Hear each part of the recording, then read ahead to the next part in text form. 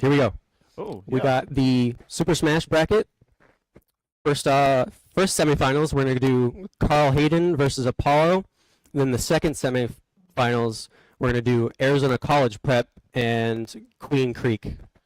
And yeah, this should be a really exciting matchup. This first one with Carl Hayden versus Apollo, they got some really good players, I hear, and I'm really excited to just jump into this first match here at 10 a.m. Oh, so like I was saying, I have about 4 years of experience in esports from high school. Did a little amateur commentating there. Have some experience. Let's see. First semifinal is going to be at 10 a.m. The second semifinal is going to be at 11:45 a.m. And that is what we know right now.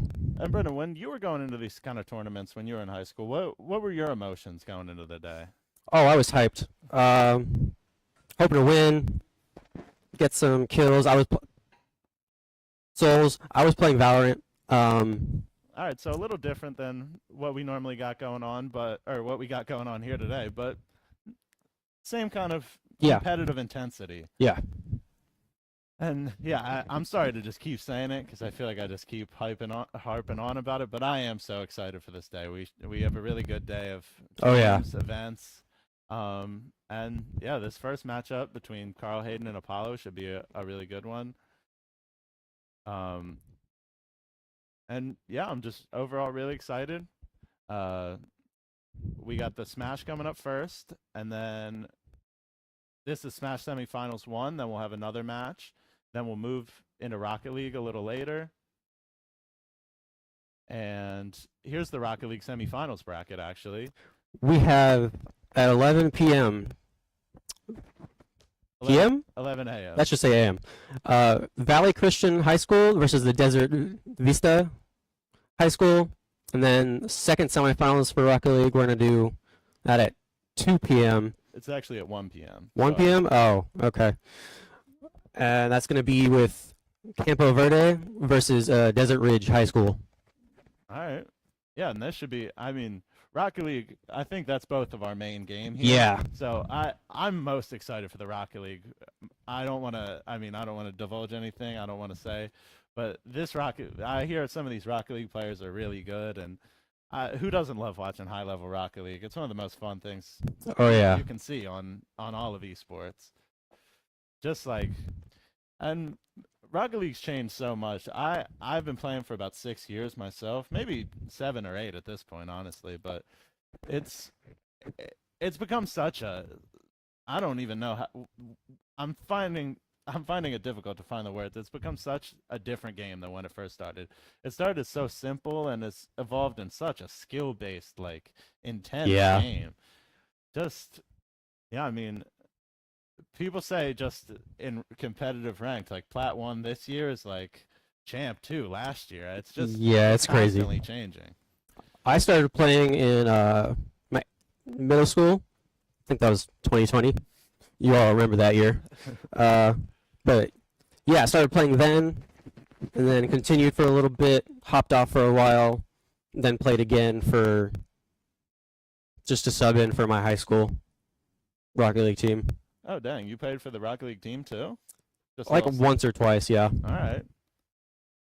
And, yeah, like, what's it feel like sitting down? I know I kind of already asked this, but, like, what's it feel like sitting down? Are you nervous when you get in a tournament situation? Are you calm? And you were your team's captain, so I guess it's a little different of a role. Yeah. For Val. I was nervous, kind of. Excited, definitely. Really happy to be there. That was like first esports stuff I've ever seen. Yeah. And it was great. And what about playing in a stadium like this? I mean, this is wild. I know you're not really a football guy, but this is one of the like most beautiful football stadiums in all of the country, I think. It's really something. When we were walking out of here yesterday as the sun was setting, it just looked beautiful. Like I wish some of you guys at home could see this. If you haven't been down to Mountain America Stadium, you got to take a trip down here. Like the stadium is literally built in between a mountain. Like it's It's insane. Yeah, and it's a wonderful place to play some esports. We're tucked into the Santan Ford Club. It's like one of the higher level club boxes. So if you're little bit a little bit willing to spend, you could get up here for a football game. But if you're not, you could. I don't know how tickets work and stuff for this, if I'm being honest. But if you can, you should come on by and check out what we got going. There's going to be a lot of good teams competing from all over the state, showing you the best that they can offer. Let's see.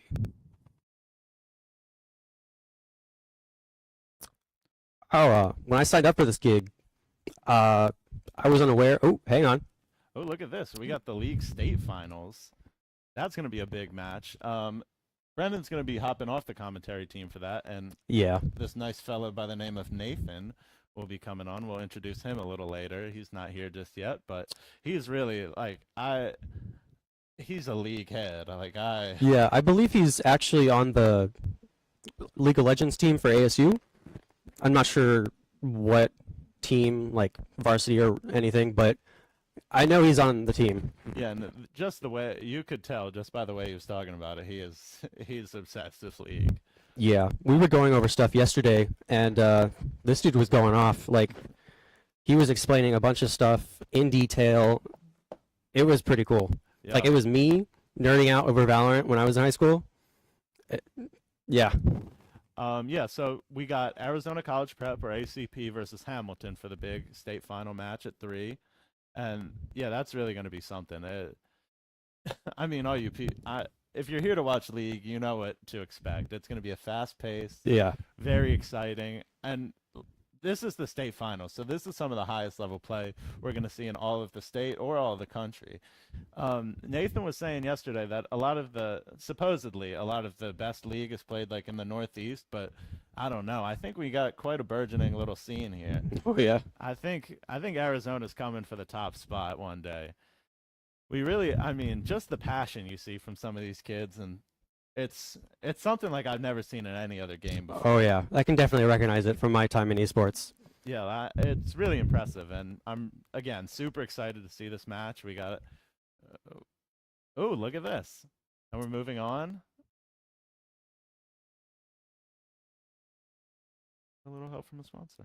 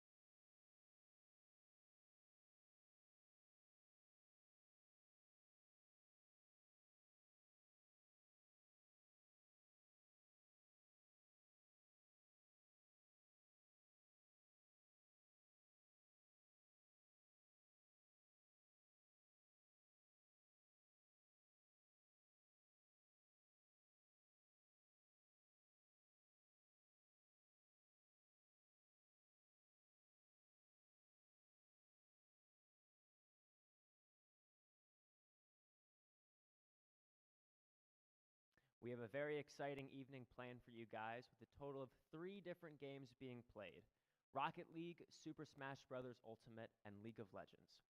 Starting off, we'll have the semifinals for the Super Smash Bros. Ultimate, with our first team being Carl Hayden. I said Carl Hayden.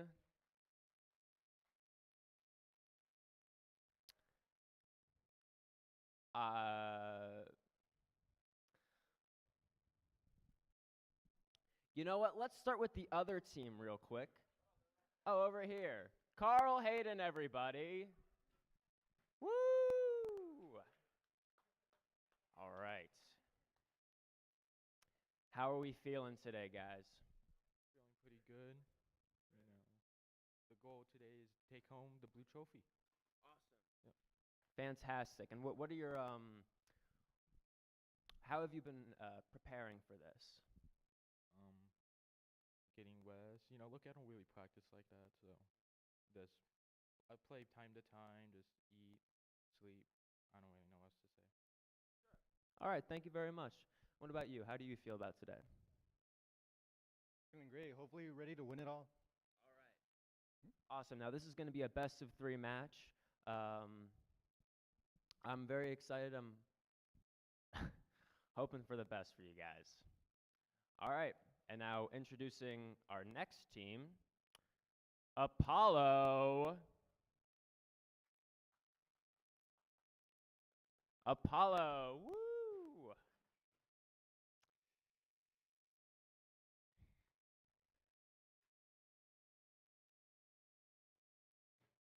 Hello, guys. How we doing today? Doing pretty good. Tired. To win. Honestly, I only came here for the free food. I'm not gonna lie. There's free food. This is the first I'm hearing of this.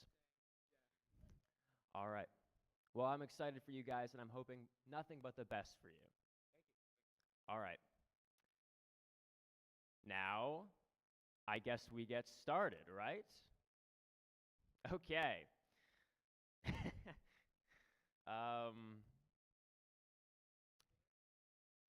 I believe, yeah, you guys will be sitting right here. Someone's going to sit here. The other team's going to sit here. Pick whoever you want to go first. Isaac? All right, Isaac. Take a seat right here. And who will be the first competitor for Team Carl Hayden?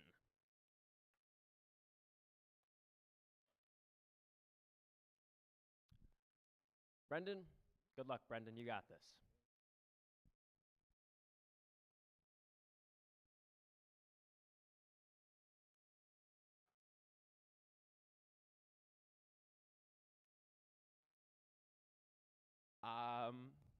Maybe.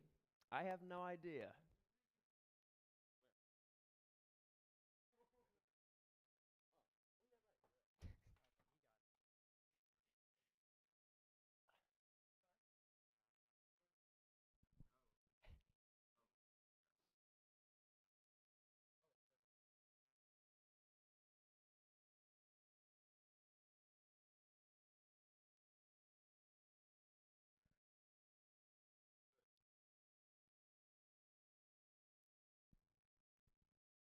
After our game of Super Smash Bros. Ultimate, we'll have another semifinals for Super Smash Bros. Also played to a round of 3.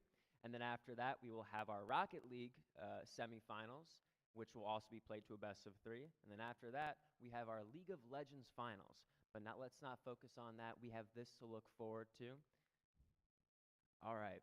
I'll let you guys get to it. Good luck to both of you. You both are going to kill it. Have a great time.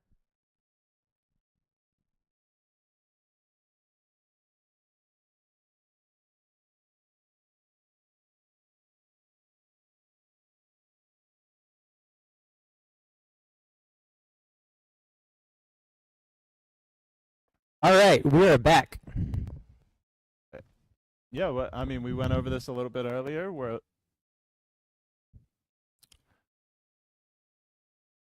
Right now, we're waiting on Carl Hayden and Apollo High School for the Super Smash Bros. Semifinal brackets. It looks like right now out there they're setting up controls and Yeah. working on map bands and stuff like that.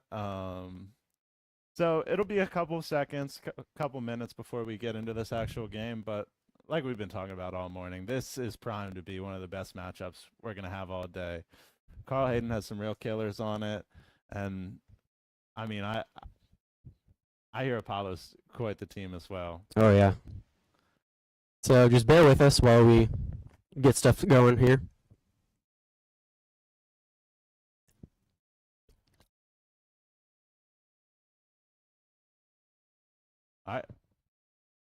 Oh, and look at this. All right. We're looking at game settings right now.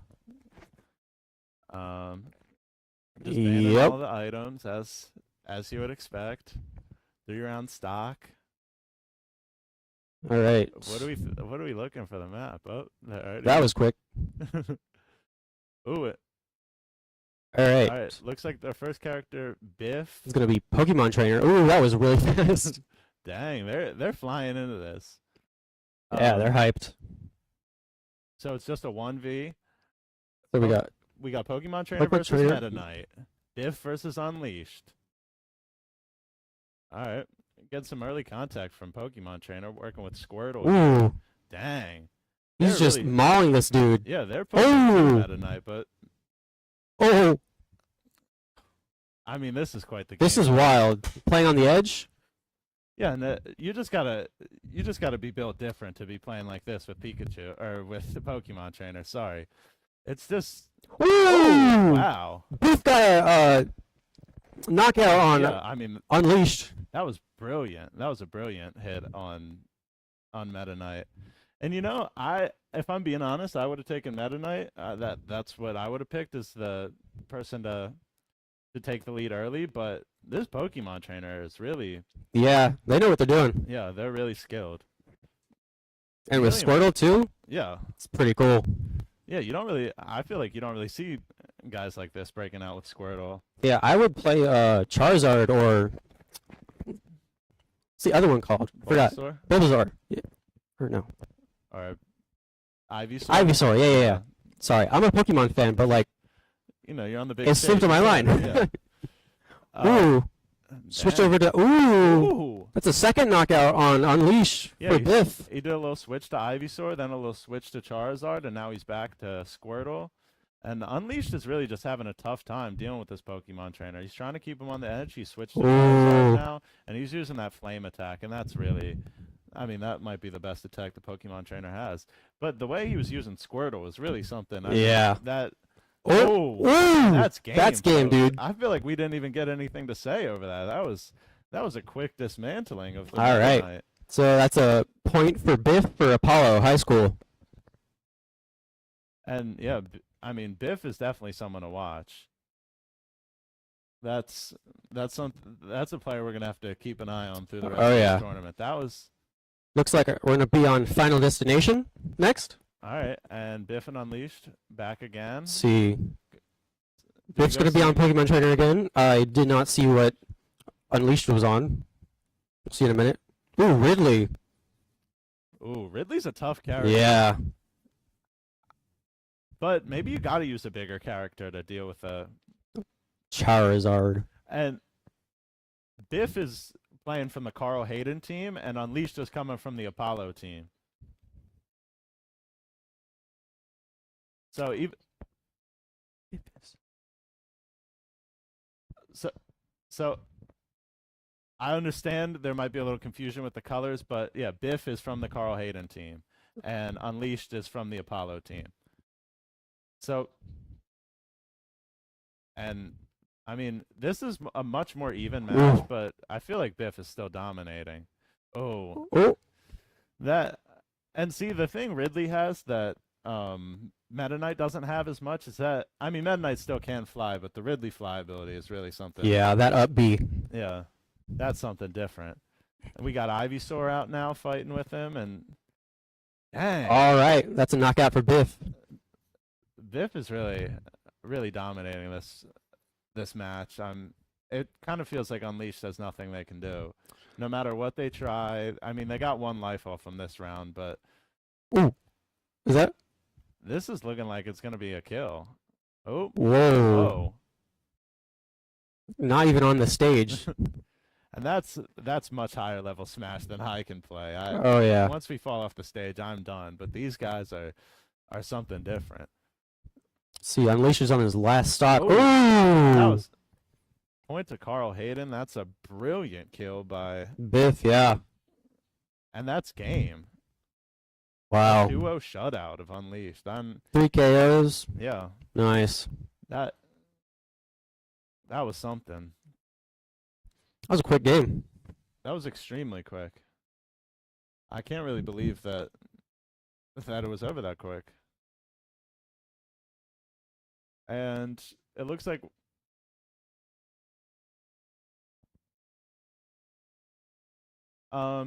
we're gonna be. Give us a second here while they're switching sides and we're picking another team, or we're picking another stage. Battlefield. This is probably my favorite, honestly. Yeah. Biff's on Pokemon Trainer again, and then Unleashed is going to be on Incineroar. That's a Unleashed is really trying something. that's a dangerous character. Like, you up B in the wrong position, you go over the edge, like just diving down. Yeah. Wow. But the counter on Incineroar is pretty nasty.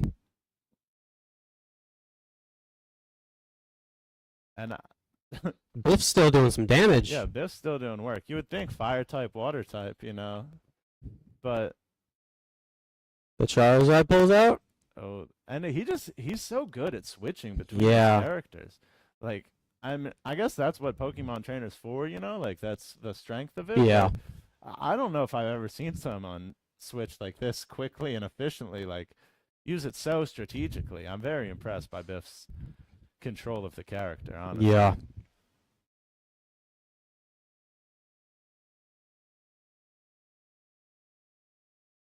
Ooh. Ooh, and Hang on. is Incineroar gonna take a? Ooh. No, That's another one for Biff. that's another one. What's that, like 9? 9 out of the last 10 KOs have all been Biff. I think it was 7 so far. All right. 7 KOs for Biff in this match. Jeez. Oh, and that's Unleashed strikes back. Nice.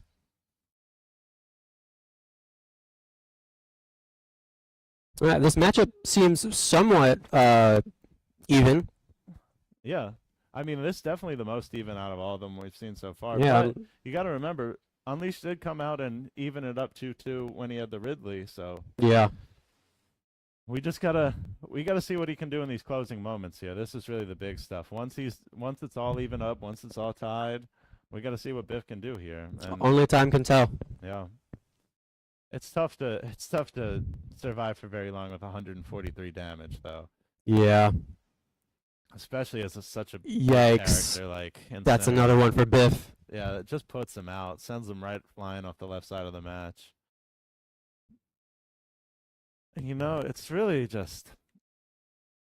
You said it feels like the most fair matchup so far, but this matchup in general really feels kind of one-sided. Yeah.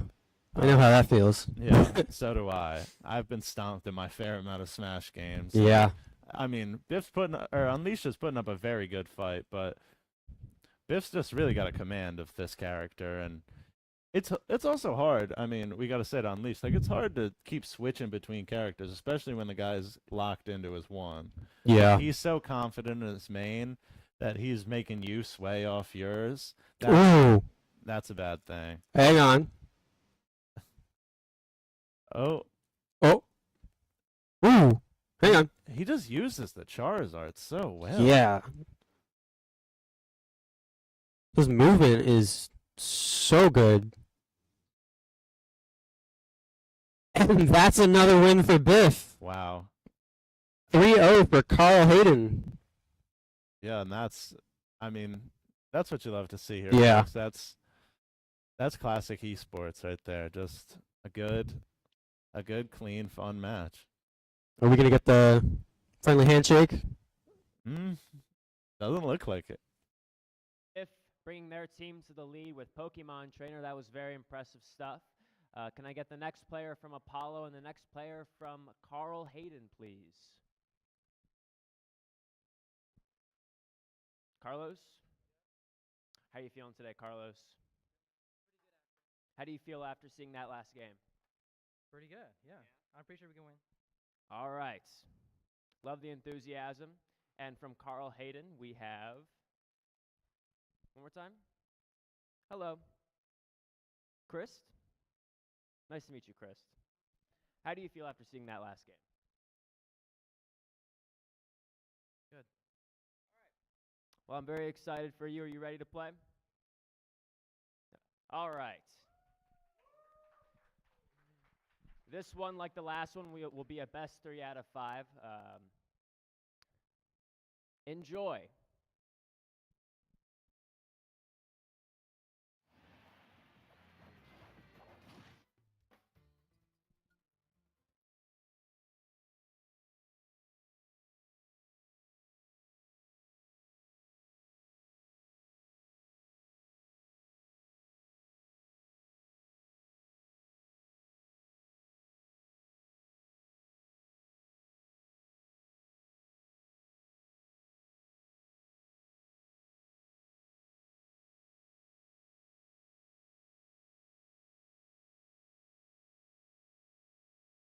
And we're back here, folks. We just saw the first Semi bracket for Super Smash Bros.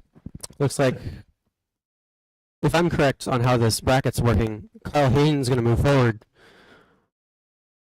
Yeah, and yeah, we just saw complete domination by Carl Hayden. Biff was really just commanding that Pokemon trainer role, and it was really something to see. So I'm excited to see how they'll fare in this next matchup, or who comes out of this next matchup, rather, and how they'll play against that Carl Hayden side, because that was amazing. Yeah. I haven't seen a lot of Pokemon trainer when I was in esports in high school. See, they were doing Kirby. There was my friend mained Kirby. He was insane. Yeah, I've always been a Kirby man since Super Smash Bros. Brawl on the Wii. Found my guy all the way back then and stuck with him ever since. Yeah. And it turns out actually we're gonna be getting another Carl Hayden and Apollo match before that. Oh, okay. We're gonna get another 1v1 match. All right. Yeah. To 3, and then we're gonna push on to some of these other games down the line. But don't worry, folks. We're still spending time. We're still on Smash, and we're gonna be getting more from this school that's shown us so much in Carl Hayden. So I'm assuming that the Super Smash bracket is that the majority of the team that wins the majority of the matches moves on. I assume so. It's probably, Okay. I'm gonna guess a best of 3, and then they move on. And yeah, so gotta win 2 out of 3, and it looks like we're gonna be jumping in a few seconds into the picks. And this is, I mean, everyone's favorite part. Are they both gonna pick Kazuya? Sorry, Kazuya. We got a mirror match. That's something you don't see every day, folks. Death Ollie versus P1. Dang, and they are doing it. The Wow. mirror match. Kazuya. Never knew you. Yeah, it's a little, The uppercut. a little yin and yang here. Black versus white. Ooh. And they're coming out to a hot start. That was a brilliant uppercut. Yeah.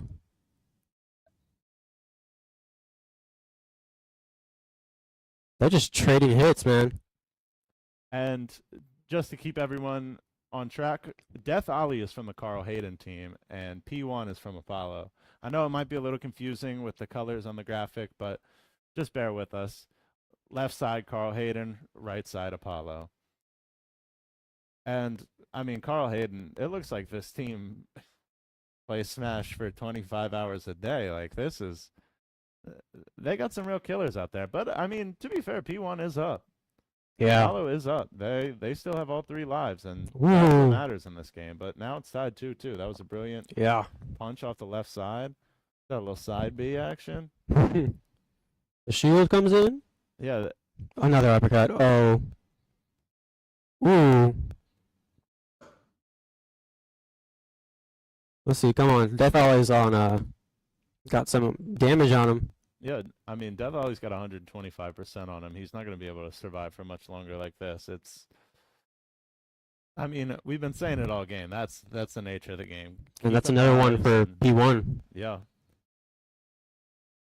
Oh, and look at this. This is a Ooh. beautiful little camera angle. That's nice. I love this. Seeing the over the shoulder shot of who is this? I can't even tell. It's Let's see. but oh, whoa, All right, back to the game. dang, that was a nice little smash attack you don't see every day. Oh yeah.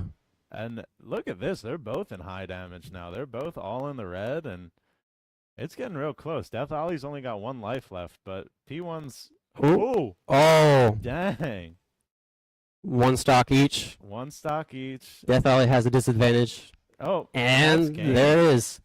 P1 wins that match. Yeah, P1. That's the first win for the Apollo side, and Yeah. that's something. Yeah, that's something you don't see every day. Oh, and you can see on the back of his jersey it says Carl Hayden. So that's the player from Carl Hayden. That's Makes sense.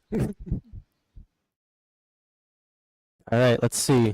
let's see who we got on this next character selection. We saw a little shot of someone's feet there. The grippers. And look at this. We're Another back to one. Another Kazuya mirror match. Looks like these guys made this. Yeah, for real. And the last match we saw Unleashed switch between his characters, but we're seeing a lot more patience and sticking with your guy on this one. Yeah, this match seems a little evenly matched here. Yeah, they are very evenly matched. This is a lot more fair of a matchup, or a lot more even, like you said, than the last matchup we saw. Like, we're seeing a lot more. I mean, and I'm not really familiar with Kazuya. That's not a character I've even ever played. I've never heard of him. But it's interesting. I really do like watching it. It's just like the moves are cool. They look cool. And both these kids really have a Ooh. real command of the character. Wow.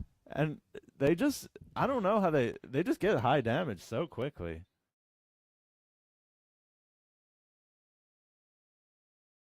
Just trading blows right now. Yeah, just the classic little brawl.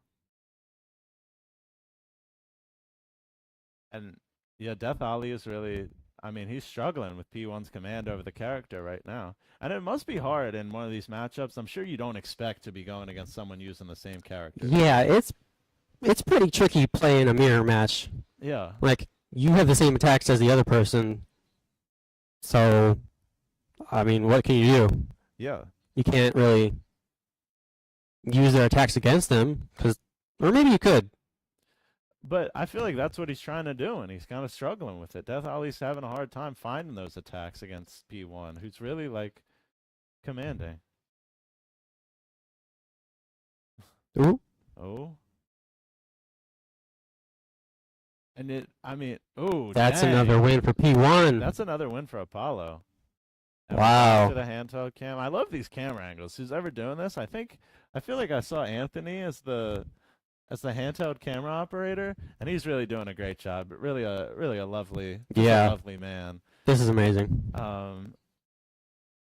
Yeah, and he's doing a great job. I'm very excited to see what we got into this next match. I mean, they're picking stages right now. Small battlefield. What are we doing here? Picking the music. He's got to change his tunes. Dang, that's a real gamer right there. That is a real day one. And just for everyone at home, if you win 3 matches, that's how you move on to the next round. Okay. So we're going for another one of these Kazuya on Kazuya mirror matches.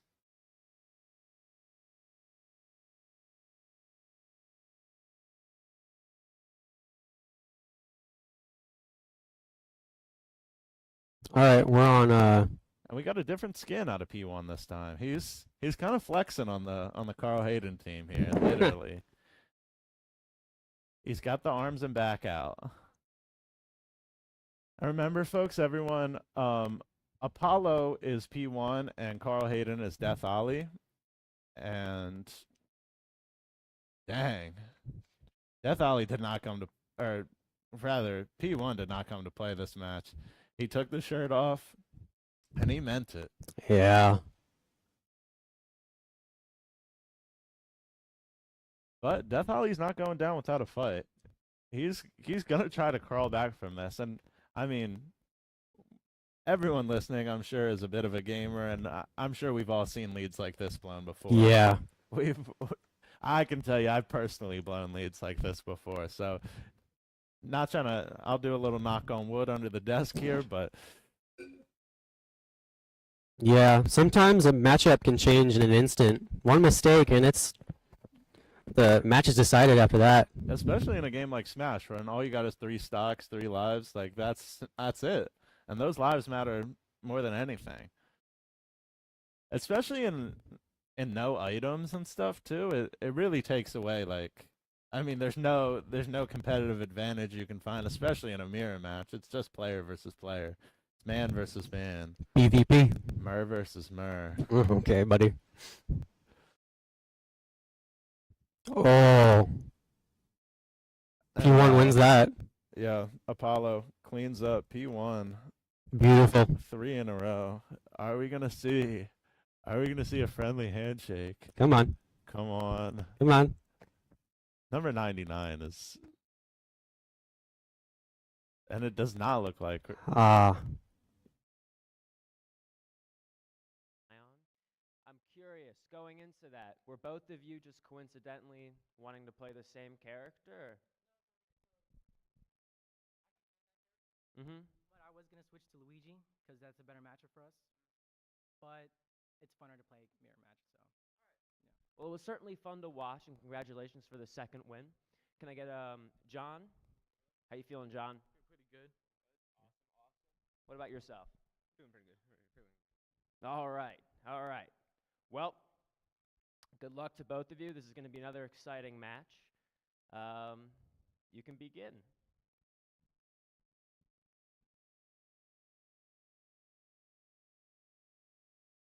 One more time? One more time, I'm sorry. Who advances first? Vance.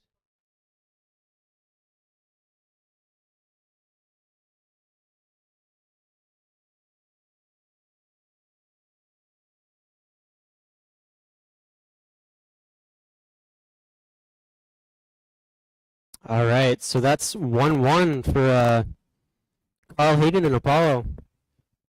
Yeah, and after the way that first match started, I would have at least thought that Carl Hayden would have just took it, but Apollo really came back with some force. Oh yeah.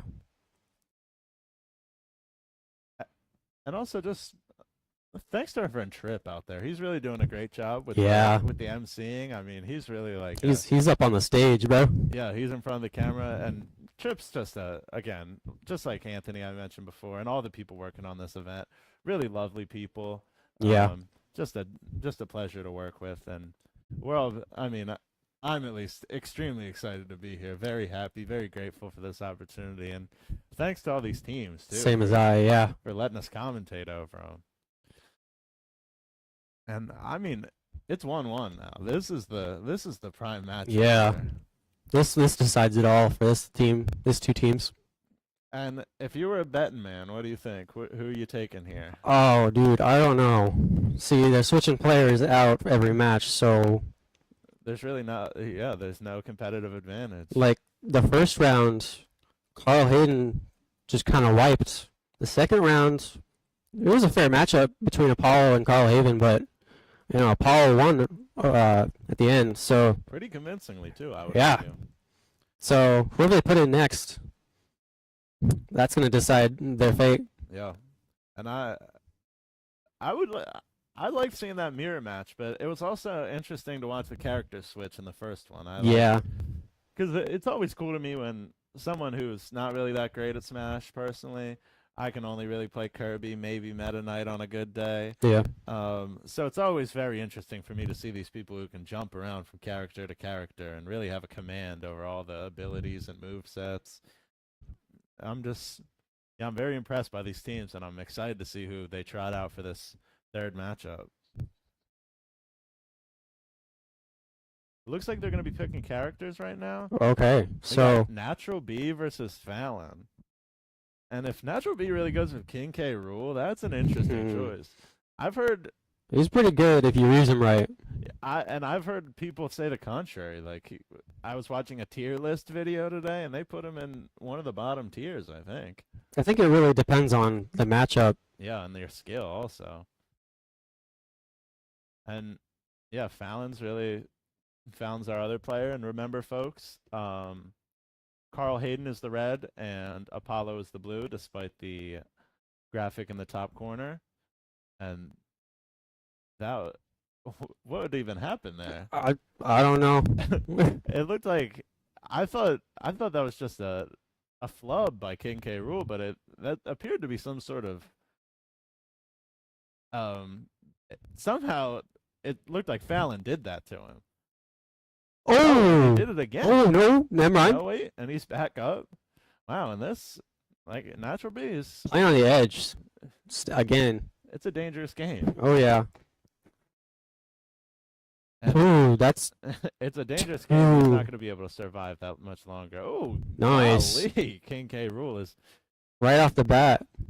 and you know it's using a big character has its advantages and its disadvantages. But I mean, I guess we've seen both sides in this tournament. We saw with the Ridley and how that didn't really work, and Yeah. we're seeing how Natural B here is using King K. Rool as a bit of to even the playing field more. A bit of an equalizer between him and the smaller character. To no avail really. Yeah. He's getting Ooh. Oh, and that looks like it, all right. folks. And that was a stomp out by Fallon. Yeah. And we're back to the handheld. We're back to the cam, checking out how some of these players are operating. Little one-piece shirt right there. Always nice to find an anime fan in an esports tournament. I mean, who isn't here? I mean, yeah, no lies here. Looks like, yeah, I mean, that was a really good match. I was really impressed by that. I'm excited to see how this Yeah. evens out. I wonder who they pick this time. I wonder if they're gonna stay with the same characters or switch it up. Let's see. Oh, Oh, same Joker- characters. All right. Yep, Joker versus King K. Rool. And folks, remember, Apollo is Natural B and Fallon is Carl Hayden. So I believe Carl Hayden's up 1-0. And this Fallon guy really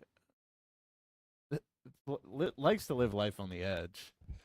Literally. Yeah. I don't know how he's so confident playing right by the side there. It's like tiptoeing around the pool. Yeah, and he's just playing. Wow.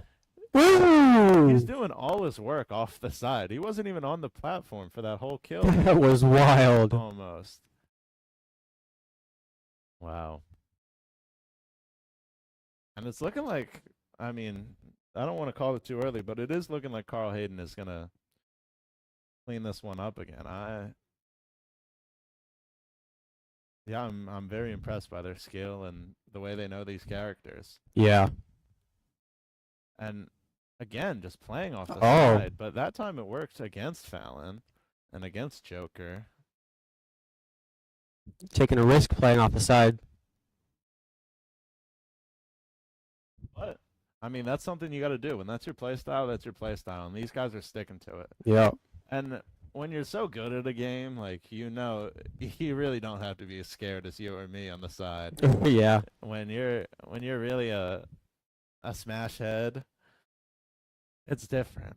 And these kids are built different. This is Yeah. To make it here, they're pretty good. yeah. I mean, this isn't just this isn't just any old tournament. This is the This AIA State Esports champ. state champions. Remember, we're coming at you live from beautiful Mountain America Stadium, and it's just, I mean, like we've been saying all morning, this is one of the most exciting esports tournaments in the country, Yeah. the world, maybe even the galaxy. I wouldn't say that. I Pretty mean, sure some aliens. We got some good stuff going. fair enough. But I mean, the way these kids are playing it, I joke. we might have some extraterrestrials on the controllers. They're Oof. playing out of their minds. Yeah. They're playing out of this world. And seeing Back to the game. a little bit of a different angle there, but still seeing the same kind of play style from Fallon right off the side. Oh, But Natural B, the equalizer. although Fallon does have an advantage because King K. Rool is got some damage on him. Yeah, got about 105%, and that's not good. That's not going to keep you too long. He's gotta do something fast. Yeah, he's going to make a big move here, and he still can. I mean, Fallon's got one stock left. Like, he could totally pull this out and move on to the next round. I'm not too sure how Fallon's character works, but that meter is almost filled up, and I'm pretty sure that like gives him some kind of special ability. Yeah. That right there. Yep. Yeah, and I also am not that familiar with how Fallon's character works, unfortunately. But, yeah, I mean, Joker looks like one I might have to try. Ooh. This is getting tight. And it looks Whoa. like it's the Joker. Hang baby. on. Oh, okay. Yep. It's Mr. J win this game. And that's another win for Carl Hayden. You see the players right here, and Come on. will we get that elusive end game handshake? Maybe a loving embrace. That's a little too much. Fair enough. I've never been on the esports pitch. Come on. Come Come on. on. Come on. Come on. Shake hands. No, they're just chatting. Ah. They're just doing map bans. That's okay too. So when you played esports, was it you always did a handshake after the game? Yeah, dude. Like, so in Valorant, you got 5 players, so you got a row of 5 computers. Usually, the winning team would come up to the losing team, and then it's like soccer. You go around in a line, you shake their hands. Yeah.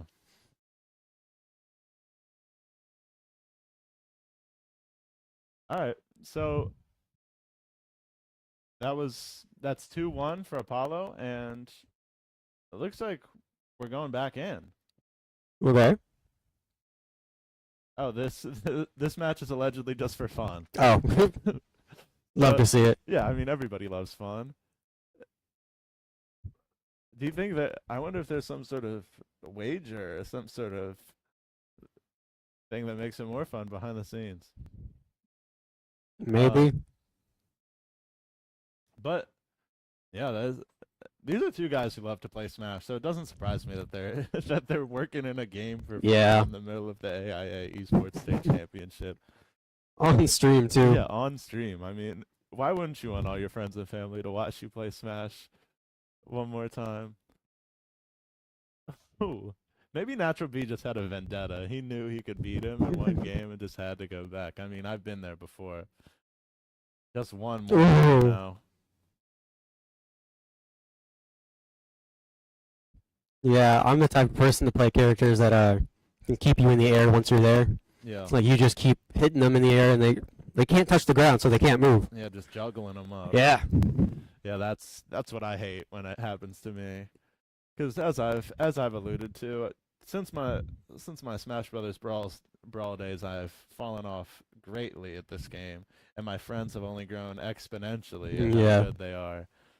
So I've been mostly lost to history at this game, me and my Kirby. But I'm hoping we'll see a Kirby out here today. Haven't seen one yet. Maybe. Love to see that little pink guy trot out onto the pitch. But I mean, we're seeing more of the same from Fallon. Yeah. This Joker character is really working for him. It's just another example of these Carl Hayden kids who've really got a command over their character and really know what they're doing.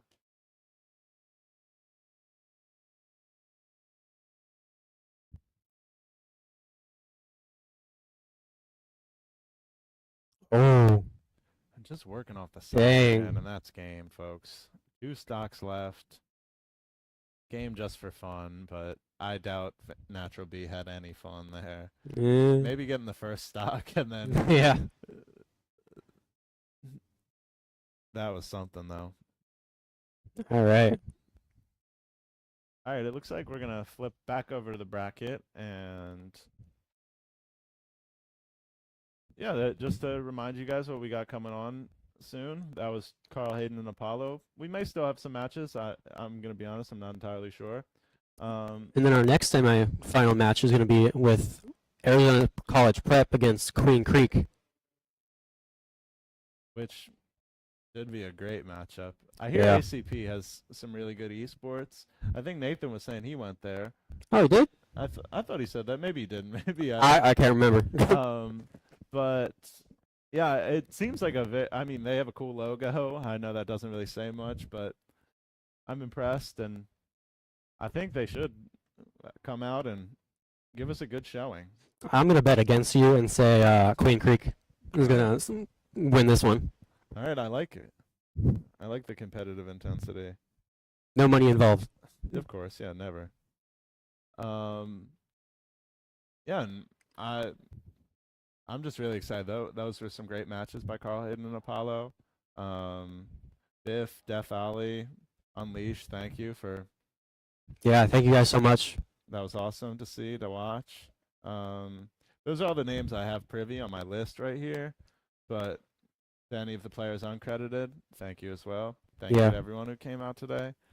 To make it here is a huge win. Yeah, and a huge achievement, honestly. Yeah. Like the whole state of Arizona. It's wild. In Arizona, and this is the top of the creme de la creme. Yeah. All right, and we're gonna throw it back to Trip over in studio. Or sorry, we're gonna quickly just throw to an ad, take a little break to greet you with a message from our sponsors, and we'll be back with you here in a little bit.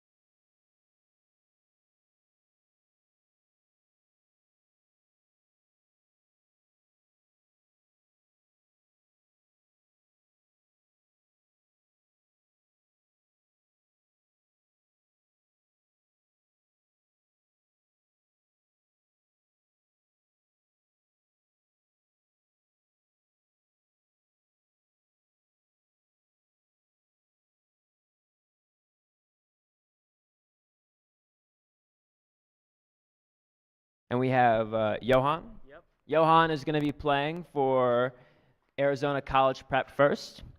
We have our two players ready to fight, ready to battle it out, ready to smash like brothers.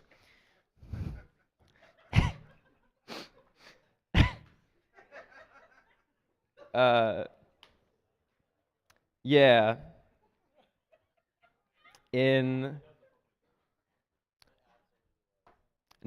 That's, oh. All right. Well, Johan, how are you feeling today? I'm feeling pretty nervous, but I think we have a shot at winning all of this, so I'm gonna put my all into it. Well, I'm rooting for both of you. This should be a very exciting match. Have a blast.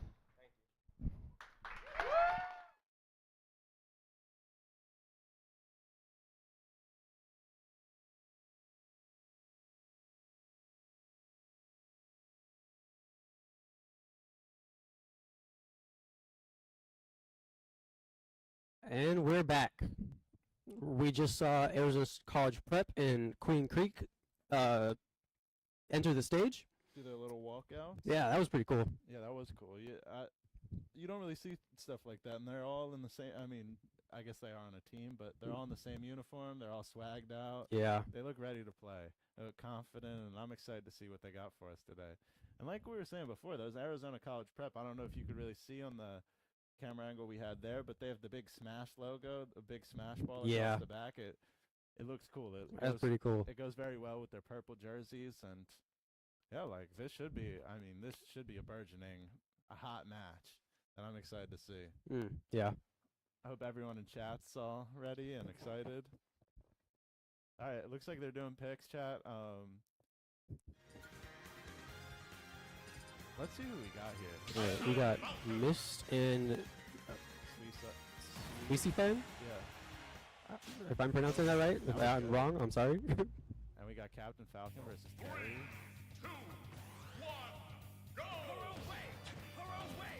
Sick. I always like Captain Falcon.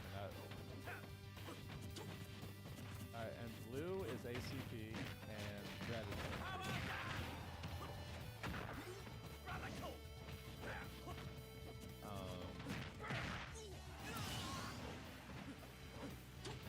Ooh. I mean, that's an early start by Terry. And I feel like, I like Captain Falcon because it's like a simple character to play. So, Personally, I've never played him. So. Yikes. The grab.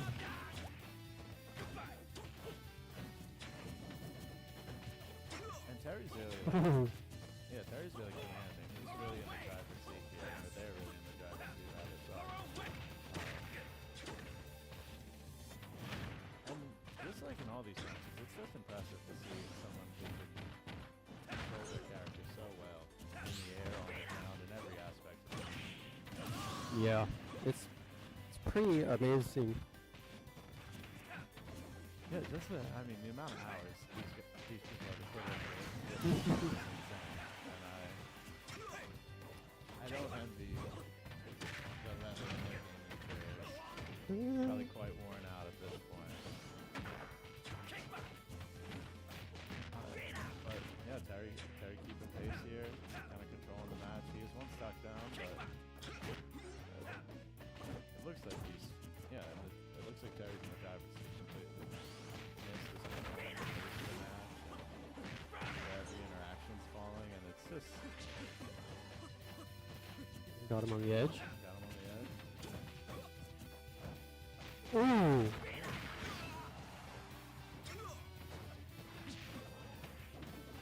But Sweet Safen is going to have to step it up a little bit if they want to keep it there. Yeah.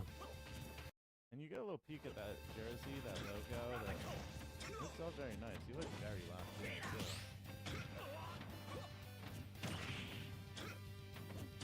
But it's looking like the other side on Green Creek, the ones you were pulling for. Yeah. Like they're going out to an early lead. But, one match is just one match. Yeah, things can change real fast. Yeah, look at that. Dang. That's a knockout for Miss. And yeah, you could hear the applause from the Oh yeah, And that, they're getting wild out there. yeah, they're getting rowdy for this. Point 1, Queen Creek, and it looks like we're jumping back into match 2. All right, let's see what map we're gonna be on. I like Town and City as a map, but it looked like, what's it called? It looked like Queen Creek had a little bit of a. It looked like that was their home turf. He was Yeah. he was playing confidently on that. And we got the Queen Creek kid in a Letterman jacket. We had Oh, really? off air. We were doing a little Letterman jacket discussion, but Yeah. it looked like a pretty nice one. I wonder if you got it for esports. It looked like it. I mean, what do we got here again? Same matchup. So only the first matchup of the day did we see anyone switch up in their characters so far. Yeah. Looking like these guys know their mains, and I mean, I'd like to see Unleash back in here if we could, but I guess we can't. They've already been eliminated. But, Yeah. I'm hoping we can see someone with that kind of Unleash style where they jump around characters, because that provided an interesting little wrinkle to the whole thing. Oh, definitely. But I mean, this match is looking pretty similar early on. Looks like Miss is getting calling the pace and doing all the interactions. Even if Suisse fan comes in and gets a good hit on him, it looks like Mist always has something on the other end. Yeah. Ooh. And that's one thing about Smash that is hard for me to grasp as a player, is like the count. Like being a player who can play off the other person is very like is a big part of the game. And like understanding what the other person's gonna do, and like a lot of these guys really, I mean, they have a command over that. Anything Suisse fan tries to do to get a competitive advantage, it seems like Mist has some answer. Yeah.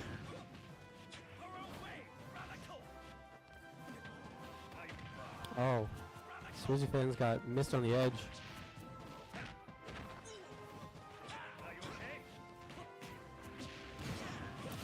Ooh. Close to this, and that, Now they're tied.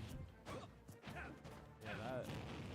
I mean, that's what kept the Falcons down for that Falcon punch. I mean, Yeah. that can be. It's one of those things. Like it can be so detrimental. Like if you get caught in the middle of it, because they can just knock you off the thing while you're loading up for your attack. But if you can hit it right, it'll be a key move.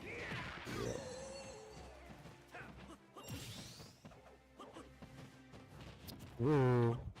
Miss gets another knockout. 2-1 here, folks.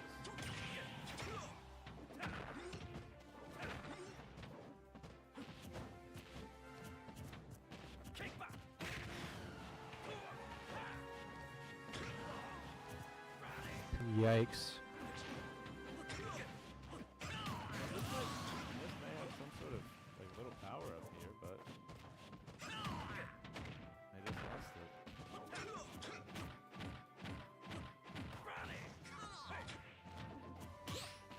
It's tied up 1-1. I mean, this is all I could hope for. Wow. Miss takes the win. Yeah. The Terry win. That was really impressive. I mean, he made quick work of him too. It wasn't Yeah. like it was like that last match. I felt like I looked away for a second and it was already 2 stocks down. Yeah. And dang, the game got so intense the college prep player had to take off his mask. But hey, I mean that's the kind of thing you're gonna see here at the AIA State Esports Championship. Remember, folks, we're broadcasting from beautiful Arizona State University at Mountain America Stadium, and this is really like the perfect place to play this tournament out. It's a competitive atmosphere. We're all hiding from the hot sun, and Yeah. Looks like we're gonna do same characters again. See how this plays out.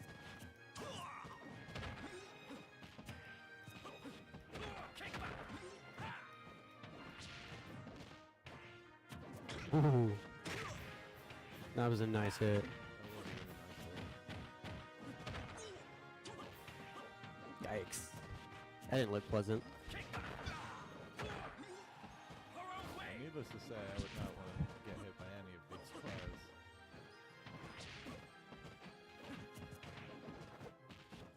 You know, this really has an interesting play style. It's not. We've seen guys who like occupy the side, but he's able to bounce around the whole field, the whole map.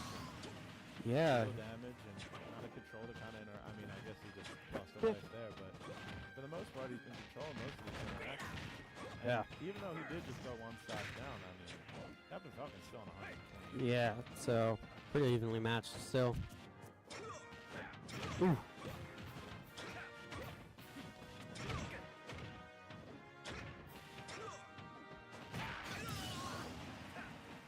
That's 2-2, folks.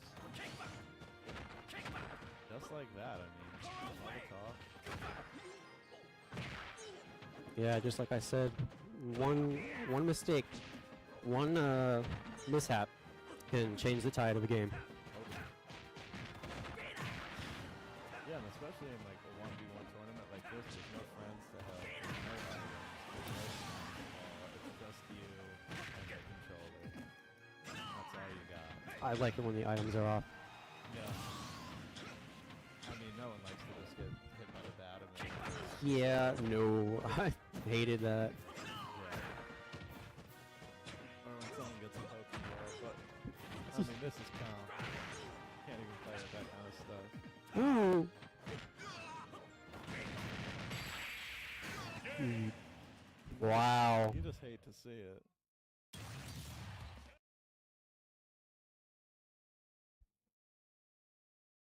And are we gonna finally get that much coveted handshake? Please.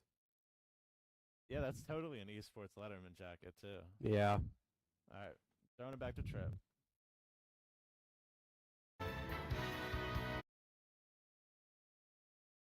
Was, huh? I just cannot fathom how people have so quick reaction speeds to things. I mean, that is just crazy to watch. Congratulations to Queen Creek for taking home the first points. Congratulations to Chase. Great job. Next up from Arizona College Prep, can I get your name, please? David. How you feeling today, David? Pretty good. All right. Well, I'm excited for you. And from Queen Creek, we have Nash. How you feeling, Nash? Pretty good. Awesome. All right. Let's get the show on the road, huh? Good luck to both of you. You guys are going to do great. Have a fun time.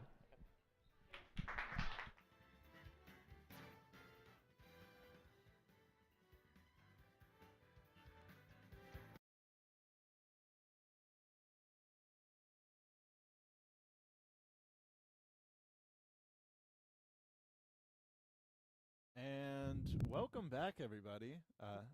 Thanks to our friend Trip again. Just a wonderful MC, wonderful human. Oh yeah. And we're tapping back in with this the second matchup between Queen Creek and Arizona College Prep. Yeah. Working on controllers right now, just sorting through everything. We're seeing our two players right now. I mean, if that isn't locked in, I don't know what is, folks. Look at these two guys. They came for one thing, and that is to game. And you know, I mean, as a young boy, what else could you aspire to have in this world?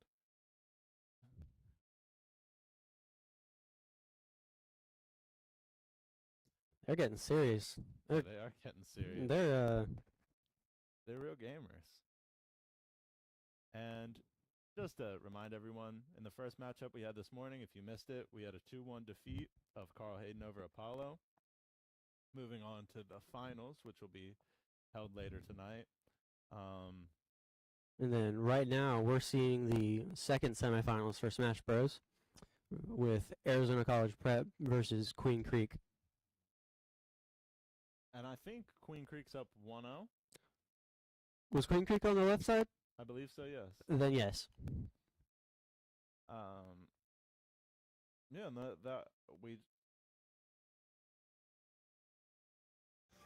just had a Terry and Captain Falcon for anyone who wasn't watching. Missed? Oh, hang on. That's So a we're miss. going HK versus EW. These acronyms? What are these?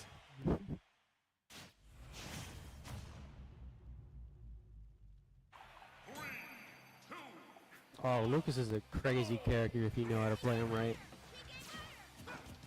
The PK fire is, oh, it's traumatizing.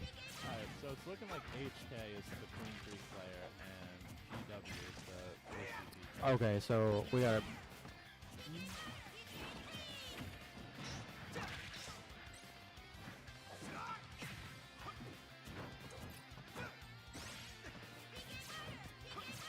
Yeah, like the opposite of the one last time. Okay. Did they switch it again? Yeah, I think they did. I mean, it's an esports tournament. Yeah. Sometimes these things get a little mixed up, but it doesn't matter. We still know what's going on. Yeah, HK I believe is from Green Creek, and then EW is from ASU. And I mean,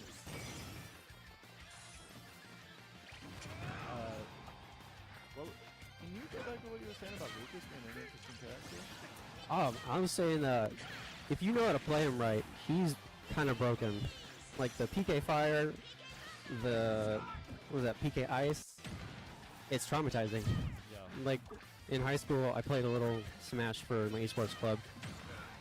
I went up against the guy who spammed Lucas. I couldn't get a hit in.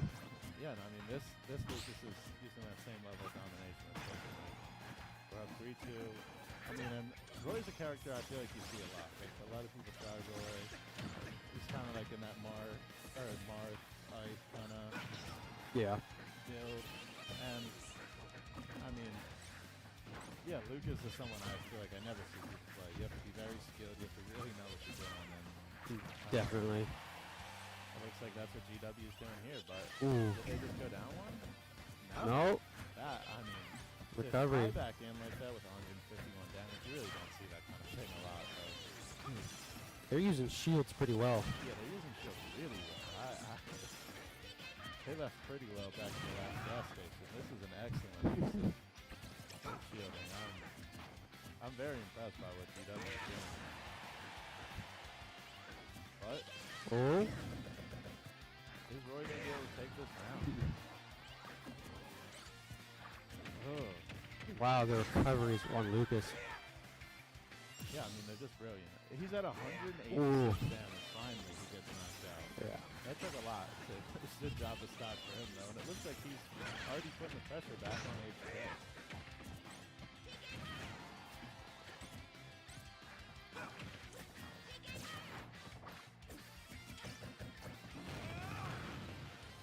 Ooh.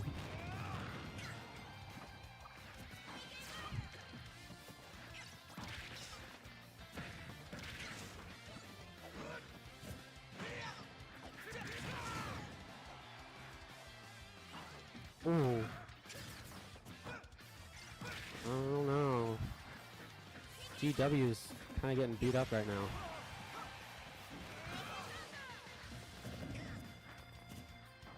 They're both at 2 stocks and they got a lot of damage on them. Oof. It's a KO for HK. Yeah, that's a beautiful KO for HK. That's a lot of damage, but he's still working with it. Yeah, I think this is the most fair matchup we've seen all morning.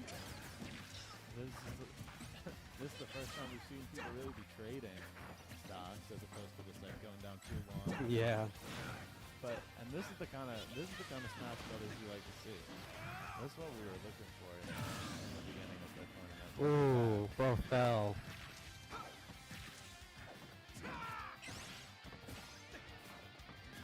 Yeah, and like you were saying, like all it takes is one misstep, and that ball could have been it right there. But we got to see how HK bounces back.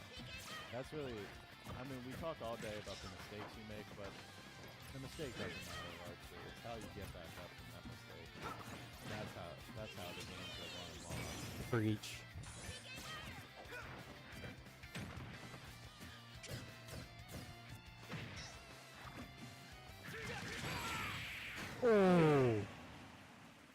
dang, and even with the fall, HK wins the match. yeah, and that was fun to see. That looked like it was going a totally different way in the beginning. Yeah. Oh, was that finally a friendly handshake? Ooh. I think that could have been finally the I love it. embrace of gamers. That's what we need. Oh, You know, even though you're competing against each other and the state champs, it's always good to be a good sport. good sportsmanship. Yeah, Yeah, because I mean, if you're not a good sport, what are you doing? you're just a jerk Yeah, who's better. I mean, I don't know exactly. who thinks he's better. Sorry. Yeah.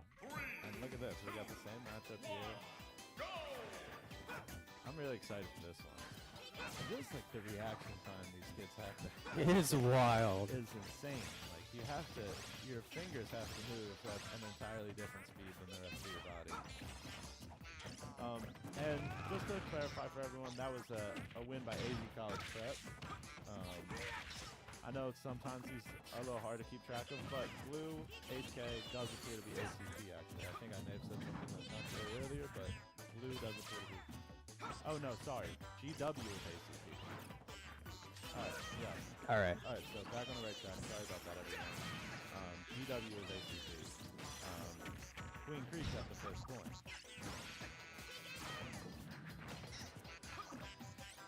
And I may have said this earlier, and we talked a little bit about the use of shields, but once you get into these higher levels, like these guys really understand shields like to a different level than I do. Oh yeah. They use them so well and so effectively. And these two I feel like use them so much. Like when I play, I rarely use a shield. Cause like I use the one-sided controller on the Switch, Yeah. and it's kind of hard to grab and use the shield at the same time. Yeah. Especially when you're doing all this movement Yeah. and combos. Yeah, and yeah, they just. I'm very impressed by all the players today, all the teams. Even the people who lose, like, you still see these glimpses and these flashes of Yeah. the potential that they have. And, you know, sometimes it's just not like that. We've all been there. We've walked out on the game and just been like, yeah, this is not working today. Oh, I know that feeling too well. But, I mean, even on their worst days, and I doubt this is anyone's worst day, but we're still seeing a lot of really high-level Smash players play. Yeah, seriously, the fact that they're even here is incredible. To make it to state champs, that takes a lot of work. Absolutely. And especially, Lucas. Ooh. But, I mean, he went down in the first match, so let's see how this strategy works out for him. This Roy character is really working for it. Oh yeah.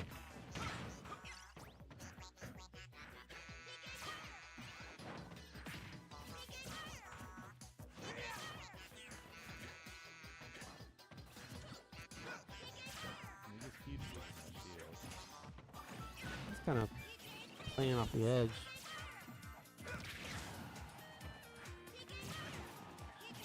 I feel like Lucas is trying to keep him more in the middle, but Yeah, I don't know. I think it would be better to keep it on the edge, but I don't know. I'm not the Smash player here who made it to champs. yeah, fair enough. Yeah, and it's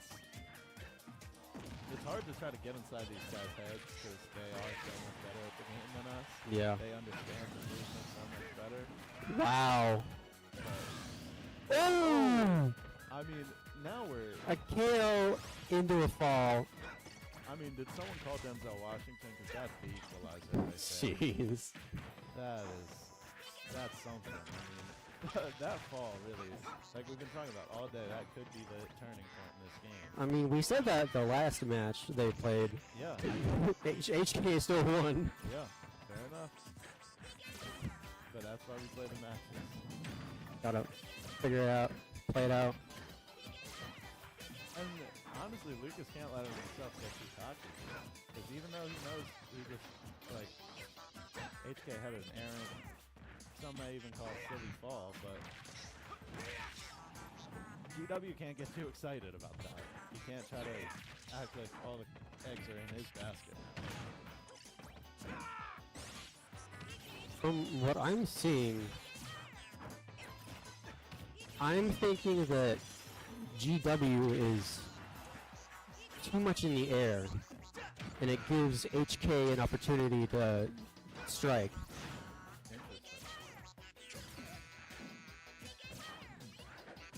Like the constant jumping can be a weapon sometimes.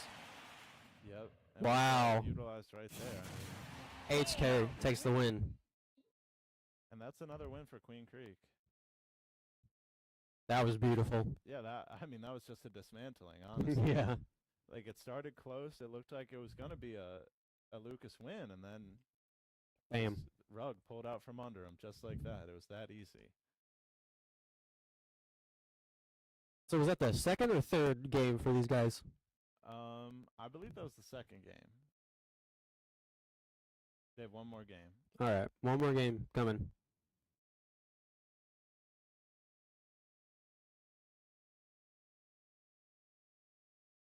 And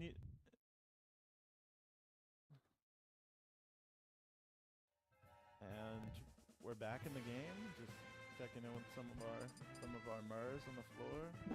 Our junior MERS, just in case anyone is out of the loop on that one.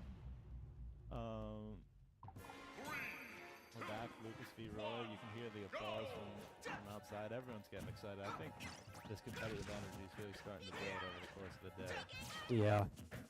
I think by the time we hit some of those later tournaments, not to say that it isn't a very exciting atmosphere already, but it's going to be crazy by the time we hit some of the later ones. Yeah, especially those league games. Oh my god. Yikes.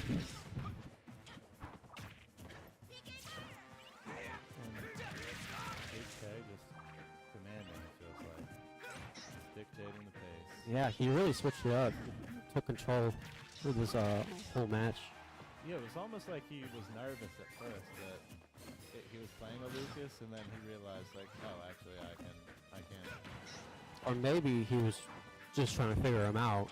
And once he got that down, he's wiping the floor with him. Yep.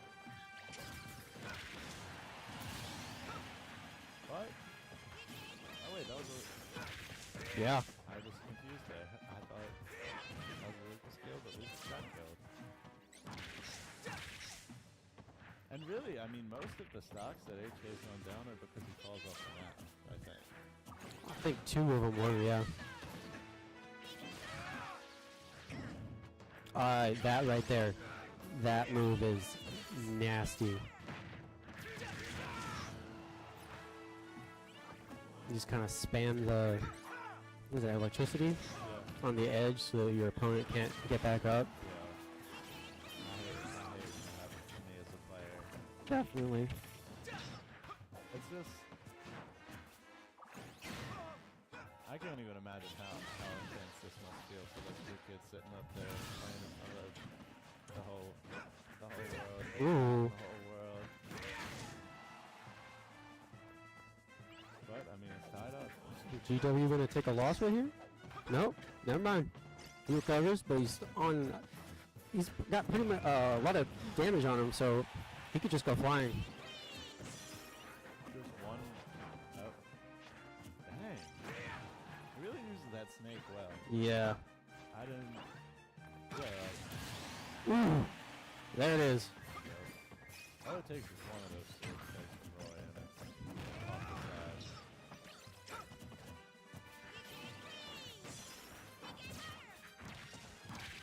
Yeah, and I think I agree with what you said. He's doing a little too much jumping, and then when he's not jumping, he's just staying stagnant and doing his attack, and then Roy just backs up and doesn't even get hit by it. Yeah. I mean, I jump a lot when I play, Yeah. and I think I might have to change that. Yeah, definitely. Because it's also very interesting for me to see these kind of people who play in these totally different play styles that are so foreign to me. Like, I would never think to, I don't know. I would never think to play like this. Wow. Wow. HK takes that win. Yes! Oh, look at that. The friendly fist bump. The gamer fist bump. He throws back on the hat. You love to see it.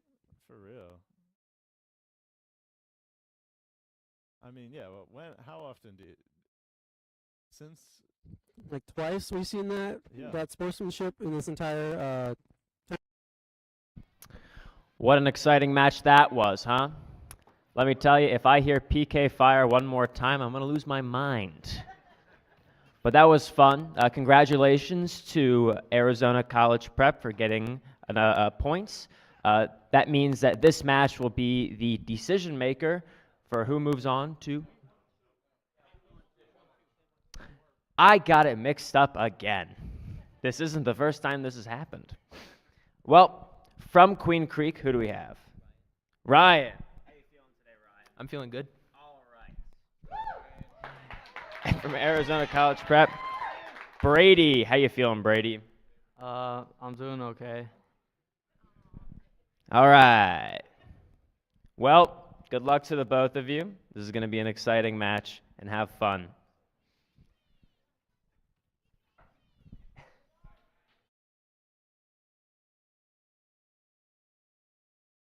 And welcome back, everybody. That was a brilliant second match. I lost track. I think that was second match between Queen Creek and AZ College Prep. I don't know why that's giving me such trouble. And we're primed and ready for, some more of some real fun. I think we're doing another. There's another Smash Bros match. Yeah, these are two new kids up there, I think. Yeah. And all right, it looks like we're hopping over into. They're fixing usernames. They're messing with settings. We're just kind of getting everything all set up before All we right. jump into this actual game. Just to remind everyone, we're watching Arizona College Prep versus Queen Creek. Earlier today, we watched Carl Hayden versus Apollo. We saw Carl Hayden take it, and it should be another banger. I'm very excited to see what we got going on here. Yeah, I am too. And then finally today, when we finally reconvene back for the state finals, that's gonna be a real match to watch. Yeah. That's gonna get some blood boiling. Yeah. Or no, not that. Sorry. Wrong term.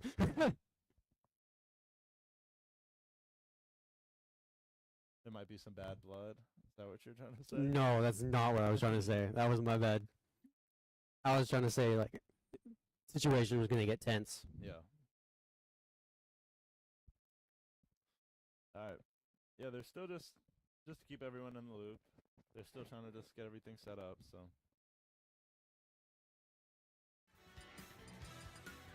And here we go, actually. All right. Let's see, we got RR and Wario Guy. Gee, I wonder who he's going to play. All right, so yeah, we got Ryan Reynolds for RR from Queen Creek, and then Ooh. RR versus Wario Guy, and yeah, like you said, no surprise to Wario Guy cooking. He's a Wario man, and I feel like you got to be a real specific type of person to pick Wario as your Smash Brothers character. Yeah, he's You gotta a pretty be unique character. Like he's got a motorcycle. Like yeah. no other character has that. I mean, you got Character part, too. you got Bowser Jr. who's got like a little flying cup, but Tell them like a motorcycle. I believe you can eat the motorcycle to gain HP.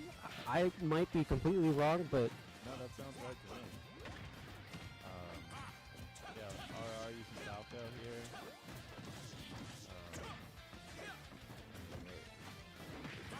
This is really like a classic Ooh. matchup. I feel like I've seen this matchup 1,000 times.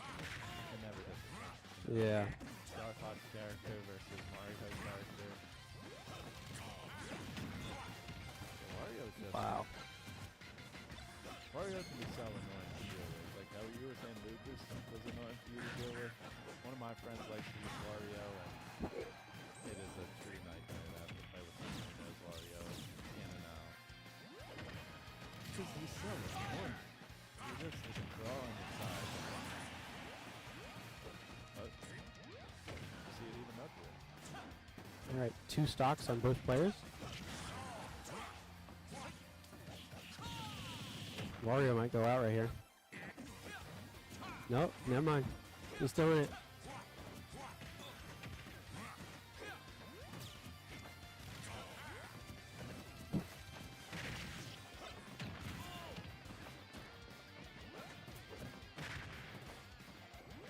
Dang. When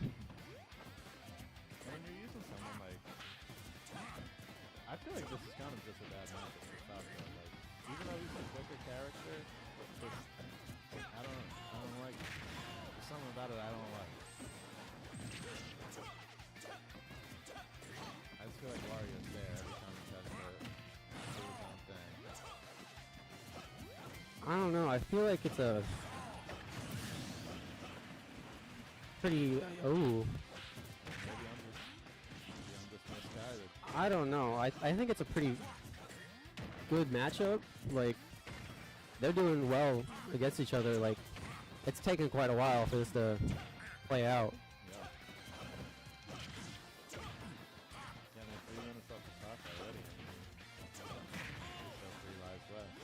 Still have 2 players. Yeah.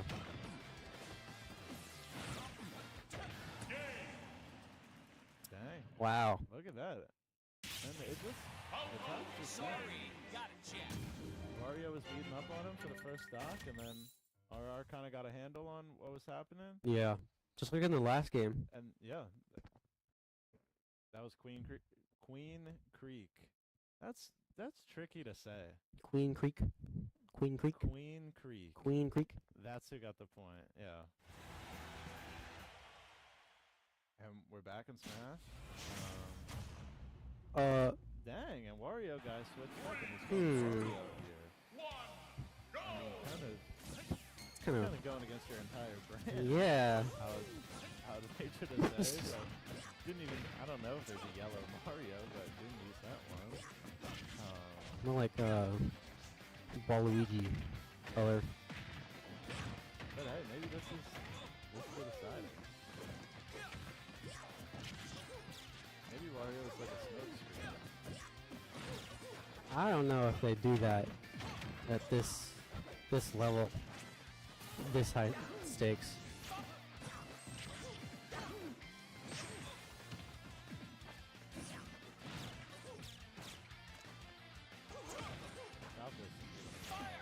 Yikes. Ooh.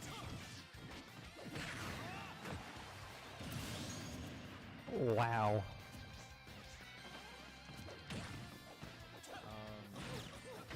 Yeah, we're just seeing a. I mean, it's pretty even, honestly, but I feel like Falcon's taking on the control here. Yeah. This Mario doesn't really have any answers. I felt like he was doing better with Wario, maybe, but we might have failed at the same time. He's still getting some good damage on him. And The water cannon from Super Mario Sunshine. Love that game. somebody that has said the game that worked yesterday, we bonded over that.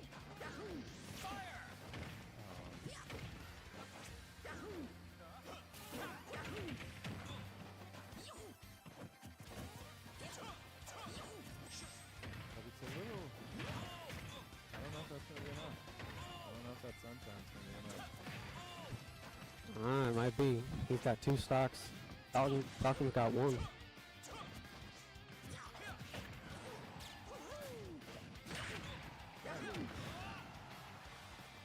feel like these past couple games have been very back and forth. Yeah, definitely. I mean, that's what you like to see, really. Everyone loves to see a beat down, but a contested game that's down the wire, that's what we look for, huh? Yeah, that's the real entertainment right there. This is esports. Ooh, And that's him. Wario Guy playing as Mario wins the match. And I'm excited to see who they trot out here for. Yeah, I'm excited to see the characters they pick for the next one, because I wonder if Wario Guy will stick with Mario, or maybe another character from the Mario universe. maybe he'll go back to Wario. Maybe Daisy. Oh, It looks like Mario. Mario. It looked like- yeah. There we go. Maybe that's what they're doing. They're doing a pre-match system, and then so it's all tied 1-1 here. Is this the first 1-1 set of our day? It had to have been like at least one other. I feel like there had to have been two, but I don't know if I can really remember. But at this point, I mean, we've watched 25 games of Smash Brothers back to back to back, so Yeah. these blur together. But this may be our first 1-1 set of the day.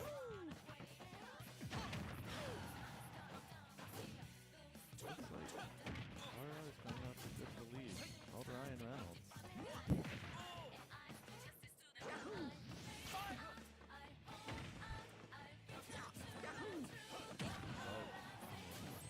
As we said all day, you can't compete with that kind of damage. You can't stay alive that long when you're all the way up in the red. And I guess they're both in the red, but Wario guys. Dang. That was impressive. Wario Guy gets a kill. Dang. He just knocked RR into oblivion.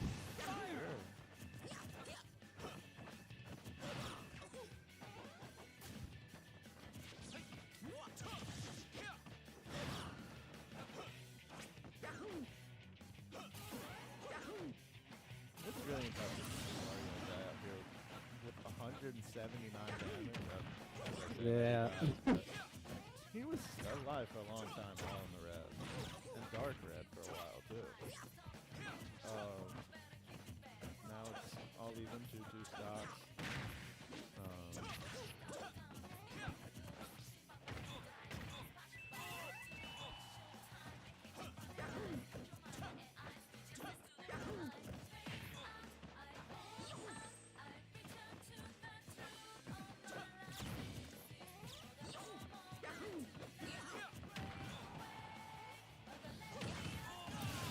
Back to the edge. Yeah. Stock up is down to one stock. And I can't imagine how that feels as a player to be down to your last stock in your last game. Yeah. But maybe this is where we see RR really start that comeback arc. Maybe this. Yeah, maybe he pops off in the last.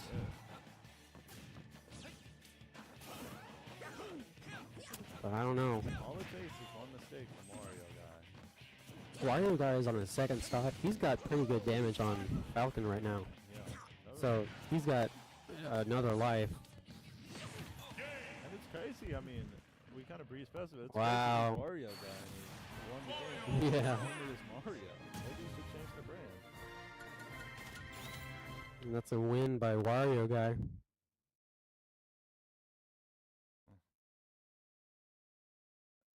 Are they playing one more for fun? Seems like, yeah, folks. Seems like some of these kids do love the game, so they just want to run a couple extra at the end. RR's changing his character to see if he can still beat Wario Guy. Pokemon trainer. Ooh. Yeah. And just to remind everyone, it looks like RR's from Queen Creek and Wario Guys from ACC, I believe.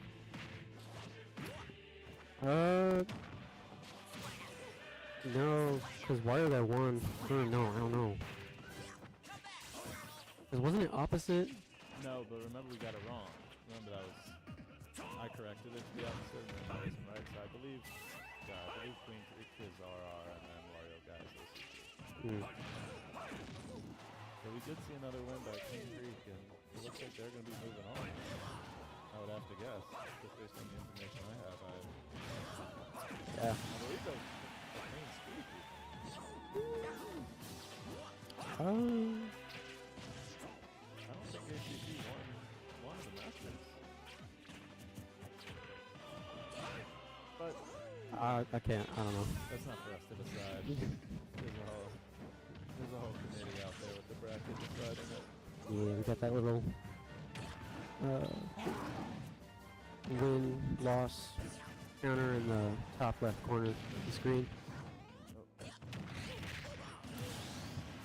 I mean, this looks like more like the same from RR. I mean, RR is actually destroying this time. Maybe you should have played Pokemon Trainer. Yeah. Maybe we'll see him snap into Pokemon. Like it's just worm. Because we do still, folks, don't forget, we do still have a whole another matchup after this. This is our last matchup of the semis, but we still have a whole another matchup later tonight, the state finals, which is really good. Oh yeah. Because we've seen, if you've been watching since the very beginning, we've seen some really high-level Smash play, and we're just going to see them even more from the best to the best. Yeah.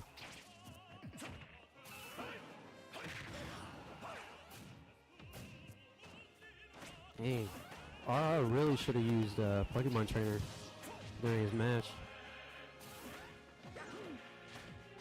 Yeah, I mean, it wasn't even close. We didn't even get one stock off him until a few minutes ago or whatever. 35 seconds ago. It's just another domination. Wario Guy's almost out. He's got 155 damage. Just the recoveries that these guys make is... Yeah. These recoveries are insane. yeah, like I wouldn't even know how to do that with my controller half the time. They come back from so far off the side of the map. Ooh. Ooh. The recovery by RR. Oh, and then the fire bud. Yep. Well, that's it. And that's the victory for me. You did it, Charizard! And unfortunately, I will have to keep saying that. Oh, now they have another game because they have the tiebreak. Huh? What? That's what I was just told. So what did we just watch? Was that a official game match or?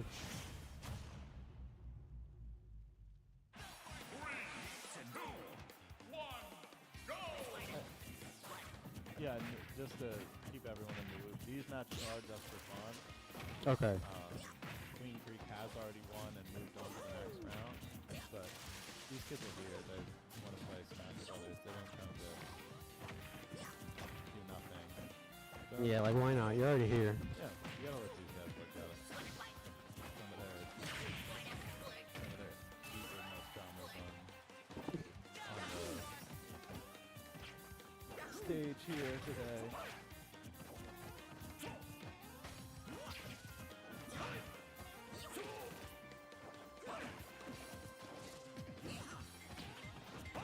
And we've been watching all best of 3 matchups so far, but in the finals it'll actually move to a best of 5. Oh, So that'll be a little more intense, a little more time to spend with these teams. some more content. Yeah, totally. A lot more content. And, I mean, that's what we're all here to watch, right? Oh yeah. That's why we came to the AIA Esports State Championships today. And, I mean, this has been the most recent match we've seen out of these two so far, except maybe the Wario Falcon match, round 1, but, I mean, Wario Guy wasn't gonna leave here without a little something. Yeah. We need to get at least one victory.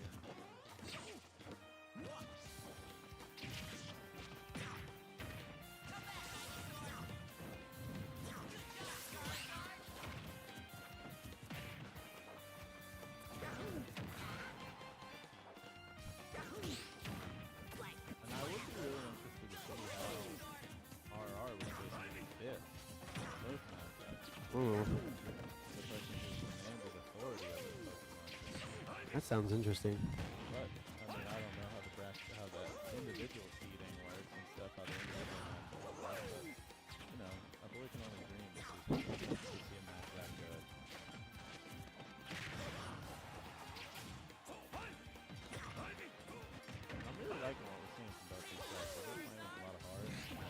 Yeah, definitely. They're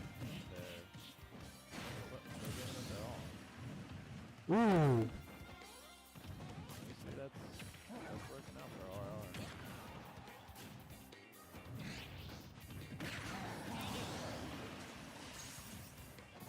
But like we've been talking about all day, it's hard to stay alive for that long when you got all that damage.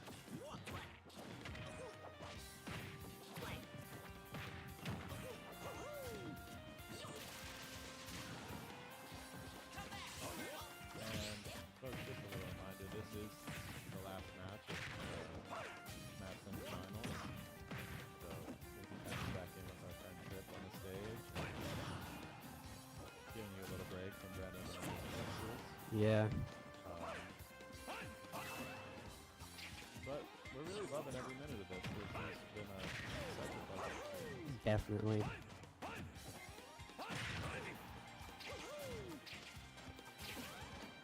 It's so cool to just be here and like commentate on real video games. Yeah. Like 10 years ago, I mean, I was 9, but I would have never thought this was a thing. And then here we are. Yeah, I mean, I remember when I was a kid, my parents would always say, like, oh, playing video games will never get you anywhere. Yeah. And look at us now. And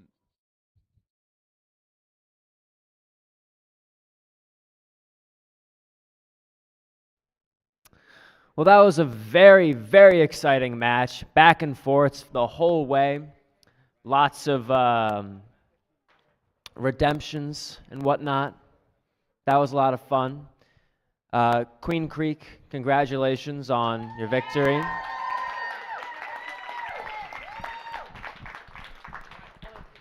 AC Prep, you guys fought valiantly, very well. Thank you for coming out. Soon we will have our Rocket League semifinals, so stay tuned for that. That'll be happening around in 15 minutes. And yeah, thank you guys so much for watching. I hope you enjoyed.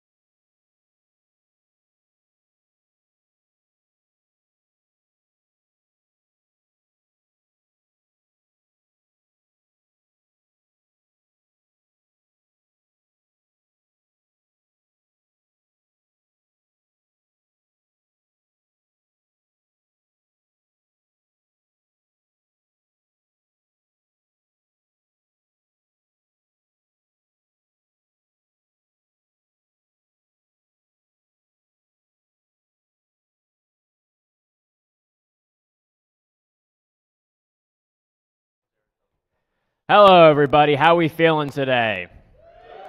Yeah. Are we ready to see some Rocket League? Yeah. Can I give it up for our first team for this semifinals tournament, Desert Vista?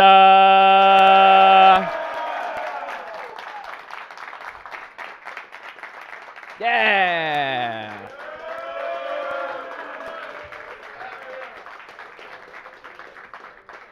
On Desert Vista, we have Luke Demagill, Jack Minch, and Nick Tussing. And for our next team for this semifinals match, we have Valley Christian. Yeah, come on, guys, yeah. All right, and on this team we have Chase Dobor, Sam Odom, and Chris Meyer. Yeah. Desert Vista, how are we feeling today, huh? We're good. Feeling good? Yeah? We excited? How do we, what are our hopes coming into today? Hopes? Yeah. Destroy them. Yeah. Destroy them. Goldheart doesn't hit a double flip reset. That's the hope. Totally.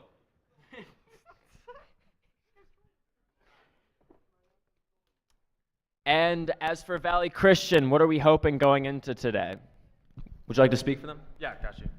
Yeah, I mean, we have very high expectations for ourselves. I think that we've played really well throughout the season, so hopefully first or second, obviously, but we, we feel really confident in ourselves, and we're looking to show what we can do. Awesome. Love it. Love the confidence. All right, this should be a very exciting match, guys. I hope you enjoy, and I hope you guys have fun. All right?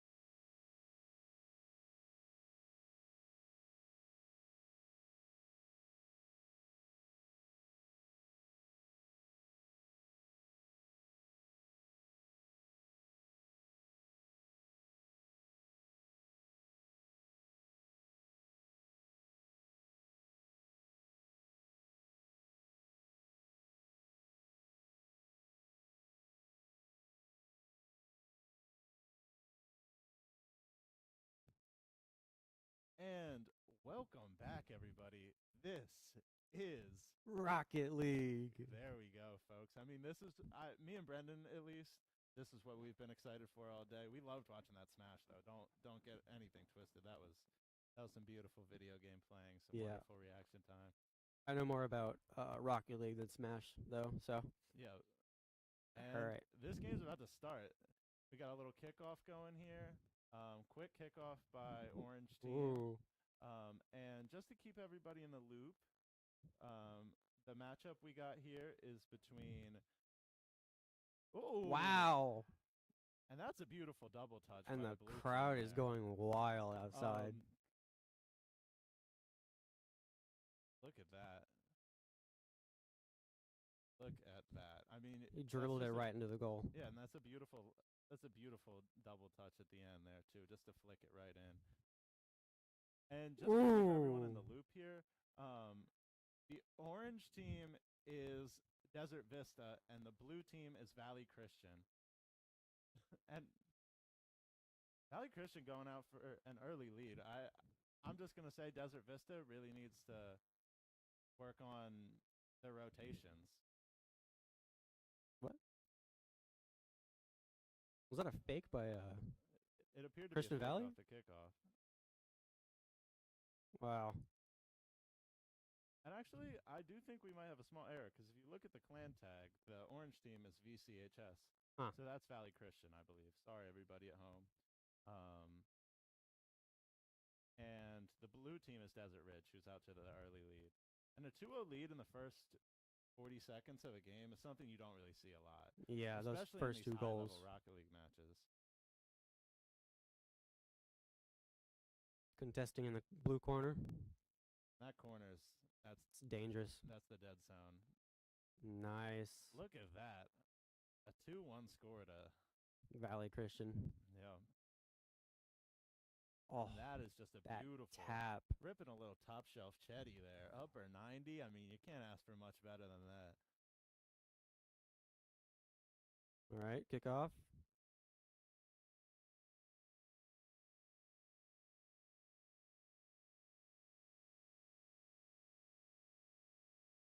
Nice save.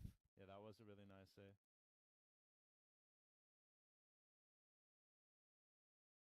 Ooh.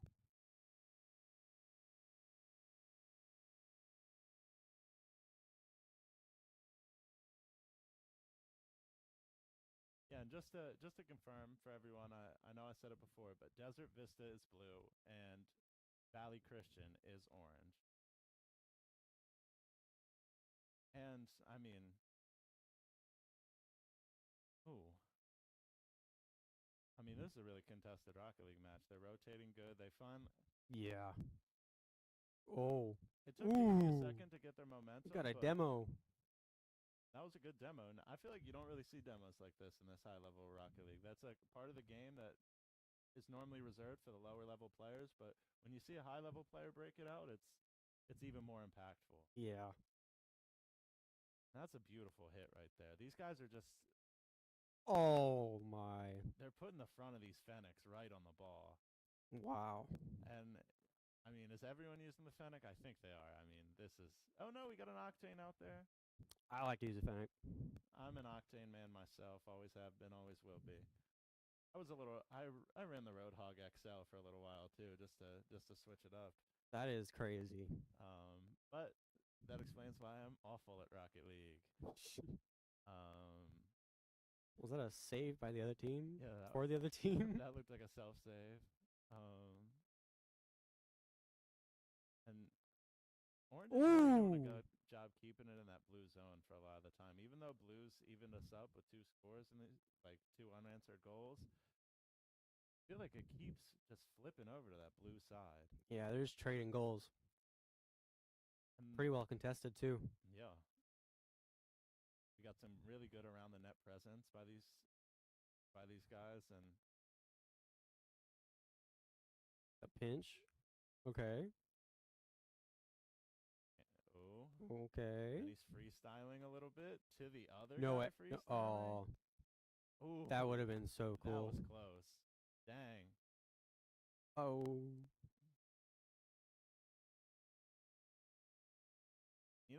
excited to see. Are we gonna see anyone break Rule 1 today? Oh, that would be exciting to see.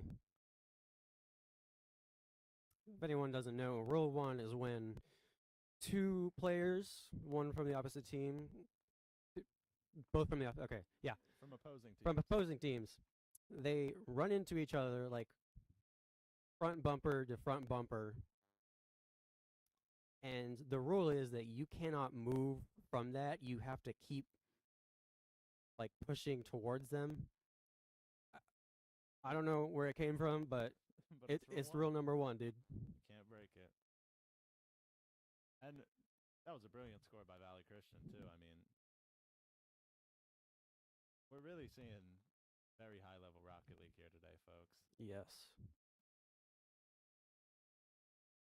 The Um, coordination is amazing. There was some early buzz in the chat. Also, I saw a lot of DV supporters in chat today. So this showing by Valley Christian is a little surprising to me, at least.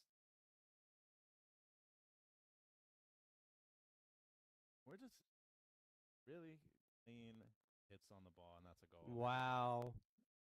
The pass from Gainfu. You just if I was on blue team, I would hate to have made that hit. Just set him up perfectly, and that's why Gainfu's little tagline is "Power of Friendship," because he knows how to score off an assist. Friendship is magic. And teamwork is really what makes the dream work in Rocket League. I mean, we all know that. Oh. We all know that kid who cares too much about his rank and Yeah. let's ball chasing rule this game, but these guys can't do that today. They need to I actually play good team Rocket League. saw some from the blue side. Yeah, early on they were doing a lot of ball chasing, and I think that's what led to them letting up 2 goals.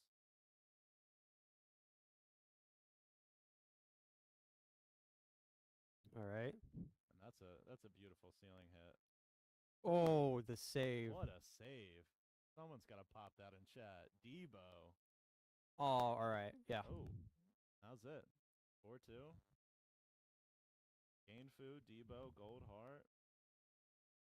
That was nice. That was awesome. 3 goals, a little hat trick by Debo. That's not something you see often, folks.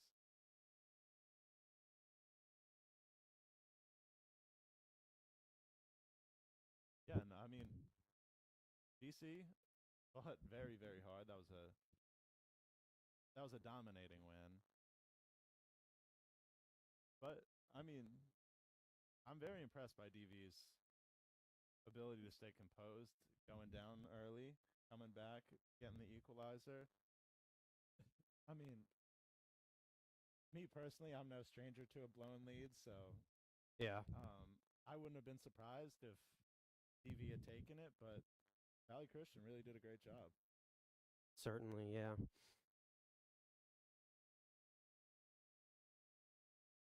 All right, right now we're going to load into the next match.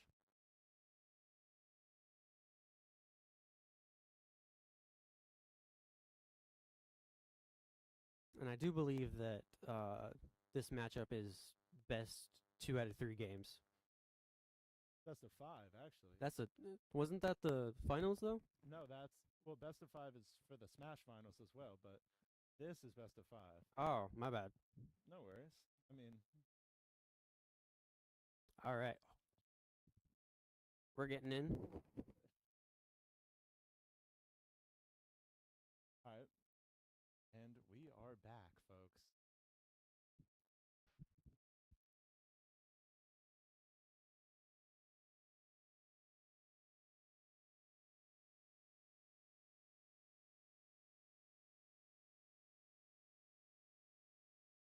All right, so folks, we're back in this game. It's not as high scoring of a game immediately already.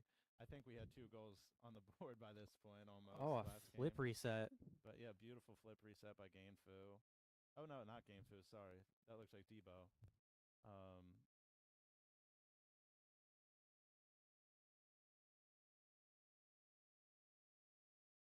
What? All right. Yeah. So we're really seeing. I mean, I don't want to just keep repeating myself. We're seeing some high-level Rocket League right here. These kids are not going to concede a goal easy. That was a beautiful little freestyle in the air.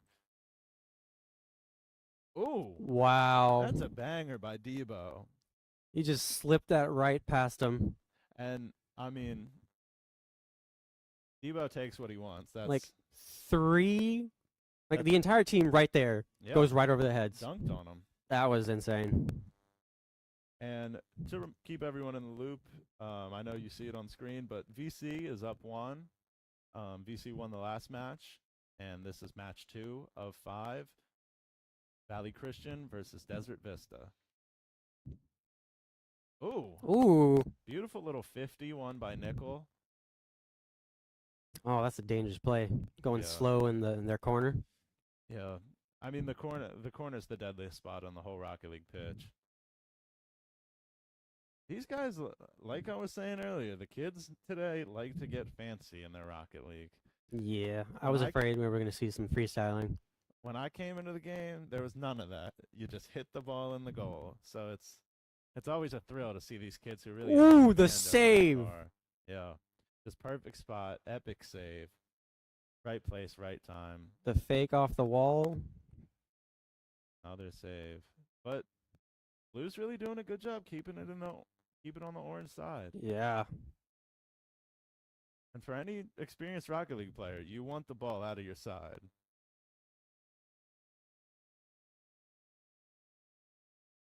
Look at that, just another banger. Ooh, Oof. off the Hit the- post. ooh, in, right. Bell pepper. Nice. I don't know if you guys can hear the applause and stuff, but we can hear it loud and clear. from Yeah, the it's pretty studio. loud out there. They're getting People are wild. Yeah, people are starting to get rowdy. They were getting rowdy for Smash. They're getting even rowdier for Rocket League. And if I saw it right, we got 2 octanes.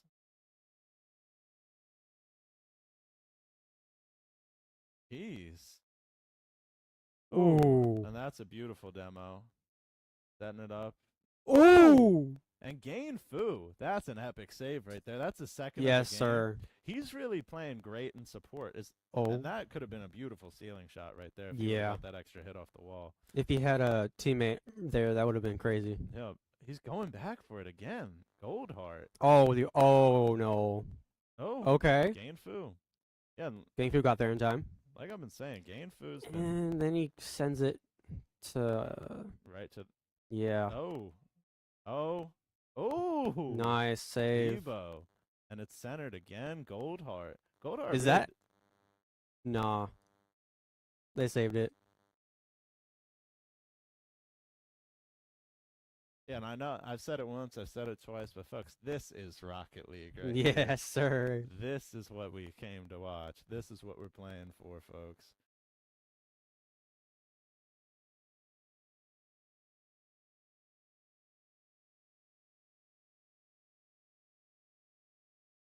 I don't know if that's the best. Yeah, I don't Yeah. know if that was the best play. Yeah, I don't know why they're freestyling in front of the net, but hey, I mean, dang. Wow. Debo keeps getting shots on net, but both teams are playing excellent defense. And this is, I'm going to say, a big step up from what we've seen in the last match. Like, the last match was a little bit of first game jitters. I think as gamers, we all know we all know what first game jitters feel like. And I think the rust is off. I mean, this is contested. We might even see OT here. I know I probably shouldn't say that, but Knock on wood. Jinx. We got 40 seconds left on the clock, and they're still tied. Wow. Almost jinxed it right there, but beautiful save by Bell Pepper.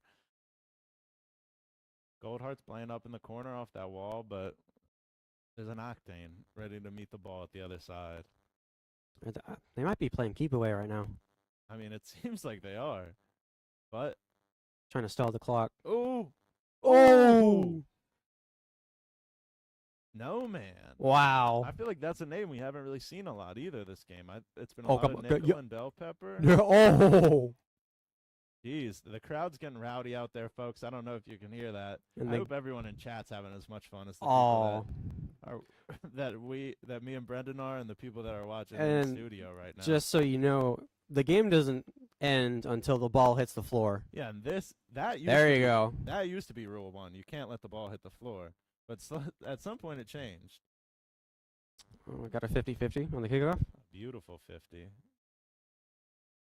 And you know, most Rocket League most OTs are won in the first 25 seconds. Yeah. So this is the most important time. It's very rare that they go over a minute or 2. I think my longest overtime ever was 7 minutes. That is crazy. It was an awful game that I hated playing every second of. Ooh. And that was almost it from Goldheart right there. Oh. Oh my god. Oh, whoa. Do they have the rebound? No, Off they the do not. wall. Little LeBron's block right there. You don't see that too often. Oh. This might. Nope. That was a Wow. beautiful little camera angle too of Nickel. That could have been it. That could have been our shot. A fake. Didn't end well too well. Okay. Yeah. And they're just keeping it Desert- locked in that orange. Yeah, zone. Desert Vista's just got it on Valley Christian's side. They're just keeping it there, and they got a man locked up as the goalie. They're playing a 2v. They're playing 2v3 and keeping it on their side for most of the game. It's quite impressive. No one to rebound. And I feel like Valley Christian's playing a lot more fluid of a style than I'm used to. I'm used to the traditional rotation, 2 up, 1 back. But Valley Christian's really just playing Rocket League however they want to. Yeah. And I'm really finding myself impressed by this Gain Fu fella. He's not the biggest goal scorer, but he plays very well in support. Definitely. Those saves. Yeah. I mean, yeah, we've seen some great saves. He had 3 assists, I think, last game, or maybe that was the other guy, but How long is this going to go? who knows? 2 minutes on the clock. Could go on forever, honestly. Oh, we're just going to be here till like, I don't know, next year? That'd be I'm fine with wild. that. If they'll keep playing, I'll keep talking. And Bell Pepper just dribbling it Wow. down the court, but Debo not having any of Ooh, that. The demo man in the down. air, That's critical in this that could point. that could be the equalizer. And that's a big ball pass.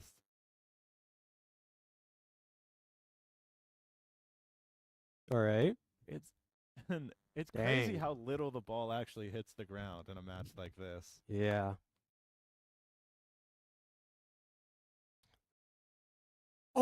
Oh, a nice save by Bell Pepper. You could hear everyone, Wow. You could hear the whole commentary team, everyone going. That's "Ooh" on game. that. And Goldheart got bumped at the beginning of this clip too, but he did not let that deter him. He just swooped right back around and got the goal, Oh and yeah. that was brilliant. Valley Christian High gets another win. That's a 3 minute and 1 second overtime. Another win for VC. Yeah. And folks, just bear with us a second while we break into this next game. Wow, VC up 2-0. And I mean, silencing all the doubters in the chat I saw earlier.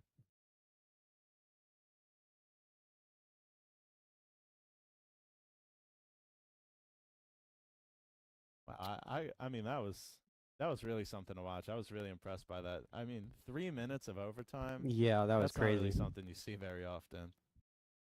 And that beginning of overtime, I said there was going to be like, it's very rare that overtime goes over 1 to 2 minutes. They brought it to 3. Yeah. So like they made me eat my words there. They heard you. They heard both the numbers Yeah. you suggested combined and was like, we're doing it still. It's All right, next match in 5. wow. Who's excited, folks? What a play is right. Gainfu dropped that in the quick chat. What a play is right. Yeah, this is some crazy stuff. Very entertaining, I must say.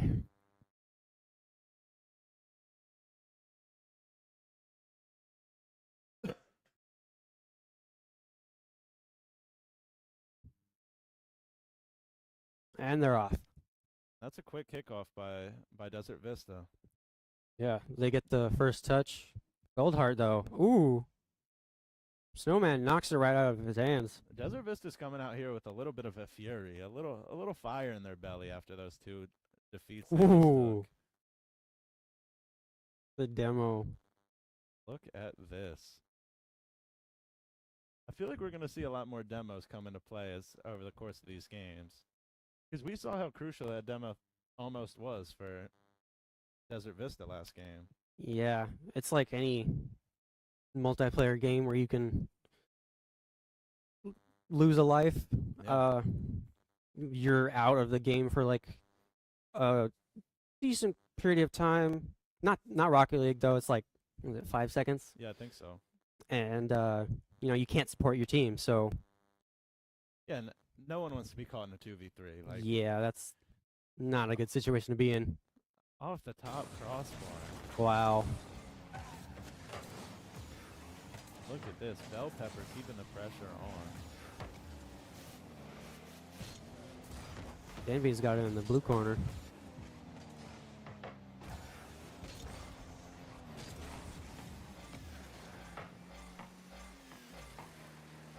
Was that a backflip? It looks like it. Wow. Look at these freestyles. I mean, this is something you could only dream to be watching. Ooh. The level of Rocket League they're playing at is just something to admire. He just went flying. The save. That was nice. It was very nice. Alright. Ball's being contested in the middle. Over to Nick RL? I don't know. I'm not gonna do that. I think it's like a pun. Like Rocket League. Ah. Alright, maybe just punny to me, but Yeah, I didn't really get that. All right. Heart, beautiful little score. Valley Christian gets the first goal. That's I mean, the angle you have to, the amount of hours you have to play to know that angle is going to hit in is Yeah, impressive. it takes a lot of like muscle memory to get down the controls. Like how to hit the ball with your car to make it go a certain angle. It's a lot of geometry. Like I'm saying, I'm telling you. Yeah, I mean, it's everything. It's physics, it's geometry, it's trigonometry, it's everything. It's a whole world of Ooh. Valley Christian gets the second goal. Goldheart. This is the Goldheart game. Valley Christian has won the first 2 games, so if they win this one, they win the match. Yeah, and they'll move on to the next round. Okay. All right. Nice save by Snowman. Beautiful save by Snowman. Ooh. Debo's not Slightly off. Oh, I was about to say, is Devo gonna dribble it right into their goal? don't think they're gonna let it happen like that. Yeah. Valley Christian wants this, but Desert Vista's not gonna go down without a fight. Absolutely. You know, both teams made it here. Why would you stop there? Yeah. Took a lot of blood, sweat, tears, broken axles, spilled oil. Some sleepless nights, maybe. I'm sure a few of those. But it was all worth it to bring you the AIA Esports State Championship. And it would really just be a dream to be playing in a place like this. Yeah. It's- I wish I had gotten the chance to do this when I was in high school. yeah, totally. Yeah, when I went to high school, they didn't even have an esports team, so this is a whole new world for me. Unfortunately, when I was playing Valorant for my high school, we didn't make the cut for the tournament, so we didn't make it to the finals. But the finals was beautiful. They had a huge stage, concert style stage. They had I think they had fireworks, not fireworks, but like the flames that burst out. It was crazy. A little pyrotechnic. Yeah. Yeah, I mean, y'all might have had that over here, but we got the real sparks flying in this studio. Oh yeah. And yeah, I mean, it's really a beautiful sight out there. It's just to see people like truly gaming, locked in, having fun. Yeah, absolutely. And this has really got to be so much fun, especially for a guy like Goldheart. Scored 2 goals this game, just dribbling the ball down the. Oh, are they gonna get? They get another one at the very end. Yeah. Wow. Just a dagger. Just that exclamation point. Valley Christian is just. I mean, they just won this match. Yeah, they just won that match. There's no coming back unless something impossible happens.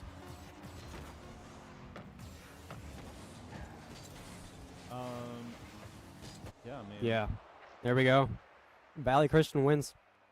Yeah.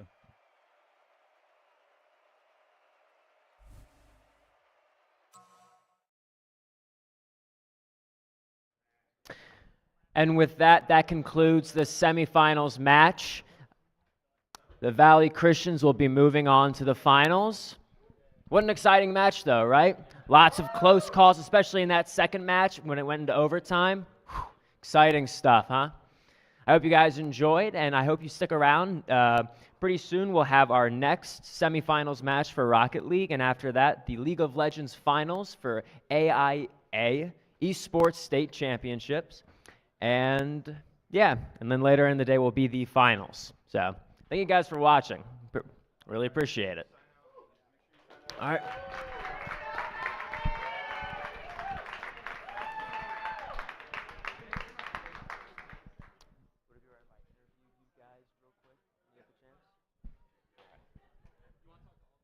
Yeah.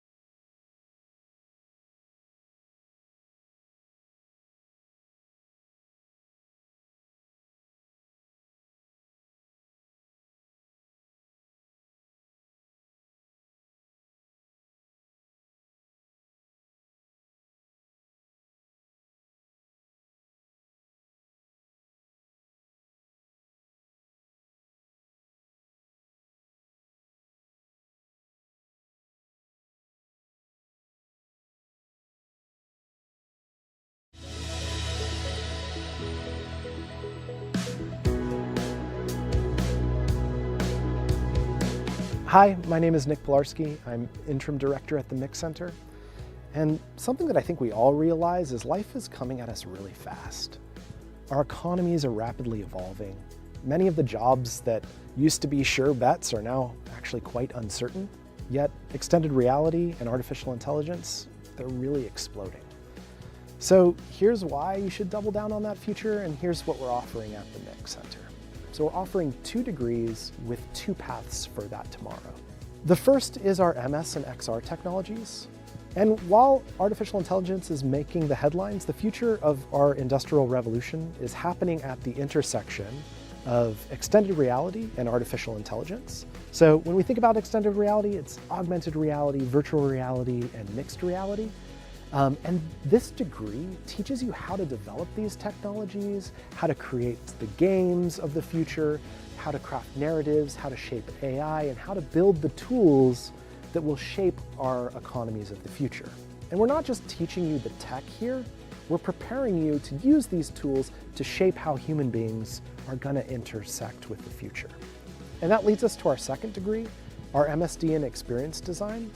And while everyone is really interested in new tools, that's only part of the picture. Here we're about the bigger picture. So the future is about designing new ways for human beings to connect, to create, and to experience the world. And this program teaches you how to craft the interfaces, the environments, the interactions that are going to define the next decade. From themed entertainment to virtual worlds to interactive installations, you're learning to design the experience that is going to push the boundaries of what's possible. So both of these programs share our cutting-edge Mix Center, which is one of the best technological hubs in the country for this technology. And while other schools are still trying to figure out how to teach yesterday's tech, you're going to be working with the tools, the professors, the technologies that are shaping this tomorrow. Every major tech company is betting billions of dollars on this future, and our degrees are going to put you at that forefront. And this future really belongs to you.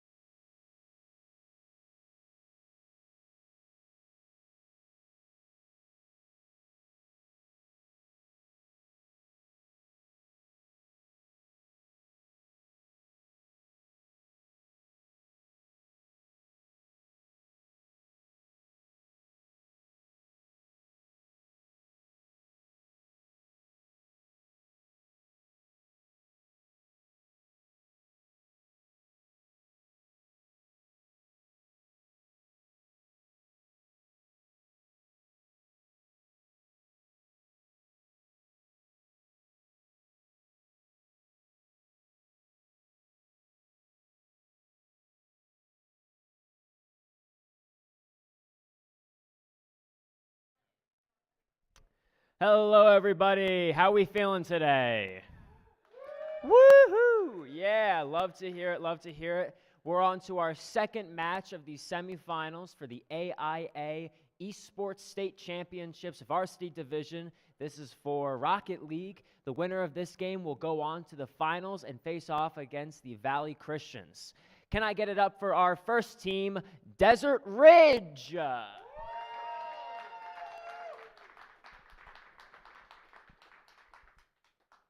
All right, and on Desert Ridge, we have David Brown, Nathan Brown, and Luke Smith. Yeah. Let's go, guys. Now, how are we feeling today about this game? Good. A little nervous since we're on a stage, but I think we can do well. I have the utmost faith in all of you. Now, let's go to our next team, Campo Verde.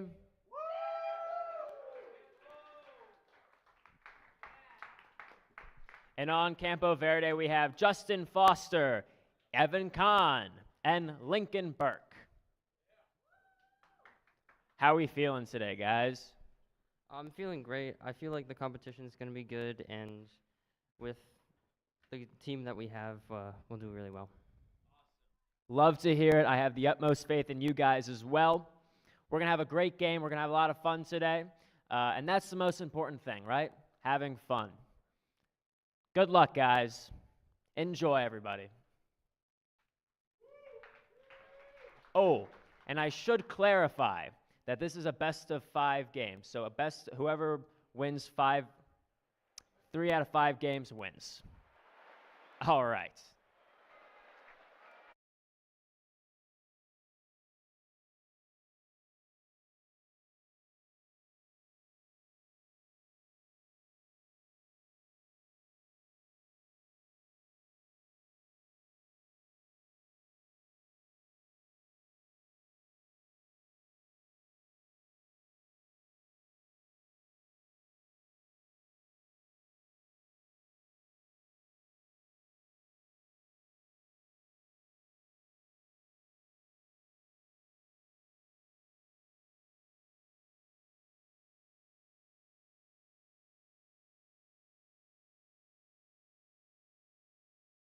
And welcome back, everybody. We're lining up for a little match between Campo Verde and Desert Ridge. Yep. Campo Verde appears to be it's going to be the blue team, and Desert Ridge should be the orange team, if everything stays according to plan. And yeah, this should be another really exciting Rocket League Yeah, game. so this is the second semifinal for Rocket League. Yeah. And really, we're all getting into it. Me and Brendan are excited. You can see the look on Tripp's face when he's up on stage over there. He's just loving it. And Yeah, he's doing a great job. yeah, and this is just, this is what a special experience to be a part of something like this. Yeah.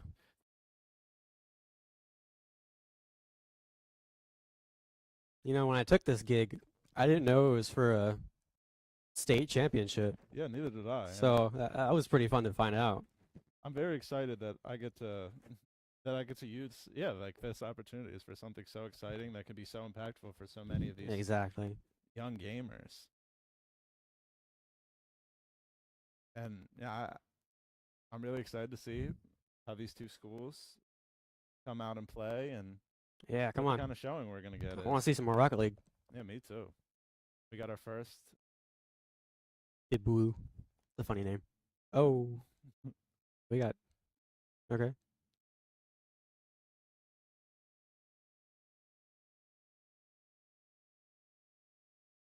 And I think last game, we saw clear domination by Desert Vista, and I'm hoping not necessarily I'm hoping we don't see something similar, but I as much as anyone would like to see a match that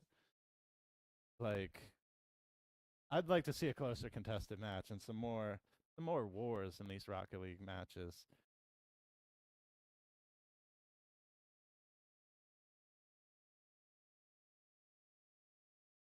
So Folks, just give us a second while we deal with some slight technical difficulties before we get into this match. But like everything we've been getting all day, it should be a very exciting match.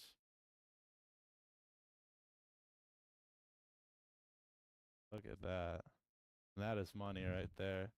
Thank you very much. All right, we are in spectator mode in the game, and we are getting ready for the teams to start. Start hopping in here. And you were saying earlier you're a Fennec guy normally. You Yeah. use the Fennec. Yeah, I'm more of an Octane man myself. So I'm excited to see. I know those are really the two meta. That's pretty much what anyone uses, no matter what level you play at. It's only Yeah. going to be. Maybe you'll like when I first started, you used to see a little Dominus in there. Maybe. Oh, that was me, dude. Yeah, I but played that car so much in the beginning. I mean they messed with the hitbox, I think, or something, and then it fell off at a certain point for comp. But Yeah, there's I'd be so excited to see if we could get another type of car in this match. imagine if we see some like crazy car that no one ever plays. Yeah, like we could see someone pop out with a Scarab or a little Zippy, throwing it back to the old days. But I mean, highly doubt that. Yeah, so just like everything we've been experiencing all day, we're just gonna get another fun, fast-paced, good time for Rocket League play. Yup.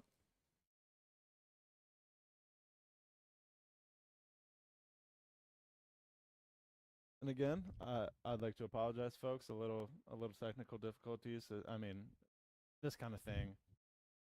It obviously takes a lot to get 6 kids from across the state of Arizona all in one Rocket League match. Yes. When everyone's so excited, everyone's on edge. I'm sure I'm on edge just waiting, just sitting here watching to play. Yeah. So just bear with us. Yeah. We'll be there soon. But I mean, yeah, I can't even say enough how special of an event this is, how well put together it's been,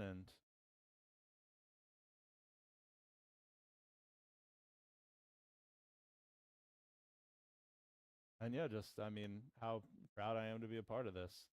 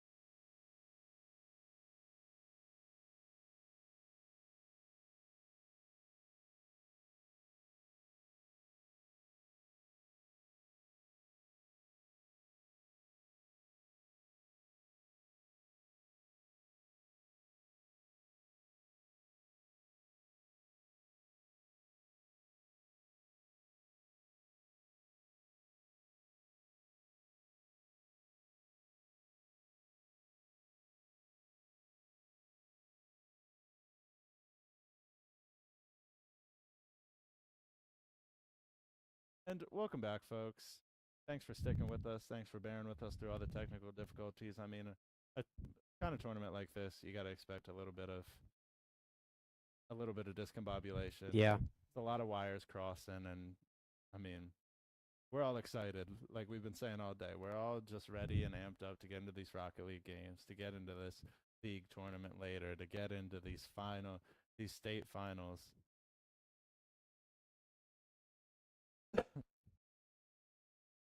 And really, I mean, I just can't. I keep saying it, and I'm sorry. I'm probably annoying the viewers at this point. How excited I am just to jump into one of these games, and really, like last game, we saw just some real high-level play. Like the ball was barely hitting the ground. Yeah. There were air rolls. There were flip resets. There was some freestyling. Yeah, definitely a lot of freestyling. A lot of putting all those moves together. Little twists, flips, flicks, everything.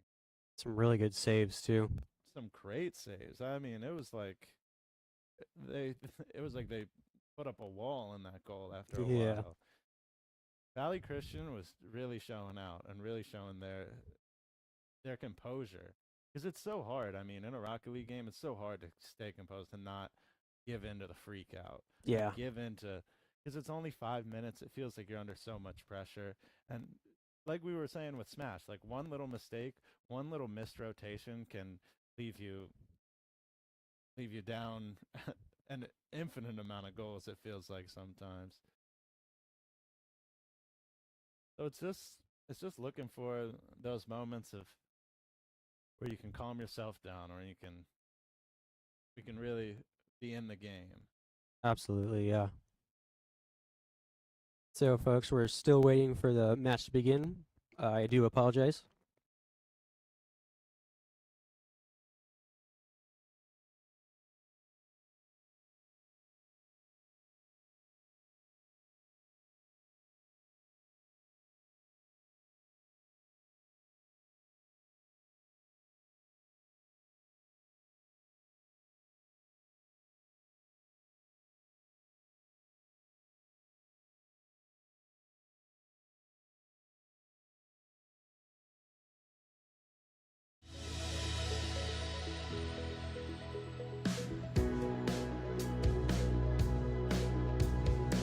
Hi, my name is Nick Pilarski. I'm interim director at the Mix Center. And something that I think we all realize is life is coming at us really fast. Our economies are rapidly evolving. Many of the jobs that used to be sure bets are now actually quite uncertain. Yet extended reality and artificial intelligence, they're really exploding. So here's why you should double down on that future, and here's what we're offering at the Mix Center. So we're offering 2 degrees with 2 paths for that tomorrow. The first is our MS and XR technologies. And while artificial intelligence is making the headlines, the future of our industrial revolution is happening at the intersection of extended reality and artificial intelligence. So when we think about extended reality, it's augmented reality, virtual reality, and mixed reality. And this degree teaches you how to develop these technologies, how to create the games of the future, how to craft narratives, how to shape AI, and how to build the tools that will shape our economies of the future. And we're not just teaching you the tech here, we're preparing you to use these tools to shape how human beings are gonna intersect with the future. And that leads us to our second degree, our MSD in Experience Design. And while everyone is really interested in new tools, that's only part of the picture. Here we're about the bigger picture. So the future is about designing new ways for human beings to connect, to create, and to experience the world. And this program teaches you how to craft the interfaces, the environments, the interactions that are going to define the next decade. From themed entertainment to virtual worlds to interactive installations, you're learning to design the experience that is going to push the boundaries of what's possible. So both of these programs share our cutting-edge Mix Center, which is one of the best technological hubs in the country for this technology. And while other schools are still trying to figure out how to teach yesterday's tech, you're going to be working with the tools, the professors, the technologies that are shaping this tomorrow. Every major tech company is betting billions of dollars on this future, and our degrees are going to put you at that forefront. And this future really belongs to you.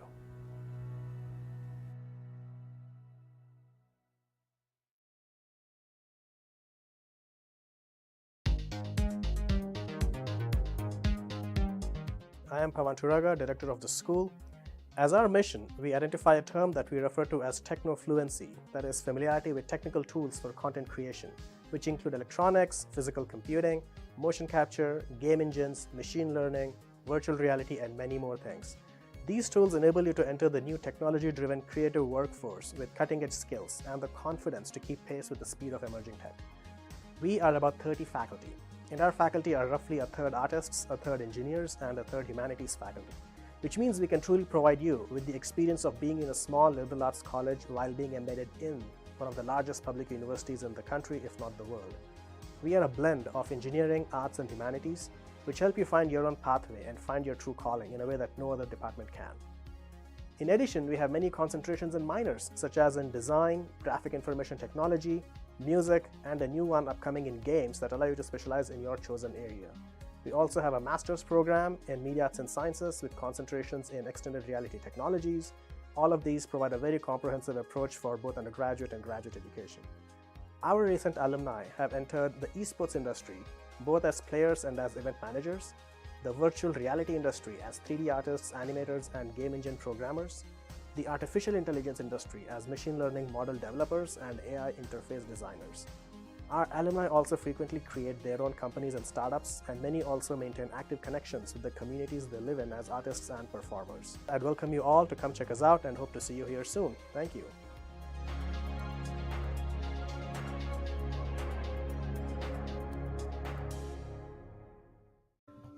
My name is Mikhail Kamener. I'm currently a master's student here at ASU studying extended reality technologies. I feel that my time here in the School of Arts, Media, and Engineering has provided me with so many incredible opportunities to learn and adopt the skills to thrive in the intersection between science and technology. My undergrad experience in media arts and sciences felt like I was really given the chance to explore any avenue that involved arts, technology, and even philosophy. And it introduced me to ways of thinking about the arts that were totally new to me.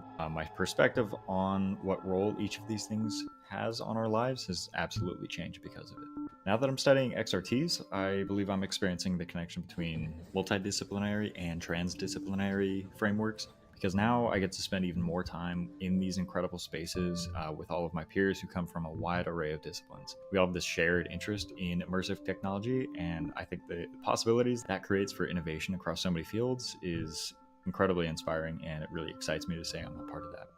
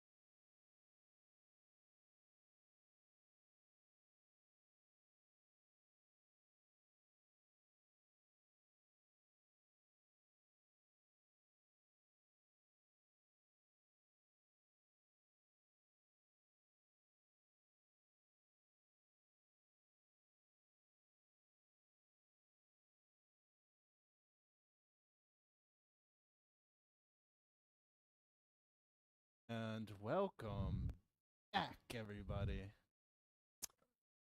We're here at the Mountain America Stadium? Yeah, Mountain America Mountain Stadium. America Stadium for Arizona State University. The AIA State Esports Championship. Yeah. Here at Arizona State University. All right. Looks like we're going in. Ooh. And I feel like that's the most contested kickoff we've seen so far. And just to keep everybody in the loop, the matchup we're looking at here is Campo Verde, the blue, versus Desert Ridge, the orange.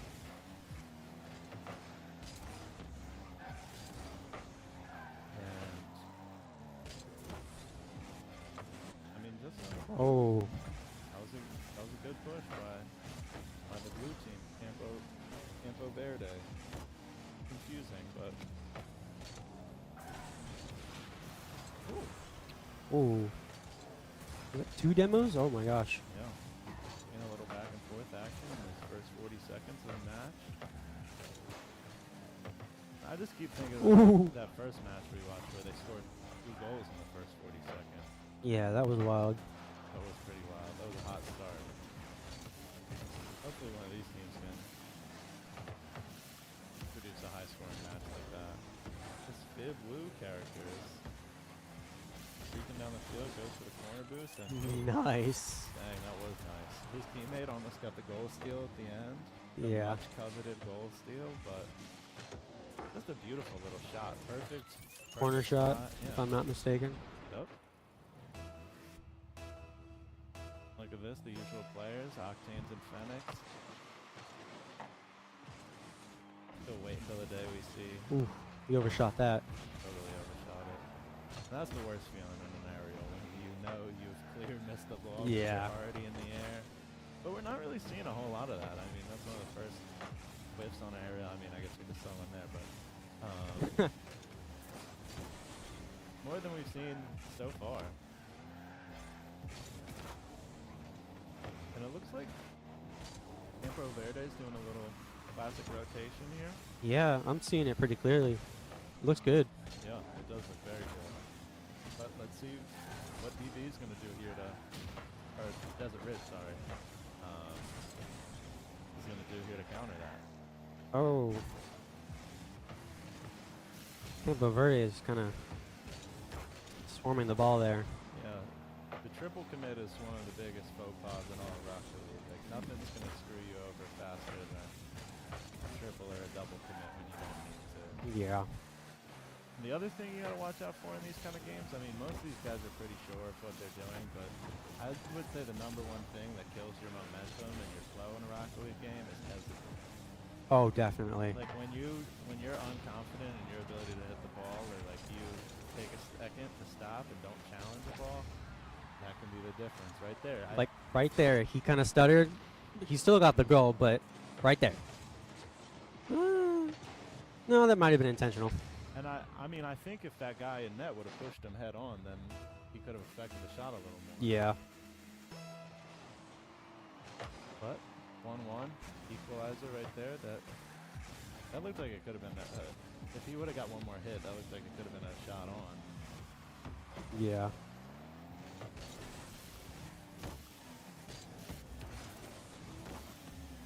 Look Ooh. at that.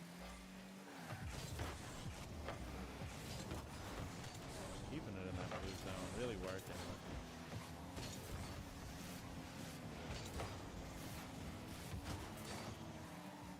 Was that a team bump I saw? Yeah. And Oh.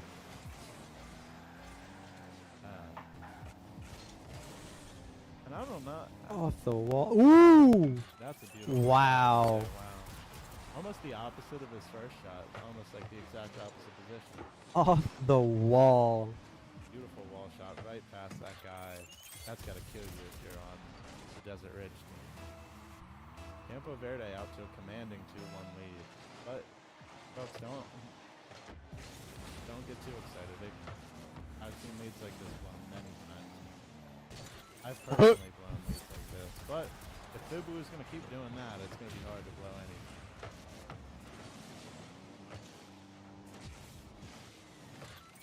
Yeah, no.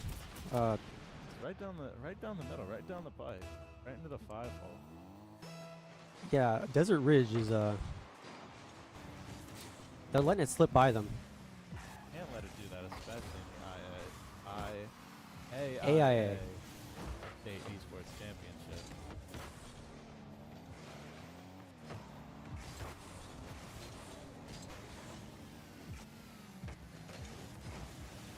No boost. No problem. Ooh. And I said it earlier, dude. Starting to see more of these demos come into play. Come on. Ah. Ooh, that would have been a good shot. It was a nice save, though. That was wonderful. An epic save.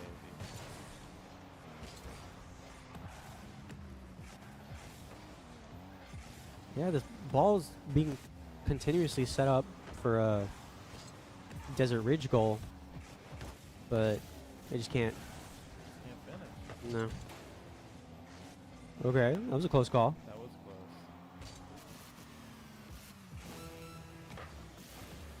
It almost seems like no matter how many shots they get on, all it Yeah. takes is one hit by Campo Verde, and they just launch it right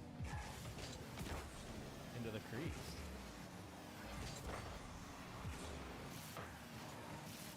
But Oh. Oh. off the wall.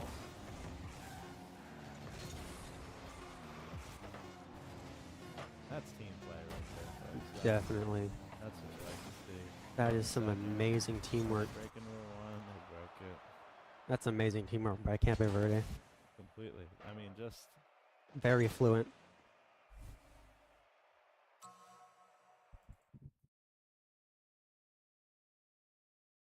yeah. And I mean, I was personally really impressed with the work of Fib Woo.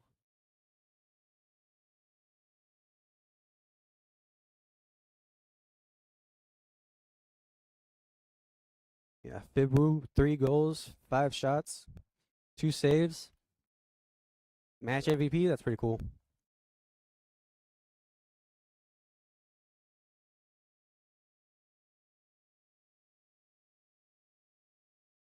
And folks, it looks like we're loading into this next game. It's going to take us a minute here, but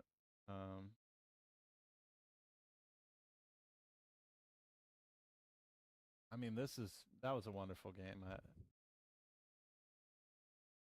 I really,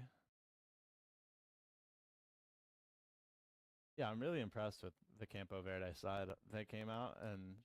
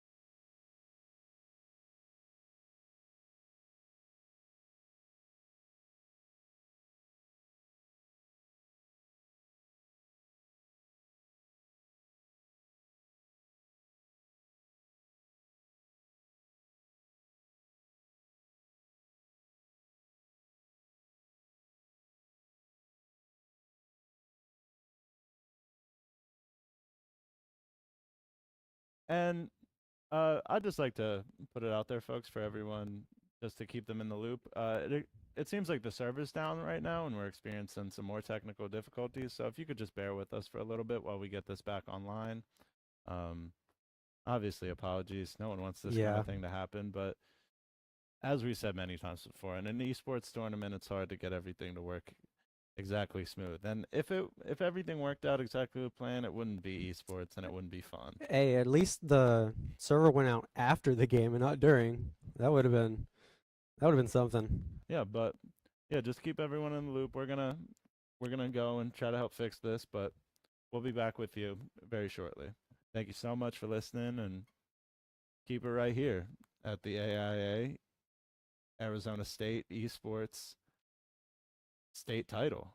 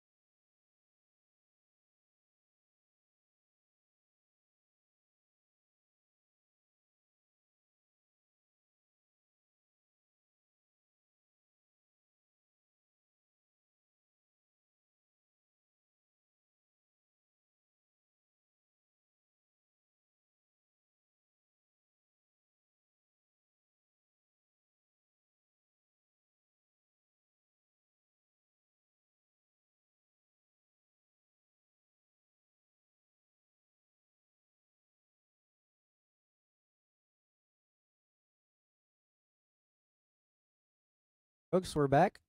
Server maintenance is concluded. Players are loading the game right now.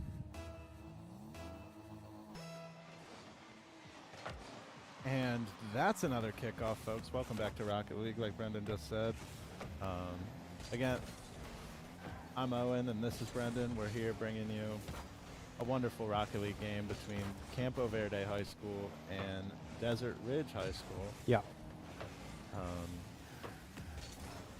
And we saw Campo Verde take the first match.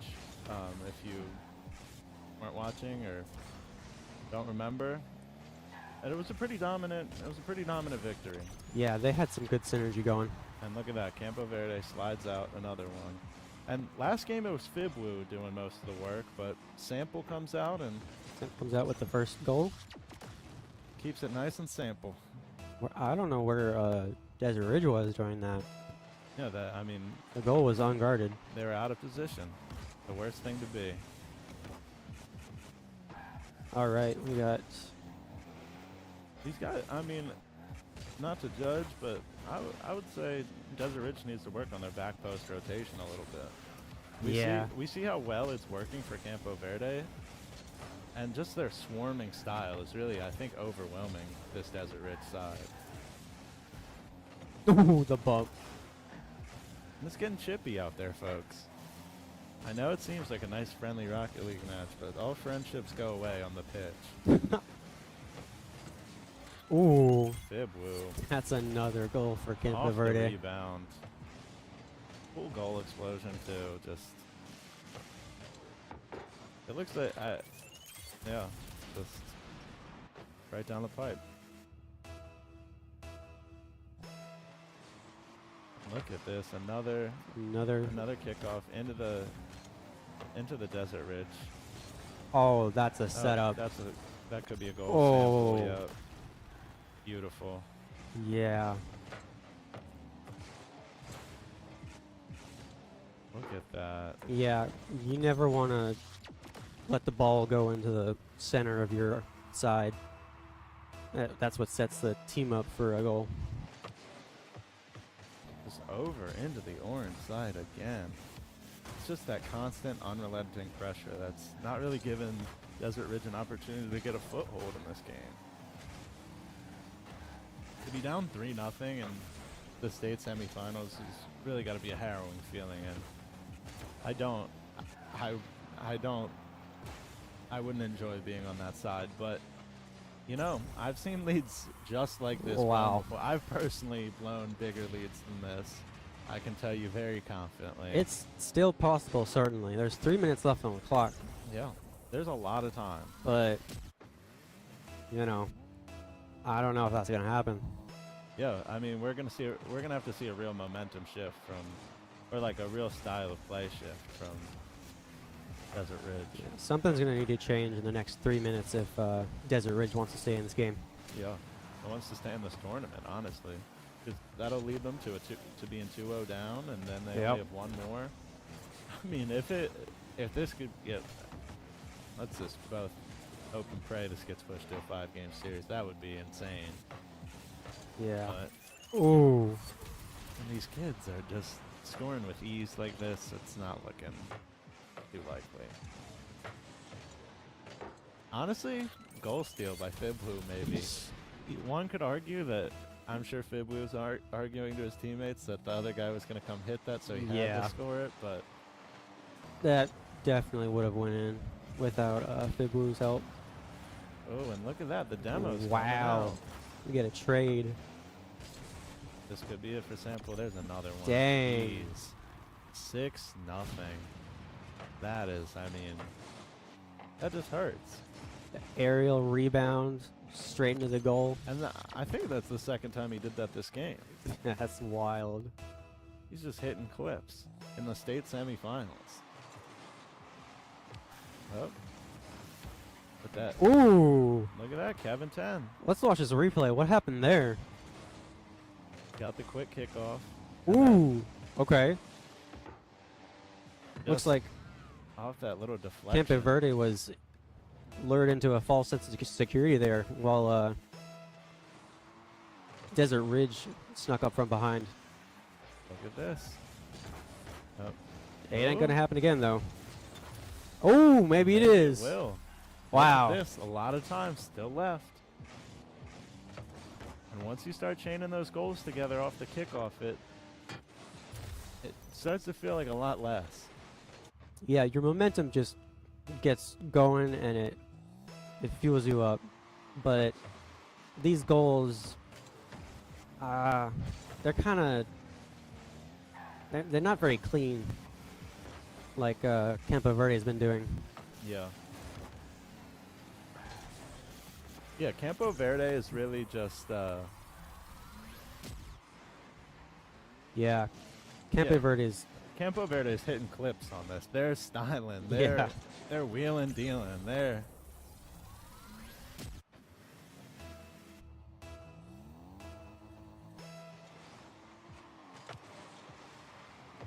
all right. Nice little 50-50. yeah, beautiful little 50 right there, and that's what you're looking for in a game like this. You just gotta, if you can start by winning the 50s, you can start to get a little bit of a momentum shift. The 50s are such a big part of that Rocket League. That was dangerous right there. And it's, I mean, Desert Ridge wants this. They're not going to go down without a fight. I mean, we saw those 2 goals. They're trying to build momentum. They're trying to put the pressure on them. And it's hard. It is so hard to maintain a lead. Yep. To just sit back on your laurels, to just play like prevent defense, especially in such an offensive game like Rocket League. But just the seconds keep ticking off the clock. If someone were on that rebound, that would have been a goal for Desert Ridge. Yeah, and no matter how hard Desert Ridge can try in this last minute, I mean, Father Time is unbeaten. You're never going to beat the 5-minute timer playing like this. Yeah. 8-2. It's just, I keep saying it, it's harrowing, folks. It's not the kind of match you want to load into. This is the 2nd out of 5, am I right? Yep, 2nd out of 5. We still have potentially 3 more matches, but Campo Verde is up 2-0, or sorry, it's up 1-0 as of now. 52 seconds to decide what happens in this. I mean, 6 goals in 48 seconds would be pretty unheard of, but yeah, I mean, this is Rocket League. Anything can happen. Ooh. Team wasn't very set up for that. No.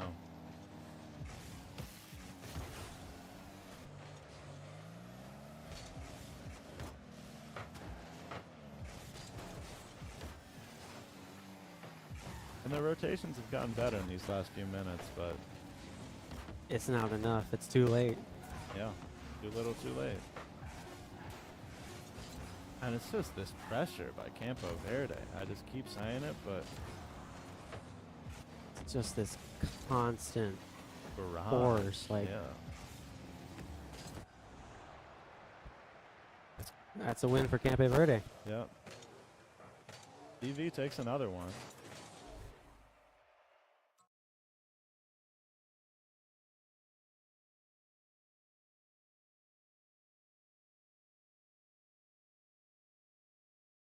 All right, folks. That's going to be the end of game 2. And let's see. Yeah, and that was a brilliant first match or second match, sorry. Excuse my misstep. Campo Verde Coyotes, that's a cool name, versus the Desert Ridge Jaguars. All right. 20 seconds till the next match.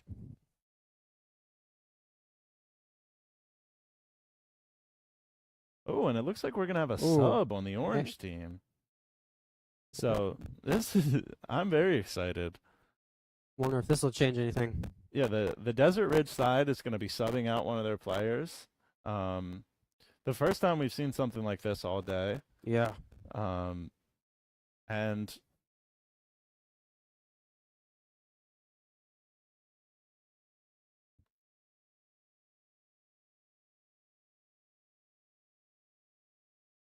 yeah, of course. I mean, this should be a very exciting match. I'm excited to see how this sub plays in, how this factors into their Rocket League style. Who's the sub? Is it Hayden, it Hayden? looks Yeah. like. Wonder if they'll be the game changer in this one. And we are back. I mean, once you start something like off the kickoff like that, it's dang. Wow. And Hayden.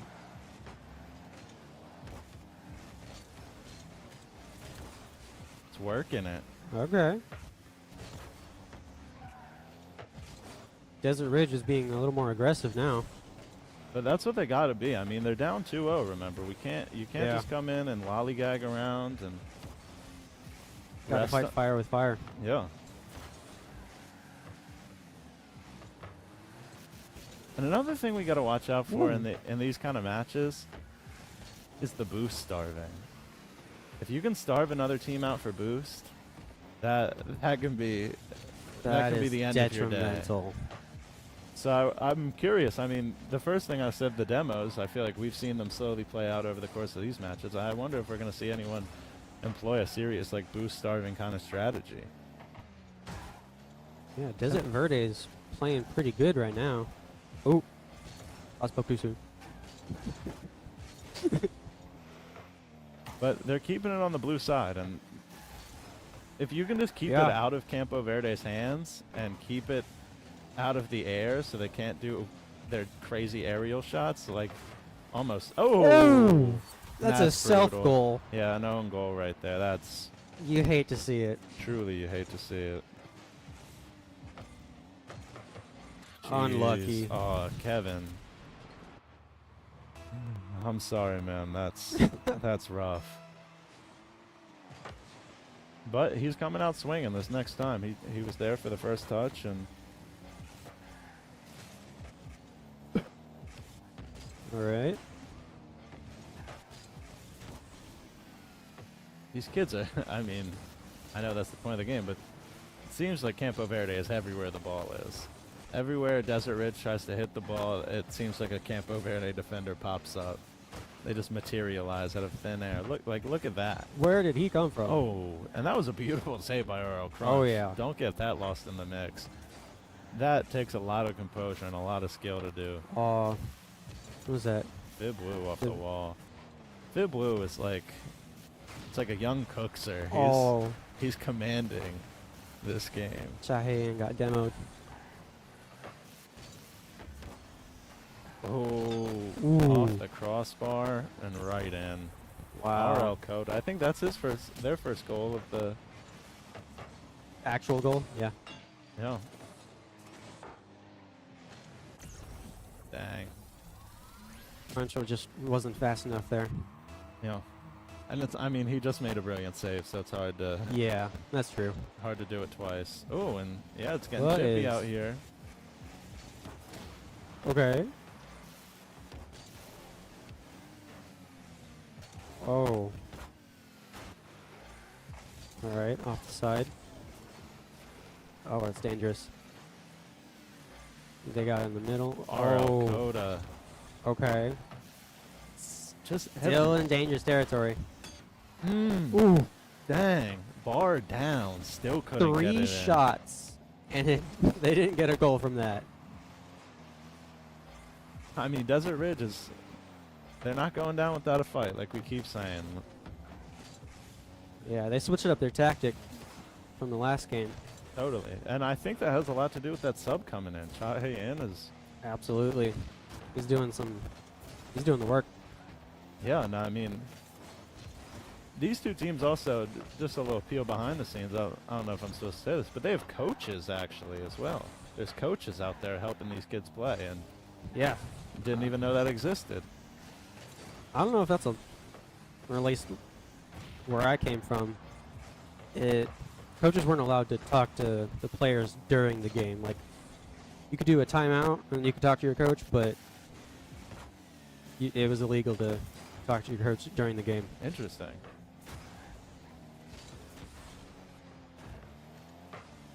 I like that I put a southern accent onto that. Like after where I came from, it just came out.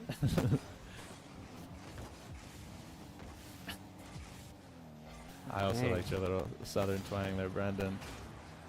This ball is just getting knocked around.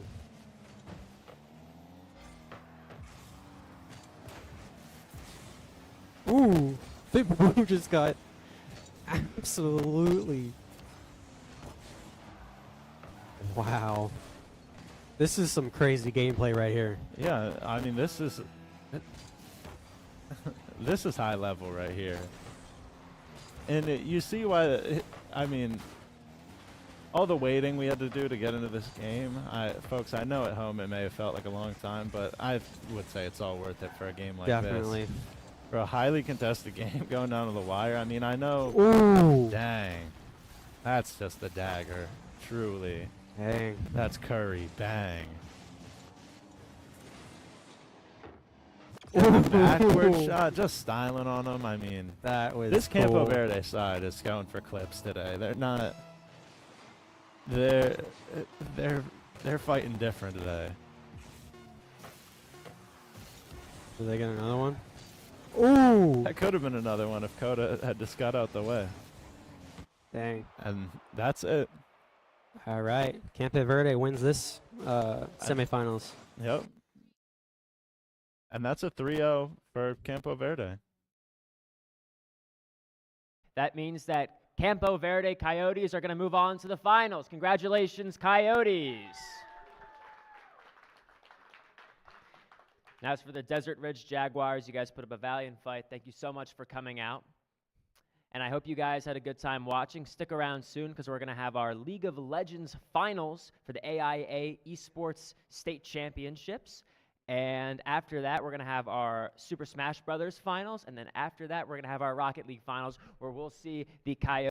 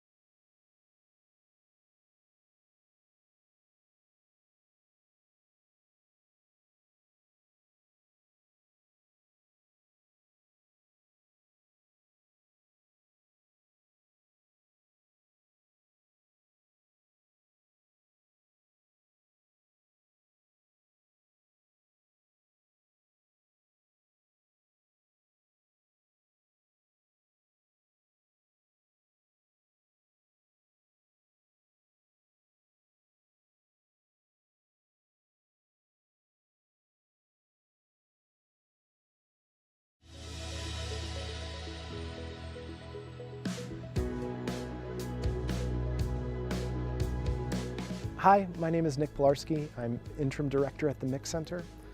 And something that I think we all realize is life is coming at us really fast. Our economies are rapidly evolving. Many of the jobs that used to be sure bets are now actually quite uncertain. Yet extended reality and artificial intelligence, they're really exploding.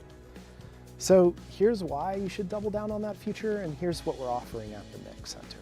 So we're offering 2 degrees with 2 paths for that tomorrow.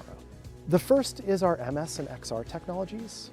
And while artificial intelligence is making the headlines, the future of our industrial revolution is happening at the intersection of extended reality and artificial intelligence. So when we think about extended reality, it's augmented reality, virtual reality, and mixed reality. And this degree teaches you how to develop these technologies, how to create the games of the future, how to craft narratives, how to shape AI, and how to build the tools that will shape our economies of the future. And we're not just teaching you the tech here, we're preparing you to use these tools to shape how human beings are going to intersect with the future. And that leads us to our second degree, our MSD in Experience Design. And while everyone is really interested in new tools, that's only part of the picture. Here we're about the bigger picture. So the future is about designing new ways for human beings to connect, to create, and to experience the world. And this program teaches you how to craft the interfaces, the environments, the interactions that are going to define the next decade. From themed entertainment to virtual worlds to interactive installations, you're learning to design the experience that is going to push the boundaries of what's possible. So both of these programs share our cutting-edge Mix Center, which is one of the best technological hubs in the country for this technology. And while other schools are still trying to figure out how to teach yesterday's tech, you're going to be working with the tools, the professors, the technologies that are shaping this tomorrow. Every major tech company is betting billions of dollars on this future, and our degrees are going to put you at that forefront. And this future really belongs to you.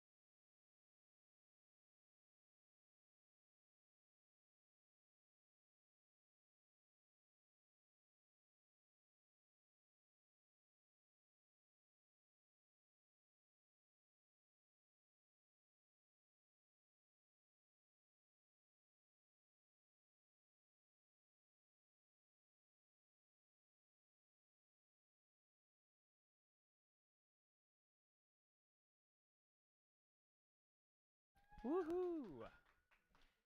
This is a very big deal. We are all a part of history right now. This is the official AIA State Esports Championships Varsity Division for League of Legends. This is a big deal. We have some fabulous prizes here. We have the grand trophy for the state champions, along with some medals, and we have the state runner-ups along with the silver medals. Before we continue, before I bring our players out, I would just like to give a quick shout-out to the ASU_Esports_Lounge Instagram account. If you want to see some professional pictures of the events that occurred today, go there and you'll get a bunch of them. Anyway, without further ado, let's bring out some players for the Hamilton Huskies, starting with our bot lane player, Luca.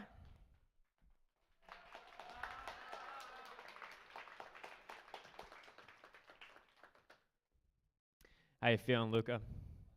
Fine. All right, you excited to play? Kind of, not really, a bit nervous. How have you been preparing for today? I haven't really been preparing for it today, but just been playing normal matches, you know? All right, well, I'm rooting for you, man. Coming up next is our mid lane for Hamilton Huskies, Drew.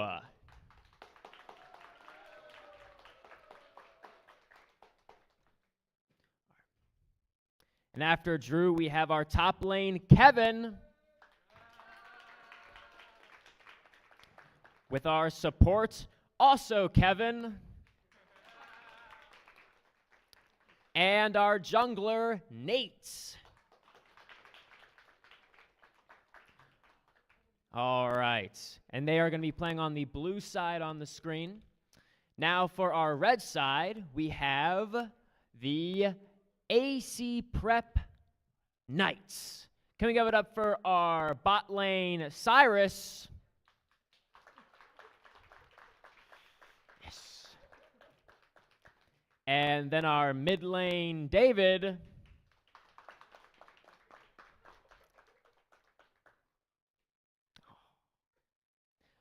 Our top lane, Lena.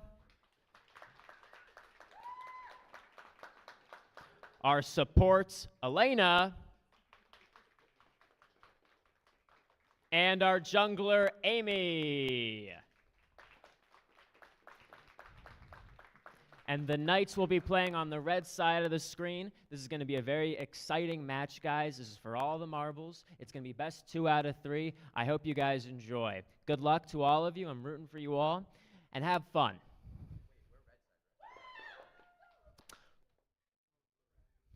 Okay.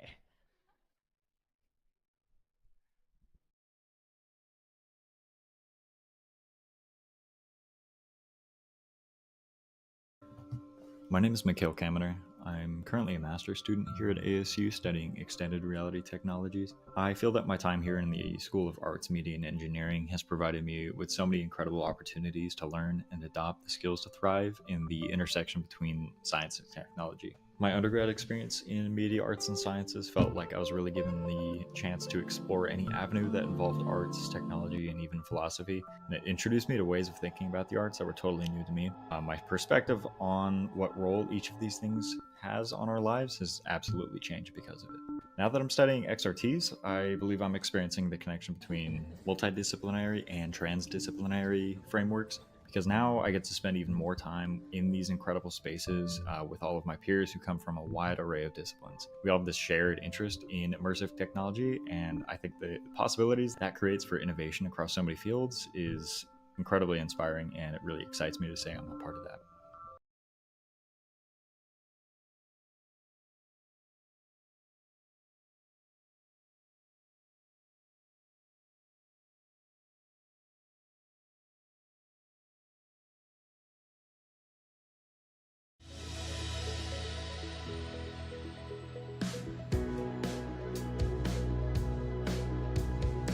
Hi, my name is Nick Pilarski. I'm interim director at the Mix Center. And something that I think we all realize is life is coming at us really fast. Our economies are rapidly evolving. Many of the jobs that used to be sure bets are now actually quite uncertain. Yet extended reality and artificial intelligence, they're really exploding. So here's why you should double down on that future, and here's what we're offering at the Mix Center. So we're offering 2 degrees with 2 paths for that tomorrow. The first is our MS and XR technologies.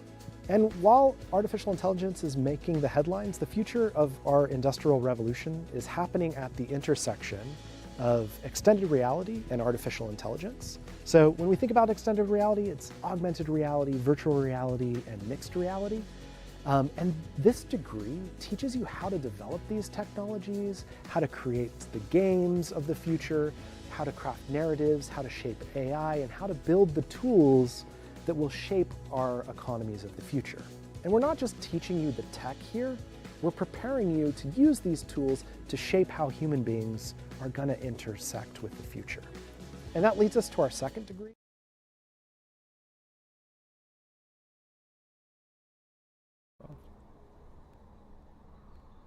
And welcome back, everybody. My name's Owen Manning. I'm here with Nathan, and what a wonderful day to be playing some League. So both these teams, Hamilton and ACP, we've seen them multiple times over the season. So far, ACP has won every single time. Dang. And yeah, every single time. And it looks like we will be seeing if Hamilton can actually make a dent in their undefeated season so far. So we see our first bans. We see their first bans on blue side. There's going to be Aurelia targeting the mid laner of ACP. As I was telling you, the mid laner is a strong point of ACP, and the top side is a strong point of Hamilton. Mm-hmm. So why do you think they chose those characters to ban first, Nathan? So the Aurelia and the Akali, as you see, both the champions on the blue side, yeah, they are targeted directly at the mid lane player of Arizona College Preparatory. So they don't want him to play those champions because they know he will win on that. All right. And it looks like on red side, the same thing has happened. They don't want to play against Mordekaiser, which is a top laner. They want to keep their top laners safe so that they can progress through the mid lane and win as a team. And you went to ACP, right? I did go to ACP. So when, I don't know if you guys made it to this level or anything, but like, when you were in an esports competition like this, what were your feelings going like into a match? How did you feel on match day? On match day, it was a combination of nervousness and excitement, really, because we know we did a lot of we know we did a lot of prep, and it's kind of tough when not tough since we lost. Yeah. So there's a lot of excitement, nervousness. Will we lose? Will we win? Of course you want to win, but of course. At the end of the day, you know you put in the work. Yeah. So as we see here in draft, in a Mumu ban, that's actually a jungle champion, and that'll be targeting CC because he has large amounts of crowd control for enemy champions. And then let's see, blue side bans Kiana third, which is another mid lane champion. All 3 of these bans have gone towards mid lane. Dang, so they're really trying to crush They really mid. hate that guy. He is their best player by rank, so All it right. makes sense that they're trying to like keep him down. And wow, I mean, that makes a lot of sense. Yeah. When you were going into these games, what character do you like to main? Like, where do you like to I fall played on the role in top lane, which is All right. actually what they're currently banning out again with a third red side ban. It's a Dang. Trundle ban, which is a another split push top laner. Another split push top laner that they want to try to hold back. Okay, it looks like first pick Warwick by Arizona College Preparatory. That's not a champion you see a lot first picked, actually. What do you mean? This Warwick champion, he has a lot of counters, but he is really good at cheesing people. So basically, if you don't respect him, he will kill you. And it looks like they're actually picking this champion to take it away from Hamilton. So it's more of a, like, we're taking it so you don't get it. Yeah, totally. Yeah. Because I know Hamilton's top laner plays a lot of Warwick, and Warwick is definitely a scary champion in that lane. All right. Looks like it'll be the Morgana being locked in here for Hamilton. That's a support champion or a jungler. She has an anti-CC shield, so she's really good for keeping your carry safe. Yeah. And just to keep everyone in check, everything, and make sure we're all on the same page, Arizona College Prep is on the left in blue, and Hamilton is on the right in red. Indeed. And yeah, just reminding everyone, we're here at the AIA Esports State Championships, presenting to you like live from Mountain America Stadium in beautiful Tempe, Arizona. Great place to be. And Yeah. really, like, what else could a young boy dream of in an esports life than coming out here to play? The venue is amazing, I gotta say. Yeah, I mean, they provided us with some delicious food upstairs. Yeah. They're really pulling out all the stops for this one. And it looks like for R2, Hamilton is actually going to take Yone. So this is another denial pick, just like the Warwick. So they don't want Arizona College Preparatory's mid laner to pick Yone, so they're going to take it away in their own draft. Wow. Looks like ACP will respond with Sejuani. That's really interesting, because I was under the impression that the Warwick would be going jungle, but Sejuani is also a jungler. They can both go jungle and top, but I don't know which one is which. So Yeah. the enemy team doesn't know either, which is some sort of strategy you can use in drafting. And it looks like for their final blue 3 pick, they will be picking Ari. It's a very flexible mid lane champion. Good into a lot of champions. I'm sure he's comfortable in this matchup against Yone. All right. And yeah, I mean, it looks like both these sides are playing a little defense in this draft first. Instead of just going for the guys they like, they're trying to stop the other team's momentum before it even gets going, huh? Yeah, I think it's clear they've done a lot of research against each other. I mean, they're just one after the other. We'll take yours back. Yeah, exactly. And you said these teams have played a couple times across the you got excited about that one. What happened? Oh, wait, no. I switched the side, no? No, I didn't switch the side. All right. It'll be Kane on red 3. That's an interesting champion. Usually doesn't have a lot of utility, but he does have 2 forms. He has the assassin form and the bruiser tankier form. So I don't know whether this is going to be... It's probably going to be red Kane for the CC, for the team. All right, and we got our 4th ban by the red team here. It will be Tarek. Interesting ban for Tarek. Tarek he's good with a lot of melees. He's definitely good with Sejuani. I believe this is a value ban by Hamilton. And let's see who ACP is pulling out 4th.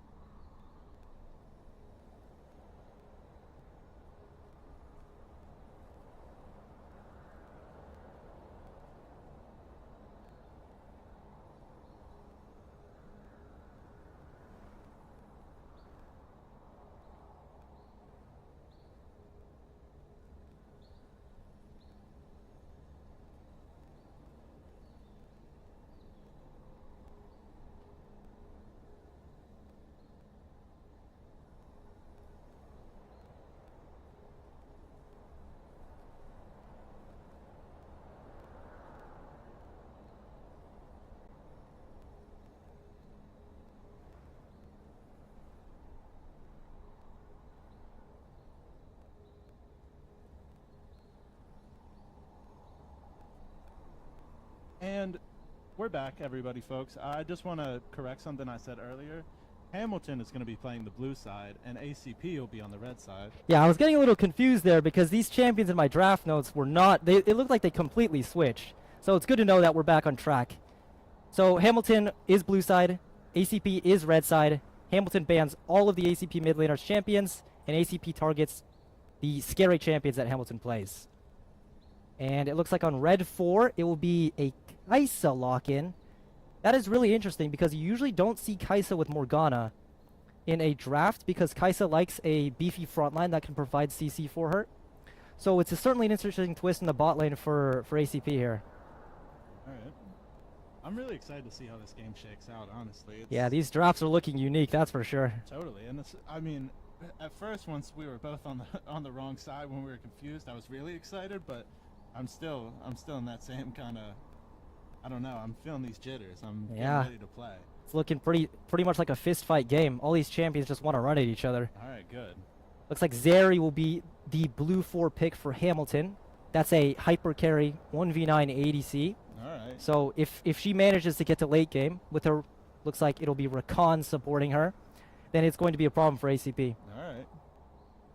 And just to go back to what you said, who did you say won all the matches they played this year? ACP has won all of the matches they've played. And But how many Hamilton, matches did they played 3 times, I believe. But Hamilton has gotten 1 game off of them. And that is the only game, I'm told, that ACP has lost this season. Dang. So they are able to bleed. So, yeah, I mean, and Hamilton is the team that showed that. Like, ACP isn't infallible. There's nothing they haven't seen before as well. Okay, that's...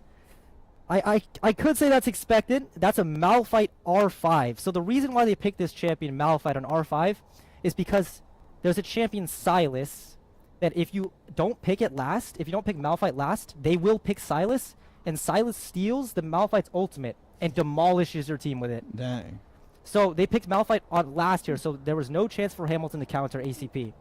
And Malphite does well into a lot of their champions. He's a massive frontline tank. He's literally a mountain.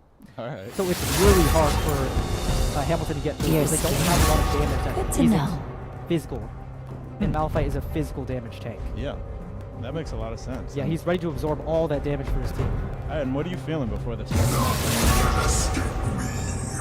time is set again, but we're coming in shortly. It looks Yeah, like they're it. running through the draft in the Klein, I believe. Okay. That makes sense.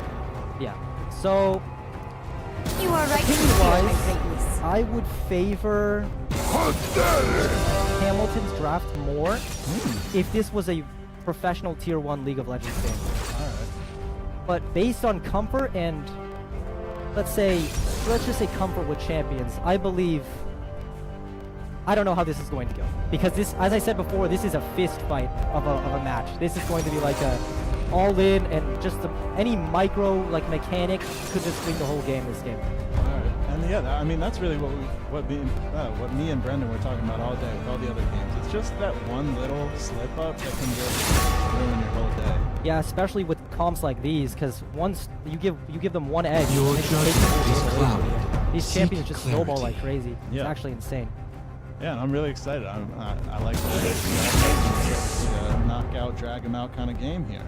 And we got to remember, folks, this is the state. Impure It's not like these kids can I'm going to remember this. on the map. There's a lot at risk. Yes, there's a lot at risk. This is the biggest game of the year. Everything has been building to this. And like Nathan already said, these teams played 3 times already. This is, you can't say a heated rivalry because one, it's been quite lopsided, but I'm sure these Hamilton kids are pissed off. I know they put in a lot of work too, so this is where we'll culminate here at the end of the year. And usually in these types of best of 3s or best of 5s, the first game is like a test the waters type of game. So it looks like both teams will see what will work and what will not, and that will carry on throughout the series. So these picks here, like the Warwick and the Kane, the champions you don't see a lot, if this doesn't work, we won't be seeing these next game. Interesting. Yeah, and I just keep saying it. I've been saying it all day. I'm very excited to just get into this match. It should be, I mean, the most exciting League of Legends match I've ever seen in my whole life. I think it could be. I'm certainly ready. I've talked to some of these players, and it's shaping up to be a good one.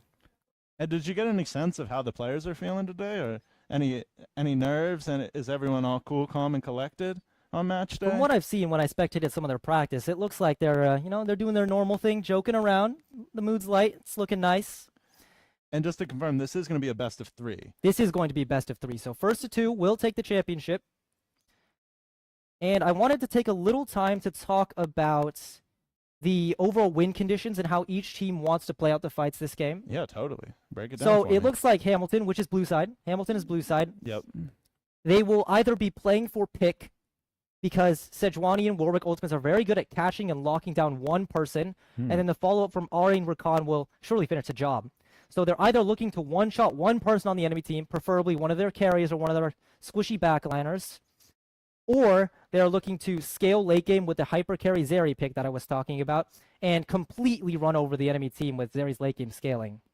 Oh, I'm excited to see that, and it looks like we're hopping right into the match here in a minute. We're seeing the little bracket here. Like, just to remind everyone, it's Arizona College Prep versus Hamilton. Yep. We got an ACP alum right here, and Look, Nathan. no biases, no biases. Yeah, Nathan, you said you know a number of kids on the Hamilton team, too. I do though. know a number of kids on the Hamilton team, so I'm a little bit split here, yeah. Yeah, I'm trying to be as neutral as possible. It could go either way. Yeah, and I mean, really, it could go either way, because no matter what games they play before, like, all that goes out the window. Every single other game of League they ever played in their life doesn't matter. It doesn't matter anymore, It just matters these 3 games that we got coming up here in a couple That's right. minutes.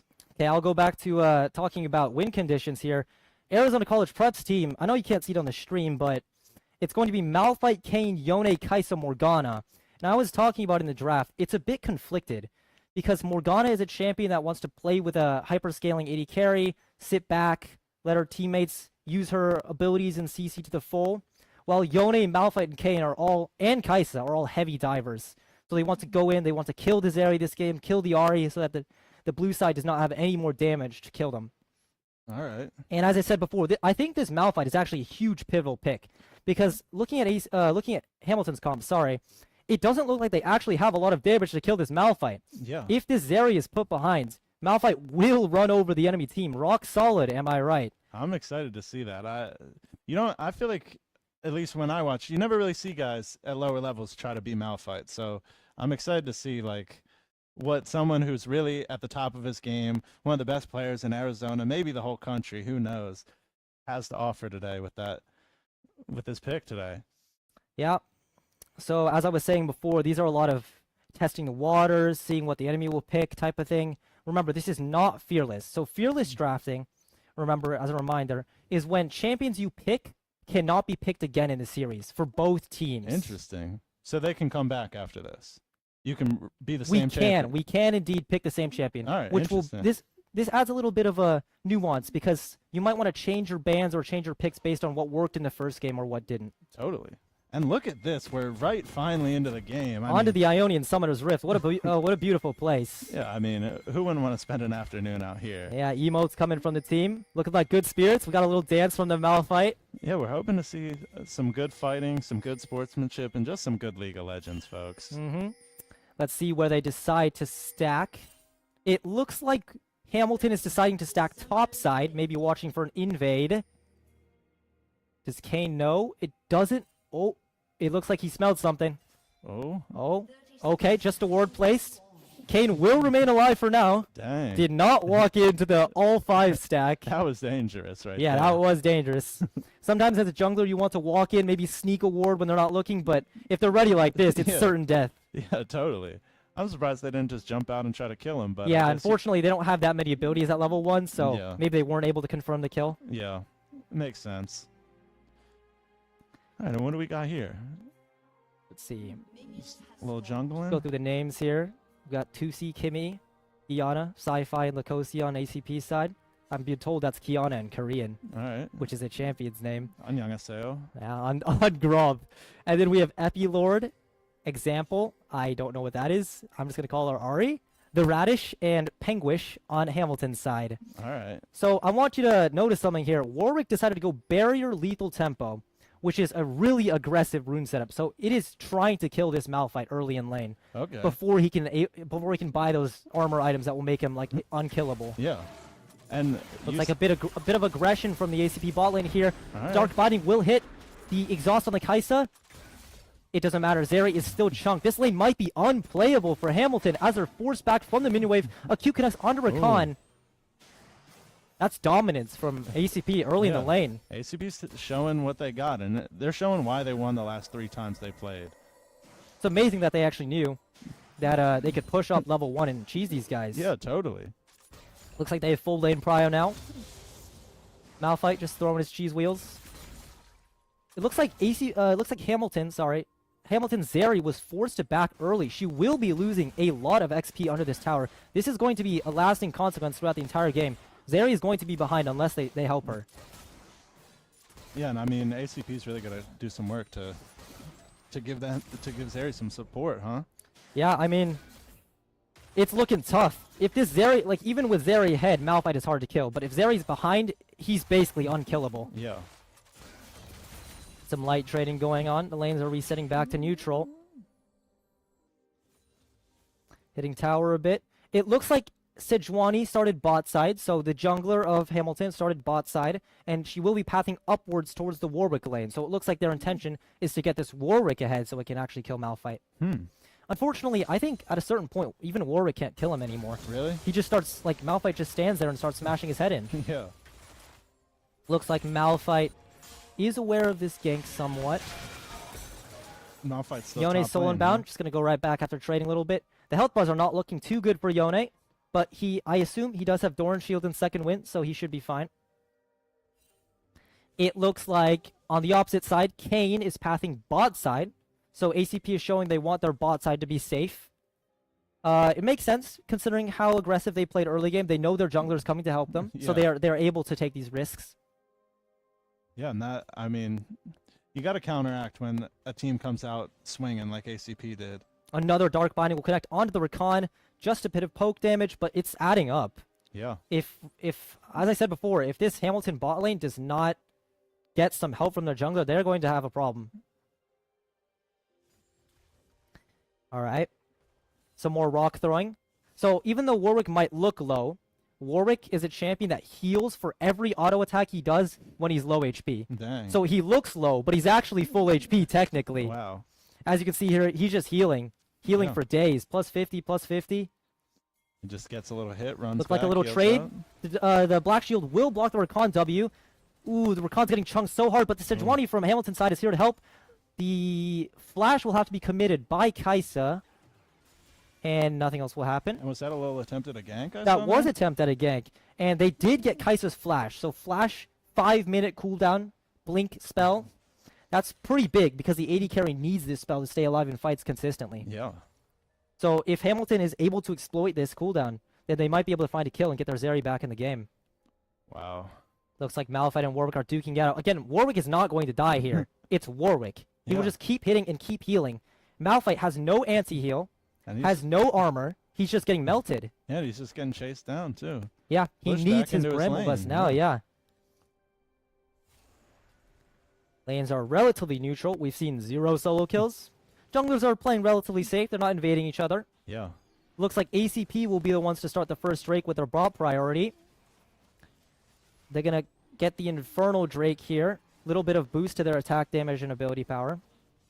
Leone is here to help as well, just for a little cameo. And that's good. Looks like ACP will claim the first Drake. Look at that. No response from Hamilton. ACP will lose some priority. They are giving some minions to help their jungler with this Drake, but I believe it's worth it in the long run. Yeah. As I said before, I was telling you yesterday, when a team gets 4 Drakes, they get the Drake Soul, which is a massive permanent boost in combat power. Yeah. So getting started early at 6 minutes, that's a good thing. And it was only 5 minutes when they got it, when they finally finished it too. Yeah. So they're really moving at a quick pace. They're jumping it here. Yeah, we're if not you're even fast, yeah, you can get Drake Soul by like 3:25 minutes, and that's insane. Yeah, we're not even halfway through laning phase, and they already got a Drake. I mean, they're this is why these two teams made it to the state championship. With the new season, actually, the Grubs, which are the top side objective, and the Drake, which is the bot side objective, they're actually staggered on different timers now. So if ACP really wanted, they can contest all the objectives if they wanted to. Let's see if they're down to take a fight, though, because usually before the Grubs fight, the Morgana will run, the support, which is the Morgana in this case, will run up to help her team and leave her AD carry and bot lane alone. So if we see a map rotation before the Grub spawn, we know that there will be a fight there. All right. Just some more poke being thrown. Yeah, we're just getting a little casual infighting. Yeah, I don't think I've seen anything special from Hamilton so far. I think the Warwick has been pushing the Malphite back, but it is Malphite, and he will just scale. Yeah. So minimal leads are not that important. Short trading in the mid lane like usual. Yone's getting a little bit dangerous with those attacks, with that attack speed scaling. Well, it's looking good so far. Both teams are trading back and forth, but as I said, Hamilton's bot lane is in trouble, and they haven't been able to make any moves to counter ACP's aggression. Yeah, and I mean, ACP's really, like we've been saying all day, they're coming out swinging, they're not playing around with this Hamilton team. Yeah, they think they can win, and they're going to try their very hardest to. That's for sure, yeah. Even with the flash down, as I was talking before, this proactivity, Kai'Sa's flash is down, but there are no punishes from the jungler, from the Hamilton jungler to bot lane. They're not trying to punish his cooldown down. Yeah. They're letting Kai'Sa walk up and hit their AD carry like this. And where is the jungler right now? She is topside. As I said, the Grubs have spawned, as you can see on screen. Yep. It looks like Morgana is moving. You can see on the minimap there, but she's a bit late. Maybe they will be able to contest one of the Grubs. If they do get one of the Grubs, then they do deny the feat of strength, which is relatively important. It looks like Sejuani smites the second Grub away. The Glacial Prison will go into Malphite. Unstoppable Force, triple knockup. Yone's trying to help, but he's exhausted. Ahri comes through with her resets. Blood. That's first blood. Another kill for Hamilton, sorry. And it looks like Kane will have to use Flash, but he's hit with the Frostbites. And he goes Dang. down as well. That's 3 kills to the side of Hamilton on the Wow. grub fight. And we were just talking down on Hamilton. And Yeah, then it looks like they actually got their act together here. Maybe They that's- were here earlier than ACP, which is why they had so much control and were able to just single them out and one-shot them. Yeah. Maybe that was a little bit of a smokescreen, letting them think they could just control the bot lane, and then they're just going to come in and smack them. I mean, yeah, like so many abilities. Boom, boom, boom. They're just all one-shot. It's actually crazy. Yeah, and then, I mean, in any game, once you get confident in one area, you start to focus less on all the other parts. So if they could just get them focused, like thinking like, oh, we're going to smash bot lane. Yeah, this is a definitely a mental reset for Hamilton and ACP here. Totally. A little bit of a skirmish on the top side. This is not game ending, but it is really important. Yeah. I believe Warwick picked up some kills there. Some ults were invested, but this is a massive lead. Maybe Warwick will become a problem for this Malphite if he does snowball hard enough. And I keep saying it. I've been saying it all day. I'm excited to see how this game plays out. How's this compared to what you thought it was going to be? Honestly, I think it's relatively calm. I think both sides are playing it safe. They're not sure what to do in the first game, as I said before. Yeah. So they're playing it safe. They're not making any risky moves in case the enemy jungler is here. They don't want to make anything that would like ruin their entire game. Totally. Yeah. So it looks like both sides are just gonna chill. Oh, we're still getting a little chippy on the top side still. Yeah, a little bit of scuffling, but it is Warwick. He's not gonna die. Exactly. We can't see the form progression for Kane, but it is worth. It is oh, it looks like we'll use the Unstoppable Force onto Malphite. The problem with how it will fear, Malphite will trade ult Unstoppable Force onto Warwick so that he can escape. It's just an ultimate trade, but I believe it's more worth for Warwick because Malphite's ult is more important than his. Interesting. So if you can trade the ultimates, then Warwick has the advantage in this lane. He's also pulled the lane into a freeze in top lane, which means Malphite is losing experience and gold here if he chooses to leave. Yeah, so you can see Hamilton's already, almost a 3K goal lead. Yeah, that's mostly in top lane, I'd say. Yeah. Because this Warwick is putting immense pressure on this Malphite. Is this the kind of thing you see a lot from Warwicks and Malphites? Do you see them? I don't see a lot of Warwicks and Malphites, to be honest, but Warwick ideally should be doing this. And Malphite should be trying to survive lane. Yeah. And he's doing relatively well so far, but he is behind a lot of gold, as we were saying before. Yeah. I mean, it's jumped up to just a 2K gold lead. All that Rocket League has me. I keep saying gold and not gold. Looks like the freeze is finally broken. We're chilling. Boom. Glacial Prison will go right through the Morgana Black Shield. The quickness will be invested, and then the Morgana's Black Binding will hit the Rakan. Looks like he's low HP. Kaisa uses Flash, but Rakan barely survives with heal. Dang. The Charm onto Kane. He will escape. It looks like nobody will die for now. Oh, the Soul Unbounded will hit 2 people. It's still not enough. There's no follow-up from ACP. The Killer Instinct from Kaisa is down, so she's not going to be able to get there. And Morgana is a long-range carry. Looks like Kaisa is just running forward, though. She's dead. Looks like Malphite's getting beat down again. No mana to respond. I mean, this is not looking good. Yeah. It looks like ACP was a bit disjointed there. The Yone and the Kaisa were going in, but the Morgana and the Kane had no cooldowns to follow up. Yeah. And at the end, it just resulted in the Kaisa going down. Yeah, and it looked like they could have killed a couple of the kids on the Hamilton team. The one kid was almost dead. He had just a little sliver of health, and they didn't, like you said, that killer instinct. It just wasn't there. If they invested, it maybe would have turned out better. But they were disconnected. As everyone says, it's better to make a bad play as a team than a good one by yourself. So the idea was there, but the execution, the team coordination was not. And that's the most important thing I would wager in this game. Communication and being on the same page as your team, that's probably more valuable than any mechanical skill you can have. Yeah. Okay, so I think with this, the early game lead that Kaisa had is basically gone. I mean, Dejwani's going to do a little messing around with Malphite here. A little bit of Frostbite, auto attack, hard steel proc. I don't think they can kill him here. Just a little bit of messing around, you know? Yeah, just gotta get him off the tower. Yeah, just bothering him. Just getting him off it. Make his day a little worse. Yeah, you can't let these guys get too confident. Like, you can't let him think he rules the top lane. Looks like Malphite has Blade of the, no, sorry, Warwick has, they're actually going to dive him with the Infinite Duress. Dang. And he just goes down. Epilord on a killing spree. I mean, Epilord has Blade of the Ruined King. This Malphite is not having a good time. No Bramble Vest to be seen. This guy's a healing beast in the side lane right now. It's not looking good. Yeah, it's not. It's not looking good for ACP. But it's looking great for Hamilton right It now. sure is. They have a 4K gold lead. Yeah, they have a monster on this side. They have 5 kills. Yeah, I mean, they have a monster on the side. Their mid lane's doing fine. Their jungler's a tank. Their bot lane's back into being in a head position. ACP has to find something soon. They have to find something soon, or they have to wait out the storm. And we're finally out of laning phase. 14 minutes is... I believe it's extending a little bit longer than normal, since none of the towers have fallen. It's been relatively even tower-wise, so they're just going to stay in their lanes for a bit. We'll see rotations coming through in the next couple minutes, I hope. I mean, yeah, there's like... if I was ACP, I'd be pressed here. I need to do something now, or else this game is going to go out of my hands. Yeah, totally. And what do you think's the mindset for Hamilton right now? Are they just trying to, like, say, like, are they thinking, like, oh, we got a little lead here, we got to protect, we got to rest on our laurels a little bit, or do you think they're going in for the kill? Ideally, theoretically, the correct play is to just sit back and scale up, because you do have scaling on your team. You have this area, as I was talking before. But I believe if a fight is offered, they will take it, which is something that ACP is definitely looking for.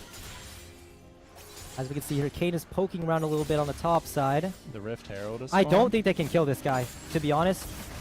They have no anti-heal. The Warwick is just going to auto-attack them to death. Lethal Tempo proccing. Primal Howl.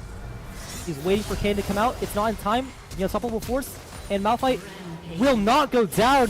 The Q onto Warwick. Yone arrives, but it isn't in time. He's not in time to save any of his teammates. Okay, the Stolen Bond will execute him, but Rakan's here to follow up. It looks like Yone is going to go down as well. And... wow. I mean, that's just... it's not looking good. They didn't have enough burst to kill the Warwick in time. The Unstoppable Force was just a little bit early, so Warwick actually got time to heal before he died. Yeah, the Warwick is going off today. This is... I mean, as you can see, he's just not dying. It's a problem. No anti-heal on either team. It's actually crazy. Yeah. I mean, it's not looking good. I keep saying this, but it's not looking good. This Warwick keeps getting more and more gold. As we can see, 4-1 with Blade of the Ruined King. Malphite just finished his Sunfire Aegis. No Bramble Vest to be seen. 70 CS down. That is a lot of money. Yeah. That's a huge amount of money. That's multiple thousands of gold down. Yeah. This is not looking good for top side. Like, Malphite can take a couple CS down, but this is way too much. Yeah, and in the draft you were saying how important Malphite could be to that side, but it's, I mean, it's looking like it's the detriment to him. He's right just now. getting crushed, yeah. Just this Warwick is... I feel like the lack of respect for Warwick is clear. Yeah. They need to be able to... ACP needs to be able to chain their CC together, or else they're not going to be able to take this guy down before he starts healing again. Yeah, and I don't know if it's just the Warwick character or Epilord's command of the character, but he's using it and he's just dominating with it. I think it's a bit of both, actually. Like, ACP, it doesn't look like they're respecting Warwick's combat power. Yeah. And Epilord knows his combat power. Yeah. So when they don't respect him, he's just going to kill them. Yeah. Wait, a 4-man rotation to mid, maybe trying to catch up the Warwick here. All 5 members of the team on ACP in the mid lane here. They're showing a little respect to him, but is it... Looks like Fate Sealed will come onto Warwick. Oh, Warwick will be bursted. finally. As I said before, the chain CC did come through. Warwick could not move that entire time. Yeah. And they were able to kill him. Yeah.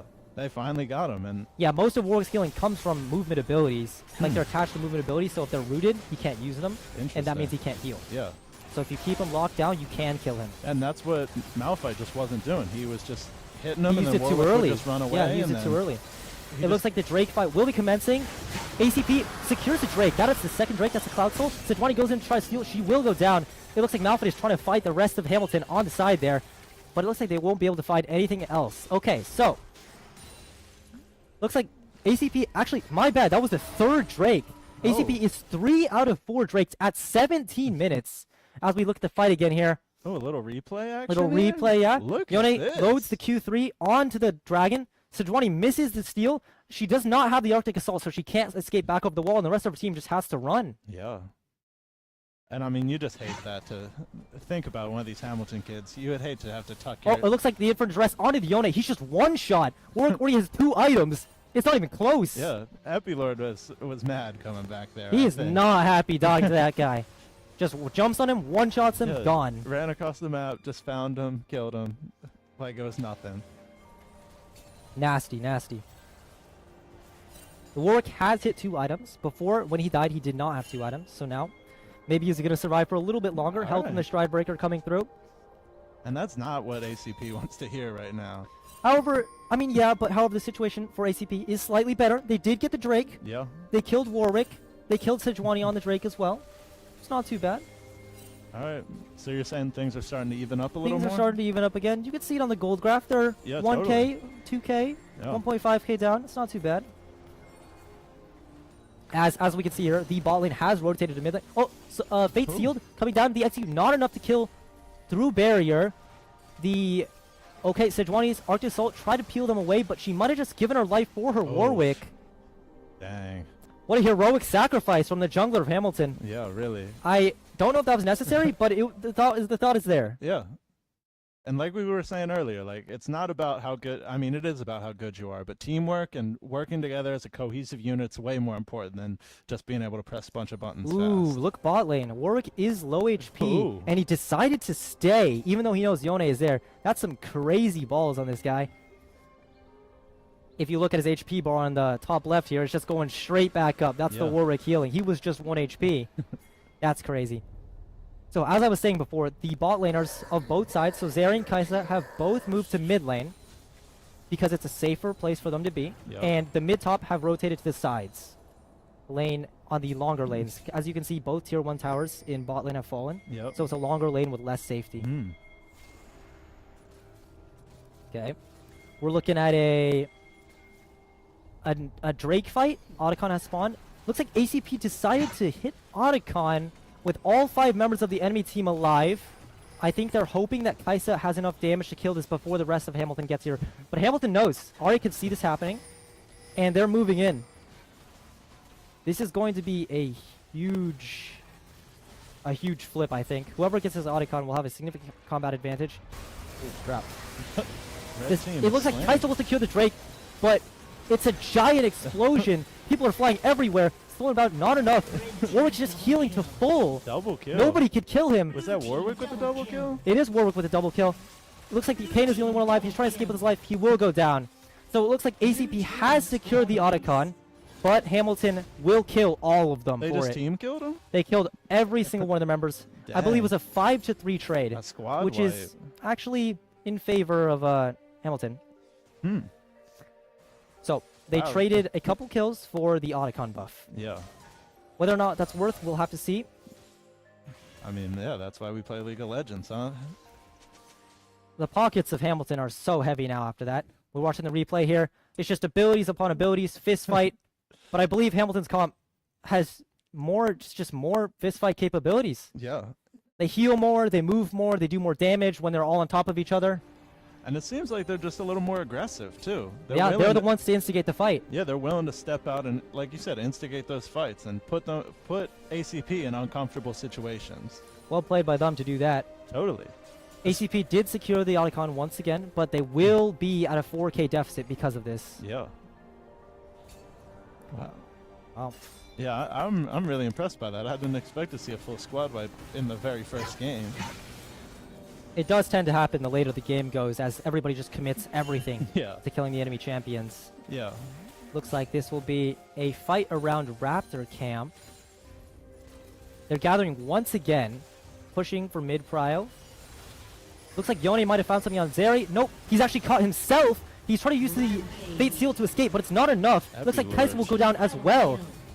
It's just the coordination from ACP is just missing. Yeah, Epilord ate his Wheaties today. He came, or maybe he didn't eat anything at all. He's angry out He's there. hungry. He's hungry. Yeah. The dog is hungry. For real. I mean, as we see here on the replay, it's Yone and Kaisa separate from the rest of their team. Yone goes in, but his body's not protected, so when he snaps back, all he can do is try to use Fate Sealed, but he's caught already. Yeah. And Kaisa follows right after him. Like you said, the communication's just not, it's not there right now. It looks like Hamilton is a lot better at rolling into a death ball than... Oh, another catch. Morgana's down as well. It is not looking good. One after the other, they all just fall. Epilord is MVP of this game so far. He's just hopping around, one-shotting people. Yeah, he's... And you were spot on in the draft analysis. You said this is going to be like a knockout, drag 'em out kind of game. A lot of fist fighting, a lot of early kills, and Looks like they're trying to look on Sejuani here. Yeah, I mean, ACP's trying to fight back, but they just don't have the money to do it. They're just getting hit with the wallet right now. Yeah. And that gold lead just keeps getting bigger and bigger. Yeah, as they get more control, as Hamilton gets more control of the map, they can take more resources as well. It's going to be hard for ACP to find money anywhere, really. As I was saying before, they're also on a timer because the Zeri from the Hamilton bot lane will scale into a late game monster. So if they don't do something soon, this is looking really bad. Dang. It's not like Kaisa could do anything, though. Kaisa and Yone, both far behind their lane opponents. They're going to need a miracle play to pull this off. And you said ACP had only conceded one match the whole year? I believe so, yes. And it was two Hamilton. It looks like they were caught off guard by this draft for sure. Totally. Or maybe it was just a coordination issue, as we were talking about. Yeah, maybe it's just first game jitters. Who knows what's going on? Yeah, in the mind maybe of these. when you're on the stage, the lights are shining on you. Yeah, when you have to walk into beautiful Mountain America Stadium. I mean, we saw it happen to 13 football teams come in here and get smacked up when they Looks weren't like Yone's ready. desperate for something now. He's doing a ton of damage to this Ahri, but she will use the Spirit Rush to get away. They're just looking for something, anything. Just Yeah. any kill on the side lane would be huge here. But it's not looking like Hamilton's giving it to them. They're not playing into it. They're not letting it happen. They don't care. They will just sit back and farm, and you Yeah. will lose if they sit back and farm. As we were talking about before, ACP's proactivity has not been looking good this game. Yeah. Hamilton knows they can just sit back, and ACP will most likely not do anything to retaliate. Just establish some vision around Baron Nasher there. Yeah, just If this swarmed Baron into him. falls to Hamilton, the game will most likely be over. Dang. They're just trying to establish some control so they can't take it without them seeing it. Yeah. Looks like they might have found Warwick here, but he will just walk out. A little bit of testing the waters, just Ooh. walk around a bit. Trying to hit him, but Meanwhile, Ahri is pushing bot lane, so they will have to send someone to match if they keep messing around here. Looks like both teams are just trying to test whether the other wants to actually engage in a fight.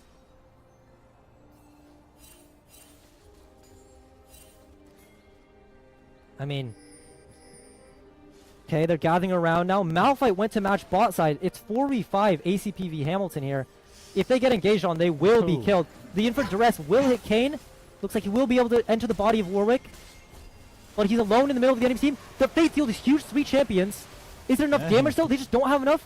It looks like they will be able to get one. Sejuani will go down. It's actually looking pretty good for ACP. They're just marching forward. No more frontline for the side of Hamilton. What a twist. Wow. So Kaisa stepped too far, but they will be able to try to come back. Looks like Zeri is hitting for free. She just melted 2 of them in 1 second. Yeah. They were not respectful. They didn't approach as a team, as I said before. And Yone is just dead as well. Wow. It looked so good at the beginning for ACP. They managed to land their big CC onto 3 of the members of Hamilton. But in the end, and Malphite will go down as well. It just flipped in a second. In the end, it flipped in a second. As I said, if you don't respect this Zeri, she will one-shot your entire team. Yeah. And they didn't show her.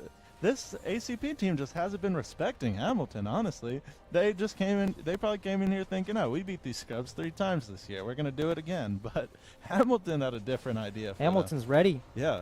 They've been training. And that's what you want to see. This is what we came to the state championships for, folks. As we've seen before, for some reason, that fight was actually really close. So there is still hope for ACP in this game, but it is looking worse and worse. Wow. I mean, it's so dire for ACP right now. Every time they take a fight, it looks so good at the beginning, and then it just turns into a disaster. The pressure's on. How are you feeling if you're on the Hamilton side right now? Are you feeling confident or are you getting a little nervous? I'm tense. Because I know we're ahead. We have a significant advantage, 5K, gold lead. Yeah. But if one mess up, one screw up, and they will just one-shot us. So the game is still playable for ACP. It's just they have to make sure they're being careful about this. They need to talk to each other. Totally. Yeah, and like we've been talking about the whole day, communication's the most important thing. Maybe Especially for this upcoming Baron fight. Yeah. This will decide the game here. And ACP's fighting for mid priority here. And all these players know how big getting that Baron could be. Yeah, this is huge. I mean, they're just testing each other, walking back and forth, throwing skill shots, seeing if anyone gets hit. The longer this drags on, the worse it is for ACP, because little do they know, Hamilton Sejuani is actually doing the Drake, I believe, in the Dragon Pit. She takes the Cloud Drake. That was the soul. That was a way back for ACP in the game. And it's taken away while they were just sitting around in mid lane. The infinite duress onto Kaisa. She's just dead immediately. Another one pops. Can't see who that was exactly. Looks like it was the Morgana. Now it's 3v5. Just 2 dead instantly. And with a 2-player advantage, it looks like Hamilton will start the Baron and most likely secure this. Kane, the enemy jungler, ACP's jungler, is just in the bot side. He has conceded the Baron. He will not be trying to steal it. Yeah. And it is not looking good. Dang. For ACP. Is this going to be the... Wow. They got the Baron. They will take their bases now to reset their tempo. And the siege of ACP's base will begin now. Wow. And this is surprising from the Hamilton side. They're coming out with a fury. They're coming out with a vengeance. I mean, yeah. The vengeance in the shape of this dog. Look at this freaking Warwick. 4 items? Yeah. Versus 2 on Malphite. And He's how many so kills? far ahead. 12 kills on this Malphite. And that's not even like mentioning their bot lane and their mid lane, who are also both ahead by probably multiple thousands of gold. This Zeri, once she hits that Infinity Edge that you see in her inventory there, yeah, it's game over, basically. All right. I mean, the clock's been ticking, and it's just nothing's been happening for ACP to turn it their way. What would ACP have to do to get back into the game? Is there anything They need could a do? miracle 4 or 5 man wombo combo one shot. And it just doesn't look like it's going to happen. As Malphite is chunked in the jungle, they will probably have to give up this tier 2 tower as Hamilton approaches ACP's base. There's nothing they can do. They just have to give this tower. Zeri just tilt Kaisa in mid lane. Just one-shots her completely. Another death for the Kaisa. Red turret down. I mean, they're just running for their lives into their base. There's not much they can do. Warwick has followed them into their base. Their team will follow up as well. Kane in the Umbral Trespass, trying to survive as long as possible. The Glacial Prison will lock him down, and he's just... Oh, he dies. Oh. The Malphite is big. The Fate Seal will catch 4 people, but it isn't enough because it didn't hit Zeri. Yeah. He hit all 4 members except for Zeri, but it doesn't matter because Zeri will just clean up everything else.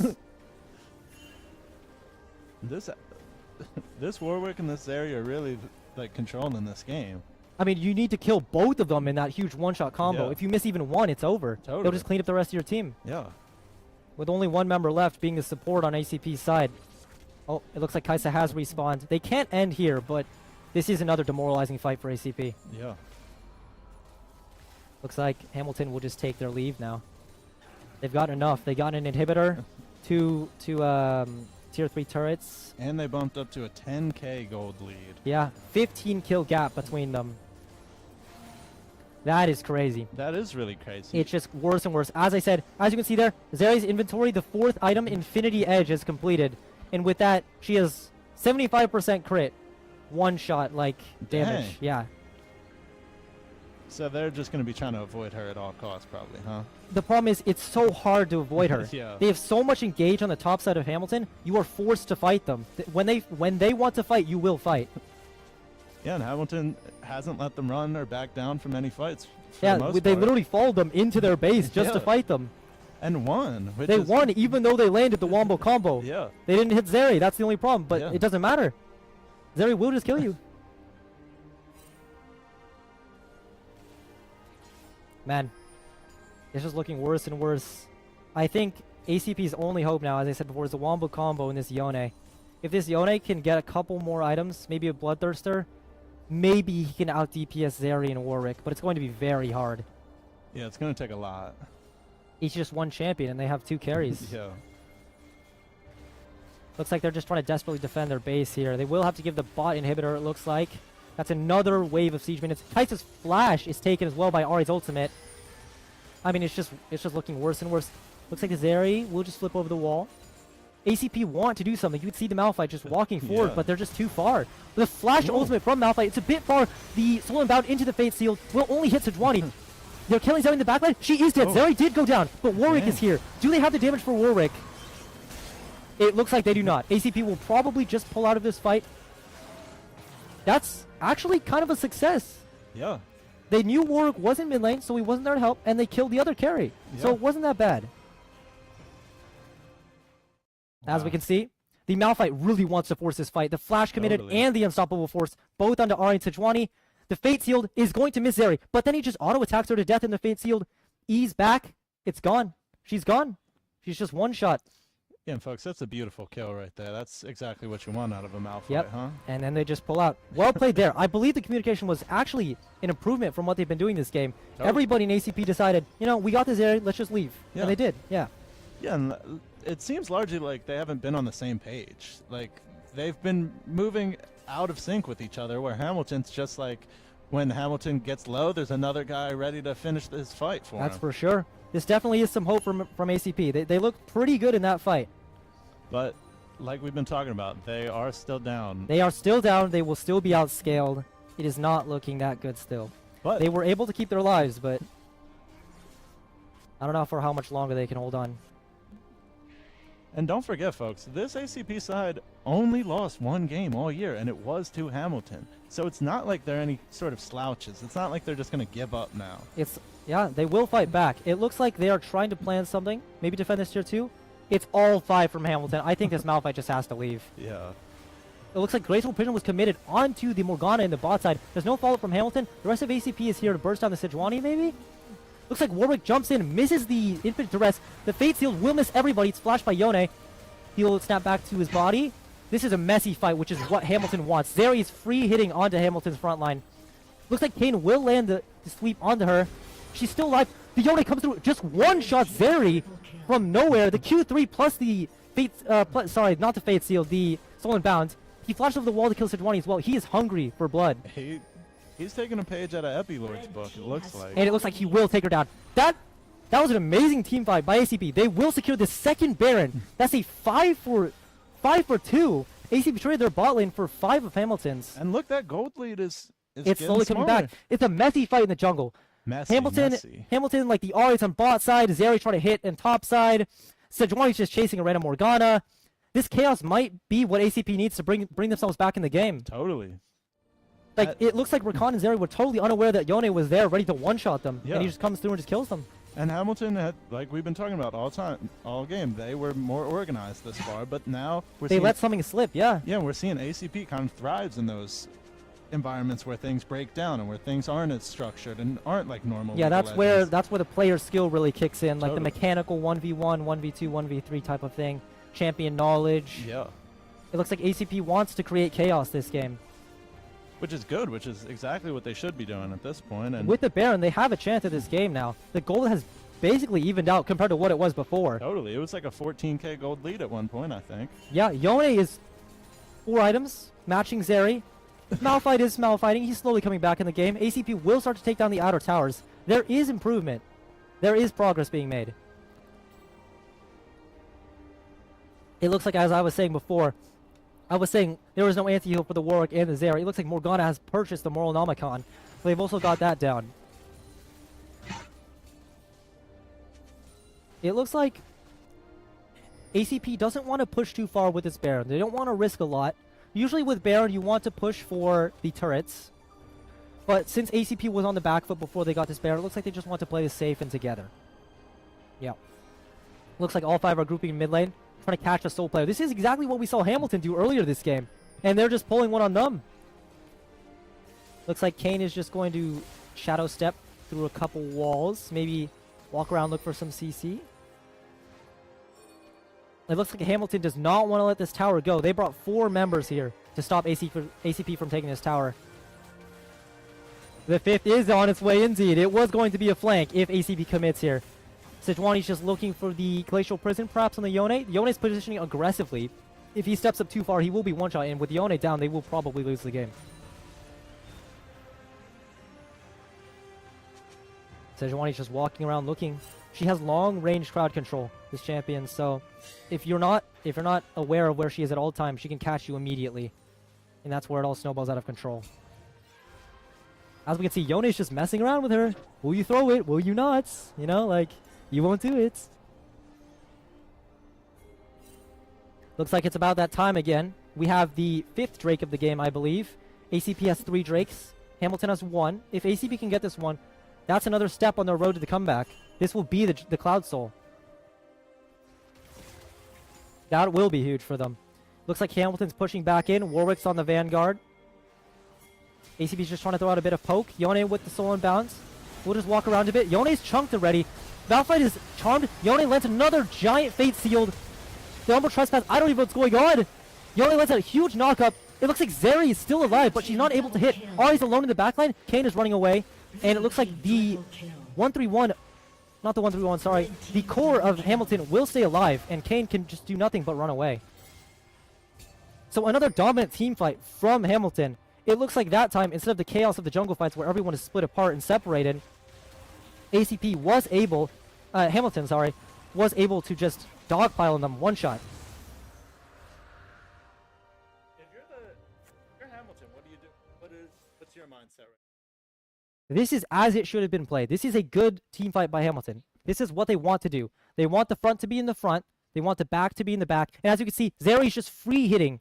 So easy. There's no threat on this Zeri. Everyone's CC'd on the enemy team. She's just hitting for free.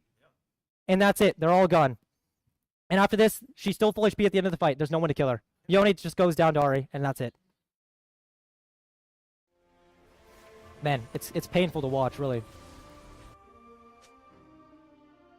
They had the comeback secured, but just one mistake in a team fight, and we're back. We're reminded why they are behind in the first place.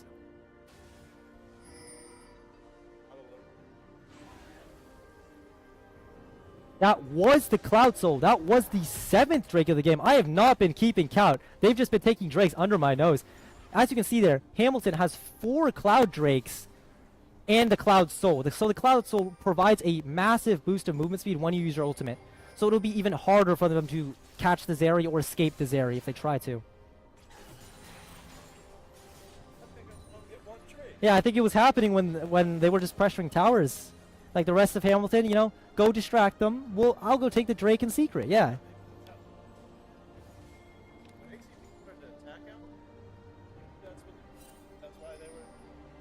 Maybe there was a slip, yeah.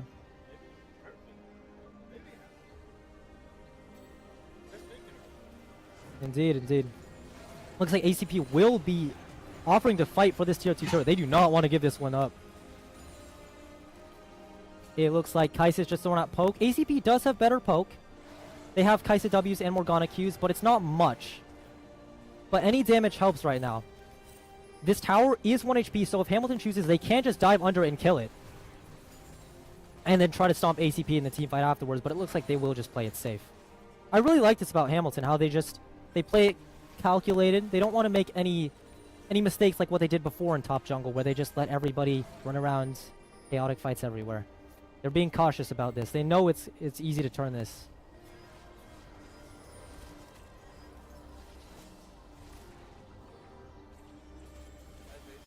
I believe, yeah, this has happened before them when they were playing ACP. They are ahead, but they just lose in a chaotic team fight. Looks like Hamilton will start the Baron. It's already half HP. I don't know if Kane can get any entry into this pit. Looks like the Spirit Rush will be committed. The quickness as well to stall for maybe the Baron. No, they will take the fight instead.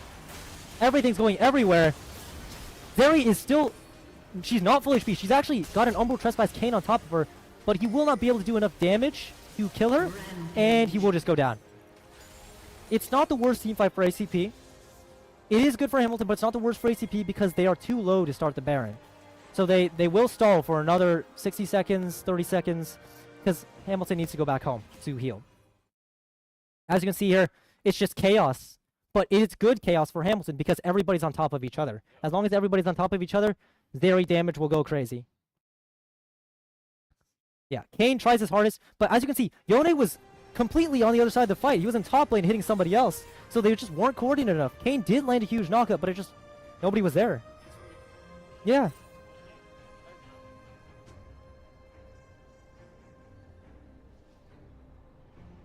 Hamilton has given ACP chances to come back, but they just keep making the same mistakes. And it looks like they've started the Baron once again. With Kane dead, the enemy jungler cannot stick to the objective. It will just be a free Baron for Hamilton. So this is the 3rd Baron of the game. It's getting late. There will be an Elder soon as well. Let's see if we can see if Hamilton can move the pace up a little bit, finish this game. So Zeri, as you can see in her inventory there, has hit 5 items. She is full build, one-shot everybody. If she is not dealt with, she will kill everybody. They will. In a team fight, though, they will call. I believe ACP right now is calling. We need to find Zeri. If we don't see Zeri, we can't go in it, and once we see Zeri, all of us go in on her. The one thing that ACP has going for them is that Zeri does not have a true enchanter with her. So she doesn't have someone to give her shields and heals. So she's going to have to survive off her own HP bar. Rakan is like a hybrid between Engage and Enchanter, but he's not true one of either. So he can't provide like full peel or full heal. So there is a chance that Zeri will go down. If she's not positioning properly, she can die. Why would they pick Rakan? Rakan is good because he's a hybrid, and he's bad because he's a hybrid. He can do it all, but he can't do it all like to the max. And Zeri can go either way. She can play with the Engage, she can play with Enchanter. It's like Rakan is a hybrid of both, so he could do both.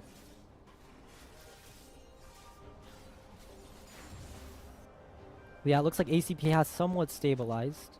Guardian Angel for the Yone. He has 6 items, including his upgraded boots. This Yone is a monster. He can and will one-shot Zeri if she is CC'd. It's just up to her to dodge the Fate Sealed.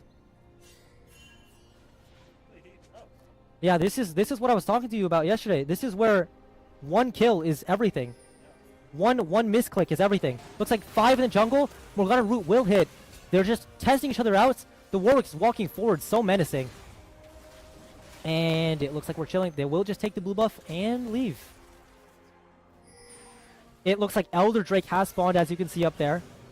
Oh, the charm is black shielded. Great black shield. The Warwick Infant Duress onto Kaisa. Zonya's Hourglass pop, but will she be able to survive the aftermath? It looks like Warwick is just running around. Zeri is free hitting. Nobody has hit her. The Yone ult face shield misses completely. He's still alive, but he is going to go down. The Guardian Angel is going to be popped. It looks like the rest of ACP is still alive, so once he revives, he is able to maybe kill Zeri? Zeri's just running around one-shotting people. The flash committed. She will take the Morgana. Yone just can't get to Zeri. She's just running around. And the rest of her team will clean up the remnants of ACP. The Malphite finally goes down. The Zeri used everything in the book. Everything in the book. And she still has barrier up. It was so close. It was so close. The fight, yeah, it could have gone a completely different way. As we see here, first Kai'Sa's engaged on. She has to pop her Zonya's early, so she's automatically chunked. And then ACP is in a bit of state of confusion. And if that Yone ult landed, maybe they had a chance. But the Nexus will go down in the first game. Hamilton will win the first game. What a surprise. Dominant performance from Hamilton. I knew it could go either way, but I didn't expect Hamilton to look this smooth today. It is looking extra clean. Like, they had a couple slip-ups, like the top jungle play, but it's looking relatively clean. ACP needs to fix up their game. I think, look right there. I believe that's Hamilton. They're patting themselves on the back. Yeah, you know, that was a good game. Good game. Yeah, let's do a little cheer. Yeah, it's looking good. How good does it See, it's like different. Like the first game is always like it's great that you won, but it's like it just starts weighing on you, like what the next game, what we have to do next game, how to win the next game, how not to lose the next game. Would you focus as a esports player, or are you more focused on not losing? I think as my role was to not lose. Basically, I can let my team do the winning, but yeah, here in this game. Great performance from Hamilton. The Fate Seal does miss on this area. I believe if it did hit her, it would look a lot different for sure. They definitely would have been able to kill her. I mean, it's just ACP looks so uncoordinated. They're just running around. They're running in one by one, feeding into the Zeri machine. She just gets to shoot them one by one. You know, Kayn walks up, she shoots her. Kayn dies. Morgana walks up, she shoots her. Morgana dies, and then she just kills the rest of them. It is a tragedy. I believe if ACP can get this communication together, they can pull this back for sure.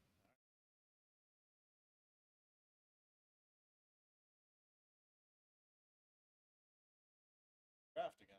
we will be taking a break, and then we will be redrafting again in a couple minutes, I believe.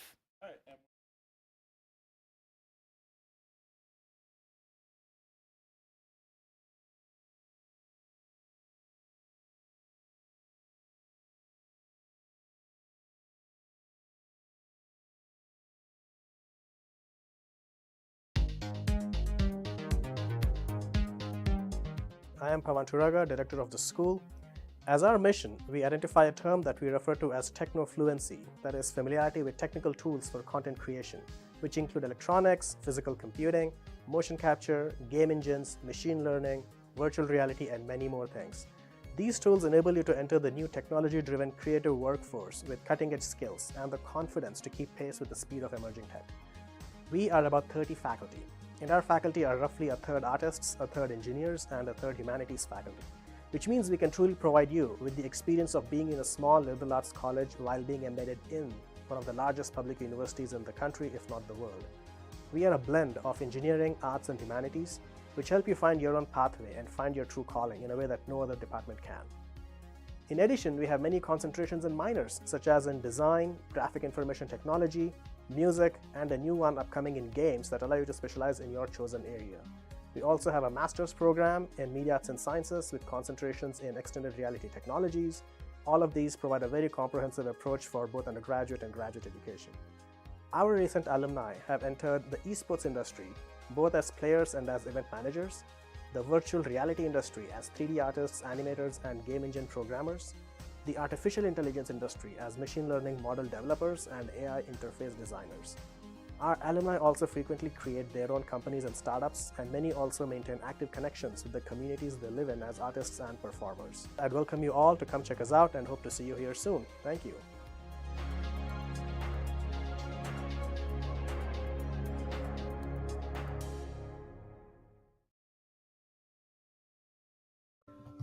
My name is Mikhail Kamener. I'm currently a master's student here at ASU studying extended reality technologies. I feel that my time here in the School of Arts, Media, and Engineering has provided me with so many incredible opportunities to learn and adopt the skills to thrive in the intersection between science and technology. My undergrad experience in media arts and sciences felt like I was really given the chance to explore any avenue that involved arts, technology, and even philosophy. And it introduced me to ways of thinking about the arts that were totally new to me.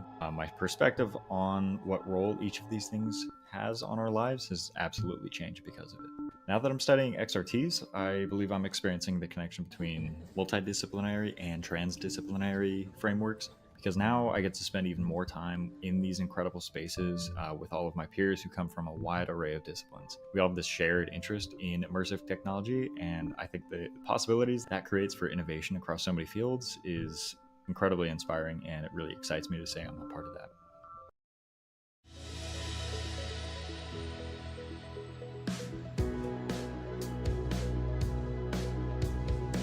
Hi, my name is Nick Pilarski. I'm interim director at the Mix Center.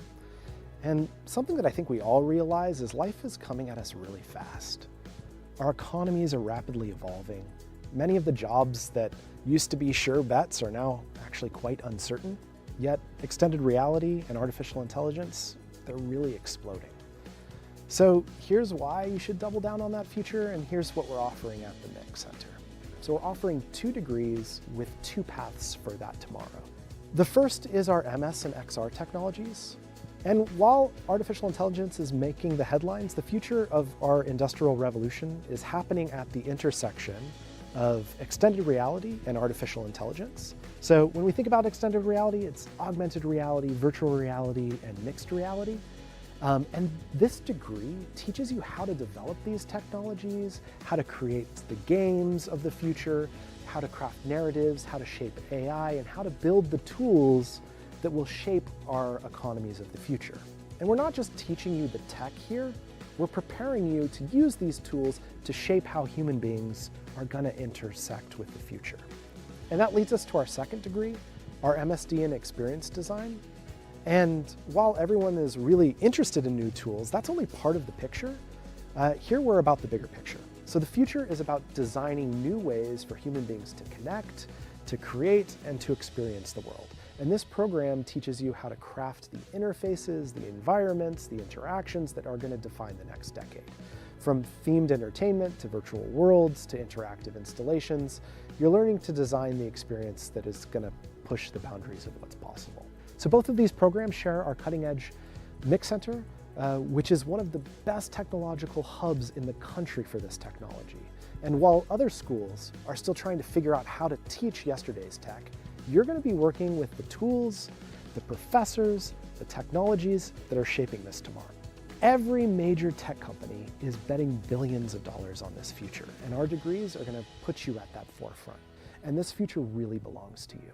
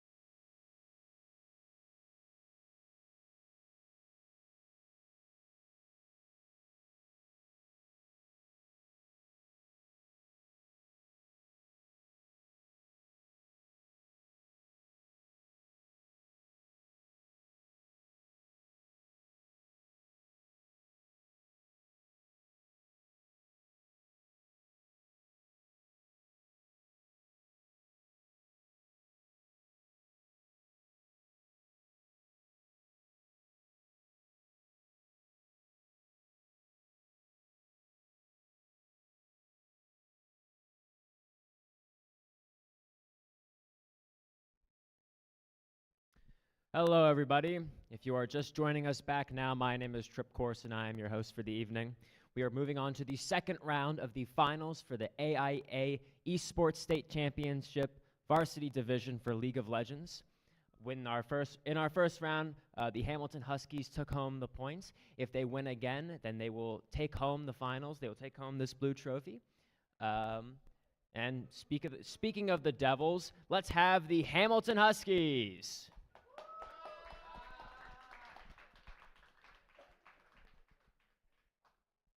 Yeah. Yeah. All right, guys. How we feeling? We feeling good? Yeah, all right, all right. And after the Hamilton Huskies, we have the Arizona College Prep Knights. Yeah.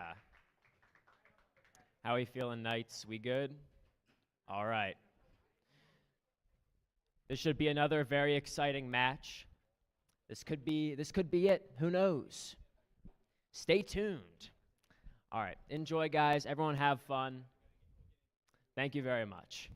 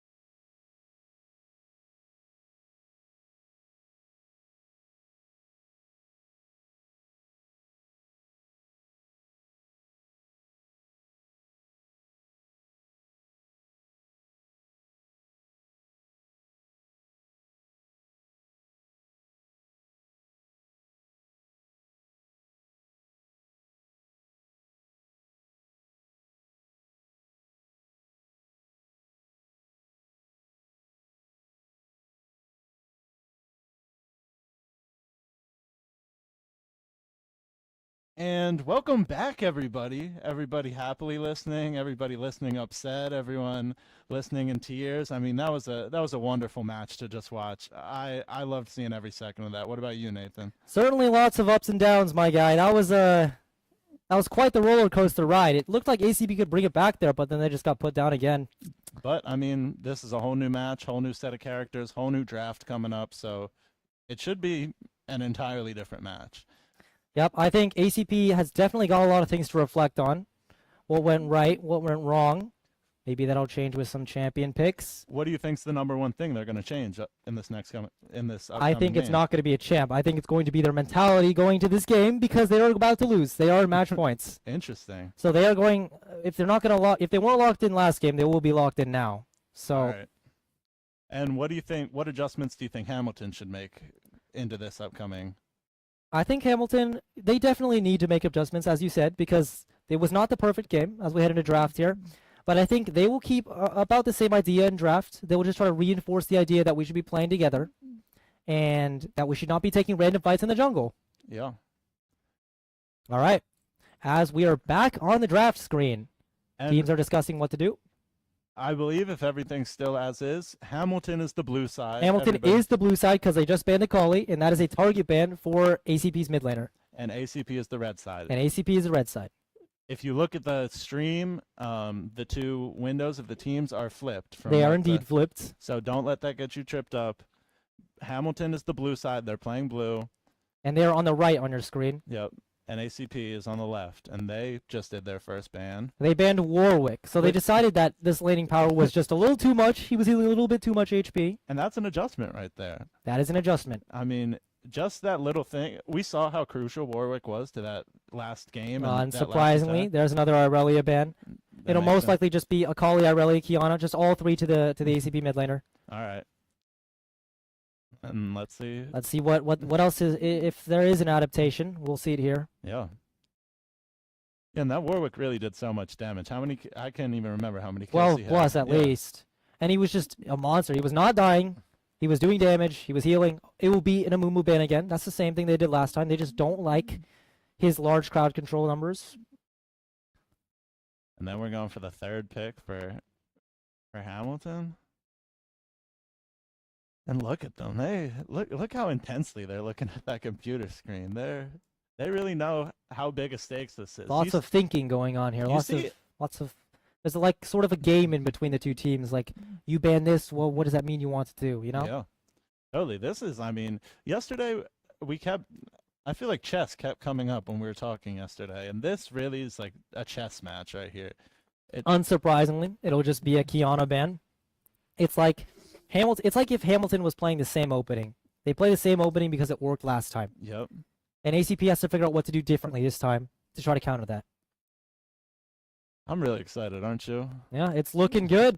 Okay, this Silas ban is really important because, as I said before, Silas can steal the enemy team's ultimates, which means ACP will play an ultimate reliant composition. Interesting. Which, as I was saying to you just before we got back on stream, there is a comp that I know they have been pushing for that requires Silas to be banned. Remember, I was saying last time, the reason why they didn't have to ban Silas was because they picked Malphite last. Yeah. So they didn't have to worry about counterpicking. Yeah. This time, they might be trying to switch things up earlier. And who's Hamilton got as their first pick? It looks like Hamilton will pick Kale first. Wow. That is a rare champion. You don't see this one a lot. Really? Kale is weak, very weak early game. Interesting. But she's one of the strongest champions late game. So if you can keep her safe, which is what Hamilton has been trying to do, if you can keep the carry safe, she will kill everybody. And where's she normally play? She is either mid or top. So I feel that it's more likely to be top because that's her more popular role. But this is certainly an interesting development. I want to see how Hamilton responds. How ACB responds, sorry. It looks like they missed a ban here. A little bit off time. See, that first champion slot is not filled in. It looks like they went overtime. It will be Ari. That was the intent to pick Ari. Oh, my fault. No, sorry. Maybe Everything was fine. It was just that's just how the UI is. Low technical difficulties, maybe. Yeah, it will be Ari Varus locked in. So Ari is a mid laner. It'll be, your average mobile, flexible mage. Can do CC, can do damage. Varus will be your long range attack damage carry in the bot lane. They're both very solid picks in meta right now. They're both flexible. They can play into a lot of champions. It looks like Hamilton was happy with the Sejuani last game. Just a big, beefy frontliner with crowd control for the enemy carries. Yeah, and I know this is like kind of a stupid point, but Sejuani looks really cool. Yeah, I mean, she's throwing ice. Yeah, she's cool. Yeah, cool elephant. I liked that one. Yeah. And they used it so effectively last game. I mean, she was just unkillable. It will be the Sejuani Taric. So Hamilton has played this many, many times before. Wow. Sejuani Taric is a killer combo. They both rely on melee champions, and they're both melee champions, and they both augment each other's capabilities by multiplying on top of each other. All right. So this is a really scary comp. Okay. They have two really strong frontliners with a really hard scaling backline carry. Let's see what ACP has to respond to this. It will be Renata Glask for ACP. That is the Enchanter support. It looks like they want to pick Renata because her ultimate, which is Hostile Takeover, which makes the enemies attack their own, themselves. It looks like they want the Kale to deal with the Hamilton's frontliners by herself. Interesting. Yeah. Looks like it's a Caitlyn ban. That's an 80 carry in the bot lane. They don't want range. Caitlyn has range, and they don't want to play against range because their comp right now is relatively short-ranged. Interesting. Let's see what else Hamilton has got cooking up in the ban, the ban oven. Since they've already picked mid lane, ACP has already picked mid lane. Hamilton can focus bans elsewhere now. I'm excited to see who they pick here. Hamilton really. They will ban Malphite. So it looks like Hamilton understands that because Silas is banned, they can't counterpick the Malphite with a Silas. So they're going to ban Malphite so you can't take it because we know what you want to do. Yeah. Interesting. But we saw that Malphite not really be a giant factor for ACP last time. It got a couple kills, but There was a large part of it was because he was so behind because of the Warwick, and since Warwick is gone as well, then maybe this time they're more afraid of him. Interesting. All right, looks like the last one will be Jin, another long range 80 carry. So they're just trying to take out their ranged options here. They don't want to fight a long range shootout battle. Interesting. Yeah. And last game they wanted more of like a straight up brawl kind of match, and you think that's what we're gonna get here based on these first couple champion picks? This game is looking a lot more nuanced, I think. Hamilton definitely has the same general composition of we just want to run at you, front to back, we will just kill you, right? And then ACP has a bit more of a different type of take. So last game, since their brawl comp didn't work, it looks like they're trying more mid-range, kitey comp that will just play with a bit of space in between you and their melee champions. And then the last ban will be Viego. That's a reset jungler by Hamilton, banned by Hamilton. They don't want the Ahri Viego to double reset. It looks like, is this a mistake maybe?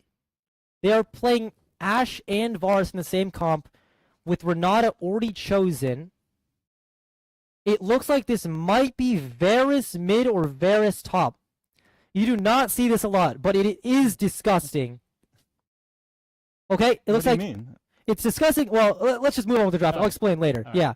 So Hamilton will go back to the tried and true. We'll just pick Zeri. You know, it worked. She got to 4 items last game and just one-shot everybody. So we'll just do it again.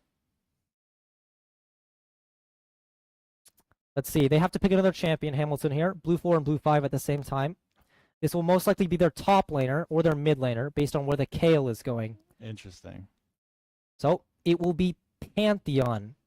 That's a flex. So both Kayle and Pantheon can be both mid and top. So you don't know until you get into the lane who you're fighting. And I feel like that's what Hamilton's trying. They want to make confusion, yes. Yeah, they've been prioritizing that, the fluidity of their team. Yep. So they've got the same basic idea. We'll just run at you from the front and we'll just roll you over because we have Sejuani, Tarek, Zeri in the back, and Kayle in the back. Looks like Belveth will be picked by the ACP jungler. Okay, you don't see this one a lot either. So Belveth is a predator jungler, which means she thrives on taking away from the enemy jungler. And since Sejuani is a tank and she's weak in 1v1s, maybe this Belveth can exploit the Sejuani's weakness and make it so that she isn't as tanky as she was last game. So it actually looks like it will be Varus top for ACP. Varus, Belveth, top jungle. I don't know if this is going to work out. They're taking a gamble here. This is definitely not something you see every day. And this is a beautiful little graphic we got here. It is a beautiful little graphic. Unfortunately, it doesn't seem to show which roles are decided. It's just the order in which they pick the champions. Yeah. So, as we head into this game, Hamilton's plan should remain the same. ACP, they're cooking something. It would be amazing if this worked out. I want this to work out. I want it to be a series. Yeah. You know, 1-1 all the way down to the best of 3, but I don't know if this comp can function. This is looking pretty disgusting. They have no front line, no tanks, little CC. They have an okay amount of CC, but it's not like consistent CC. So what's their strategy right now then? Their strategy, it looks like they just want to find one person and just kill them instantly. And would that work? It depends on who you hit, because if you hit Sejuani or Tarek or Pantheon, they will not die. Or they will probably not die unless you're fed, unless you're very ahead. If you do manage to find their carries, there is hope. But I'm very curious as to what ACP's strat is here, because this comp is not something you see a lot. And, I mean, after the match we saw last time, we know ACP's coming out swinging. They're not going to go down easy. They're not going to let this just run away from them. I mean, it is the state finals, and that's why we're seeing people change it up and act so... This is unusual. Yeah, this is so unusual. Oh, crap. Okay. But yeah, this is like... I mean, you can almost feel the desperation.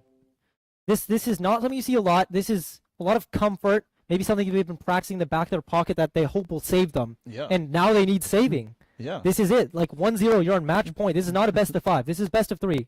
A reminder. And I don't know. It's looking bleak. on paper their comp is not going to succeed. Hamilton so far, as we saw in the first game, they dominate with their textbook drafts. They go front to back, very calm. They keep their carry alive.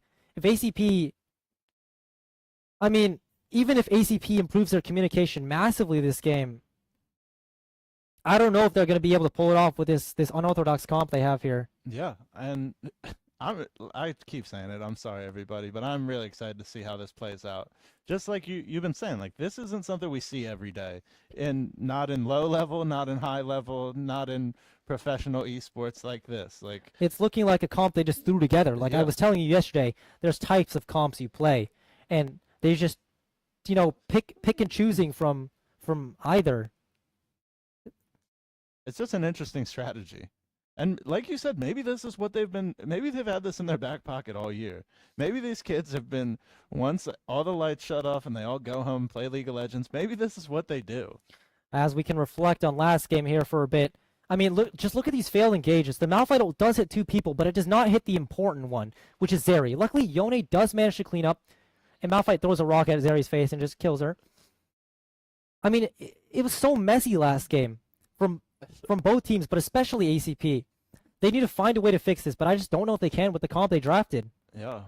Like, last game's comp was suboptimal, but compared to this one, the last game comp, it looks much better. I would prefer last game's comp for Wow. ACP.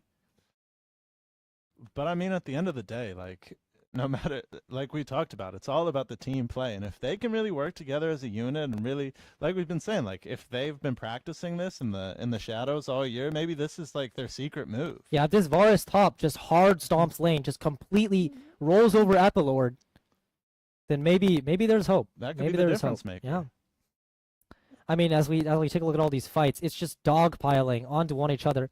Yeah, just who has more damage in like the least amount of time, basically. It's so hard to even keep track of who's hitting who in a lot of these fights from last game. They're just so messy. It I was mean, 4-on-4s.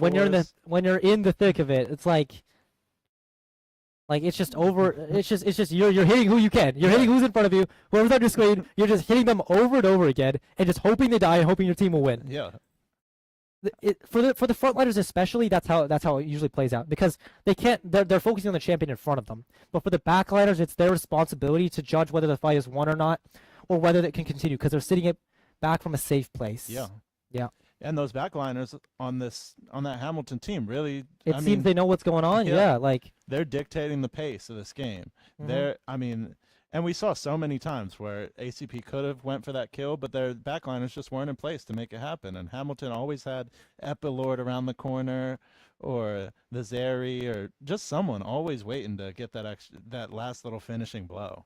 Yeah, I mean, this game they did the exact same thing. Hamilton, they know it worked. They know their carries can do this. They pick Zeri and KO. Now instead of one hyperscaler, they have 2 hyperscalers. Yeah. So if ACB can't come up with a counter to this now, if they can't fix up their engages, this is going to be a tough one.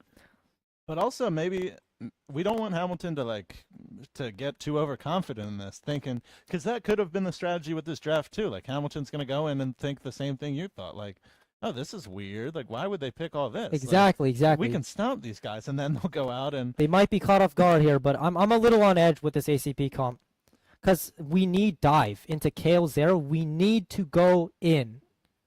But they've picked 4 range champions. Or was it 5? I forget, but they picked a lot of range champions. Like look at this. They pick 4 range and 1 Belvet. It's not like any of these guys are your S tier divers or like your one-shot 80 carries. Like what is, I'm so confused what the team identity is here. Maybe it's just to cause a problem. Maybe it's. I mean, yeah, it's just, I look at one team, it's just Coughing Baby versus Atomic Bomb. Like, they're going to have to pull off something. I got to see some magic here. This has got to be a miracle by ACP. I said this last game, but that was because they were behind. Just from the draft alone, I think this is going to have to be a miracle. All right. And can I just ask, is Coughing Baby versus Atomic Bomb like a Nathanism, or is that a common league term? No, that's a common, I think that's a little bit of a internet trend, we could say. All right. I mean, yeah, it's just ACP's been a bit scattered. It looks like the last 2 champions they picked, Ash Belveth, it's just I don't understand what the idea is here. Interesting. Because you pick Varus, which is an AD carry, and then you pick Ashe on 4, which is an AD carry. And Varus, Ahri, and Renata, they want somebody to help them engage or stand in front of them. But Ashe is another backline marksman. Same with Belveth. Like, Belveth wants champions to go in with her, but there's no one to go in with her. So I don't understand why ACP picks her here when she has no help. She's alone in the front line. And you look at Hamilton's front line, it's just a wall. There's Tarek, Sejuani, Pantheon. It's literally a wall. Yeah. It just is not looking good. And how do you think the bans played into the characters that they picked? Thank you for reminding me, actually. I think the Malphite ban really threw them off. Interesting. Because I believe their plan was to go Malphite and then some other sort of follow-up. But they just weren't able to because Hamilton read them. Yeah. Like, we know you can pick Malphite. You banned Silas and Warwick. You're just going to pick Malphite again, aren't you? Yeah. So we just take it away. Very simple. It looks like Hamilton's thought through this a lot. Like, they know exactly what to do in this situation. And like we've been saying, these teams have matched up 3 times so far this year. And it looks like one of them has definitely taken a lot more notes than the other right now. As we get into loading screen here, it will be Varus top. It will be Kiana playing Varus top. That is the ACP former mid laner. He has now switched to top lane, and Tusi, who was playing Malphite, will be on the Ahri mid lane. Wow. So they've actually pulled out a role swap in the middle of this series. And how rare is that to see? Like, do you normally see lane swaps? We almost never see this in professional play because you're hired to play a role. Yeah. That is your job. You play this role. You know what I mean? So I don't know. I'm conflicted. Yeah. Like, I understand that Kiana, the mid laner, former mid laner, was the he's good. He's good. He has a high rank, but I don't know how well he's going to do in top lane against this Kayle. It looks like they planned to do this because they did this the moment Kayle was picked. Yeah. Because they instantly did this the moment maybe this was planned. Maybe this was part of the plan. They were going to, like, throw a diversion, pick Varus early, make him think it's going to the bot lane when it's actually going to top lane. Make Kayle feel safe. Yeah. Because this Varus champion can destroy Kayle in lane. So maybe they knew this would happen. Oh, it looks like Pantheon will be going top actually. So Hamilton has read this back. And they're sending Pantheon to the top lane and Kayle to the mid lane. Wow. Because Kayle to Ahri is a more favorable matchup for Kayle. Interesting. So it looks like we've seen a question and response from both sides here so far. I believe we'll be seeing top and mid switch based on, like, who is running out mid, who's running top throughout the course of this game. Wow, and this, I mean, what's better than this right here? I mean, just all in, just... This is League right here. Yeah. However, I do believe Pantheon still does lose to Varus. Interesting. So this Varus top, I wonder if Kiana can carry this one. It's going to be a tough one. The front line of Hamilton still does look strong, no matter what they picked, even though it's Varus top. Okay, so now it's an Ashe AD carry with Renata. That makes slightly more sense because these two are a common pairing. Okay. They do well in lane together. It looks like ACP wants to reestablish some lane dominance, but Hamilton will be the one to hit 2 first, and they will force Renata flash on the level up. So it's already going worse for ACP in the bot lane. And that was the strength of ACP's opener last Yeah, game. initially they were doing very well in the bot lane. Yeah, it looks like no a first solo blood. kill in the top lane. As I Good. said, if you don't respect this Varus' damage, he will just kill you. It doesn't matter if Pantheon is a better matchup. It's still a bad matchup. ACP strikes first 2 minutes in. 2 minutes in, the strength of the Varus, it was just underestimated by the mid lane of Hamilton. Wow. For the sake of clarity, I'm just gonna say they're the mid lane because they were supposed to be mid lane in the champion select. Sorry. So, it looks like the Varus is going to be a problem in this game. He's really strong in solo lane. It has been popping up in solo queue, this pick. But in professional play, it's very hard because you're usually supposed to play like a different type of champ in that role. Varus is supposed to be like confined to bot lane because he's a marksman. Interesting. So, Wow. just some decent trading in the bot lane. Ashe is really strong in lane as well. So, Hamilton's going to have to watch out for that. I think their main objective right now is just to survive. Survive so when we can line up as 5, we can have 2 in the back, 3 in the front, and we can just win. We can just steamroll over them. Yeah. Because no matter how good this Varus top pick is, their comp is still lacking in frontline. Yeah, we're bouncing around. As we see a little skirmish here, Hamilton recognizes they are not going to win this. Belveth going in, below and above. Belveth clicking the roll maelstrom. She just go down before she can get her E off. Varus will trade back on the Pantheon. I think he has enough damage to kill Sejuani. Maybe he does have enough damage to kill Sejuani. He has double buffs. Kale coming up here to help will not be able to kill him. Most likely, Ari is going to get free push for this. What is this that, is 1 huge. HP right there? This is huge. 1 HP. He's 3-0. This is huge. He still has teleport to collect the wave as well. This is massive for ACP side. And this is what ACP wanted, huh? Like they want a chaotic game. They want something where they can just roll. and they to can come start out, rolling. Yeah, come out and kick them in the mouth. They just got punched in the face last game, and now they're coming out Another swinging. confident TP. I'll teleport right in your face. Fight me if you want to, Yeah. but This, you can't. Yeah. This is our game. Looks like Belveth is up CS as well, so the Predator jungler is ahead as well. Wow. It is unfortunate she died. I believe she could have survived if she gotten her E off, but she did not. So it's slightly worse for ACP, but it's still great overall.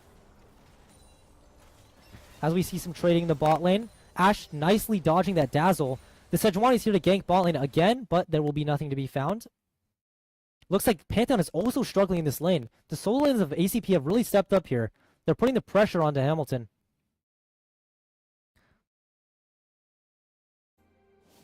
Looks like Varus is pushing Kale in. Pantheon's low as well. This time ACP's jungler takes a spin in the bot side. Sci-Fi can play a little more aggressive here. Phosia's looking up, looking to push up, pressure this Zeri a little more. Once again, Zeri is having a tough lane. I think that the key question is just, can she get through this lane alive, and can she sit in mid and farm her waves until she gets 4 items again and becomes Thanos? Like, can she do it again? The flash force out on the top side, again, not respecting the Varus damage. This Varus is just taking over top lane. They have to deal with this soon. It's another situation where they have to deal with something, or else they will just take over the game. As you can see here, there's an entire wave under top tower that Kale is losing because she's forced to leave. Interesting. It looks like Hamilton's solution will be to send their bot lane to top lane to 2v1 the enemy top laner. Wow. Because of this, they're going to have to give up Drake, so they will give up Mountain Drake, but this is a viable solution. Most likely, Varus will not be able to 2v1 them, so you can sort of keep him contained while you stabilize the rest of the map. Interesting. And do you think that's gonna play out well for Hamilton? It's hard to say at the moment, but this is a solution that could yield good results. Good. Looks like mid lane will be the same. They'll send Kale to lane against double range bot lane, which is a bit painful. So as I said before, Kale is weak early. Yep. And if you send Kale to 1v2 the enemy bot lane, you're sacking her basically. You're just saying survive as much as you can. Hopefully you can scale eventually, but we're just going to leave you here for now. Interesting. So Hamilton has prioritized getting Varus, like stopping Varus' snowball over getting Kale like even. Yeah. And you were saying in the lead up to the game, in the little pregame, you were saying like if they just come out and push Kale on the top lane, then that's going to be a big difference maker in this game, and that's exactly what they came out and did, huh? Yeah, she's being pushed, and now they have to sacrifice her. This is a weakness of the Kale pick. She's so weak early. She can't even lane against this Varus anymore. Looks like some light trading in the mid lane. Spirit Rush will be committed. It looks like Pantheon has to use the Aegis Assault to block the damage. She will flash forward. The Deceiving Orb will be dodged by Pantheon. Kind of a waste of a flash, but she will live. Well, it's not the worst, but she did waste a flash, which is unfortunate. Yeah. Just a little damage off both people. No one Yeah, died, she lost her 5-minute cooldown. Pantheon kept his. It could have been worse, but it is a tragedy. Yep. Looks like Varus is actually doing completely fine in this 1v2. He's actually just 1v2ing them. Wow. He's that ahead. Okay, here we go. He almost one-shots Zeri. They throw the exhaust him, so maybe he can't one-shot. He just completely obliterates her. Wow. The enemy support is here as well. ACP support showing up just in time to save their Varus. He's just Thanos. He's just shooting them. And ACP's doing exactly what Hamilton was doing last time. Anytime they were in a fight, another guy would come in and gank and help get the kill, and he showed up and... Oh, it looks like in bot lane, the Ashe was left alone because her support went top, is getting ganked. She has to lose both sums because of it. Wow. But yeah, like what you were saying, I think this really really shows how much improvement they've really had communication-wise, because I believe Renata, which is the support from ACP, was telling the Varus, like, I can help you, bait the fight. Yeah. And they could. and it turned out really good. And now ACP has both early game objectives and a 5-0 Varus. Things are looking good. Yeah, they got like a 2.5k gold lead. Yeah, I believe Varus has first item in base already. He is turbo fed this game. It'll be a Gwynsu's Rage Blade. That's a huge spike for him. Ooh, this is not looking good for Hamilton. Hale has bought Boots first item, so she's behind gold on her first item. Pantheon has bought Hex Drinker, which is also not a component of his first item. So they're all like delaying their spikes to try to survive longer, but it's just not working. They're just dying. Yeah. Looks like Ari will be cut out. She has used Spirit Rush again. Luckily, the ultimate cooldown is quite short, so she can just use these to survive the mid ganks. You can see the desperation in Hamilton. Totally. The same that was in same that was with ACP in late game, in the first game. They're just looking for anything to hopefully maybe kill this Varus later. Yeah, and it's crazy how so much has shifted. I mean, I know it's an entirely new game, an entirely new set of characters, but it seems like the momentum is completely flipped. It looks completely different, yeah. Like, I wouldn't expect this looking at the first game. It looks like ACP is the one in control, and Hamilton is the one out. And especially after that draft. I mean, what a weird draft, but it seems to be working so far. Yeah, like we said, maybe this has been the trick up their sleeve all year. Maybe they've secretly been planning this. I know Varus Top has entered, like, solo queue recently, so maybe this is something they've been, like, they keep in the back of their head. They're like, you know, this is something we can do. It's really strong. Yeah. I mean, look at it. It's just complete lane dominance. He's 1v2 pushing them back. Yeah, and that's, I mean... Oh, they bought a third. Can he 1v3? The Sejuani CC is dangerous. He dodges the Winter's Wrath. Looks like the Channel will come down as well. He will trade to kill Artist Sejuani. He's still kiting. He does so much damage. Can he one-shot Zeri as well? He one-shot Zeri as well. It's a 1v3 from the Varus Top. This shit, he's 8-0 now. He's just gonna... He will keep killing them. Sorry, he doesn't care. He's just egoing. Yeah, I didn't have anything to say. My jaw just dropped right there. I couldn't believe that.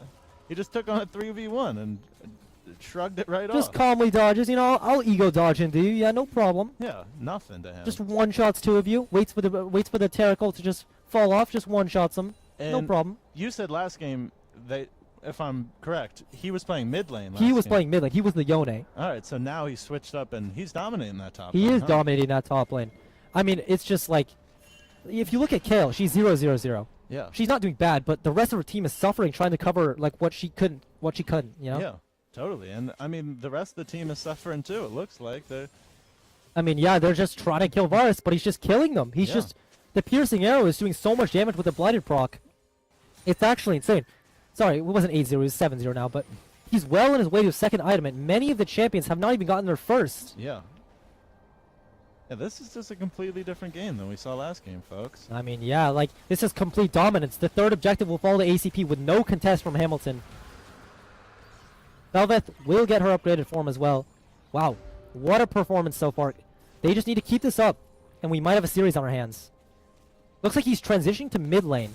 So he's decided that he's going to have more pressure in the middle of the map, actually, than on the side. So he's hoping that his team can help him more in the mid lane, and he can put more pressure on the rest of the map in mid lane as well. Wow. Interesting move. Interesting move. It's really working out well for them this game, huh?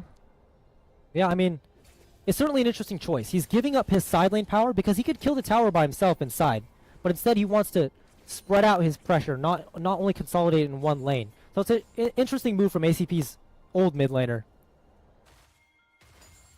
And how often do you see I mean, I know we talked about it a little bit before, but are people typically good at playing all the lanes, or you just focus on one spot? With mid and top, it's a lot easier because there's a lot of transferable skills. Because they're both solo lanes, you both fight 1v1. It's just the champions you fight are different. So as long as you're confident in your matchup, it's relatively similar. Interesting. Also, top is a lot more isolated. So maybe he was confident in champ select. I can play top. I can beat the enemy top laner 1v1 for sure. And it worked. He can. Yeah, he proved it to us almost 7 times, huh? Yeah, I mean, it's looking scary. That thing is a monster because it scales as well. Like, it's not as good as some of the scaling that Hamilton has, but Varus will scale. Dang. And if he has 7 kills and a bunch of plates, a bunch of plate gold now, it's going to be scary. Looks like the RA is laning against Pantheon. She's in a bit of a dangerous situation. Will commit the Spirit Rush. Oh, it looks like Varus went bot and will start laning against Kale again. Interesting. Oh, Pantheon just one-shots Ahri in the top lane. No respect for the Aegis assaults. Sorry, not the Aegis assault, the shield vault from Pantheon. Ahri just gets obliterated. Looks like there was a bit of a scuffle in the bot lane. And wait, what? Kayle solo killed Varus in the bot lane while that was happening. I didn't see that on the camera, but that's a huge mistake. That's a lot of money back to Kayle. It looks like the Kayle ultimate was not respected. She just kills him. Wow. I was not expecting that, to be honest. Yeah, especially the way Varus has just rolled over the entire top lane the whole beginning of this match. I mean, it looks like mid lane will be traded though, so it's not the worst. And Varus still does have 2 items now. He's still very far ahead. It's just that kind of mistake can cost you because you're just letting Kayle scale faster. Yeah. I believe he had like an 1,000 gold shutdown. So we just gave Kayle 1,000 gold. Dang. That's a big mistake that'll cost you later. Definitely regretting it right now. Looks like, oh, the flash has been committed. Zeri also flashes, but the Taric CC does not land in time. No Glacial Prison either to secure onto the Ashe. Couple little I mean, they're just looking for stuff, yeah. Yeah. Looks like Varus has once again gone back to side. So it looks like he has gone back to his old strategy of playing side lanes. So if he consolidates all his pressure into a lane, it may be too much for the person trying to match him to bear. And then have to send more people. And as we saw before, if they send more people, he just kills them all. Yeah. He might want to be a little careful, though. There are a lot of members of Hamilton up here. Looks like they're prepared to make a move to shut him down here. But luckily his team is covering. Yeah. You can see them just like hovering around him, making sure nobody's trying to pull anything funny. Bit of a wall slide from Zeri to escape the Ashe. Yeah, it looks like they're both just hovering around. Just They know the Varus is the key point in this game. Like, Yeah. if Varus dies, the ACP has a problem. Wow, it's just...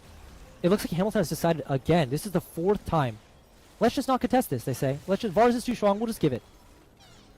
But the more you give, the harder it is to pull back later. Yeah. ACP has 2 Drakes, 3 Grubs, a Herald now, and Bel'Veth has her upgraded form.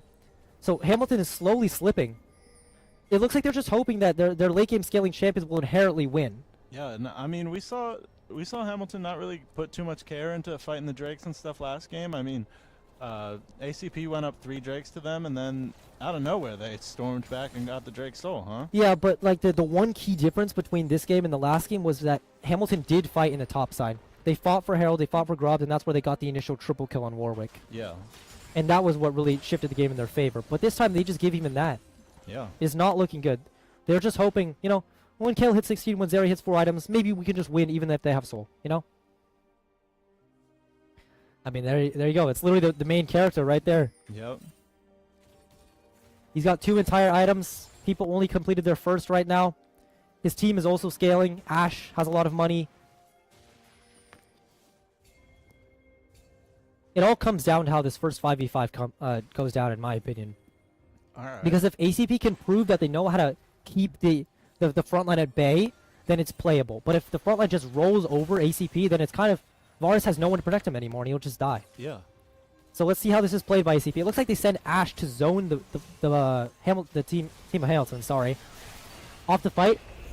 Spirit Rush committed early. Pantheon ult straight into the backline of ACP, but he's alone. He's no Taric. The rest of Hamilton is so disconnected from their Pantheon. He's just going to get instantly blown up. The Kayle as well, just sniped by the piercing arrow. Hamilton is looking a lot like ACP from the first game. Yeah, and ACP took the Drake there too. Don't forget that. 3 Drakes. Again, they're so good at taking these Drakes early. So much pressure on the enemy team to stop the soul. Taric will go down as well. That'll be a 3-for-0, I believe. And the 3rd Drake. Yeah, I mean these guys are looking for more life. Nothing was the same after they got that last one. 5 objectives. The Herald will be committed mid lane. 3 Drakes. A Herald, 3 Grubs. The Herald will crash into the 3rd tier tower. That's some good communication. They had to talk about that. I can see like the difference. Totally, it's a tangible difference. I feel like we can feel it all the way back in the studio. You could feel like they're working together on this. I mean, it's just sad to see Hamilton fall apart like this right now. I wonder if they can bring it back, because that Pantheon, his ultimate, he jumps. He has like a global range ultimate where he just jumps and then like lands in a choice location. But he was jumping in, and the rest of his team is running away. Like, what is going on? The Taric ult as well, no value. Like the temporary invincibility is just wasted. And you hate to see wasted potential. You hate to see the teams crumble like this. Yeah, it's something they definitely need to look forward to fixing if this does go to a third game. And there we go. 1 minute and 15 seconds, and the 6th objective will spawn on the map. The 7th, sorry. Then this one's actually important. I don't think Hamilton can afford to give this one up. If they're going to fight, it's going to have to be at 20 minutes when Otacon spawns. I believe ACP will be confident enough to start this the moment it spawns on the map. And Hamilton has to be ready to respond. And I think they will be. I don't think they're going to be any slouch about this. I don't think they're just going to lay down and die. After the fight that they put up last time, I mean... It's a tough road ahead, though. They have no vision in the top jungle where Otacon will be spawning. Yeah. And no vision is... Oh, they don't know the kills in the bush. Finally will reveal herself. The Ahri have forced to flash. The Charm will miss. The Spirit Rush used. The Renata ult used to try to peel her away as well. But she will go down. Shut down to Kale. That's some more gold. That's a good thing. It looks like ACP will have to reconsider starting this on spawn because one of their team members will be dead. And Ahri has no ult or no flash. And no flash. Sorry. Wow. In the meantime, Varus is putting the pressure down on the side lane. It's just unplayable. No one can match him. Pantheon is just standing there. He can't do anything. Yeah, and ACP's crawling out to 6k gold lead now. I mean, slowly and slowly, this Varus is just extending his lead. Yeah, and just no one can widening that fight him. gap, yeah. And now Otacon has spawned. Now Otacon has spawned. If they are teleporting, it looks like they're teleporting to Otacon because it looks like he saw all of Hamilton try to go to bot side to kill him. So he teleported to the other side of the map to start the objective because he knows he can't follow. What a play. Wow. From ACP's former mid laner, now top laner. 1000 IQ right there. 1000 IQ play. That's some good macro. Free Otacon. No contest. Yeah. Another objective falls. And it looks like they use RETP to cover the bot tower. They're not even losing anything bot side. It's 100-0 trade here. Wow. They got nothing. ACP got everything. It is not looking good right now. Yeah, it's not looking good at all for Hamilton. Just like ACP, though, there is some hope for Hamilton because they do have the hyper-scaling champions that I was talking about before. But Yeah. it's just can the hyper-scaling champions fight against the power of the objectives you're giving away? You gave away so much early game, and Varus is still so fed. Yeah. And it's not like ACP's team slacks on the scaling either. Like they have decent scaling. Yeah. So if this continues, it might be tough. So what do you think Hamilton would have to do to get back in the lead here? First of all, they need to catch somebody. Belveth, Varus, Ahri, Ash. Oh, it looks like they're trying right now. Wow. But there are 3 people on the team. Pantheon coming into the back. He will just stun up the... Ash will... The bailout will tick, but she cannot live. Looks like Pantheon has found Ash in the backline. The Divine Intervention used on Pantheon as well. 2 members will go down. The Renata is just running for her life. But look in bot lane. ACP is literally just pushing into their base. They're pushed in. All that Hamilton got was 2 kills. And ACP is killing their base. Yeah. But 2 people did I just fall believe back. if they wanted to, ACP could fight this. Hamilton invested so many ultimate abilities, so many summer spells just to kill these 2 members that were not that important. Yeah. Especially when the other members of the team were marching right into their base. Yeah, and those are the fed ones. Those are the ones you should be worrying about. Yeah. So it is good that Hamilton made a play. They got 2 kills. They got a top tower as well. But in the large span of things, it's not exactly like this is some like comeback play. Looks like the Charm will come in there. She'll just be one-shot instantly, I assume. Yes, she will be one-shot. So this is before the Drake's Soul. The enemy AD carry is dead. This is not looking good for Hamilton.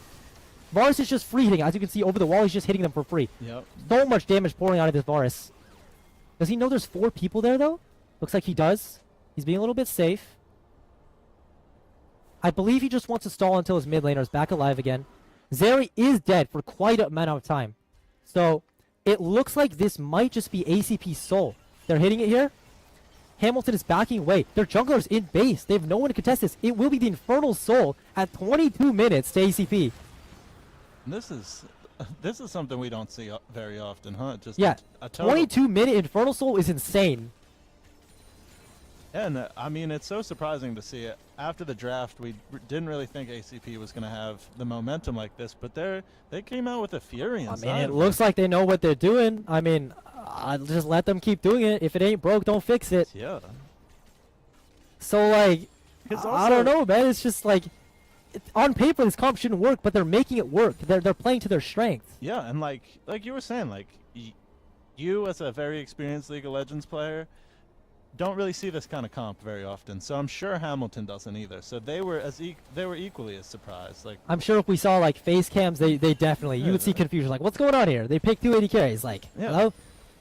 As ACP threatens the base, it is not looking good for Hamilton. ACP has Infernal Soul, all the objectives, a super fed Varus.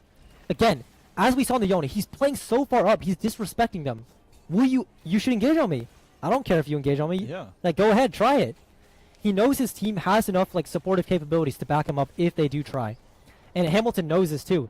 But they can't keep backing off. Like if they keep running away, they'll just run away and their Nexus will explode. They will lose the game. it looks like that's what's going to happen here. They give 2 inhibitors, sure. You can keep giving, but at what point do you have to stop? Yeah. At what point do you have to take a stand and really go? I think that point is approaching now. Less than a minute then till Baron spawns. And if this Baron falls, it will actually... This situation, if it wasn't bad, it will be bad now. If it wasn't bad, it will be worse. Yeah. Yeah.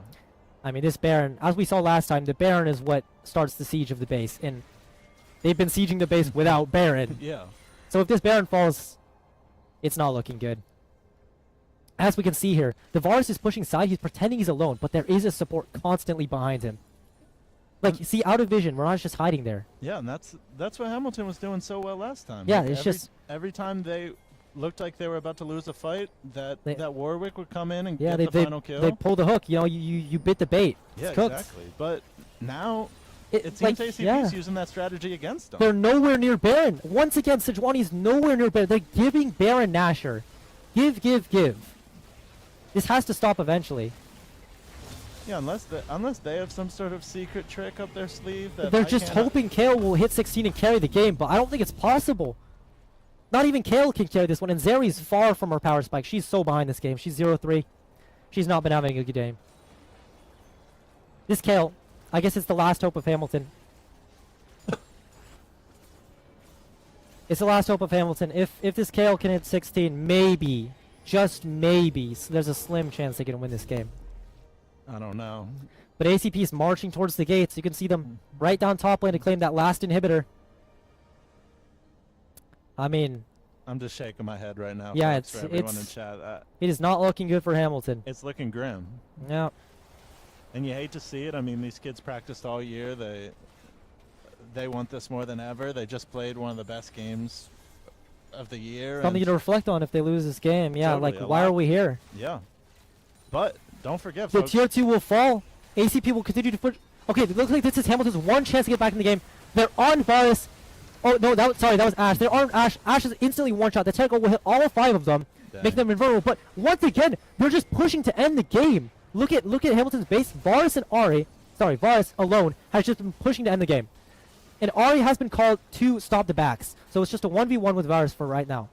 Happy Lord back on a killing spree. It looks like Pantheon might go down here. He jumped in onto Varus. That was a really risky move. He did kill. Okay, Varus is alone in the enemy base. He can take down the enemy Nexus turret, the last one remaining maybe. He takes down that one. He's hitting the Nexus right now. It won't be enough damage, I don't think. It won't be enough damage. He will go down, but he'll take Zeri with him. This is huge, okay? Open Nexus. Varus just 1v2'd, almost ended the game. It's just worse and worse for Hamilton right now. I mean, Is like... there anything they can do at this point, you think? Their engage looked okay. They were coordinated that time. They got the Tentacle, invulnerability on everybody. Pantheon jumped in, one-shot the 80 carry, but they have another 80 carry. They have an 80 carry in top lane. And yeah, and maybe that was the strength of this comp. Yeah, well, you have to choose one, so which one are you going to choose? Yeah. And that one happens to be an 11 and 2 80 carries, so let's just choose the easier one to kill. Yeah. But while you're killing the easier one, we're ending the game. Dang. I mean... If Hamilton can hold on and farm these minion waves, because remember, when you take the enemy inhibitor, you get siege minions, which are larger, more powerful minions, but they also give you a lot of money. So if Hamilton can hold on till their inhibitors respawn and farm, put so much money into this Kale, she maybe is able to carry this fight. She did get a lot of gold from that fight. She completed Rabadons. It's 3 items, level 16 Kale. This is what they've been hoping for. Yeah. At this Elder Drake fight, This is what this whole game's been building for. yeah, this is what this whole game's been building for. ACP has such an overwhelming gold advantage. Never mind. Yeah, no, it's really not. No, it's not that It's just a overwhelming 2K actually. gold lead for It's a everyone. 2K gold lead, and most of it is probably on Varus. Yeah. It looks like we're back to game one. Yeah, if you can kill Kale, then you win the game. But What's if it you called? can't, It's 13-14 on the kill count too. That slipped up on us. yeah, I don't know what's going on. They've been getting caught consistently, and they've been trading it for towers. But it looks like Kale is caught. This is huge. If Kale goes down, I think Hamilton is. They're done. I think ACP can march into their base or take the Elder and then march into their base. Kale is killed. That's 40 seconds, 50 seconds death timer. Wow. And That's a huge mistake. Yeah, and that's gonna kill you. I mean, Now the only hope for Sejuani is to steal this. If Yeah. she can steal this, then they can hold on for a bit longer. It all comes down to the smite.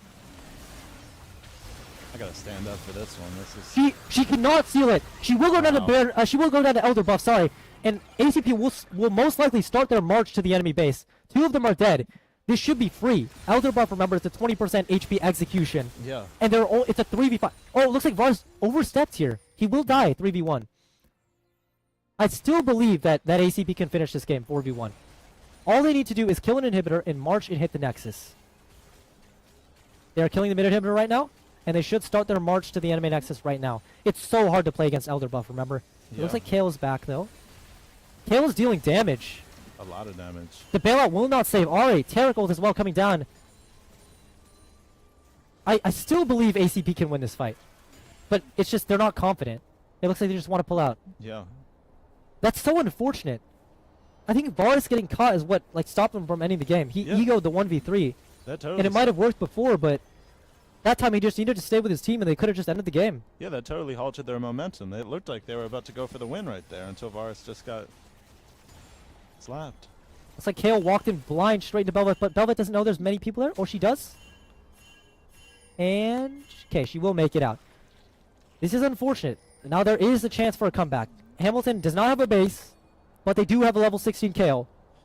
And the kills are pretty even, and the gold is, I mean... The gold is on the right people for them. Yeah. Zeri's getting there eventually. She has 3 items now. It'll take a while for her 4th item, but she is kind of useful now. It Yeah, looks if she like can just maybe work herself more Renata? into the game, then I think we could see a different last 15 minutes. Varus is once again ego checking everybody by just walking forward to that bush. You won't go in on me, he says. I feel like this might be his downfall, though. It certainly is what cost them the win here. It didn't cost them the win, but it stopped their win for now. Yeah. But If you look at his inventory, he does have tank items. He does have tank items, but he wasn't tanking. He was confident. He was too confident. Yeah, he was too in his cocky. tankiness. Oh, the second Baron will go once again. Gosh. Again. Just give. When are you gonna take though? When They're is- just. I feel like Hamilton is just holding on to the hope that Kale will carry this game. Yeah. They're putting everything on Kale and hoping Kale will win. And you can't put all your eggs in one basket in a game like this. Yeah, as you saw previously, when Kale died bot lane, that was it. It should Yeah. have been over. Yeah. Luckily, they had a bit of a chance. Yeah. But it looks like now, as 5, they will push for the ends. With the Baron buff and Belvet spawning the tiny Void minions, it looks like ACP will push for the base. This is an all-out 5v5 brawl. The Asher will connect onto Taric, I believe. He's just instantly one-shot. Taric is one-shot. Kale, oh, no more. She can be one-shot. Kale is one-shot as well. Boom, gone. Varus is so bad. He's just one-shotting people with piercing arrows and chains of corruption. It's just gone. They're all just gone. Wow. As he just completely guns them down. That was a That was real a squad great fight. hostile takeover by Renata to stop the Taric ultimate. What a game by ACP. Wow. Dominant performance. 0 objectives from Hamilton, if you don't count turrets. Yeah, but I mean, who does? I mean, what a stomp. Yeah, that was the complete opposite of what we just saw in the last game. Yeah, there were mistakes, but this was so much more of a stomp than last game too. Yeah, it was Yeah. it was so one-sided. It was actually crazy. Just give. We can't contest. Maybe we'll contest next time. Next time comes around. No, we can't contest. They're still super strong. I don't know. I was doubting this comp, but I guess there's something special with it. I mean, it all started with this Varus, really. Yeah, It all started with Varus just killing people, one by just over and over again. Yeah, just going down the The line. guy's 7-0. Yeah. And what's it called? The last game we saw 2 or 3 5-on-5 fights, or at least 4-on-4. That was, I think, the first time we saw everybody engaged in a battle that game. All right. Well, that was a dominant performance from ACP. I'm excited to see what they're going to pull out next time. and I'm excited to see how Hamilton will respond.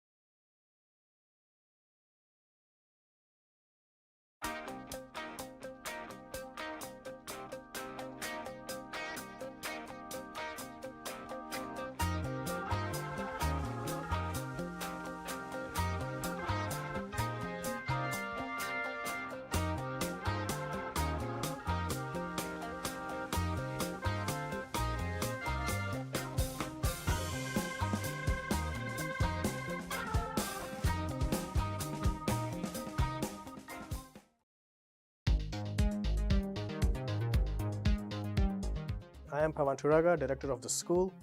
As our mission, we identify a term that we refer to as techno-fluency, that is familiarity with technical tools for content creation, which include electronics, physical computing, motion capture, game engines, machine learning, virtual reality, and many more things. These tools enable you to enter the new technology-driven creative workforce with cutting-edge skills and the confidence to keep pace with the speed of emerging tech. We are about 30 faculty. In our faculty are roughly a third artists, a third engineers, and a third humanities faculty, which means we can truly provide you with the experience of being in a small liberal arts college while being embedded in one of the largest public universities in the country, if not the world. We are a blend of engineering, arts, and humanities, which help you find your own pathway and find your true calling in a way that no other department can. In addition, we have many concentrations in minors, such as in design, graphic information technology, music, and a new one upcoming in games that allow you to specialize in your chosen area. We also have a master's program in media arts and sciences with concentrations in extended reality technologies. All of these provide a very comprehensive approach for both undergraduate and graduate education. Our recent alumni have entered the esports industry, both as players and as event managers, the virtual reality industry as 3D artists, animators, and game engine programmers, the artificial intelligence industry as machine learning model developers and AI interface designers. Our alumni also frequently create their own companies and startups, and many also maintain active connections with the communities they live in as artists and performers. I'd welcome you all to come check us out and hope to see you here soon. Thank you.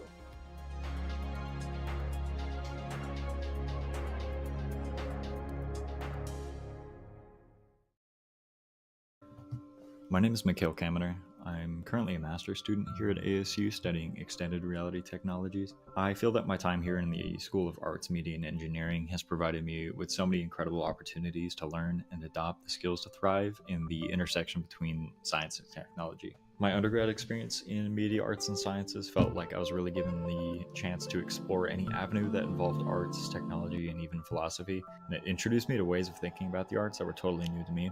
My perspective on what role each of these things has on our lives has absolutely changed because of it. Now that I'm studying XRTs, I believe I'm experiencing the connection between multidisciplinary and transdisciplinary frameworks, because now I get to spend even more time in these incredible spaces with all of my peers who come from a wide array of disciplines. We all have this shared interest in immersive technology, and I think the possibilities that creates for innovation across so many fields is incredibly inspiring, and it really excites me to say I'm a part of that.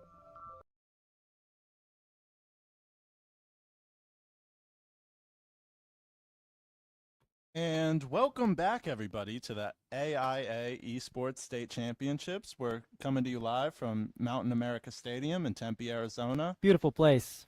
Beautiful. I mean, one of the best stadiums in all of college football and all the country. And what a better place to play the Arizona State Esports Championships. Not only that, but we're tied 1-1 in a pretty close best of 3 here. I would want it no other way, to be honest. Yeah, I mean, this is when we were talking, when we were going to get lunch earlier, this is exactly the kind of thing we were looking for, huh? Yeah, I mean, with no fun in 2-0 stomp, this is where it's at. Yeah, I mean, this is all the pressure. This is what all the marbles are for. This is what Hamilton and ACP? Yeah, ACP have been building towards all year. Yeah, so first game, pretty good performance by Hamilton. Mistakes from both sides. Second game, ACP hard stomps, all objectives. Little bit of mistakes there, but it was much more of a one-sided battle. Yeah. This game, let's see what Hamilton has got to adapt. Yeah, Hamilton has to make some big changes because they cannot play like they played last game. That Vars pick really threw them off. They were so afraid they just refused to contest any objectives. Yeah, and you can't play with fear like that, especially in League. Like, it's just gonna corrupt your whole team. Yeah, confidence is really what starts rooting, like gnawing away your team communication and your confidence. Yeah. Yeah, and we were talking earlier. I mean, I know it's a completely different game, but in Rocket League, like being hesitant before you hit the ball, that'll kill you every time. Yep. If you're just not confident in your hits, and it's the same thing in League. Like they just watch themselves slowly get completely bled out, and it's just so sad watching it happen. Yeah, and you know the real difference between types of people is there's a kind of person who will let that keep them down. And then there's another type of person that will bounce back up. It's not about the mistake you make, it's about how you recover from it. So let's see. What do they have to recover from it as we are on the draft UI? Looks like ACP made a couple changes to their bans. Specifically, they added in the Warwick ban, We'll see if that will stay. It will most likely stay. Yeah, considering how effective it was in game 1, yes. But I believe Hamilton has a choice. They could either ban Varus because they don't want to play against it, and it is a flex, so you can play it bot and top, so it deals with 2 roles at once. Or you could let it through because you have something you think that can beat it. Now, that's a bit of a gamble, but it does give more rewards. And what would you pick to beat a Varus? To beat a Varus, well, it's honestly there are good champions in a Varus like that can take a lot of damage while having also good sustain, so they can heal themselves. Maybe Gragas, because that champion also has great setup. So when my jungler comes around eventually, we can guarantee that we can kill him. Now, the problem is Hamilton did have great setup in the top lane that game, but they just failed. All the skill shots missed. The Sejuani and the Taric were not in sync. It just looked so apart. Like it just fell apart straight in their hands, and suddenly Varus is 7-0. And do you think we're going to see another Kale pick? I don't know. It looked really good, but that was because it was KO 16. Yeah. It didn't do anything in the early game. Yeah. In fact, it would have been even worse if Varus had not died to her and gave her 1,000 gold. Looks like it will be Irelia. That's what they banned. Unsurprising. Yeah, maybe we'll see the same 3 bans. Maybe we will. Seems like that's what Hamilton likes to do. I mean, yeah, they know where the carry is at. Speaking of the carry, that guy, he was the one playing Varus, by the way. I will remind you, they did do a lane swap. Varus went top. Varus went top and Ari went mid. And then Pantheon and KO tried to lane swap them back, but it was unsuccessful. Yeah, that. And then we see the Warwick ban. The Warwick ban, another classic. That one was quite trauma-inducing. Yeah, I'm sure they're all thinking about how many times they got killed by that Warwick. Yeah, it's not very fun when he's healing all his HP bar. Yeah. And like you were saying, would he be a good counter for Varus? He would do very well. He has good sustain, good gank setup. That is definitely a problem, yes. Then... your Kiana ban. Same one, yeah. And I feel like the fact that ACP can maneuver around and try some different things, I feel like that's going to be... Yeah, well, to their Hamilton is success. locked into these 3 bans. They're so afraid of the enemy mid laner that they just banned 3 of his highest mastery champions. Yeah. But we saw the mid laner did he just picked a random different champ and it worked, so... Look, I wouldn't doubt him, even though he might not have his top 3 champs. Okay, we're starting off with a relatively similar ban phase, just another Amumu ban. I mean, same thing as always. Lots of CC. Maybe they don't want to play against it. It's very easy to execute. They want to make it hard for you to win the game. Yeah. And I'm gonna guess we're gonna get the same ban from Hamilton here that we've seen through the other 2 games. There we go. It's the Akali ban. Triple mid ban, all 3 games. He drew 9 bans, possibly more from the second ban phase. Kind of nasty. That's some crazy aura. Yeah, that's like you said. I don't think I can put it any better than that. And let's see who the 3rd ban is here from ACP. This is where they switched it up. Yeah. So last time it was Silas. Second game it was Silas because they wanted Malphite, but Hamilton did well countering with the Malphite ban. The game before that, I seem to forget who it was, but it was not Silas. It will be... Oh, it was Mordekaiser. It will be the Mordekaiser ban, once again to return. Looks like they do not want to... They're like maybe straying away. Maybe they'll pick Malphite on last pick again, because they have last pick. Yeah. So they don't need to ban Silas anymore. Once again, the Mordekaiser is a problematic pick for Malphite, but it's not the only pick into Malphite. So they're not saying they're going to pick Malphite, but they're saying we could. Yeah. You always have to be careful. And I'm sure they're trying to get... Okay, that's kind of crazy. A Sejuani first pick. They really like this champion. Yeah. That's 3 times in a row, I believe. I think they're most effective. It's a consistent, good, it's a consistent CC engaged champ. It might have had a bit of, it might have been a bit of lacking in that second game. Yeah. But that was due to unfortunate circumstances that I'm sure they can fix. Yeah, and I'm sure they heard the commentary team say how they thought it was cool. So yeah. Okay, it's the Varus flex again. So what they're doing here is a really dangerous move for Hamilton. So they have to be careful here because this Varus can flex into 3 different roles. It could be bot, mid, or top. Dang. Are there a lot of other champions that can do that? No, that's something very special, and that's why that's why you see a lot of those special champions in these types of drafts. Because they have so much flexibility. Yeah. So you don't give any information away. I like this Varus pick is dangerous. Varus, Renata seemed to work out really well into their team because their team, they like to dogpile onto each other. And Renata, as I said before, her ultimate, hostile takeover, she makes you hit each other. And you're going to get hit by the wave if you're all on top of each other. Yeah. And you will just kill each other. So, this by itself is another trap. Because Varus Renata is a good bot lane. This could be bot. But once again, they're threatening. Who do you want to pick? You don't know where I'm putting this Varus. Yeah.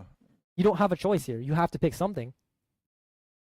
And this is just, I mean, you gotta have goosebumps. You gotta be shaking at this It will point. be the Jhin blind pick, technically, into Varus. So we saw last time Jhin was banned on 2-3. He's a long-range follow-up AD carry. Works pretty well with Sejuani.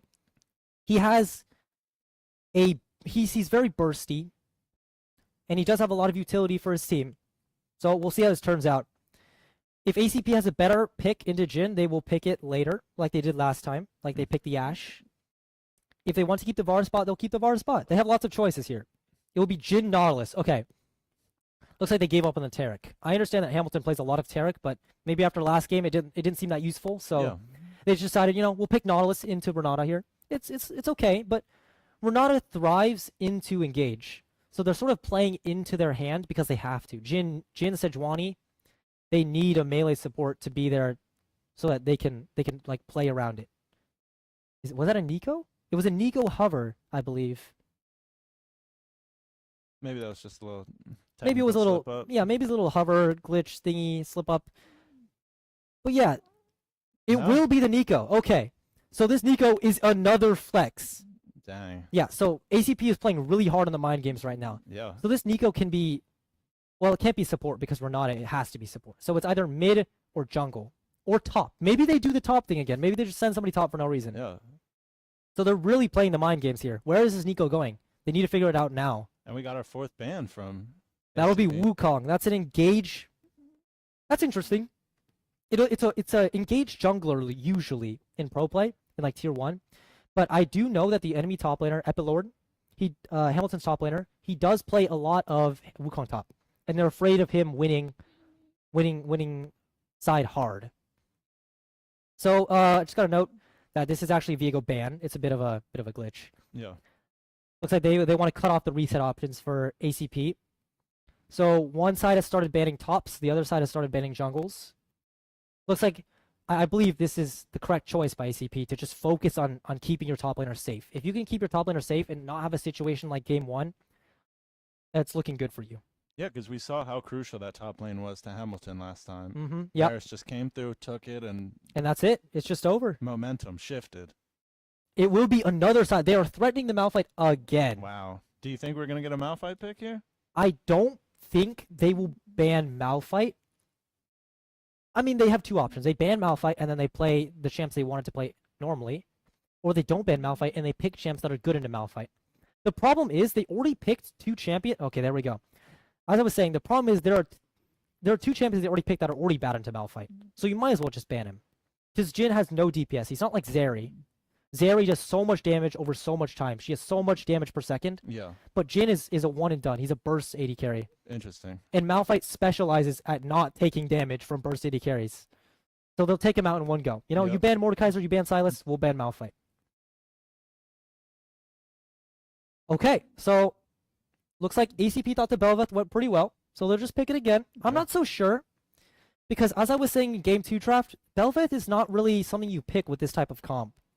It's like she's an iffy kind of hybrid character. She doesn't have a defined role. I mean, yes, she invades the enemy jungle, but like, what does that mean? Like, she needs teammates to help her do that. And looking at the team, it's 3 range champs again. Like, I don't really see the value, to be honest. It worked for him so expertly. The problem is, I don't believe that Bel'Veth was the reason they won. I think Varus just rolled over everybody, and Bel'Veth was just carried along with it. Yeah. And who do we got as our next pick for? It'll be Ahri in the mid lane. They picked this in game 1, I believe, and then game 2, ACP took it. So it'll be returning to Hamilton's side on game 3. Just a consistent blind mid laner. It's safe. If it's Varus mid, you can play it. If it's Nico mid, you can play it. You know, if they have something else, you can play against that too, because Ahri's just consistent. Oh, it's not actually Ahri. Oh no, it is Ahri. It is Ahri. Sorry, it is Ahri, and then Mbessa will be the last pick for Blue Side 5. Mbessa's is an interesting champ. I understand Hamilton, mid and top. They could switch these back and forth again. It's an interesting development in this series. They've actually like resorted to swapping between mid and top to optimize their matchups, which is actually really interesting. And then it all comes down to And this all last comes pick. down to this last pick. You see 4 of your champs. You see 5 of theirs. What is your choice? Yasuo mid lane. Okay. It will be Varus ADC. It will be Varus ADC, Nico top, I think. Nico top or Yasuo top. And then Renata support, Bel'Veth jungle. So this comp, the moment you lock in Yasuo, Yasuo is a champion that can 1v9 hyper carry a game, but he needs very specific conditions to be met. Interesting. He needs the enemy team to have projectile reliant champions because one of his abilities completely nullifies projectiles. Do they have that? They have some. Second, he needs to he needs the enemy team to not have a lot of crowd control. Unfortunately, they do. They have a lot of crowd control, but it's playable. It's playable because some of it is projectiles. So the only Nautilus is non-projectile like based. Nautilus and Sejuani, and if you count Mbessa ultimate, Mbessa ultimate. But that's an ultimate, and it's not very likely it'll hit Yasuo. And third, on your team, you need a lot of knockups for Yasuo because Yasuo, as we'll see in game, his ultimate only works on knocked up champions. So when you knock up a group of 3 champions, Yasuo can ult them and it will hold them in the air for longer as he teleports to them and gains a massive combat advantage with armor pen. That sounds pretty OP. It is pretty OP if you have the correct comp. And I believe ACP's comp is halfway there. What are they missing? What's the other half? They are missing an engaged support. Hmm. The reason you need engaged support is because Yasuo needs someone to go in with him when he teleports in. Yeah. And engaged supports also happen to have a lot of CC and knockups, like Nautilus. If they had Nautilus, then this would look so good for Yasuo. The good thing is they made up for it by picking a mid laner with a large knockup engage. So Nico, her ultimate, in a large circle around her, she knocks up all the champions and then pushes them back on the ground.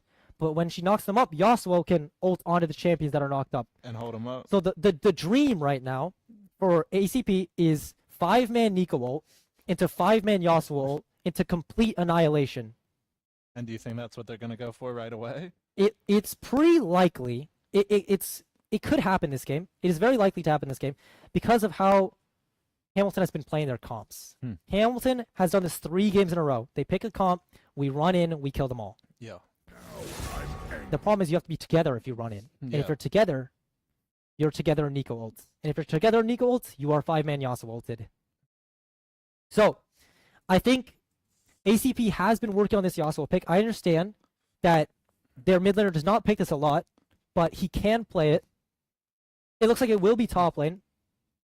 I mean, no, I can't make any assumptions right now. They haven't shown the roles yet. But I assume there will be a lot of switching back and forth between mid and top this game from the solo laners just to find the matchup they want. Yeah. The good thing is for ACP that Yasuo does do well into both Mbessa and Ahri. So no matter who he faces, he'll have a good time.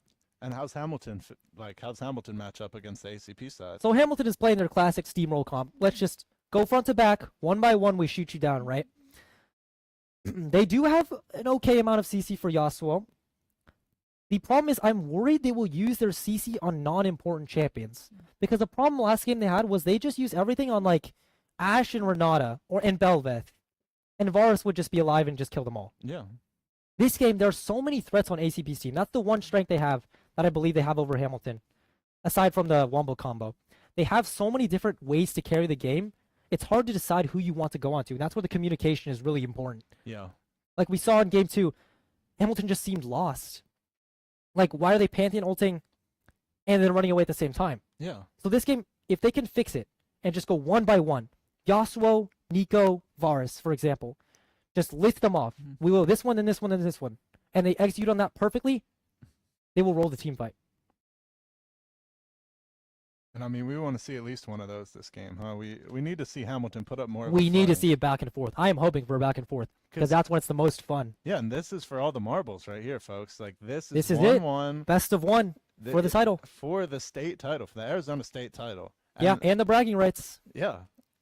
I mean, if Hamilton can pull this upset, I'm going to call it an upset because ACP's won 3 times so far this year.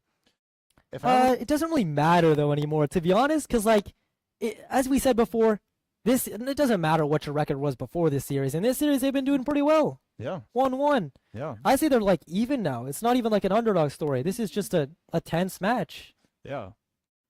And I mean, we're getting ready for maybe the best League of Legends match in the state of Arizona, maybe the world. Who knows? I mean, this is just. I look at the comp. It's just there's so many ways this could go right for ASU. There's so many ways this could go right for Hamilton. It's just who is willing, who can, who's focused enough, who's invested enough to make the play to win the game. Yeah, and who wants it? There's so many playmakers on each team. Like multiple champions on each team can just completely take over the game. Yeah. Just like that Varus did last game. Special players make special plays. Yeah. This Jin, he could just walk around, blow people's heads off with his gun, 1, 2, 3, 4, boom, all gone. This Ari, she could just 1v9 a team fight, dash everywhere she wants. Mbessa, same thing, dash everywhere she wants. Yasuo, 1v9, Yasuo, 1v9 montage plays, Belveth, just slap everybody to death. Nico, one 5-man ult and you win the game. Varus, as we saw last game, just keep shooting and you'll one-shot them all. Yeah. I do like that ACP has adapted in this series. Yeah. Like game 1, they came out with a really conservative, normal draft.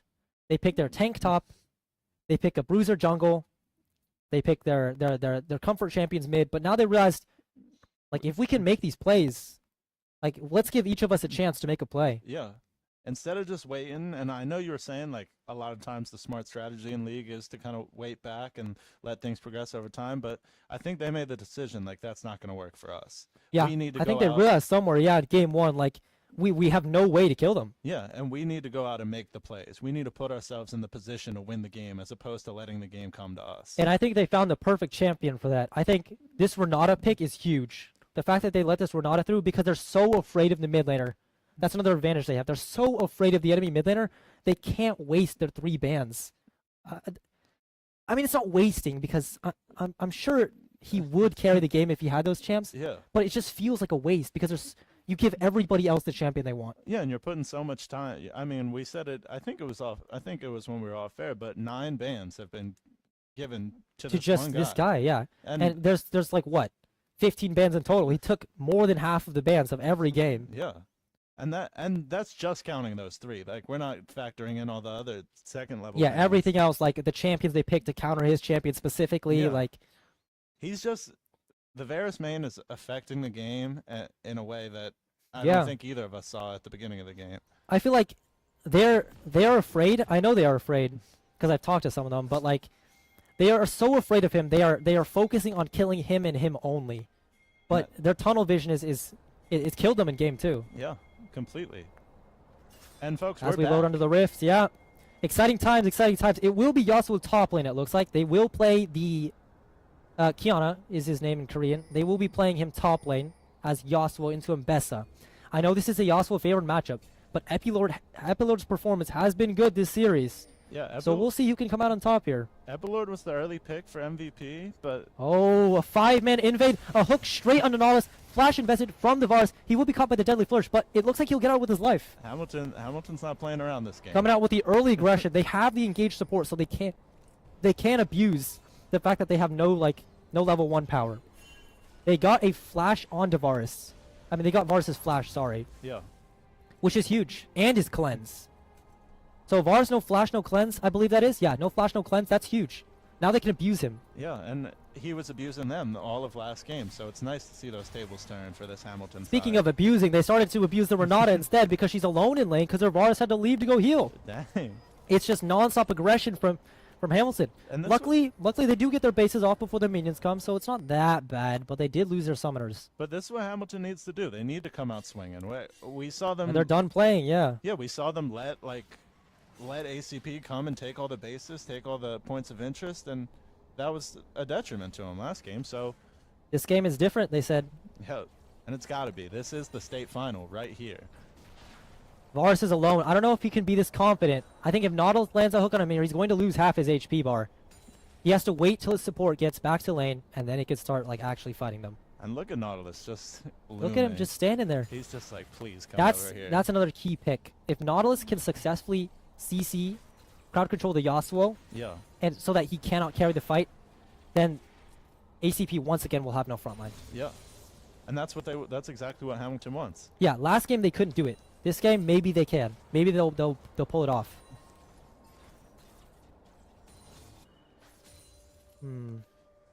Looks like top lane is, relatively chill. As expected, Yasuo has a slight health advantage. He does have his own knockup in his kit, so if he does carry hard enough, if he does carry, he can solo carry is what I'm trying to say. It's just, it's so hard to win by yourself. You need your team to be on the same page as you. Yeah. It seems like in both previous games, if your team is on the same page, you win. It's not called Guys of Legends, it's League of Legends. Yeah, it's not like League of Legend. Yeah. Exactly. You got to be working together and flowing like a team. I mean, it's a team sport, folks. That's why it's esports. It's not just a bunch of guys playing. It's not just a 1v1, even though some other games are 1v1, which is, there's nothing wrong with that, because that's just like individual skill. Yeah. But we're a bit off track here. Looks like both junglers have path top. They realize top is the role to gank. So they're both going to clear the camps up towards the top side and try to decide the lane right here. Bel'Veth should be stronger on this crab than Sejuani, since she is a jungler made for fighting and not for peeling. So she should be able to establish an early advantage here and save her Yasuo from the gank that might be coming. But it looks like she is a bit late on her clear, so Sejuani will make it to the Scuttle Crab first. As you can see on the map, there's like a yellow dot. Yep. That's the Scuttle Crab. Sejuani just took it right in front of Bel'Veth, and then she's going to run through mid for a possible gank here. She's spotted, but I believe she will still be able to make it to bot lane. Nope, she is not aware. So Sejuani thinks that Bel'Veth went bot side because she didn't see her on the Scuttle Crab, but Bel'Veth was, in reality, just a little late.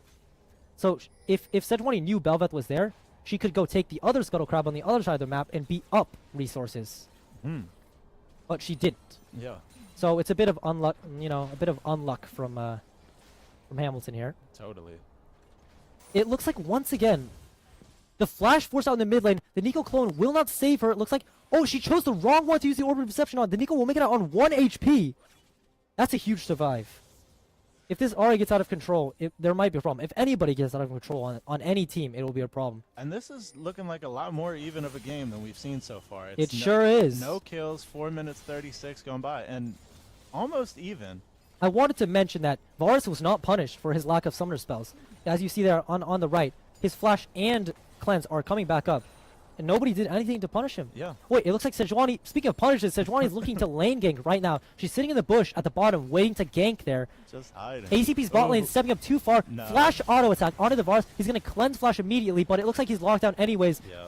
And the kill will most likely go to Sejuani. Wait, she's running away? At first blood to Sejuani. Now, Varus once again lost double sums. Fortunately, it was not given to the carry. So it's a tank Sejuani that got it. Yeah. It's not the worst case scenario for ACP, but it is unfortunate he had to blow his double sums. It looks like Hamilton has finally realized we can punish these guys in bot lane. They always play aggressive. They're always trying to hit us. Yeah. Why don't we just kill them? Exactly.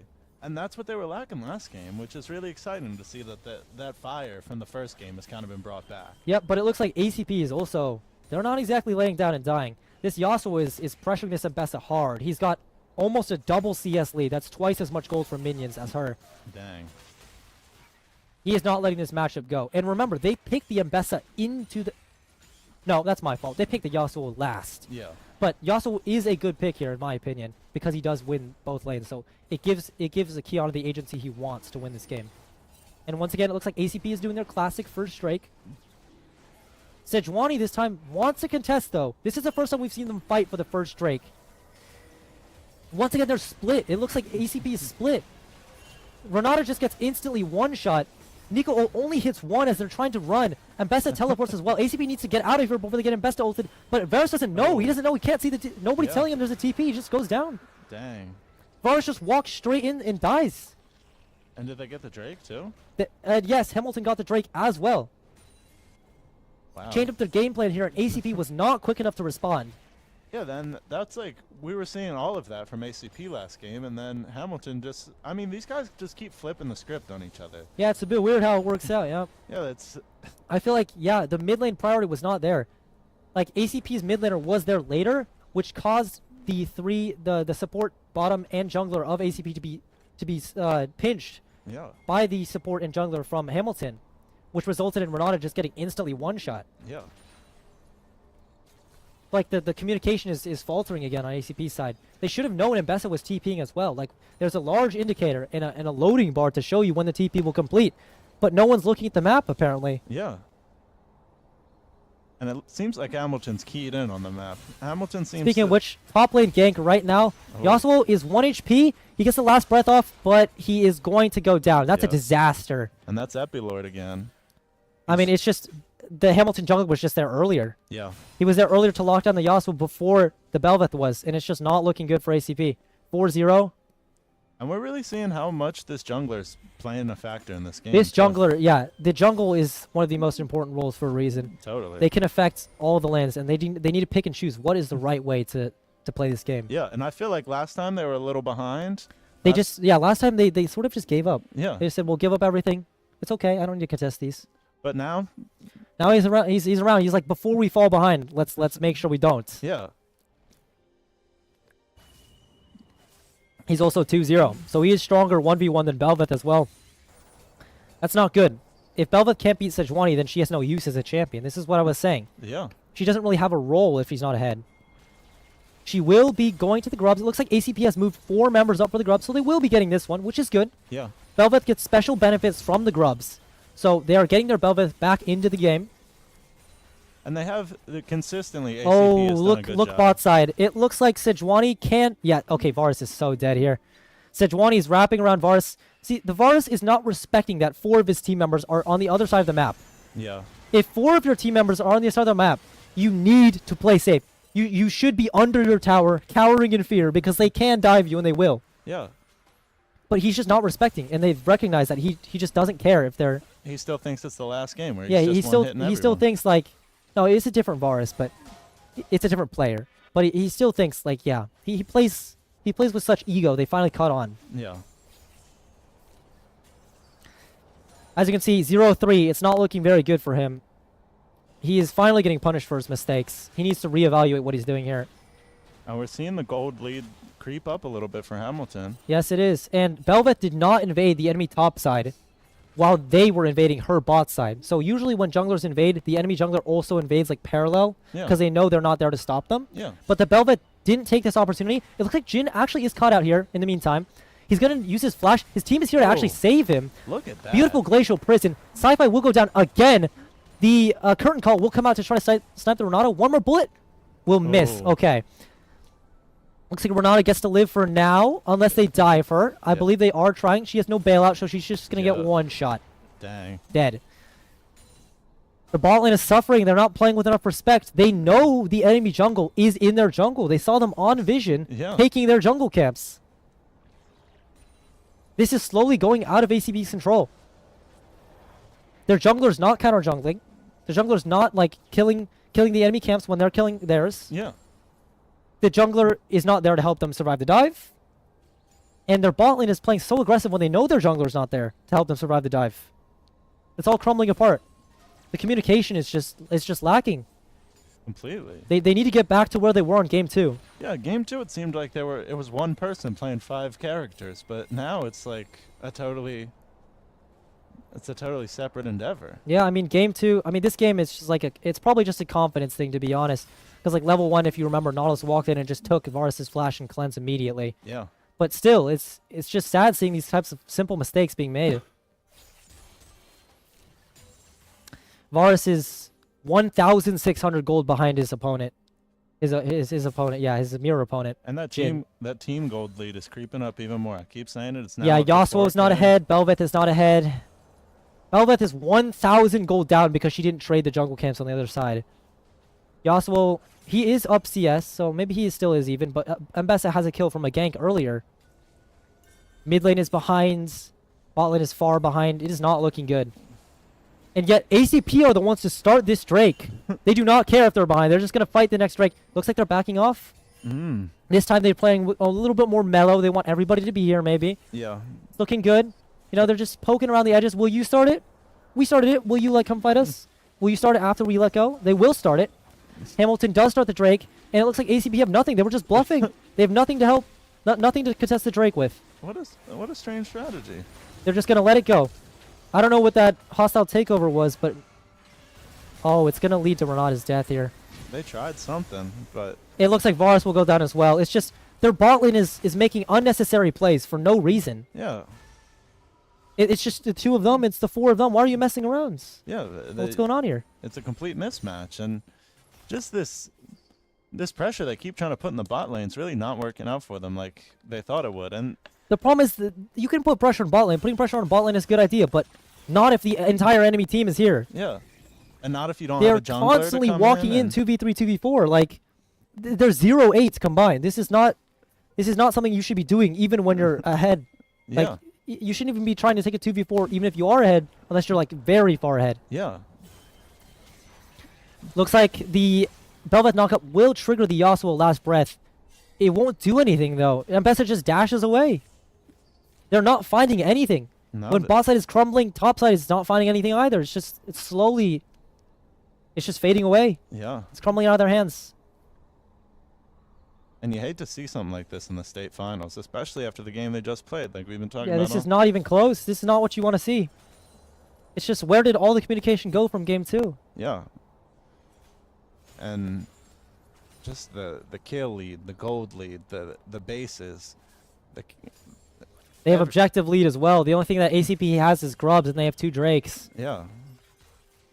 I mean, it's just demoralizing. They're so behind. And we're about to hit 14 minutes, folks.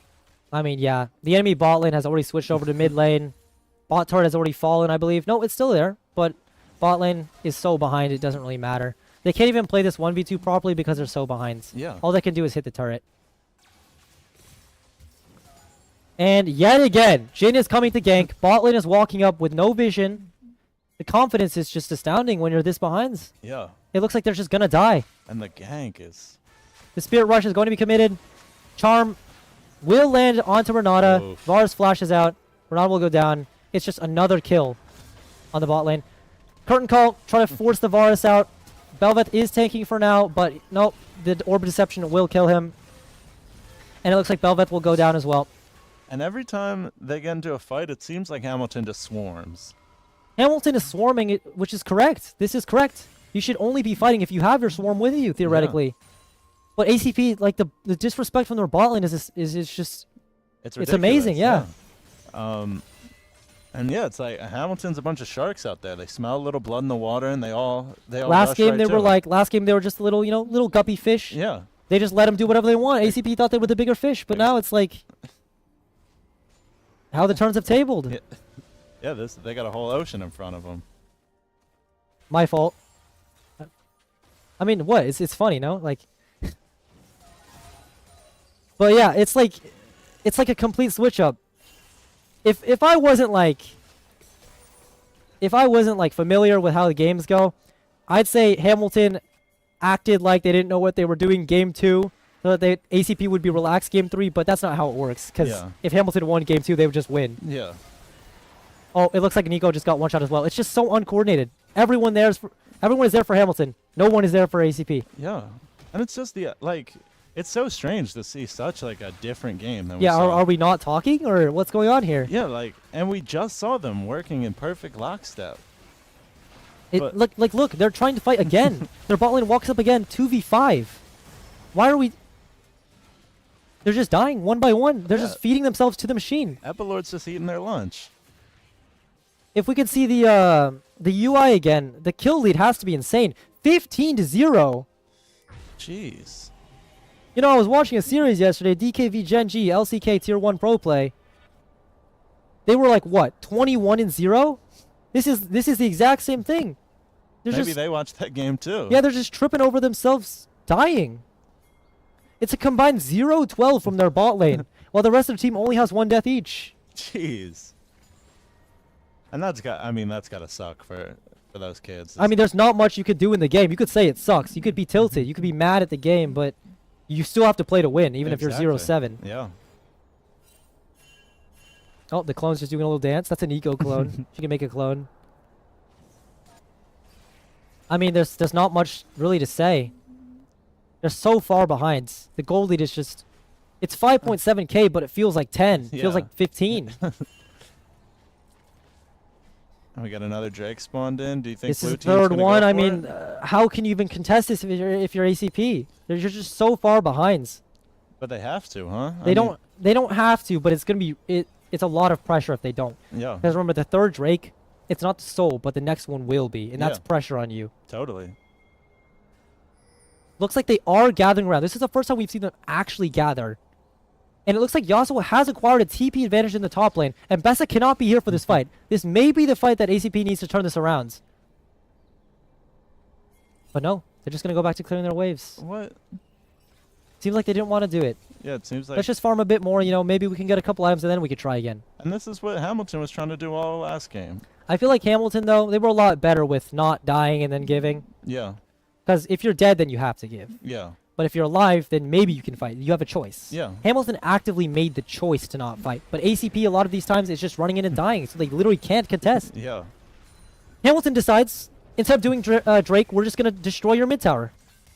And you can't do anything about it. Fair enough. And so they do. And then they go to Drake with this pressure they just created with the Rift Herald. ACP is... They're together, but doesn't mean anything. Looks like instead of contesting Drake, they're just going to go try to gain a lead top side. But we've seen this before. This Ambessa champion does not die easy. Yeah. They need to make sure they have her locked down to one-shot her before she can, throw all those stupid dashes they gave her. Oh, meanwhile, in the mid lane, it looks like they're fighting without their team again. But it looks like Hamilton's team isn't there either. Oh, yeah. It looks like a 2v3 for ACP. And Hamilton's Jhin will just lose his Cleanse Flash. And a similar mistake to what ACP has been doing. Jhin thought with Ahri and him, they'd be able to fight 2v3, but they just couldn't because Sejuani and Nautilus were doing Drake. Yeah. I mean, I suppose it should be inspiring for ACP to know that, they can make mistakes too. Yeah. They've been doing the same thing. But, I don't know, it's just some messy play. Yeah, and that... ACP as well, they're conflicted. They had no vision on Sejuani and Nautilus. And they were just fighting. Yeah, they were just fighting the fight. What if Sejuani and Nautilus were in the bush just waiting? Yeah. It would be 4v3 and you would automatically lose because your jungler and top laner went to top to try to kill her. Yeah. And that's what they're really not getting. They're not focusing. They don't have the vision, so they can't see these guys, and they're just getting ganked by the jungler, and it's just free. Hamilton's walking around collecting free kills. Luckily, it seems to have calmed down. There haven't been a lot of deaths in the past 5 minutes ever since laning phase ended. ACP can do a little ball curl up into underneath their tier 2 turrets, which are a bit safer than their tier 1 turrets, so there's less of a risk of a dive. Maybe they can stabilize here. Their top side has been doing quite well. Compared to how their bot side has been doing, their top side is doing okay. Yeah. They're maintaining CS, they're up CS even. And they're just farming. They're farming their way. Because that's the way you get back. You farm until the enemy makes a mistake. And they just got to be praying right now. That it looks like Belveth might be caught here. They're trying to check for Otacon because they don't have vision on the objective, so they want to make sure they're not doing it behind their back. It looks like they are moving as a group, 4 people together. Which is good. This is quite the force. Yeah, you can't just kill these guys randomly. They will establish vision of the Otacon. They will confirm they are not doing the Otacon. This is good. This is one thing that Hamilton lacked. It looks like Ahri might be caught. No, it's Varus who's caught instead. Jhin, again, not respecting. His Yasuo was clearing bot wave. His Belveth was farming jungle camps, but he's walking up like he has all the frontline in the world. Yeah. That'll be another death added on. And that might be Otacon down. Down in 80 carry. I don't think you can contest this. As I was saying, with Hamilton, they chose to give. With ACP, they're forced to give. Yeah. And that's... It looks like they will try since they know Ahri is low. They're trying to poke around. Maybe we can get in. I really want to contest this. This is really important. I know they will just get engaged on. The public execution just one-shots Renata completely. Now it's a 3v5. It's looking even worse. But the Otacon is reset. And Hamilton has taken a lot of damage from the objective. Yeah. This is still playable if they want to try something. It looks like they're still going to fight it. They're still going to hit the Otacon. But ACP is still going to mess around. Let's see if they can pull off a miracle here. We do have the Nico Yasuo combo. Online. It will be a flip, it looks like. Both junglers with their Smite Summoner spell ready to smite the objective the moment it drops below 1.2k. Who will get it? It's going to be Hamilton who gets it. Nico only lands onto 2 people with the Pop Blossom. Yasuo's in the backline dashing around. They are on Jhin. They are actually on the carry. of Hamilton. He will not die to Ignite. He will die to the Q3. Yasuo's just running around. As I was saying, if you don't kill this Yasuo immediately, he will just spin around and just run circles around you. Yeah. Hamilton looked so disjointed there. Some of them wanted to dive the enemy champions. Others wanted to peel their carry away from the Yasuo. But there just wasn't enough people crowd controlling the Yasuo, and he just got to spin around as he wanted. Yeah, and that's how ACP just got 4 kills on the board. What a swing here. This is massive. Even though they're 13 kills down, the gold is basically even again. And they did not get the Otacon. To be fair, Yeah. Hamilton got the Otacon, and that is a big power boost. But this is a big swing because ACP will get turrets for this as well. Objective bounties, so much money in the map, the kills you got. It's also got to be a morale booster too. You want to fight. This is like a decisive victory here. Even like down 2 people as well. Varus and Renata, Varus and Belva, sorry. No, Varus was instantly dead. Renata died after. Yeah. But yes, they won the 3v5. Yeah. With a little bit of help from the objective. It did do a lot of damage to Hamilton, to be fair. And it looks like Hamilton was confident there that they could fight this, but it's just at the end the communication really was lacking. I believe they could have fought it. It's just they weren't clear on whether they wanted to fight it or not. Yeah. Half of them want to get out because Jin is 1 HP. He's getting like dashed on by Yasuo. He's just swinging a sword on him. He wants to get out. Some of his teammates want to get out, but the rest of them just want to keep going because like, hey, my HP bar's full. Yeah. Why don't you want to go in with me? It's just a bit of a disconnect, you know? Totally. And we've been seeing a lot of those disconnects. Oh, it looks like they're from trying to catch ACP. something again. Yeah, they're trying to... Hamilton is trying to exploit ACP's mistakes again. They're just sitting in a bush waiting for somebody who will walk in and disrespect them. Yeah. They're going back to what works here. And this is the 4th Drake, I believe. Hamilton has 3 Drakes so far, if I'm correct. Yep, 3 Drakes. This is the Hextech Soul, and Hextech Soul is one of the strongest souls in the game. So if this falls, then ACP is going to have a problem. But if they can stall this out for long enough and maybe steal the Drake, they can drag this game on long enough for them to come back. Looks like they're playing for mid waves instead. Looks like Hamilton is looking onto Cyrus. Oh, Varus, sorry. And Sci-Fi will escape with his life. He will lose another summoner spell though. It's just consistent mistakes. Yeah. And that could be the death of you. It looks like ACP has re-established control of the Drake pit. They are just going to burst this Drake so fast. It's just gone. And the hostile takeover is huge. It hits 2 people, but only the front line. The Ambessa ultimate coming through to dive. The Nico ult hits Jin, but Yasuo ult does not hit him. Yasuo just one-shots Jin after anyways, though, with the Steel Tempest. Yasuo's just dashing around one-shotting everybody, but he's alone. He's alone. He has no more people with him. It looks like he wanted to do more, but his team did not. Yeah. This is a good outcome, though. They traded 2 kills for the denial of the Hextech Soul. It's not a bad outcome. I'd take it if I were ACP, to be honest. This is the best I could ask for. We got kills. We got, like, what? 1 of them. We got their carry, put them more behinds, and we stopped them from getting one of the biggest buffs in the game. Yeah. And that's why they put so much pressure on getting that one. This Yasuo is being felt right now. He is doing so much damage, so much work right now. And that's why you pick a guy like that last. Yeah, that's why last pick against all their champions, he knows this is the champion I want to play against them. Like if somebody asked you, game 5, game 3 in a best of 3, game 3, last pick, red 5. You see all their champs, you see your champs. What would you play here? What is the champion you trust, you know? Yeah. And this guy's picking Yasuo every time, it looks like. Yeah, it looks like it's working out too. It's just, if Hamilton can get this together, Yasuo would have a hard time. But they've been relying on Chaos, and it's been working so far, just like game 2. Yeah. If they can get back to more of that slow, kind of calculated way that they were playing in the first game and focus more on rolling over the ACP side, then I think they can get back into this. And they're still ahead. They still have the upper hand. It's just there's cracks showing. The confidence is cracking. Yeah. If they can get this Baron, that'll be huge, huh? Yeah, both sides, they want this Baron. But it looks like ACP has vision control. Looks like Hamilton is pushing in for some vision. Yeah. Just poking around. Again, the bot duo is alone here. They have no one with them. They're being pinged back. Looks like they'll survive this time. This is good.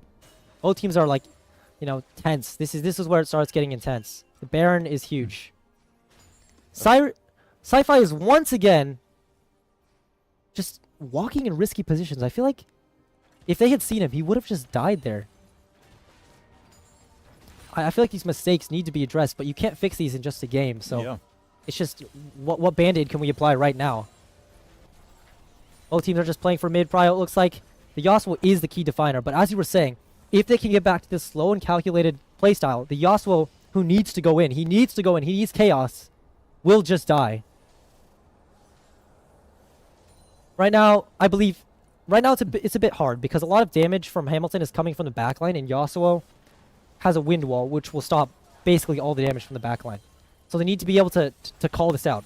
Yasuo is just using his wind wall, so let's all pull back. Yeah. And then we'll re-engage once it's on cooldown. Interesting. So it's playing against Yasuo is a different type of game. Yeah, it's a totally different animal. Because they don't have a lot of damage in their front line. It's just tanks in the front line. Yeah. For Hamilton. So if Yasuo is allowed to spend any time with their back line or their front line separately, then they will both lose to him. As they just poke around a bit, Mbessa doing a little bit of trolling with the blast cone. Oh, it looks like Nico has been caught by the curtain call. Yasuo's going in with the last whisper. He finds it onto Ahri, but Ahri will just flash away. Will just dash away with a spirit rush. Yasuo needs to commit his flash. No flash Yasuo is huge. The hostile takeover is not too bad, but it looks like Yasuo was 1 HP. ACP needs to get out of here. They will lose 3 members and the Baron for this. I don't know what happened here, but I see Nico and Yasuo in mid lane just getting caught. Nico dying with the stopwatch up as well. And it looks like Hamilton's just going to take this Baron now. I mean, yeah, they have a second problem to deal with ACP. This Ahri is 8-1. When did this happen? It used to be just the Jhin. Now the Ahri's a problem as well. Yeah. That will be Baron for Hamilton. Wow. It's looking scary. It's looking scary. The same thing still applies, though. Yasuo still counters Jhin and Ahri pretty well. So if both of them are the ones that are fed, it's still playable. It's just becoming harder and harder. Yeah, you can see the jungle. You can see the Sejuani. She's just stacking armor and armor and armor. So at a certain point, Yasuo will not be able to kill her that fast anymore. So they will have to go for the backline. And if they don't reach the backline, it will just be over. And you can see we've crept back out to a 5k gold lead. Yeah, this Baron is really important. Baron gives you so much money. Yeah. Just from the amount of resources you can take from them. That wind wall coming out, saving the flash, but a bit of a miscommunication. The flash will be used anyways. That'll be Varus' flash again. Hextech Soul is back up again, and this time ACP does not have control of the pit. Ooh. It'll just be bursted down. Hamilton can also burst. Hamilton will get Hextech Soul. 2-man equal. It's not good enough. Oh. The curtain call. Yasuo is somehow onto Jhin again. You can see his knowledge trying to peel him desperately, but he's just one-shotting their backline. They're both so low. If they just need a little bit more damage just to kill their backline. It looks like it might just be over. I don't know if they have enough time to end the game, but that fight was pretty decisive. Yeah. Yasuo was not able to kill either of the backliners that fight because of the turn from their front line. As you saw there, the moment Nautilus saw that Yasuo was on his Jhin, he turns around, autos him, roots him, and Yasuo can't chase anymore. Yeah. It's really important that they keep doing that. And it was, I mean, really as easy as that. All they needed to do was just say, hey, protect me. Yeah. Looks like they won't be losing the game here. They'll just take an inhibitor, and then ACP side will be back up again to defend their Nexus turrets. This is worrying, though. This is worrying, because Yasuo will get outscaled eventually by the range comp. And if they don't do something now, they're gonna bleed out. That is Hextech Soul. Hextech Soul is kind of grim. That's a really powerful buff. Not even like including the fact that they have 10-1 Ahri and 7-3 Jhin. And 6-0 Mbessa now. Dang. It's just looking worse and worse. They're pushed back to their base. Their jungler's being invaded. All their camps are being taken. Belveth needs resources to function. She's getting some here and there, but and look at that gold lead. It's crawling up towards 10K. It's just going up and up and up. 7K right now. Yeah, and I mean 27-7 kills is not gonna. It's gonna be hard to win any game when you're down 20 kills. Yeah, I mean this is a lot closer than I expected, to be honest. Considering this was like 15-0 at one point. Yeah. Fair enough. Belveth will just be killing the Scuttle when she saw enemy Sejuani behind her. Looks like she's caught out behind enemy lines here. She's going to try to get out with a Hex Gate, maybe? Oh, she's going to keep going deeper and then maybe hit a recall somewhere sneaky. Well, it looks like she will be let out. Yasuo was holding his own here. Just doesn't look very good. 0-10 Varus, 0-7 Renata, 0-5 Nico. The flash from Jin straight into the... Wow, just completely one-shot. That was an auto WQ. Wow. The Spirit Rush also invested. As she goes for another charm. That one will miss. Belvich just dashes out of the way. Wow. I mean, it's just... Again and again, they just keep dying. Another tier 2 will fall. That's more gold in the pocket of Hamilton. The wallet diff is actually crazy right now. Yeah. Curtain call come out, force them out of their tier 3. They might just go for this one as well, and Looks like they're pushing. soon ACP might not have 2 inhibitors. Looks like they'll let them go for now. It's kind of hard to push the base without Baron, and Baron buff has run out. Clone, do a little trolling.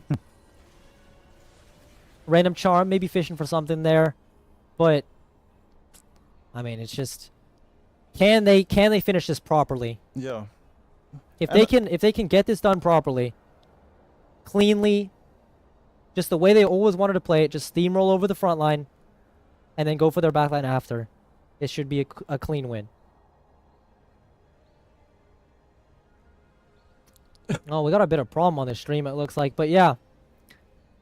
I mean, ACP can do nothing but cower in their base for now, but they have to come out when the next Baron or the Elder comes up. Otherwise, they will actually just lose. Hamilton will walk in and clean them up. I don't know how much time is left on either objective, but it's going to be soon, and they will just die. Oof. I believe this is a replay. Yeah, this happened before already. I mean, it's not looking good. And Hamilton just wants this more right now. Yeah, this is good for them. Like, the slower they go, the better. They're playing it so safe. I think Hamilton from game 2 or game 1, they forced that tier 3 there top lane right now. Yeah. But they decide right here. Right here, they decide, you know, let's just not. Yeah. We don't have enough minions. We don't have Baron. Let's just leave. Yeah. No need to. Yeah, let's just leave. Bye-bye, and they just leave. I mean, yeah, you can see it. ACP, this Yasuo needs a fight before he's outscaled. He's so desperate for a fight, but he can't fight unless it's perfect. Yeah. It looks like Baron will be the next objective. ACP has to somehow re-establish vision control and champion control over this area before the Baron. If you walk in blind, you're as good as dead. So they need some vision. As you can see, the support is walking around to place some wards, get some vision in the pit, farm up some camps. It looks like Hamilton has been merciful. They took it back before Baron, allowing ACP to come in, you know, maybe scout the area around, see if they're hanging around here somewhere. Yeah. So ACP will start off with the priority, but it looks like they're split once again. As you saw there, yeah, their AD carry and their support were walking a different direction than their top laner and their jungler. And the whole Hamilton team seems to be rolling together. Yeah, they all back together. They all do objectives together. They all take towers together. I mean, looks like Baron will be started as a team. 4 of them. The 5th of ACP is lagging behind. The Nico's so behind. Looks like they might be wanting to turn. They might just want to go over the wall and fight this Baron instead. This will be up to a 50-50. If ACP jungler can steal this, this might be playable.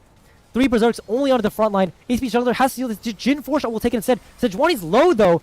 Oh. The flash from Nico will only catch 2, but Sejuani will go down. Dang. It's a 1-for-0. ACP wants to keep going. They want to keep this going. Velvet's just one-shot. The bailout, the dancing grenade takes out Varus as well. This Jin champion does so much damage. He'll get a double kill off the end. ACP caught unaware. I mean, what can I say? It's like they just didn't respect the Jin. Yeah. He's a 3-item AD carry with a last whisper. He will just one-shot you. Just because you killed Sejuani doesn't mean you can kill him as well. And that's it. This is it. Elder, Drake, 2 members of ACP are down. 1 member from Hamilton is down, but Hamilton's member will come back faster. That's the problem. Hamilton will have first move to this. And if ACP doesn't do something soon, they will lose the Elder Drake. It looks like they're losing it. It right looks now. like they can't do anything about it. It's just their team members are dead, their jungler's not here. And this is what we saw happen This to is Hamilton it. last time. This is it, yeah. There's no hope. Yeah. They'll get this, march right into the Nexus. They're and- march. Now comes the death march. They will just roll over everyone in their way. This is exactly what they want to do. And folks, this is the Oh, state it looks title like right it here. looks like the enemy support is caught as well. That's even worse. If it wasn't bad already, it just became worse. The enemy support, ACP support, is just dead. So now it's a 4v5 versus Hextech Soul and Elder Dragon. And yet again, Hamilton is taking this slow and steady. We're not going to march in the base. We don't have to. So let's just take everything else you have. They're making them feel it. Yeah, one by one. They'll just take your towers. The charm will land, and yeah, that looks like it'll be it. Nico, doesn't matter if he hits 3 people. They're just one shot. Elder Drake, gone, gone, gone. One by one, they all fall. This team, and that should be it. That will be it. 5 members of ACP dead. Hamilton will win the best of 3, 2-1, and they will be your Arizona State High School Esports champion.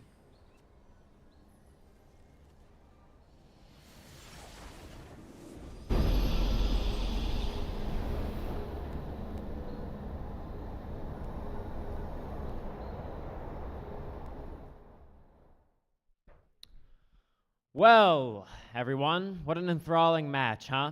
Hamilton Huskies take it home for the AIA official Esports Championship Varsity Division. Give it a round of applause for them.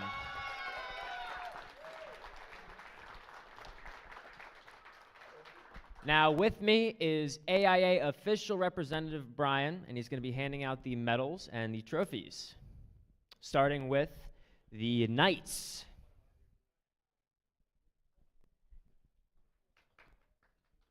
Everyone give a round of applause for the Knights.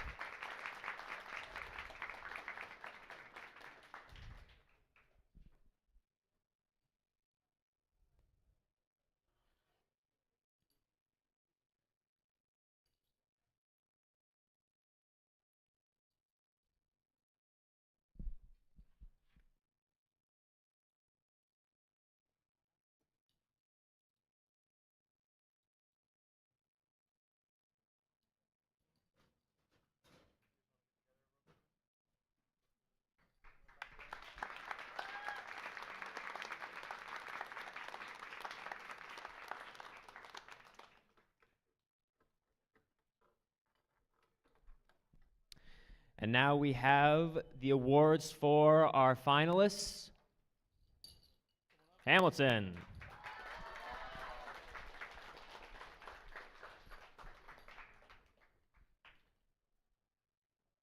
Congratulations, guys. Congrats.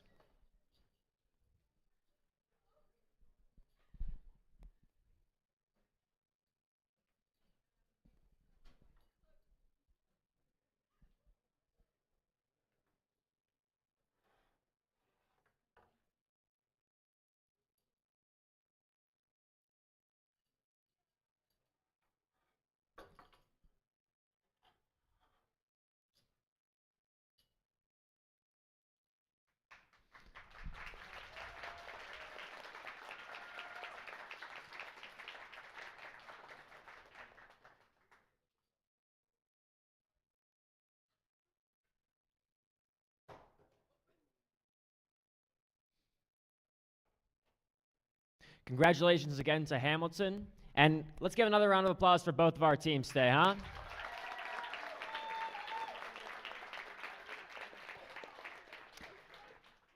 Stay tuned because soon will be our finals for the Super Smash Brothers tournament for AIA. So that'll be very shortly. Thank you guys again for coming out.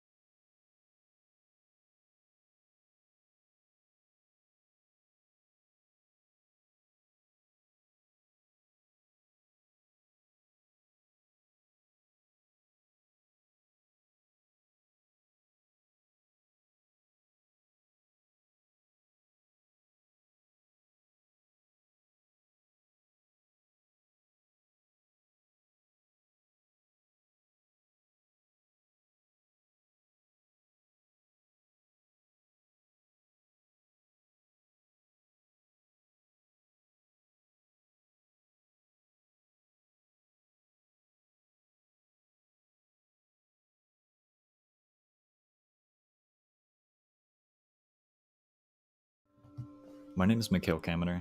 I'm currently a master's student here at ASU studying extended reality technologies. I feel that my time here in the School of Arts, Media, and Engineering has provided me with so many incredible opportunities to learn and adopt the skills to thrive in the intersection between science and technology. My undergrad experience in media arts and sciences felt like I was really given the chance to explore any avenue that involved arts, technology, and even philosophy. And it introduced me to ways of thinking about the arts that were totally new to me.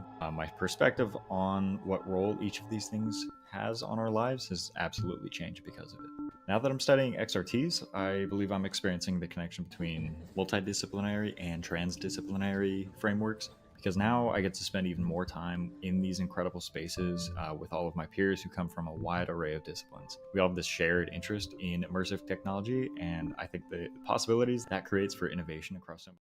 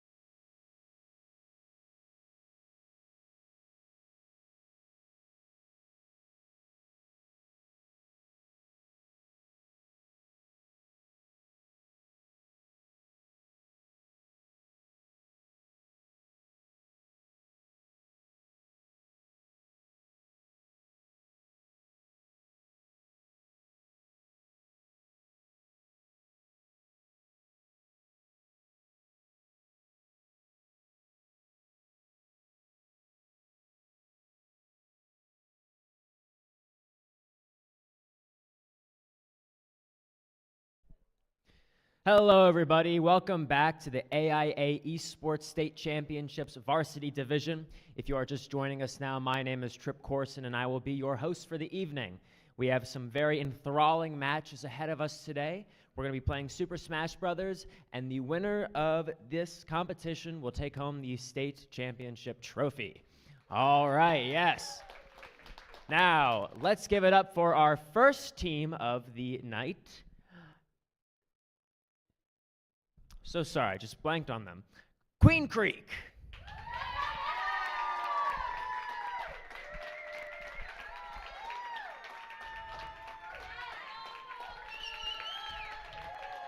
Hi, guys. Welcome back, guys. Welcome back. How are we feeling today? Incredible. All right. And who will be playing for us first? Ryan, how you feeling, Ryan? I'm feeling good. Awesome. Now for our next team, the Carl Hayden Falcons. Can I get the Carl Hayden Falcons, please?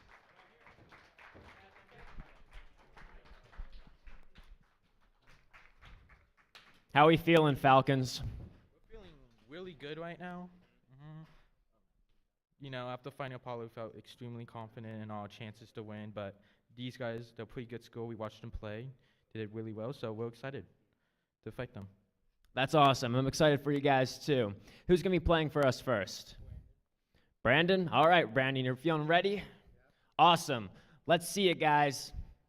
And don't forget to have fun.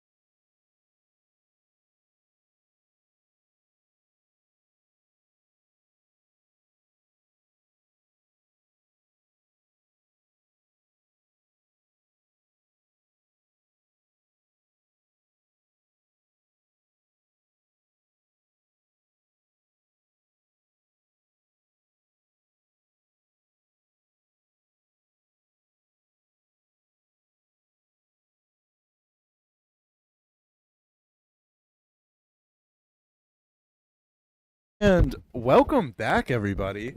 I'm your host, Owen Manning, and we're here with Brendan. Yep, thank you, Brendan. And we're back with a little Super Smash Brothers. I know it's been a little while since we did this. It started off this morning.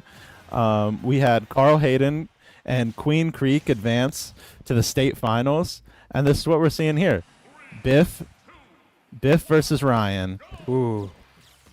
Let's see how Biff handles this. Yeah, Biff's from Carl Hayden, and Ryan is from Queen Creek. And this morning when we saw Biff play, it was real domination. The way he uses Pokemon Trainer is really something to behold, honestly. Oh, yeah, definitely. He's so fluid in his switches between the characters. Right now, they're going at it. Like, it's crazy. Ooh, Biff gets a knockout. An early knockout. But Ryan's no slouch. He played a really good game, and what? I mean, showed some real skill. Oh. You just hate to see that He kind tried of to thing. do something fancy. Yeah, just falling off the edge, and that's a classic mistake that everyone's made in Smash. You hate to see it on the biggest stage like this. Yeah. And to keep everyone in the loop, it's going to be a best of 3. I believe if I'm understanding everything correctly, each matchup will be a best of 3. 3 sets, and then 3 games. Oh, best of 5, actually, I've just been told. Oh. This will be a long game. But it'll be a fun game. Oh, yeah.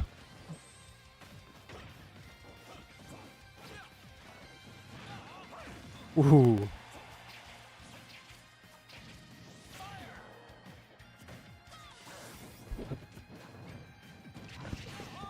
Ooh. And that's a beautiful play by Biff right there. Nice.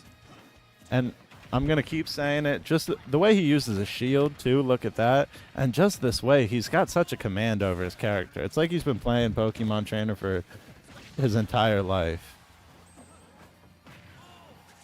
They're moving so fast. They So- know what they're doing. Yeah, I mean, this is the state finals, buddy. We're not.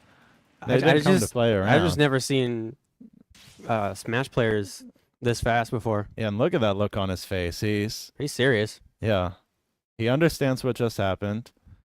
And that was a tough round to take if you're Ryan from Queen Creek. I mean, you can just see the emotion in his face. He really felt that. And we're jumping right back into a game. I mean, they're not taking any time to mull that one over. All right. Same characters? And we saw in Biff's first matchup, his opponent tried to switch up the character on him, but Ryan's not adopting that same strategy. Yeah, he's sticking with Falcon.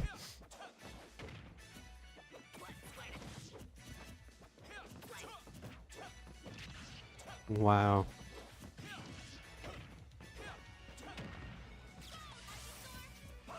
But it looks like Ryan's not gonna go down easy. He's not letting Biff just take this. He's not letting Biff just dominate the game.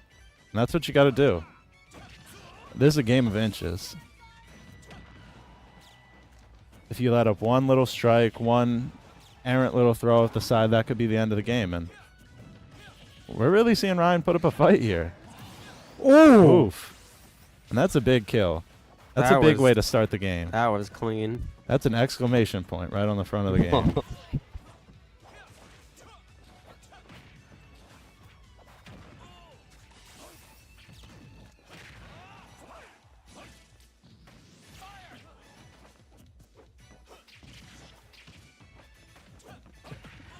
I think you can feel Ryan starting to sweat a little bit. He's starting to try a little bit harder. Maybe.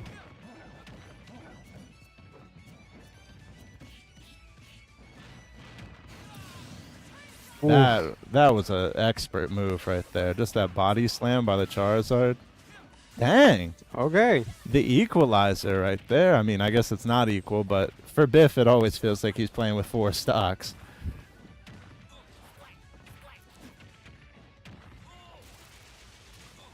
Just doing multiple headbutts at once. Yeah, and if you can just combo the guy and keep him in the air, you were saying to me earlier that that's what you prefer to do. If you can just keep him off the ground and keep him from hitting you, it's not gonna go in their favor.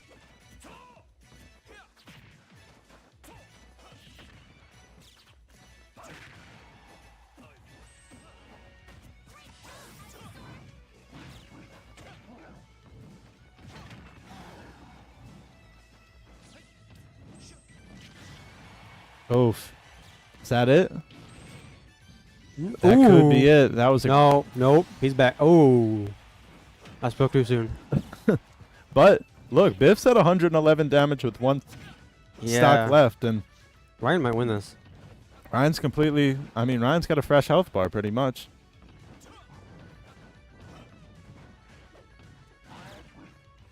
And Ryan's juggling him.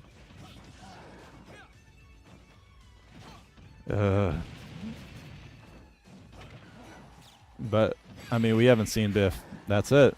Yeah. Dang. And you can hear the roar from the crowd in the studio. I mean, it's all even. You saw the look on Ryan's face after that last game. He wasn't going down easy. Yeah. That's 1-1. Or is it 1? 1-1. 1-1? Yeah. Okay. Yeah.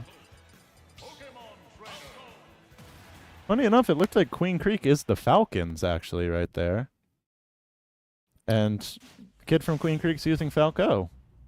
I thought Queen Creek was a Bulldog. I could be mistaken, but Well, maybe I'm just wrong. I don't know.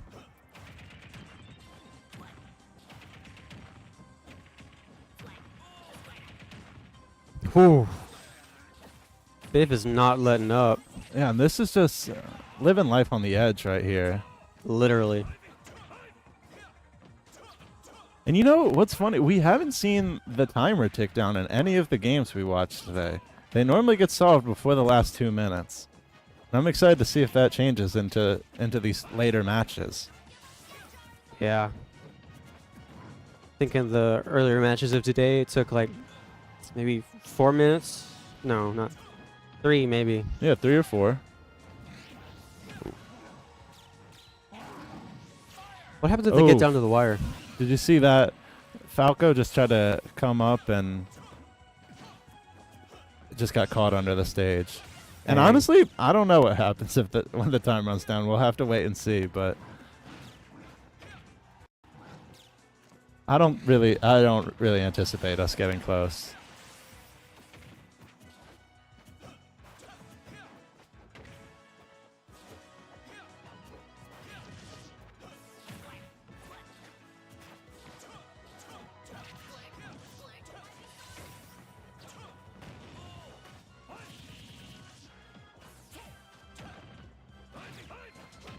And it's really not the same level of domination we saw from Biff earlier today.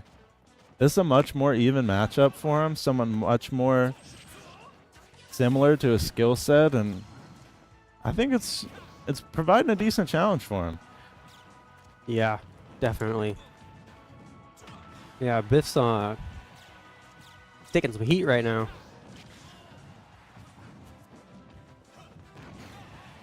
Oof. Ooh. Dang, and then Biff takes the lead though. All our trash talk is only working to fuel him. If Biff can get some good damage on Orion right now before he gets knocked out, that'd be good. He'd have an advantage when he dies. Yeah, because if he can just put him into the red before he dies, because he probably will eventually die here. That could be. I mean, that could be what changes the pace in this game. Let's do the side B, or no, the B. Ooh! That's that side B you were looking wow. for. Huh? Wow. What Carl a Hayden. game. And yeah, I'd look pretty much like that if I had just lost that game. But that was a valiant effort by Queen Creek. I mean, yeah. He's really fighting his little heart out. Yeah, he had Biff on his tiptoes. Totally, and if he would have just got a couple more hits, he could have equalized it, but you know, this is Smash Brothers. That's not how it often goes.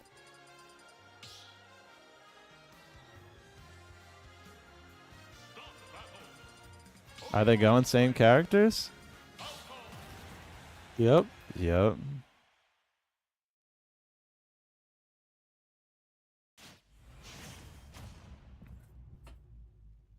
Pokemon Trainer versus Falco yet again. Carl Hayden up 2-1.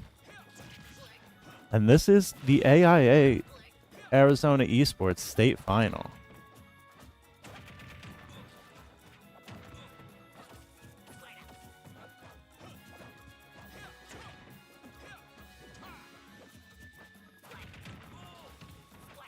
Wow, and we're really seeing, I mean, just a pretty even first matchup, first stock from both these guys here. For sure. Yeah. It's very impressive to see this. They just keep trading blows. Yeah, and it's just so high level. Ooh, Ryan just fell off. You hate to see it.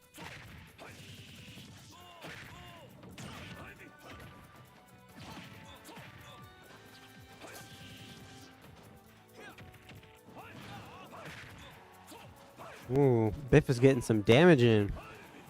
I mean, Biff's got to keep the pressure on if he wants to win another one of these matchups. Oh, I mean, oh no. Oh, he recovered. Okay. And then that dirty trick. Flamethrower at the edge. and that seems to be one of his signature moves, huh? We've seen that a lot from him today. A couple of times, yeah. Biff's got 3 stocks still. Yeah, Biff's. He's killing it. Dang. Wow. And after the fight Ryan put up 2 games ago, I wouldn't expect him to get 3 stocked like that. That was good. Yeah, that was a great game. We see some good sportsmanship finally. Mm-hmm. We missed a lot of that in the early Smash games. Maybe we just weren't seeing it, but that's what we like to see. And it looks like we're hopping into another little matchup here. And Biff was for Carl Hayden? Yep. Okay, yeah. Yep. And that is Carl Hayden is up 1.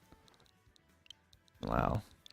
AIA State Esports Tournament here from Mountain America Stadium. Just bringing you some Smash Brothers Brawl on this beautiful day. Oh yeah, you were right. Queen Creek is the Bulldogs, and Carl Hayden is the Falcons.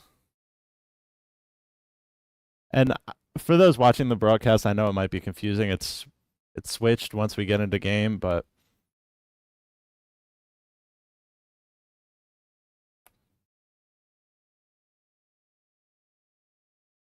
All right, getting ready to go into our second matchup here.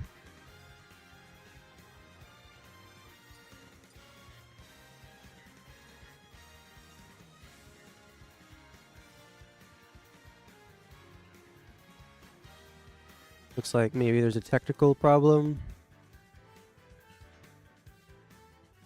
I think that they're probably, I mean, like we've seen all day, it takes a little bit of time to get into these kind of games. Yeah. Everyone plays with different configurations. Yeah, you gotta mess with the settings, you gotta mess with the controller keybinds. Yeah. Oh, wow, look at that. That's the trophy they're playing for? That's Wow. something right there. Wow, wouldn't you love to come present that, put that on your dinner table when you go I home? would love to do that. That would be awesome to be to get that little. Oh, that's just such a cool little trophy. Beautiful trophy. Yeah, and just I mean, thanks again to all the people who helped put this event on, helped sponsor it, the AIA, the whole esports community for welcoming me and Brendan with open arms. This has just been a wonderful experience. Yeah, Absolutely, yeah. Yeah, that was a good little bro fist right there. Good little the Yeah. boys. All right, we got Mist on. Forgot who that is, and then we got Hikari on Joker. Yeah, Mist is from Queen Creek, and Hikari is from Carl Hayden. And we saw Hikari. We saw both these players earlier actually, and they both were very dominant in their matches. So this should be more of the same from what we saw last game. A very intense, fast-paced game of Smash.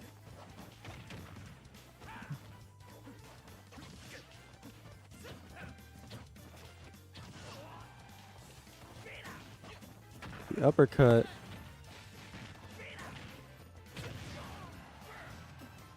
And just to confirm with everybody, Mist is from Queen Creek and Hikari is from Carl Hayden. I know the colors have changed from the overlay, but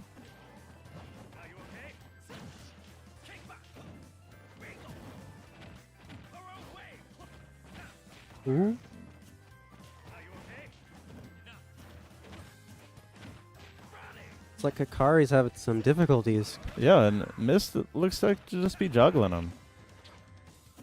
And Terry's a really interesting character.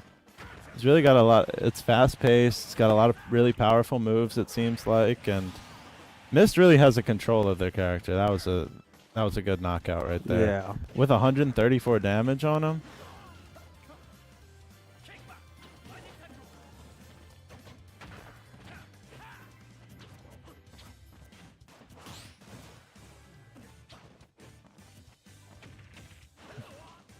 Oof. But I mean, Hikari's not going down without a fight. Yeah, it's the Joker, baby. We can't count him out.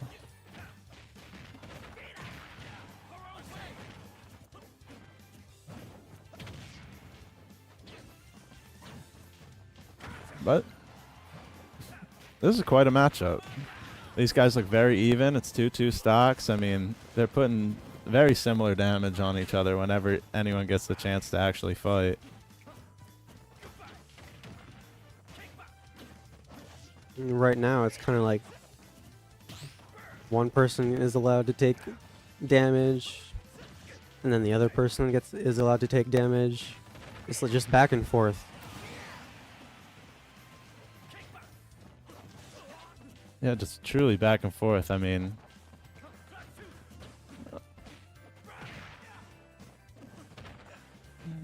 Terry came out with a vengeance today. Mist did not come here to play. I mean, I know it's a gaming tournament, but they came here to work. They came here to show off their skills, and that's what they're doing here today. And we talked about it in Mist's first matchup, but the use of shields is really so high level here. They just use it so effectively. Oh. Wow. Dang, and the tables flipped on that. It looked like Mist thought he was going to get a surefire kill and win the round, but got a little too overconfident.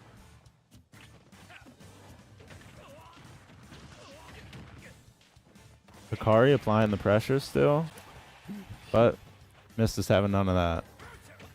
Yeah, Hikari's low HP.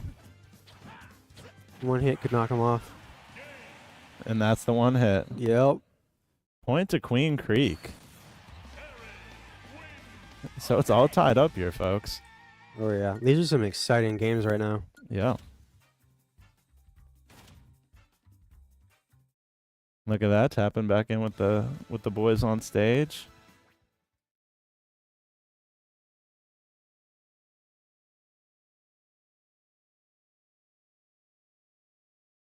And we should be getting into this next game, yeah. Another same characters.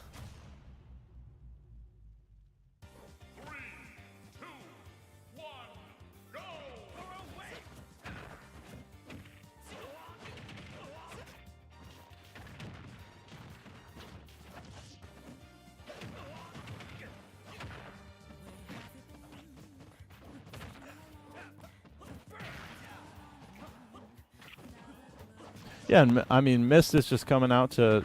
They're playing aggressive early, and that's what they need to do. It worked for them last game, and I don't think they're going to switch up their style anytime soon. Yeah, no, the players this level, they usually have their mains that they stick with. And unless rules are imposed where you can, like, ban characters, they're not going to change. Yeah.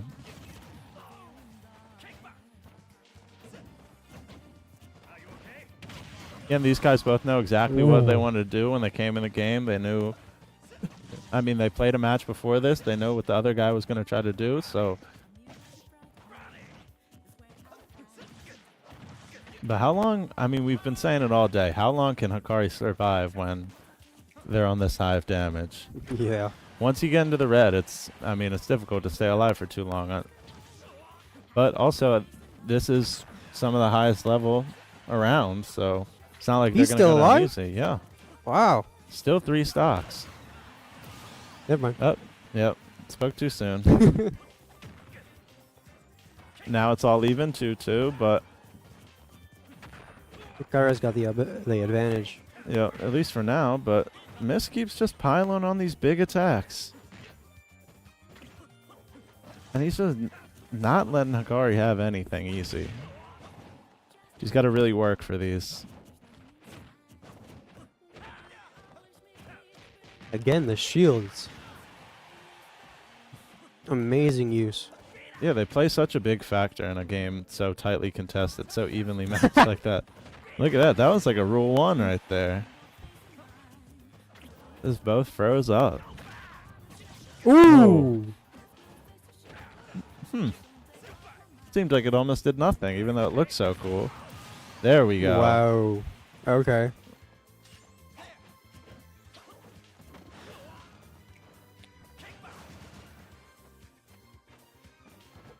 Is Mist just gonna...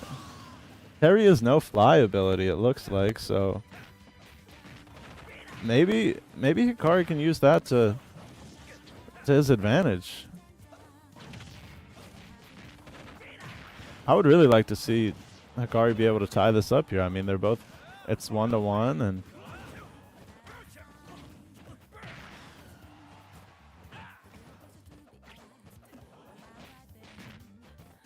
Right now, it's looking like Mist is going to win.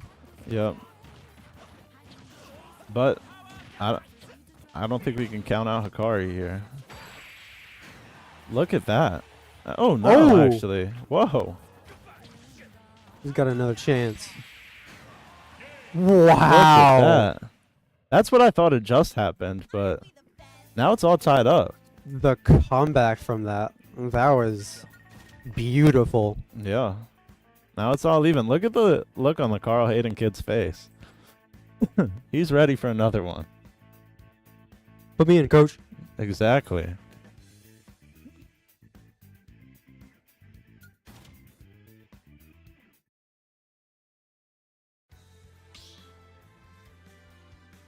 Yeah, that was just another beautiful game of Smash Brothers.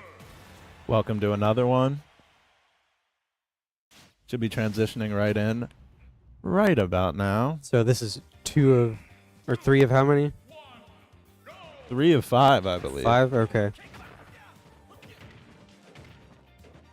They both 1-1 so far. Yep, it's 1-1 right now.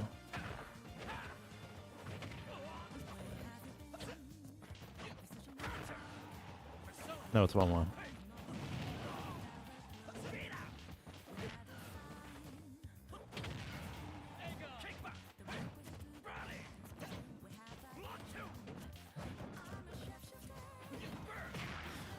Miss is getting some early damage off.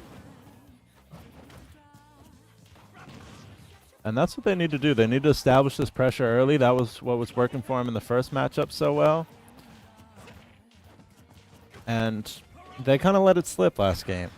They let Hikari work its way back into the game. And the way we thought he was finished off and then he comes back, came does right the back. exact thing that Mist did to him. Look at that, though. But Mist is still at 112.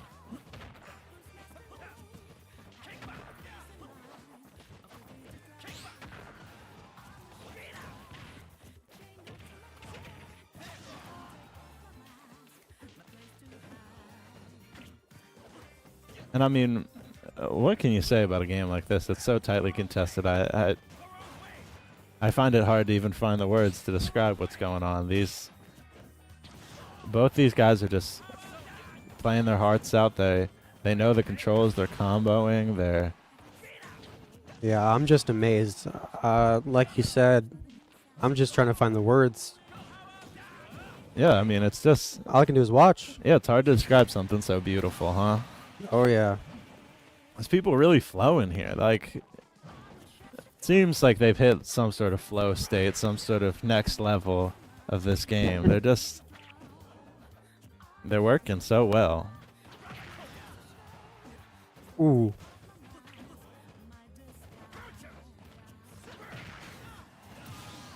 Okay. Ooh.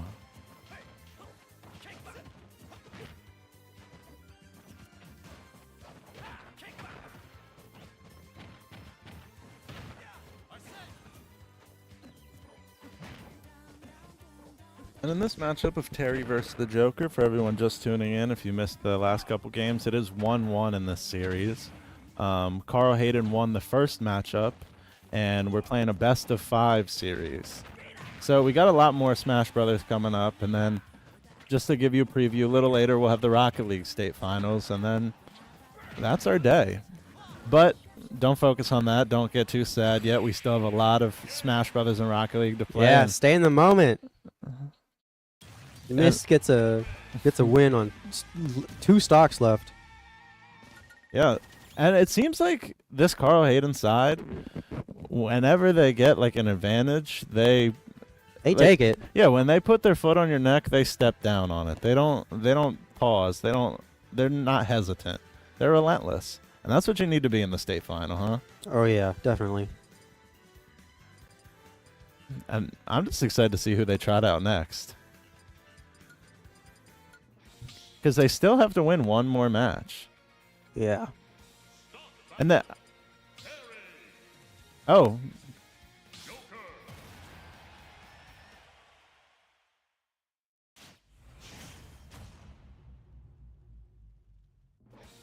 Remember, folks, this is a best of 5, so I guess there are 2 more. You got to win 3 out of 5.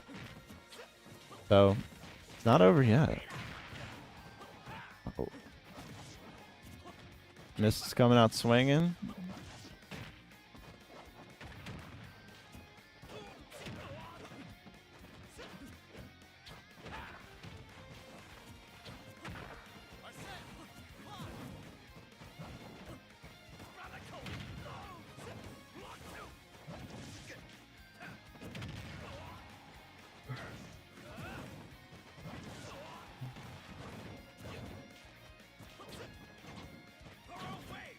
Yeah, this is another great game. I mean, this one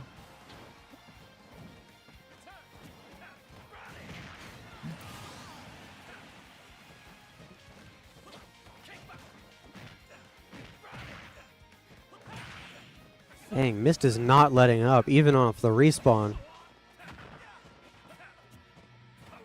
Alright, so, and folks, I'm sorry about the confusion, but I believe Mist is actually Queen Creek, and Carl Hayden is Hikari. So, we've had some miscommunications. I mean, it's esports. It's hard to get everyone on the same page when all everyone wants to do is game. Yeah.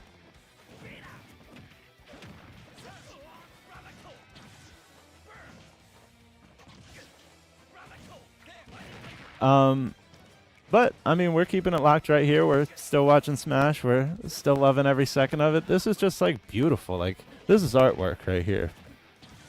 It's like...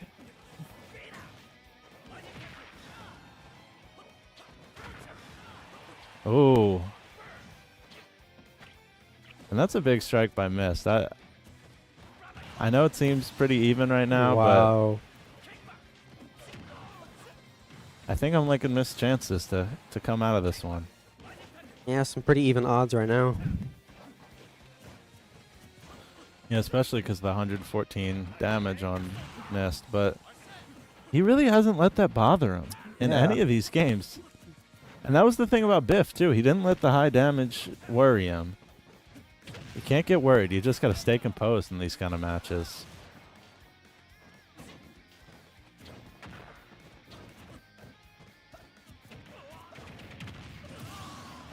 Ooh. Wow. But it's all evened up. We've rounded it all out, and it's...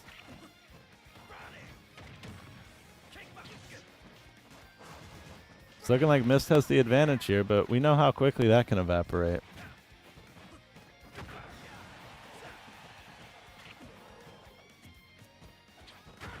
Right. Oh, not That could yet. be it, but Hikari's not going down without a fight. He's not. Yeah.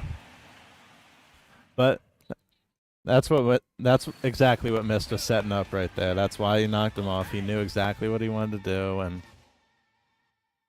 I believe that's a point for Queen Creek, I Yeah. believe. Yeah. So now it's tied up 1-1. And look, take a look at that excellent Queen Creek Letterman jacket that guy's got on right there. Yeah. It appears to be purely for esports, and it does look pretty sick. All these lovely jerseys too. I'm very impressed by how professional everybody looks. How these are real gamers here. These aren't just some slubs they pulled off the street. This is the creme de la creme. These are the Murs of the Murs. All right. This isn't Sal. This isn't Joe Gatto. This is all Mur right here. For all my Impractical Jokers fans in the audience tonight. So funny, I forgot to laugh. All right, chat's laughing. Thanks, chat. But yeah, we're hopping into another game. It should be a beautiful little matchup here. It's tied 1-1. I thought it was 2-1. No, because remember we had the colors wrong for a minute, so now it's Carl Hayden 1, Queen Creek 1. Well, no, because the last game was the third match.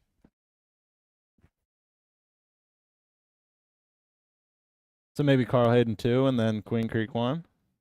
I can't remember which side had the most points, but I know it was 2-1 right now.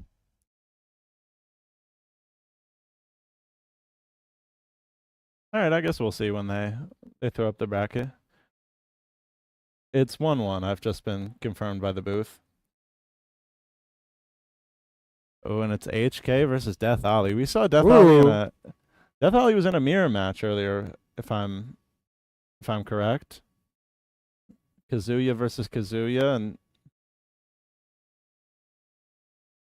Oh yeah, that was my mistake. I was thinking about the last matchup, not the total points for each high school. yeah, so each matchup is a best of 5, I believe, and then And we got it locked 1-1 right now, folks. This is the last set. This is for all the marbles. HK is stabbing Death Alley's feet. And I know each set is a best of 5, and the tournament is a best of 3. So this is for all the marbles right here, folks. Yeah. This is the Super Smash Finals. Yeah, this is your Super Smash Finals. Brought to you from beautiful Mountain America Stadium, AIA Esports Tournament, State High School Championships. I mean, this decides who takes that beautiful trophy home.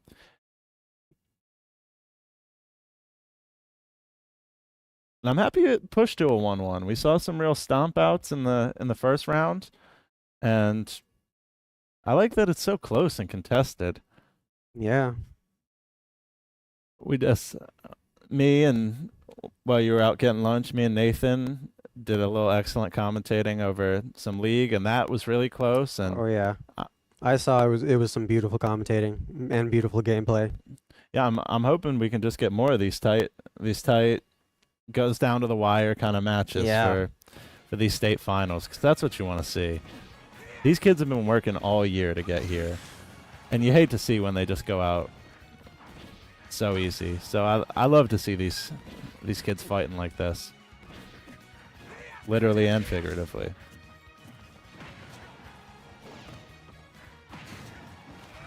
Ooh. Dang.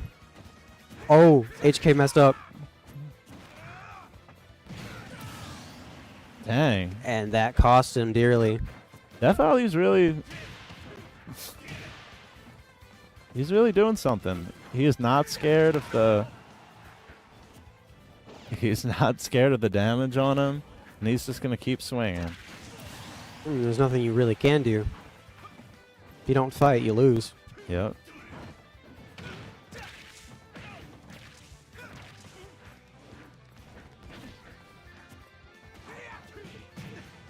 Ooh!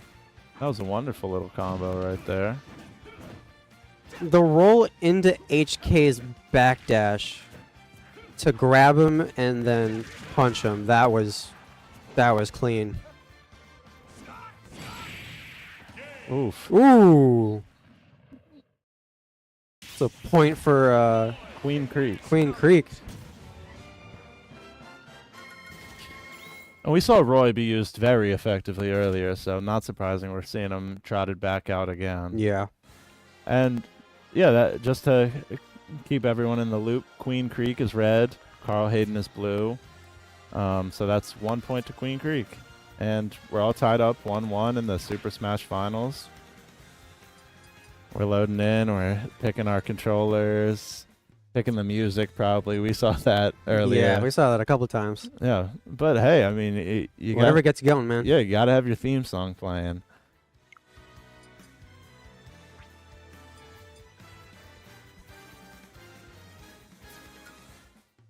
And so we have at most 4 more games, at minimum 2 more, and then that'll decide the state championship.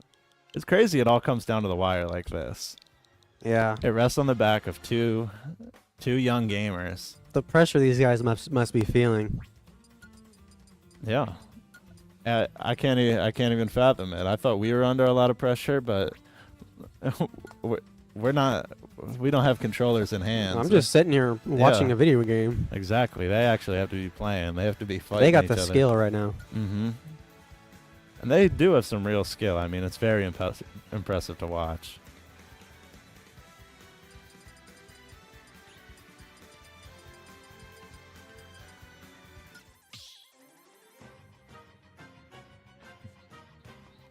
All right. And we're popping back in.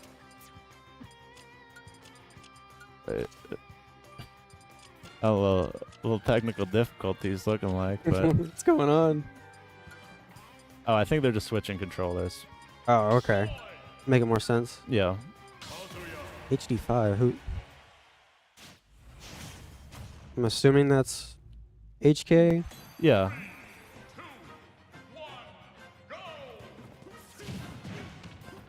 Yeah, I believe it's HK. I think he may have just misclicked or... Yeah. an H. We know who it is. It allegedly stands for Honorable Dude 5. That's, no offense, real creative, but hey, if he's honorable, I trust him. Wait, really? You weren't joking? That's what came over the headset. I wish I could have made that up. That's funny. HD5 is, he's honoring his name. He's duding out. Yeah, what's better than this? Just guys being dudes.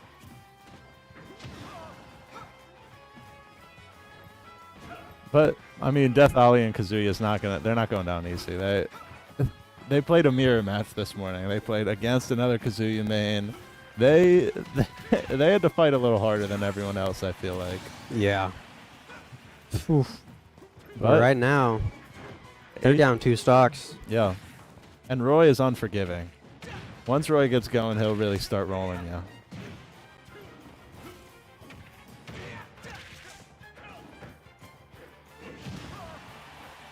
Ooh. Look at that.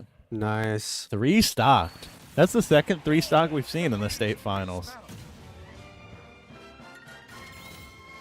And it's 2 points for Queen Creek. I think if Queen Creek can win one more, then they win the Smash finals for Arizona. Yeah. Jeez. I mean, I'm getting goosebumps. It's exciting to see. I mean, and we were talking about earlier, I can't even imagine what it's like to be one of these players sitting here.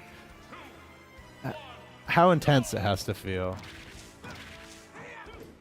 But HD5 is not feeling any of that. He's coming out swinging. He's not going to let this game slip through his fingers. His team values him as an honorable dude. And, I mean, Death Ollie has death in the name. I think he thought it would work in his favor, but it might be working against him. Ooh.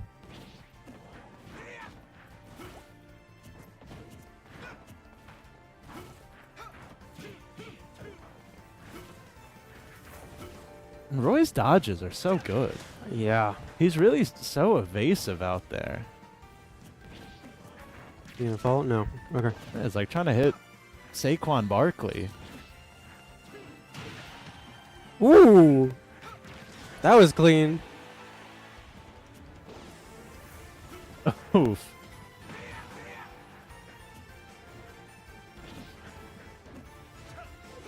Oof. Wow. Alright. Dang. Wow. Gives Death Ollie a death sentence right there. Ooh. You got me there.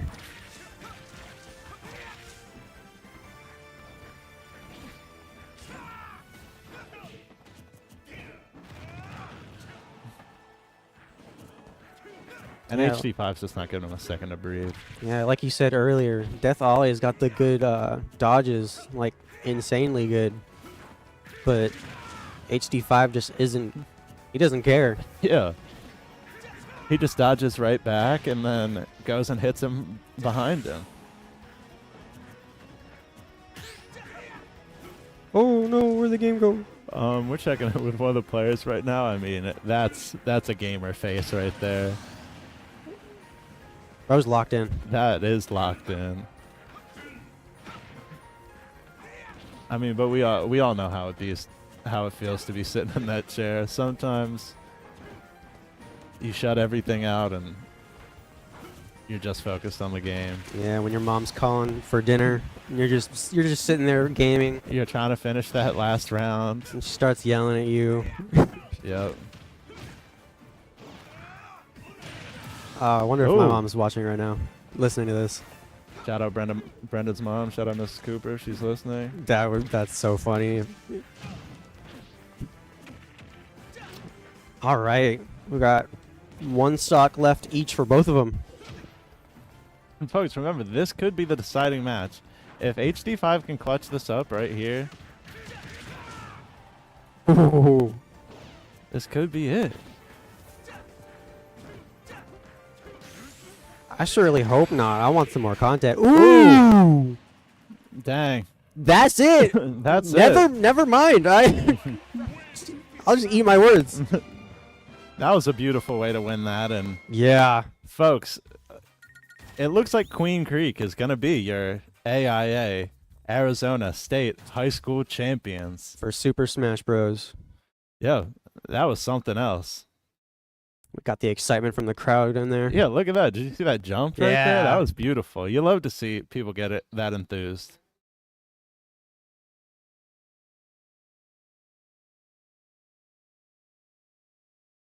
Championships. And now with me is AIA representative Brian, who will be handing out the trophies and the medals, starting with the runner-ups. Can we get Carl Hayden up on the stage, please?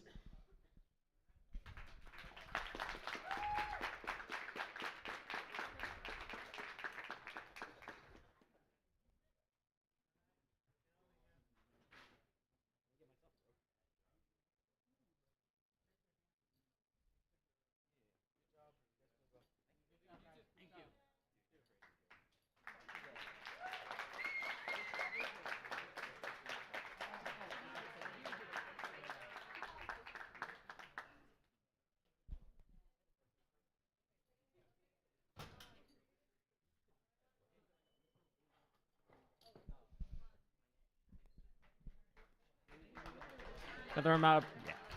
Congratulations, guys. And now for our champions, state champions, Queen Creek.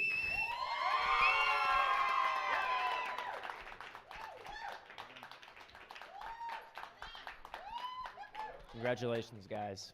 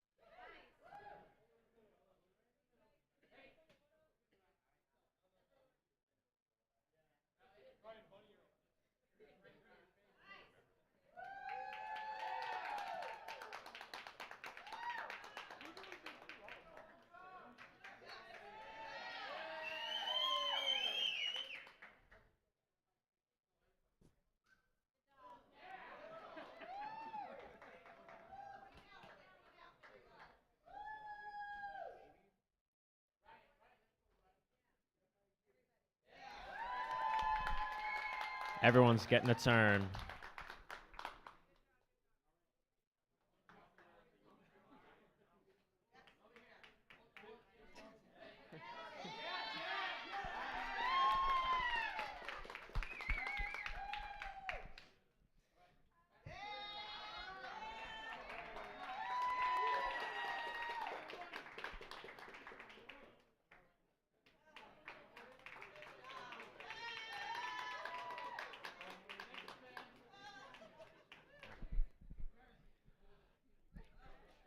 Let's give one last round of applause for both of our teams today, huh? Heck yeah. What a riveting group of games. Now stay tuned for the Rocket League State Championships. Rocket League State Championships are coming up very soon. Please stick around for that. I hope you guys had a great night if you are leaving.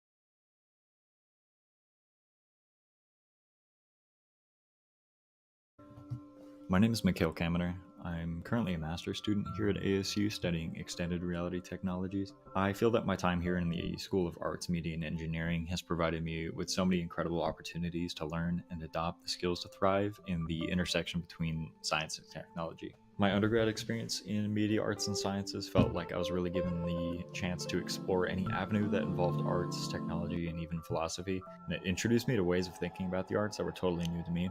My perspective on what role each of these things has on our lives has absolutely changed because of it. Now that I'm studying XRTs, I believe I'm experiencing the connection between multidisciplinary and transdisciplinary frameworks, because now I get to spend even more time in these incredible spaces with all of my peers who come from a wide array of disciplines. We all have this shared interest in immersive technology, and I think the possibilities that creates for innovation across so many fields is incredibly inspiring, and it really excites me to say I'm a part of that.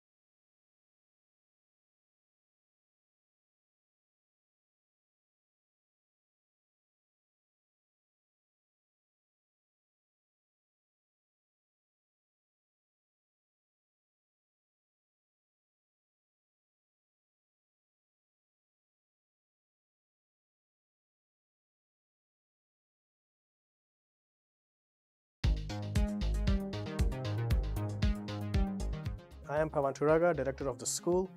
As our mission, we identify a term that we refer to as techno-fluency, that is familiarity with technical tools for content creation, which include electronics, physical computing, motion capture, game engines, machine learning, virtual reality, and many more things. These tools enable you to enter the new technology-driven creative workforce with cutting-edge skills and the confidence to keep pace with the speed of emerging tech. We are about 30 faculty. In our faculty are roughly a third artists, a third engineers, and a third humanities faculty, which means we can truly provide you with the experience of being in a small liberal arts college while being embedded in one of the largest public universities in the country, if not the world.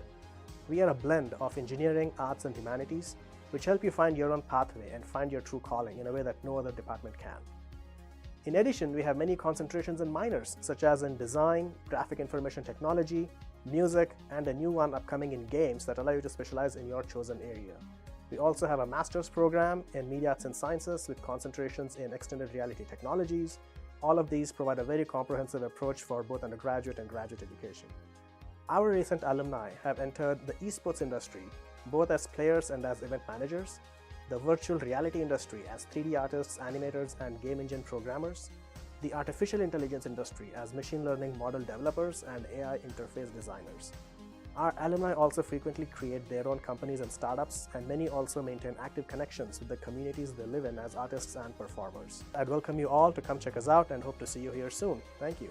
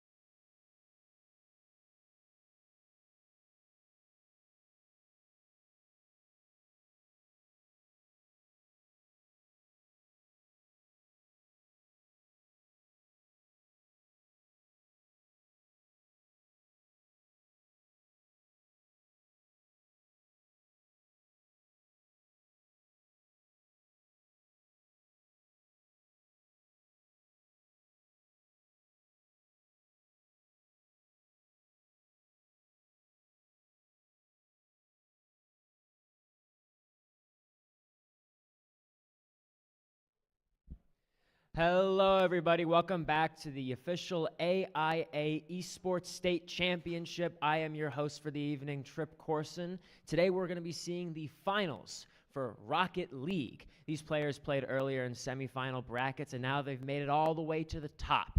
Let's start with our first team, Valley Christians.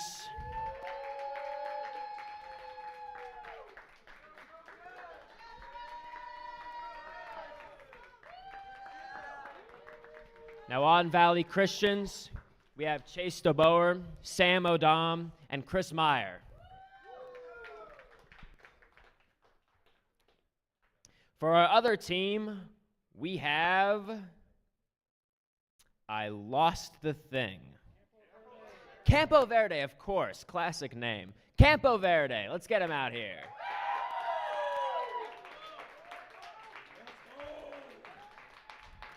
Now on Campo Verde, we have Evan Kahn, Lincoln Burke, and Justin Foster.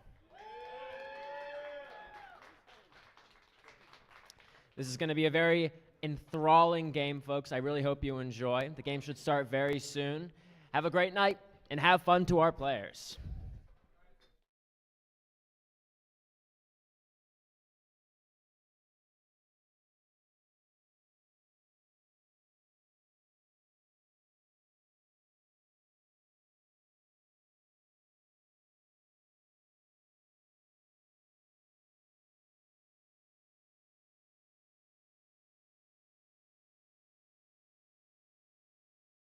And welcome back, everybody, to the AIA State Esports Championships. We're bringing you the Rocket League State Finals here. The matchup is Valley Christian versus Campo Verde. Yeah, I'm excited for this matchup. Yeah, I mean, we really saw 2 great showings by these teams earlier, and I'm excited to see how they fare once they're pitted against each other. And I mean, I feel like I've been saying this about all these games. Rocket League's really a game of inches. Like, you can't miss one rotation. You can't. Yeah. One bad whiff will put you in a bad spot, which will put you in a hole, which will lose you the game. And we saw, I believe it was the Valley Christian side. I think we saw Valley Christian work on perfect rotations almost the first game and just dominate the team that they were playing. Yeah, I think it was Desert Vista? Desert. One of them played Desert Vista and one of them played Desert Ridge. Yeah. And the desert lost all around. But Campo Verde, I think, is the one who they won like 8-2 in one of their games. Yeah. Oh, yeah. That one was insane. Yeah, and I mean, you don't really see that often in a 5-minute private match. 8 goals is insane to score. If I remember correctly, it was 8-2. Yep. And it didn't really look close. Oh, no. They were just 2 like petty little goals or chippy little goals right by the net that anyone could have scored. If you would have put the controller in a dog's mouth, it probably could have scored it. All right, I wouldn't say that much, but kind of flaming these kids. I mean, it's not their fault. It was an easy position to score in. But it looks like we're getting right into this game here, folks. Look at this. This is Rocket League, folks. This is Rocket League. For real. Biblu out there. All right. Sample. Got the first RL touch. Koda. We've seen some of these. We saw some of these names this morning. And it was just some really high-level Rocket League all around. Ooh. Just a delight to watch. I mean, who doesn't love watching a couple guys roll around the pitch with this kind of intensity? Oh, he tried to pinch. Is that going in? Ooh. Ooh, no, it's not. No, he was just a little off on that touch. And ball was going too slow. Goldheart really did a good job with those aerials and keeping the ball. Ooh. That was a good little touch by the blue team there. What I was saying, Goldheart was really controlling the ball in the air a lot last game, and he took one of those games pretty much by himself for his school. Oh. And it's interesting, it's the battle of the woos. Gain Woo versus Fib Woo. I didn't realize that. Oh, is that some freestyling I see? A little bit. What's going on here? These kids are getting fancy. And if you remember, Campo Verde was hitting clips when they were playing. Oh, yeah, definitely. They were not playing around. They were freestyling. They were air rolling. They were flip resetting. It was everything. So I feel like we're going to see more of that as the game draws on longer. Oh, and just missed it. Not to jinx us, but I do kind of feel like we're going to see an overtime in at least one of these games. I hope, man. Ooh. Gang Fu. Not if they let them roll in like that, though. What happened there? No way. Just free. No one was guarding the goal. No one was back post. Someone should have been in net, focused on where the ball was. But you know what happens. People slip up. I'm guessing someone didn't communicate correctly that they were going for a boost. Yep. Ooh. And another one. And All Diva right. takes it. Wow. And, I mean, it's looking like they rehearsed this. It's looking like... that one was kind of a given. The angle, the shot where it bounces off the wall directly into the goal. But still... was it Kristen Verde? Campo Verde. Campo Verde. Sorry, guys. They could have stopped that. Yeah. Campo Verde Coyotes versus the Valley Christian Trojans for the AIA Arizona State Rocket League Finals. This is the best of 7, everyone, just to keep you in the loop here, too. So we should have a nice little bit of Rocket League action for you to close out At least this 35 stream. minutes. Yeah, minimum 35. Ooh. That could have been something really nice for Fib Whoop. Oh, I love doing that the backflip. Yep.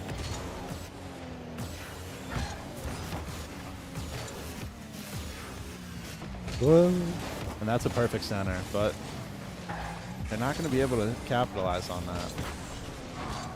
Goldheart hitting a banger out of the corner. Dobie. Or Debbie. Debo? Debo, yeah. Debo. Ooh. The flip reset. Oh, wait. Was that his teammate? I think it might have been. Dang. That was something to see right there. I mean, Ooh! And Debo, another equalizer. Wow. I'm just going to go out on a limb here. That's likely a reference to the movie Friday. Where the antagonist is named Debo. I haven't seen it. Wonderful film.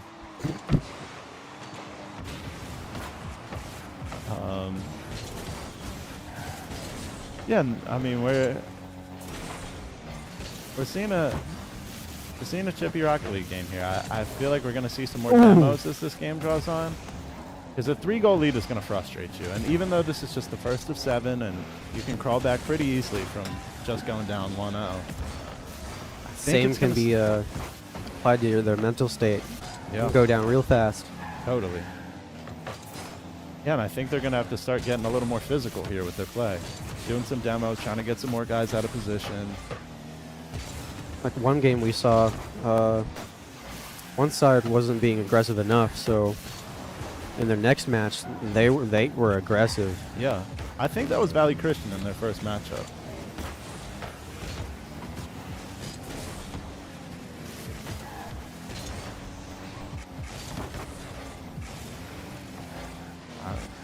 All right. Hitting the ball around a bit, not going anywhere. Ooh. Oh, there's no one. Oh. It looks like he just came out of nowhere, too. Yeah. Debo. Wow. Oh, that's Goldheart. I mean, we saw him earlier commanding the ball in the air. I want to see that again. Yeah. Just perfect little gain-fu assist. Wow. Debo's probably in perfect position.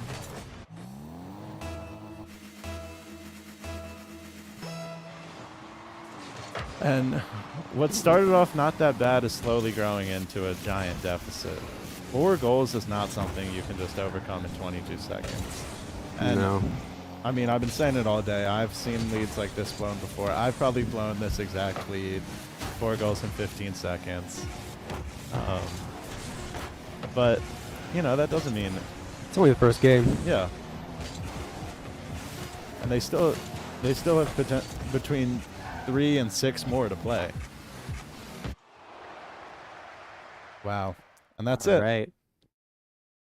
Seeing how the crowd's reacting. The crowd's really filling up out there over the course of the day. I mean, I'm assuming people are here for their people to a certain extent, so it's a little bit of a rotating crowd, but I mean, you love to see the showing out here, just watching a little good Rocket League. And that's Valley Christian up 1. Campo Verde still 0. Trojans over Coyotes. I think a Trojan probably would beat a Coyote in most instances. And yeah, Valley Christian did not come to play around. They did not come to make negative hits or not rotate. They came to take that state title home. Yeah, they came to play.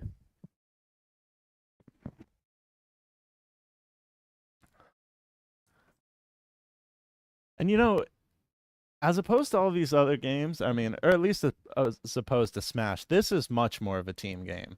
Oh yeah. I guess it's somewhere Smash is not a team game. Yeah, but there's still communication. There's still a team there, you know. But this, I feel like every member of your team really matters. Yeah, you got to be really well connected to play this well. Yeah.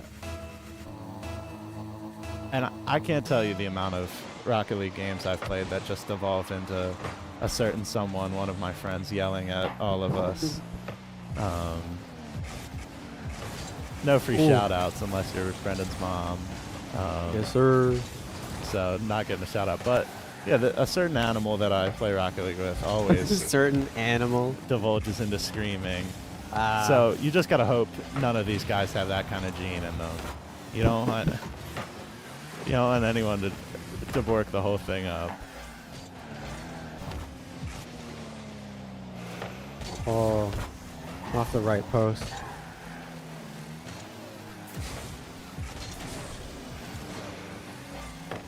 Let's do some ball hogging. Ooh, Ooh, that okay. could have been something, but there were 2 Valley Christian defenders right there waiting for it. And you know, I really thought that Campo Verde's like more flashy style would really cause trouble for Valley Christian, but they're handling it really well. Yeah, maybe it's maybe they're too cocky with it. Yeah. Trying to make too fancy plays. Yeah, and I feel like I was saying earlier, like That right there, that was good. that was really good. Fancy. So I guess I'm just gonna eat my words again. I feel like it's like a clash of styles. Like I was saying earlier, when I first started playing Rocket League, it was all about just hitting the ball. Yeah. And I think that's what Valley Christian, they're more focused on the fundamentals, where Campo Verde. Ooh! The fake! Oh my gosh! That's the most excited I've ever heard you get in my whole life. That's crazy! Ooh! It just rolled in! That's gotta hurt if you're gold hard in net. I mean, just to get balled like that in the state final. Wow. That was quite a play. I mean, we've seen through these games, Goldheart is quite a player. But I mean, that's just a mistake you can't make.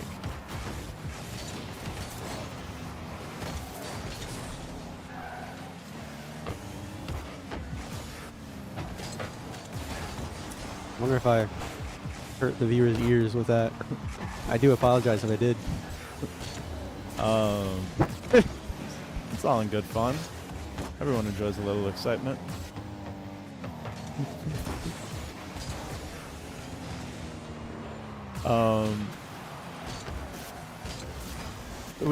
I did just get some feedback. It was a bit loud in the booth. Yeah. So just move the mic away from your mouth if you want to yell, but hey. This is Rocket League. It's not. That was something right there. That was a good Goldheart goal. Ooh. And look at this, just ball. Flip reset. Off the bottom.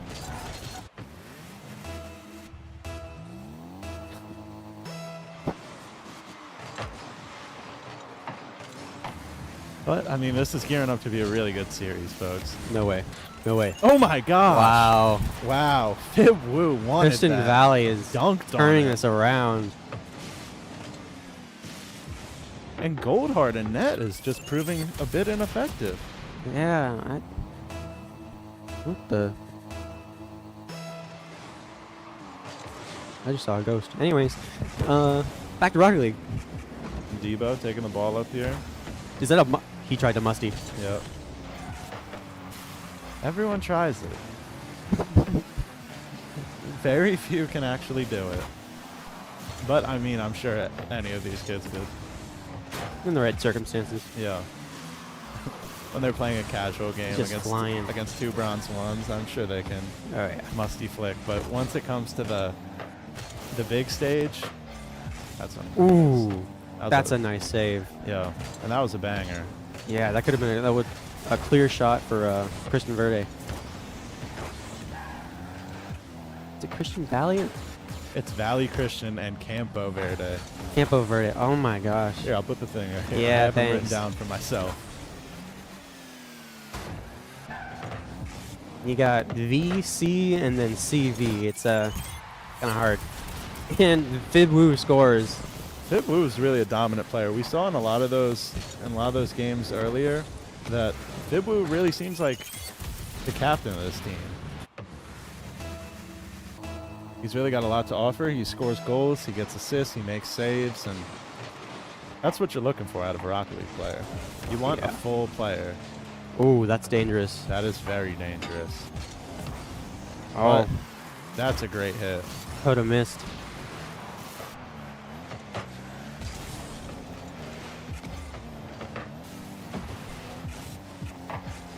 It's off the back wall. Centering. I don't think they're going to be able to. Ooh! Yikes. That could have been dangerous. Off the backboard. Bebo taking that. Goldheart's so excellent in the air, but wow. Sample really came to stop that. Put his Fennec right in the way. You know, controlling your car in the air is pretty difficult. Like, it seems easy when you're just watching, but it's really hard. Yeah. And just the way these guys can stay in the air for so long, too, is very impressive to me. These guys have clearly done a lot of aerial training. Yeah.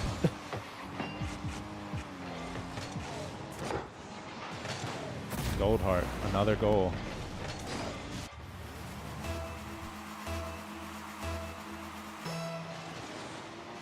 I'm not going to say anything, but it is tied right now. 46 seconds left on the clock. Time winding down. Ooh.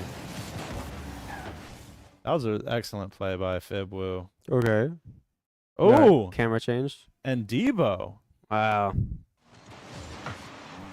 So, just a little, while we're talking, I mean, I guess we've diverted, but in the movie Friday, Debo, he takes anything he wants, and this Debo is adopting that same kind of play style. Wow. He's taking what's his, what's not his, anything, and he's using it. That was, I believe that player tried to pogo. And this blue team is just trying all the fancy stuff. It might cost them in the end. I mean, right now they're up, but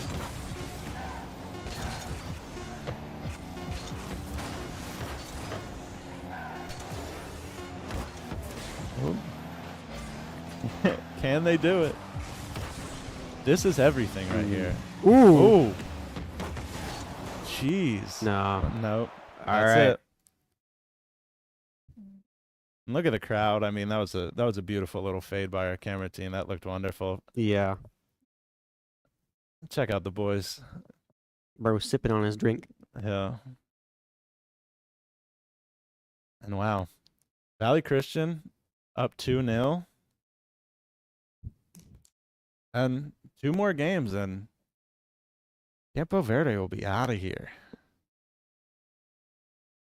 Is Valley Christian going to keep the same pace for these next couple games? Are we going to see that same freestyle heavy approach? I don't know. Are we going to see them rest on their laurels a little bit, kind of hang back? I mean, I know personally I've blown every lead I've ever tried by just trying to keep my lead. So hopefully we see a little bit of aggressiveness from this Valley Christian side. Yeah. But I mean, it's a best of 7 series. In basketball, we see all the time people come back down 3-1. It's a commonality in sports, and it's the state championships. This is the biggest stage in the state of Arizona right now, and I don't think these kids are just going to go down without a fight. Looks like we're papping back into the game.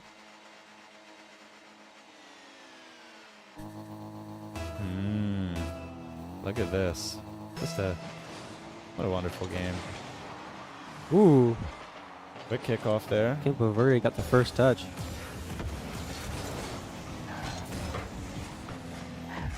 But if you can't do anything with that first touch. Oh.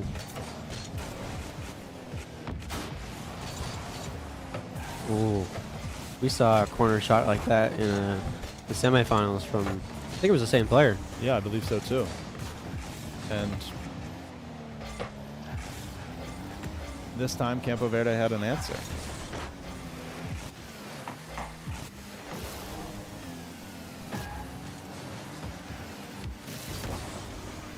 Ooh. A demo. Ooh.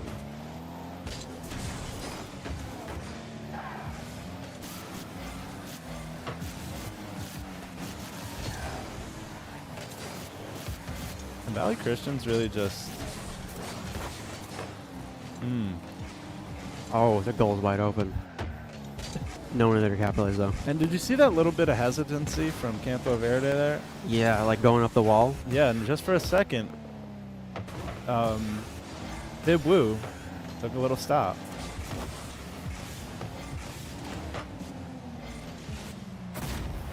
Dang. Nice. And that's another Gold Heart aerial goal. I feel like that's the 10th one we've seen today. Wow. It's just beautiful. Yeah, I mean, that's the kind of Rocket League goal you dream about getting right there. Just being able to line up that perfectly and just hit it square, that's got to feel so good. Yeah. Oh, he's trying to do it again. This Gold Surely Heart he doesn't. fella is very confident in his aerial abilities.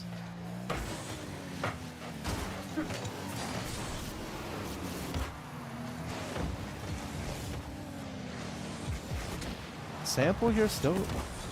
I mean, who am I of all people to point shame? I'm Mr. 0 points. I'm often called the most uncredited player in Rocket League history, but still got some guys with some low point counts on the orange side. Campo Verde needs to really work on hitting the ball a little more.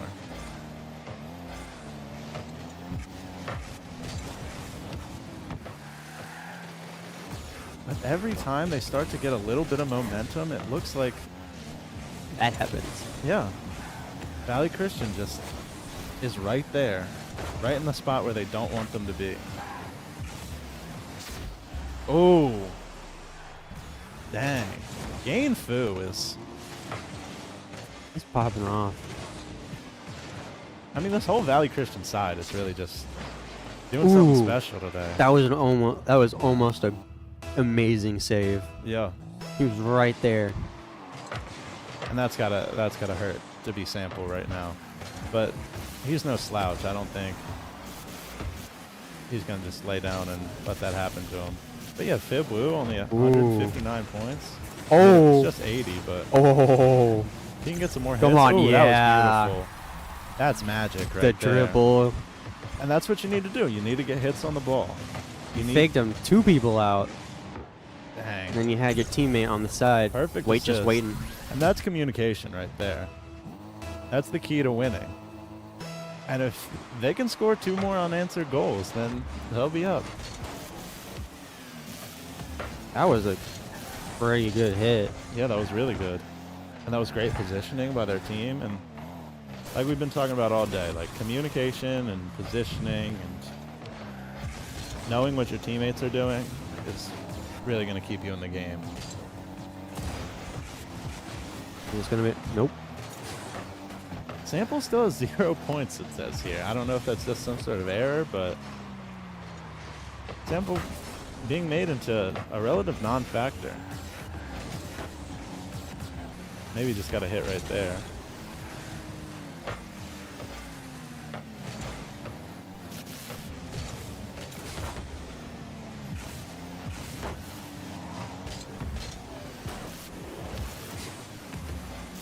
Okay. And it does kind of look like a little bit of ball hogging from Fib Woo, if I'm being honest. Not trying to call out the players, but... And maybe this is just how their offense starts. Ooh. Maybe he's just the point guard of this team. He just brings the ball up and... Oh, he just gave it to him. And we finally got 6 points on the board for Sample. 3 little cheeky hits right there.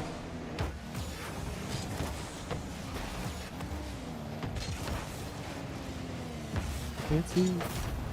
And whoa. Dang. Yeah. I mean, it was hard to even process what was going on with that one. Yeah, I heard the crowd cheer before I saw it on the screen. Yep. And I mean, Goldheart in the air again. That's where he makes his living. That's his bread and butter right there. The rebound shot.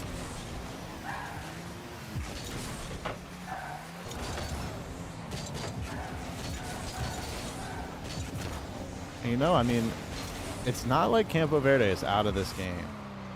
It may seem harrowing being down 2 with 30 seconds left, but look at that. Wow.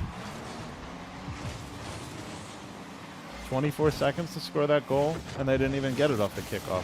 They got more than enough time to put another one on the board right before the game ends and send it to OT. And folks, just remember, this is a best-of-7 series, so we should still have a good amount of Rocket League coming to you even after this game is done. No Look at way. that. I mean, you could hear the teams getting hyped from inside the studio. Campo here. Verde just tied it up. Yeah, that's the equalizer. Whoa. Beautiful.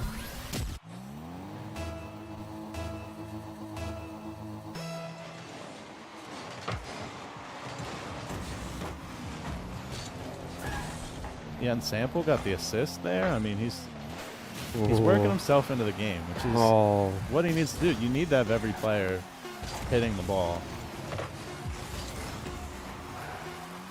Looks like we might go to OT. That or I just jinxed everyone. Nope, we're going to overtime. Going to OT. Quick kickoff. Ooh, double 50-50? Yep. I don't know if that was a good idea. Yeah, if that had gone, if anyone had had a little bit of power behind that car, that could have been a goal. Because didn't they have the other person like going to grab a boost? Yep. Yeah, wide open goal. Oof. Ooh, off the backboard. Off the backboard, and Goldheart. Goldheart gets the rebound. goal. And the crowd goes wild, as they should. I mean, absolutely, yeah. Oof. And I just want to give another shout out to our cameraman Anthony, really killing it out there. And that's 3-0. Yeah, that's 3-0. And this Valley Christian lead is just building and building. Yeah, they only need one more win. Yeah, and they can close this out, but well, no, it's 7, so no. Wait, you need 4 to win. Yeah, my bad. No worries. Trying to do math. Yeah, I mean we've just been here for almost 12 hours. It's not really prime opportunity for doing math.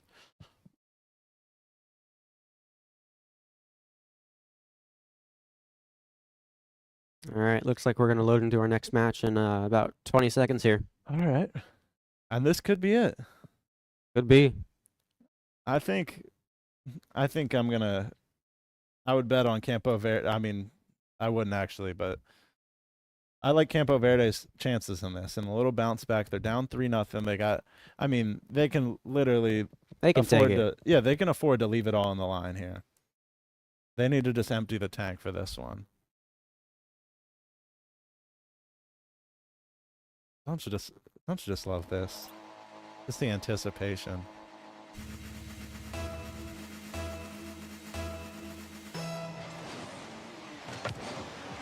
And that's a kickoff into the blue side already. But Valley Christian is quick to push it over to the Campo Verde. Yeah, and then trying to set it up for his teammate. Sample, early hit.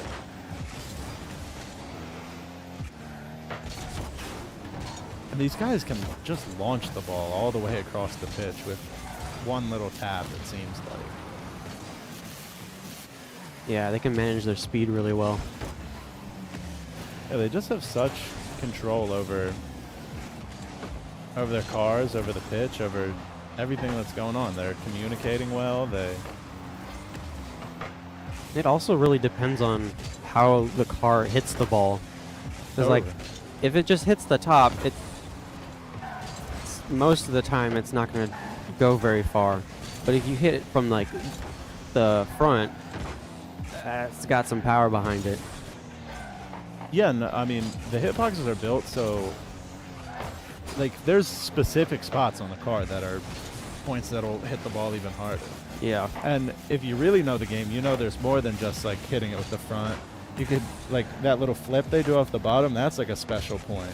If you hit it off the bottom, it reacts differently. He tried the musty. Yep. Too slow, though. Everyone tries. Ooh. Very few are musty enough to actually pull it off. Okay, buddy. Can Can Campo Verde get a point here? I mean, if they're going to keep it on the blue side like this, that's jinxed them. Sorry, folks. Ooh. Ooh. Dang. Evo scores. Ripping top shelf Chetty there. I mean, upper 90, almost bar down. That's what you like to see. I mean, took 2 minutes to get that goal off the board. I think that's the longest time we've had without a goal, or without an opening goal at the very least.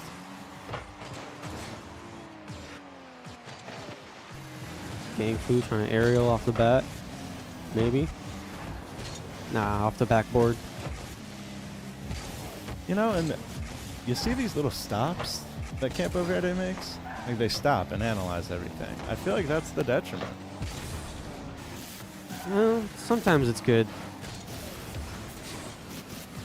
But when you're the one controlling the ball, absolutely not. Yeah, and it's just... Valley Christian thrives in this kind of chaos, and this kind of like free-flowing, the ball's in the air the whole game. Ooh.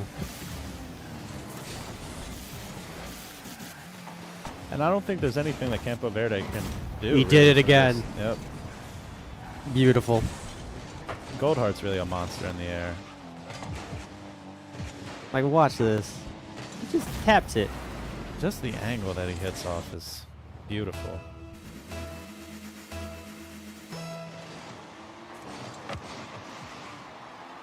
The ghost, right? That might be. All right. Anyways. Oh, and Fib Woo, I mean... Wow. Sorry, folks. We were not paying attention. The stadium door flew open, or the studio door, rather, flew open, and we looked away for 1 second, and Fib Woo had already scored a goal.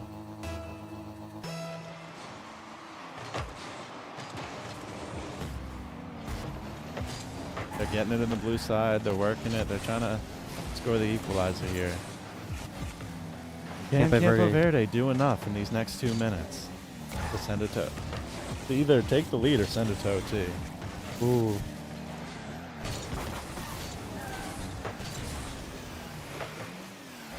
They blew out a boost.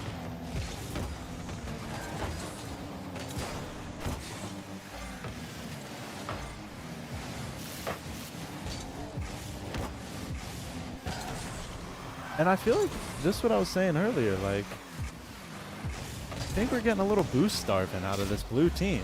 I've watched them take the orange back boost a number of times already so far. And obviously our El Coda did get it in that clip, but... Oh, we got some help from Campo Verde, though. Yep. That's gotta hurt. And this deficit just grows bigger and bigger for Campo Verde.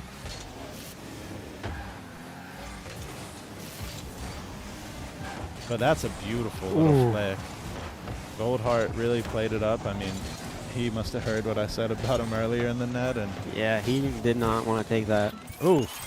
Fib Woo, though. Yeah, and like we've been saying, Fib Woo's like the captain of this team. He's point guarding, he's the quarterback, he's taking the face off, he's the center point of this team, yeah.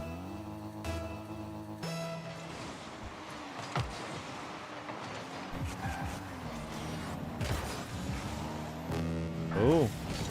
Okay. No. They gotta work. I feel like, I don't know. I think Campo Verde should try to work on some more demos, try to get some more guys out of here. Goldheart. Wow. 44 seconds left on the clock. It might have been an own goal, actually. Yeah. No. Nah. I think it might have deflected off Sample there. It might have went. You might be right. Ooh. But got a little Speedy Gonzalez over here. Oh, the fake. Anyone can capitalize on it? Ooh. Off the wall. Dang. That could have been a goal right there. I thought it was for a second. Hit the left crossbar. Or left side post, rather. Dang. You can hear the crowd counting down. And wow, folks. That's game. That's game. That's the Rocket League state title. I mean, look at how excited this crowd is. And who wouldn't be? Me and Brendan have big smiles across their face. I'm sure everyone in chat does. And yeah, look at all these excited people. Valley Christian comes and Well, that concludes it. Can we get a big round of applause for our champions, the Valley Christian Trojans? And now, with me, an AIA representative, Brian, will be handing out the awards and the trophies, starting with the runner-ups for the state champions. We have Campo Verde. I remembered. All right. Can we get a big round of applause for Campo Verde, please?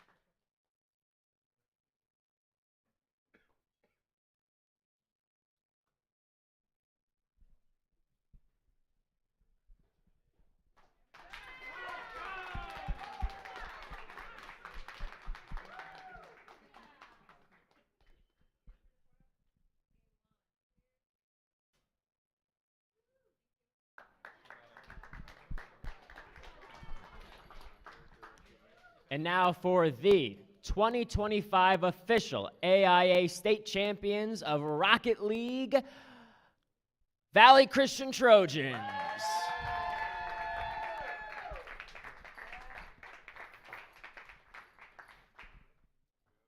Congratulations, guys.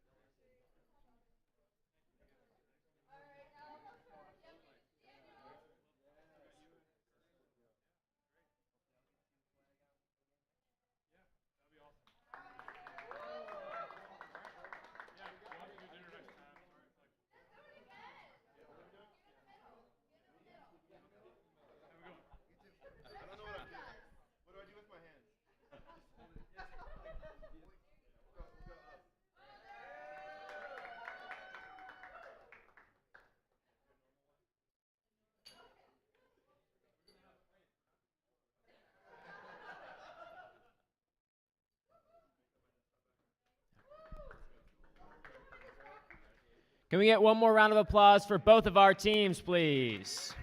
What a night, huh? And that concludes the official 2025 AIA State Esports Championships for the varsity division. Thank you, everybody, for coming out to see. And if you're still watching live, thank you so much for tuning in. I hope you enjoyed. Have a fantastic night. Tune in for the next one.